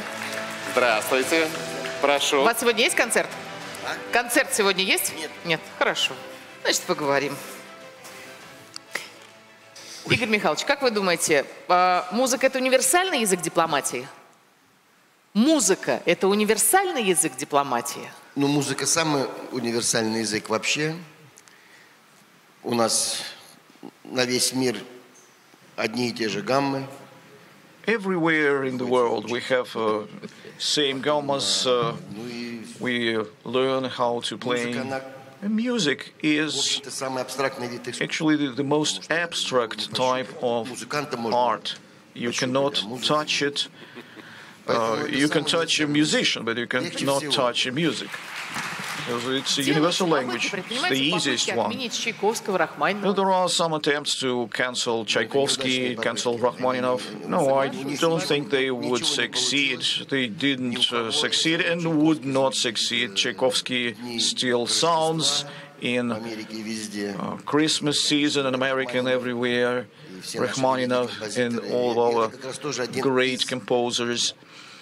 It is probably something, you know, their music is that very universal language, because music of Tchaikovsky, Glinka, Mussorgsky, Rachmaninoff, Stravinsky are being played across the globe all over, and it is included in repertoires of many orchestras, theaters, operas, ballets, and jazz music is an international, another international track, because, you know, probably the only thing musicians can do, get together and play something together without even, you know, agreeing with each other about something. So especially jazz musicians they always actually know practically major, most popular and famous motives. So they just pick it up and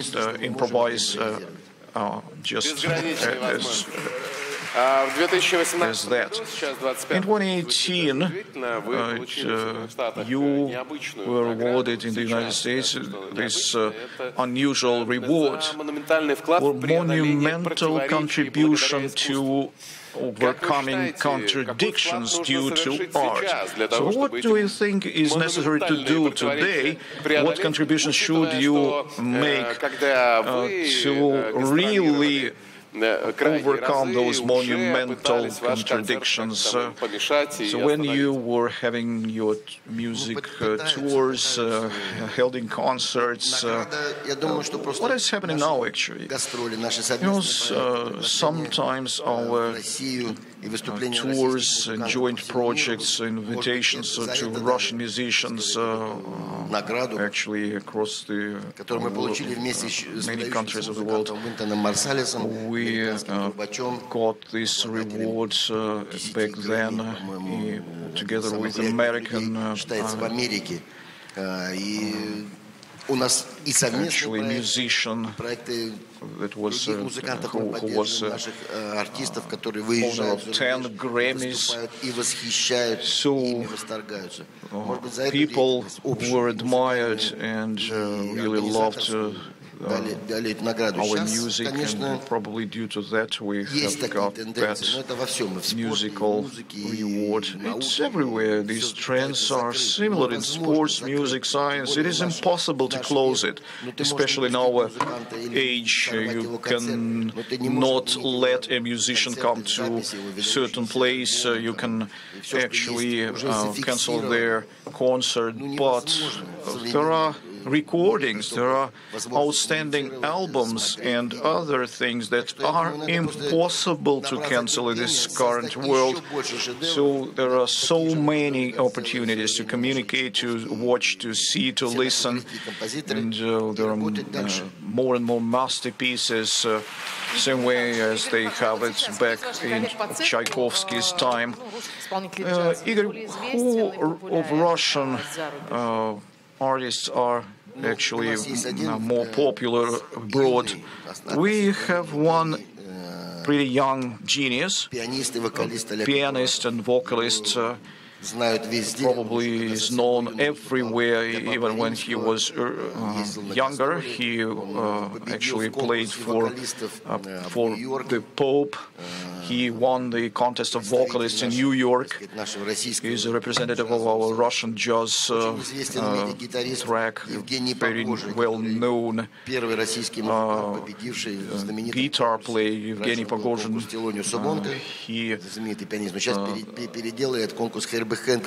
So now there is a contest. Evgeny Pogozhin won this contest in 2019. Another important and famous musician is Daniel Kramer, who is awarded with various rewards and foreign medals in particular. I know that even myself, I have a French medal that is actually issued. There is a paper, probably, I don't have the medal proper yet. So I am a chevalier of culture of France. Can we tell about National School of Jazz? You mentioned jazz, Russian jazz community. Is there any national schools of jazz? It depends on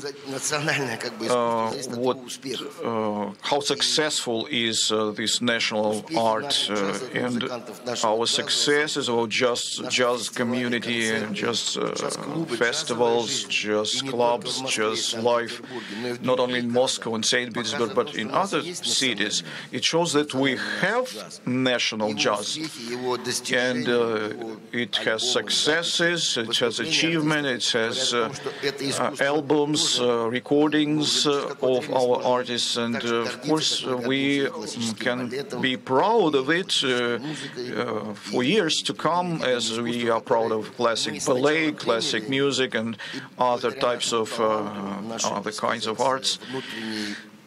So we actually did that due to our talent, our inside energy, passion. We conquered the whole world. Do you have something that our jazz players, Russian jazz players, are to learn from our foreign colleagues? For example, Oleg Akuratov, this is one of the artists I meant before. Probably we can learn from them. Our colleagues abroad can learn from people like Oleg. Oleg Akuratov is a unique musician who plays classical music, jazz. He knows Russian folk songs, he knows opera, and when someone came over to Russia for a concert, they forgot notes. There was official dinner where we were invited to play at this dinner, where everyone was sitting at the table. We were playing for 2 hours without any break, and Oleg sang in several languages like Chinese, Armenian, Serbian, Hungarian, Portuguese. There were he sang in Belarusian. There was the president of Brazil present. And in Rome, just recently, he sang Подмосковные вечера, Moscow region evenings, in Kyrgyz language. Actually, I asked him to sing this song 3 seconds before we started drinking. And we already were playing Подмосковные вечера in our jazz interpretation. And we asked him, can you sing it in Kyrgyz language? He said, yes, of course, why not? And started singing. And it was not fake, it was real. And it was, people were very thankful to him. Sometimes we sing Hindi or Hebrew, Yiddish or There were concerts in Latvia. Latvian guys were weeping after this concert. I would like to ask our audience to ask questions. Please get to our moderator and raise your hand. Hello, my name is Dusan. I am a student. And I would like to know, how did you get to jazz? I was walking, and finally I arrived here. You know, jazz, the word jazz first I heard from my father. He used to say that Leonid Utesov, who was a very famous jazz artist, and he was a very famous musician and singer in the 1930s. He united Russian and Soviet rhythms and harmony. And I heard it from my father. Utesov, jazz, saxophone, and it was another one, Goodman, some guy with the last name Goodman. And my father actually dreamed of me playing saxophone. I told my father, what jazz? Please listen to Deep Purple. And then I entered musical school, and it was И я увидел молодых, даже не молодых, а более взрослых ребят, которые пришли, чтобы получить диплом. clarinet, and to get the diploma, it was possible only if you, for example, attended some jazz concerts, so diploma was necessary. So I saw these adult guys. Comparatively, I was really surprised. I realized that I have to play saxophone and I have to play jazz. Thank you very much. And what about today? If it is not jazz, what will be in your playlist of Igor Butman? You had a guest, Ilya Kovalchuk. Probably I might be a hockey player. I was a very, actually, swift and strong. My name is Tatiana from RSHD. Do you have any own rituals or signs that you practice before you go somewhere? You know, yes, before you go to the stage. As a matter of fact, you know, there are no such rituals. Maybe there is something, but you don't think about it, especially if you didn't perform this ritual. Nothing bad happens. So every musician, before they go on the stage, they, for some reason, want to visit a restaurant. Probably they are getting nervous. So, oh, just wait, I need to visit that. Maybe this is a ritual. No, this is really sincere. Dear friends, please, next question. Hello, my name is Danila. I'm a second grade Ivanovo State University student, international relations and general history. I also an employee of Russian Balkan Center of Diplomatic Culture. And I would like to ask you a question. How would you assess, how would you actually grade the current Russian-Serbian cultural relations? Thank you. You know, they were always great. I'm lucky. Once I had a chance to play in front of the audience in Belgrade, Serbian Republic, and we had a concert there, and it was a great reception. We played fine, and there was another reception. We played there. So we've got cultural connections and relations with this country, with friendly country. It's just phenomenal. I believe that we will have our colleagues from Serbia participating in our festival next year. Hello, good evening. My name is Znanie.Pervye. I already had a chance to ask a question. I'm a student of St. Petersburg State Medical University pediatric faculty. You know, actually, previously this music was everywhere in restaurants, cinema theaters, and now such genres like rap, hip-hop, and that. Do you consider this destructive, or would you prefer to stimulate popularizing classical music? You know, popular music is called popular because a great number of people are listening to it.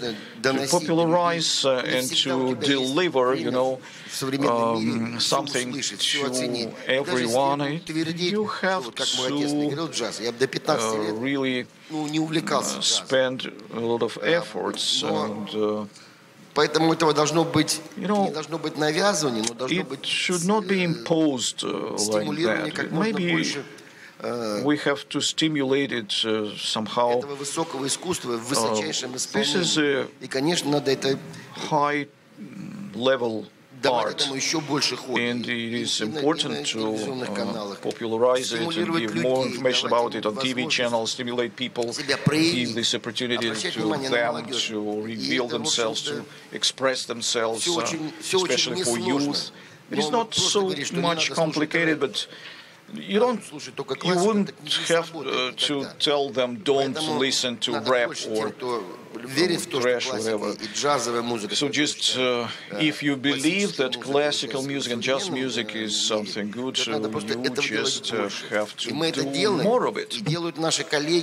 We're doing it, and our colleagues all across the country are doing this. The cultural initiatives are supporting us. They help us to make videos, music videos, etc. So it takes effort. We need to have a clear understanding. So why popular music is so appealing to people? Because it is easier, simpler, the sound is more refined, there is more advertisement, which brings money. Yes, we have to keep on supporting the people's music, the classical music, making sure that it sounds just as good as the global, as the best examples of pop music. And then people will forget about rap and will listen only to jazz and classics. Well, a lot of youth is going to your festivals. Yes, of course. It is good, indeed. We are supporting the young musicians as well, who simply went away from rap, from pop music, etc. Because there are rappers who are working with great jazz musicians. L1 was performing with us as well. Mort was performing with us. So those guys are participating in our festivals, but they had some special programs and they let the musicians that they play with more chances for improvisation, for playing, etc. This was very good. Good day. Right now, AI is developing rapidly. And I have the following question.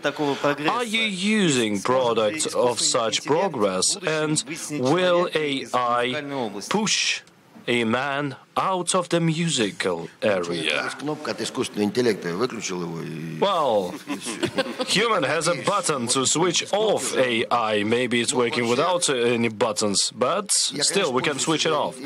Of course, I'm using AI myself. I'm asking it sometimes. I'm using the search engines and I get the information. And sometimes it says that the information is given by the AI. AI intelligence. That's the way I misspoke it. So, Igor Butman actually, so I input my own name and I looked at what it writes about me. Very kind things, I'm flattered. I do not think that AI...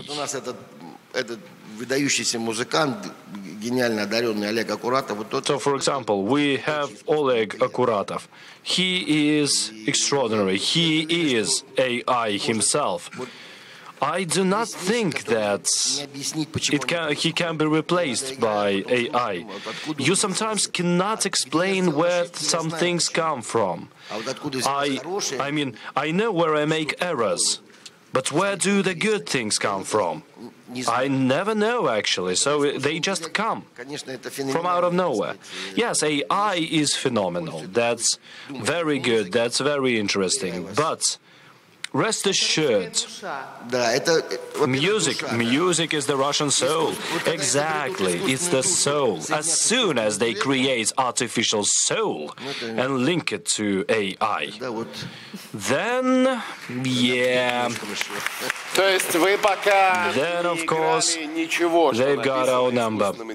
So you haven't played anything which was composed by AI? No. You know, this is a philosophical topic. I actually thought at some point that only the publishing houses actually printed those music. It wasn't an artist and it wasn't a composer who created music. So who cares? Tchaikovsky, just a name. But the publishing house was creating the music. So sometimes guys are sending me music and they say and telling to me, so listen to this. And honestly, very professional. And sometimes you can be really impressed. But then you put on something real and things come back together. So... Видим вас.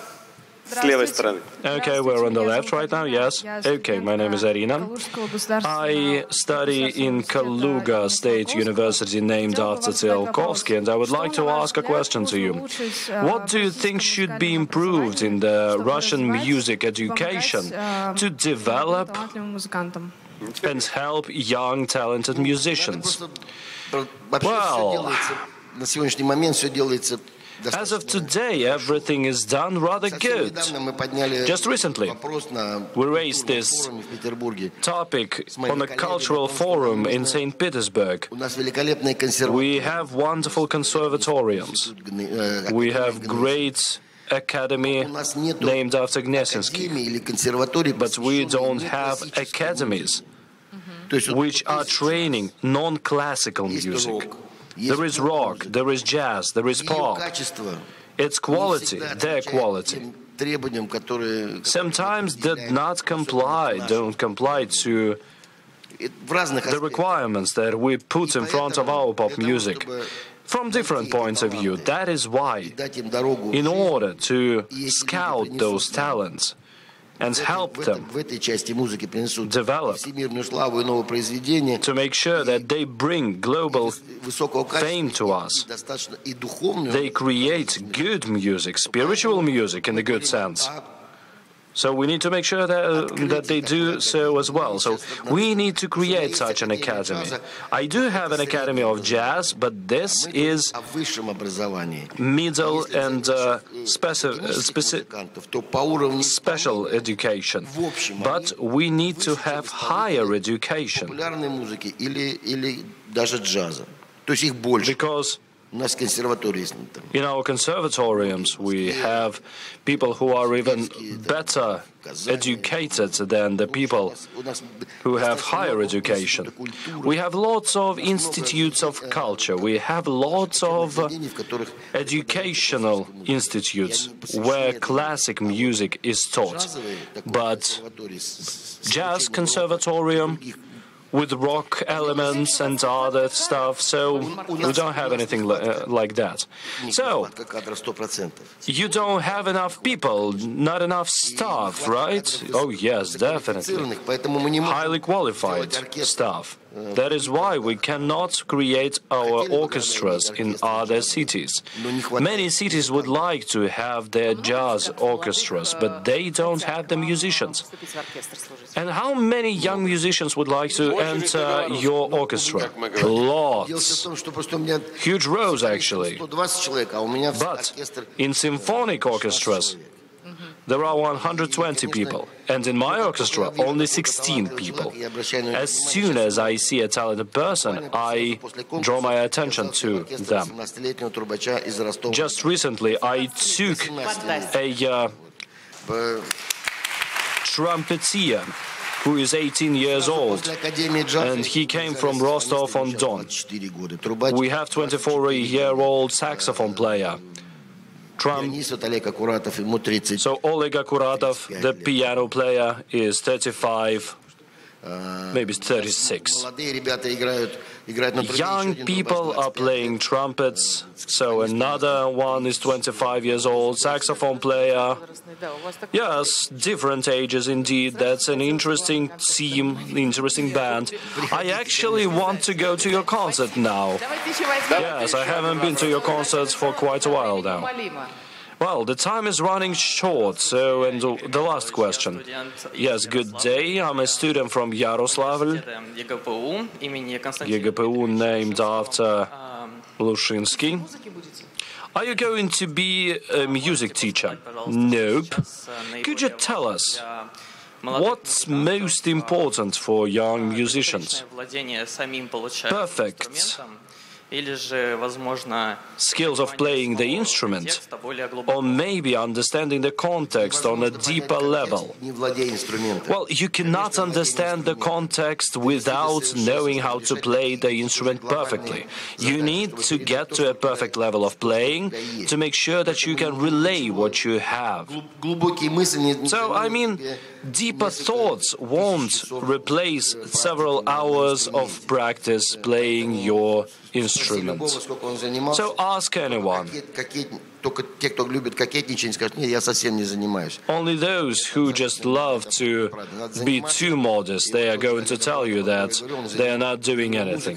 Oleg Akuratov, for example. So he doesn't play music only when he sleeps. He is genius and very talented. That is why, so you have to dedicate your time to what you love. This is what is needed to the young musicians. Thank you very much, Igor Butman. Give it up to Igor Butman, head of the Moscow Jazz Orchestra, People's Artist of Russia. Igor Butman. Thank you very much and good luck to you. All the best. Well, ladies and gentlemen, the International Forum, Joint Effort Forum, is almost over. Today we have been discussing mutual respect and dialogue, which is strengthening peace, friendship and cooperation. We had Deputy Chairman of the Council of Federation Konstantin Kusachov, the Chairman of State Duma on International Affairs Leonid Slutsky, official representative of Ministry of Foreign Affairs Maria Zakharova. We spoke about church and media with Vladimir Ligoyra, writer Zakhar Prilepin, historian Alexander Misnikov. In the open dialogues, we had open dialogues with Vladimir Ligoshin, Yergevich and Dmitry Karinny, Olympic champion Ilya Kovalchuk, the People's Artist of Russia Igor Butman, diplomats, journalists, activists from Turkey, Uzbekistan and many other countries. We have been discussing the development of public diplomacy, the bonds in culture, the education in media, religion and humanitarian support. Whatever the field is, everybody agree that the real diplomacy requires a skill of hearing one another and respecting one another's position. Of course, we need to preserve our own national interests, values, and the world can be multipolar only. Then it's going to be just. Together with you, Maria Sitel and Evgeny Pakhov. See you soon on Россотрудничество platforms, the Znanie Society, and in our unique Russia Center. Thank you very much and see you soon.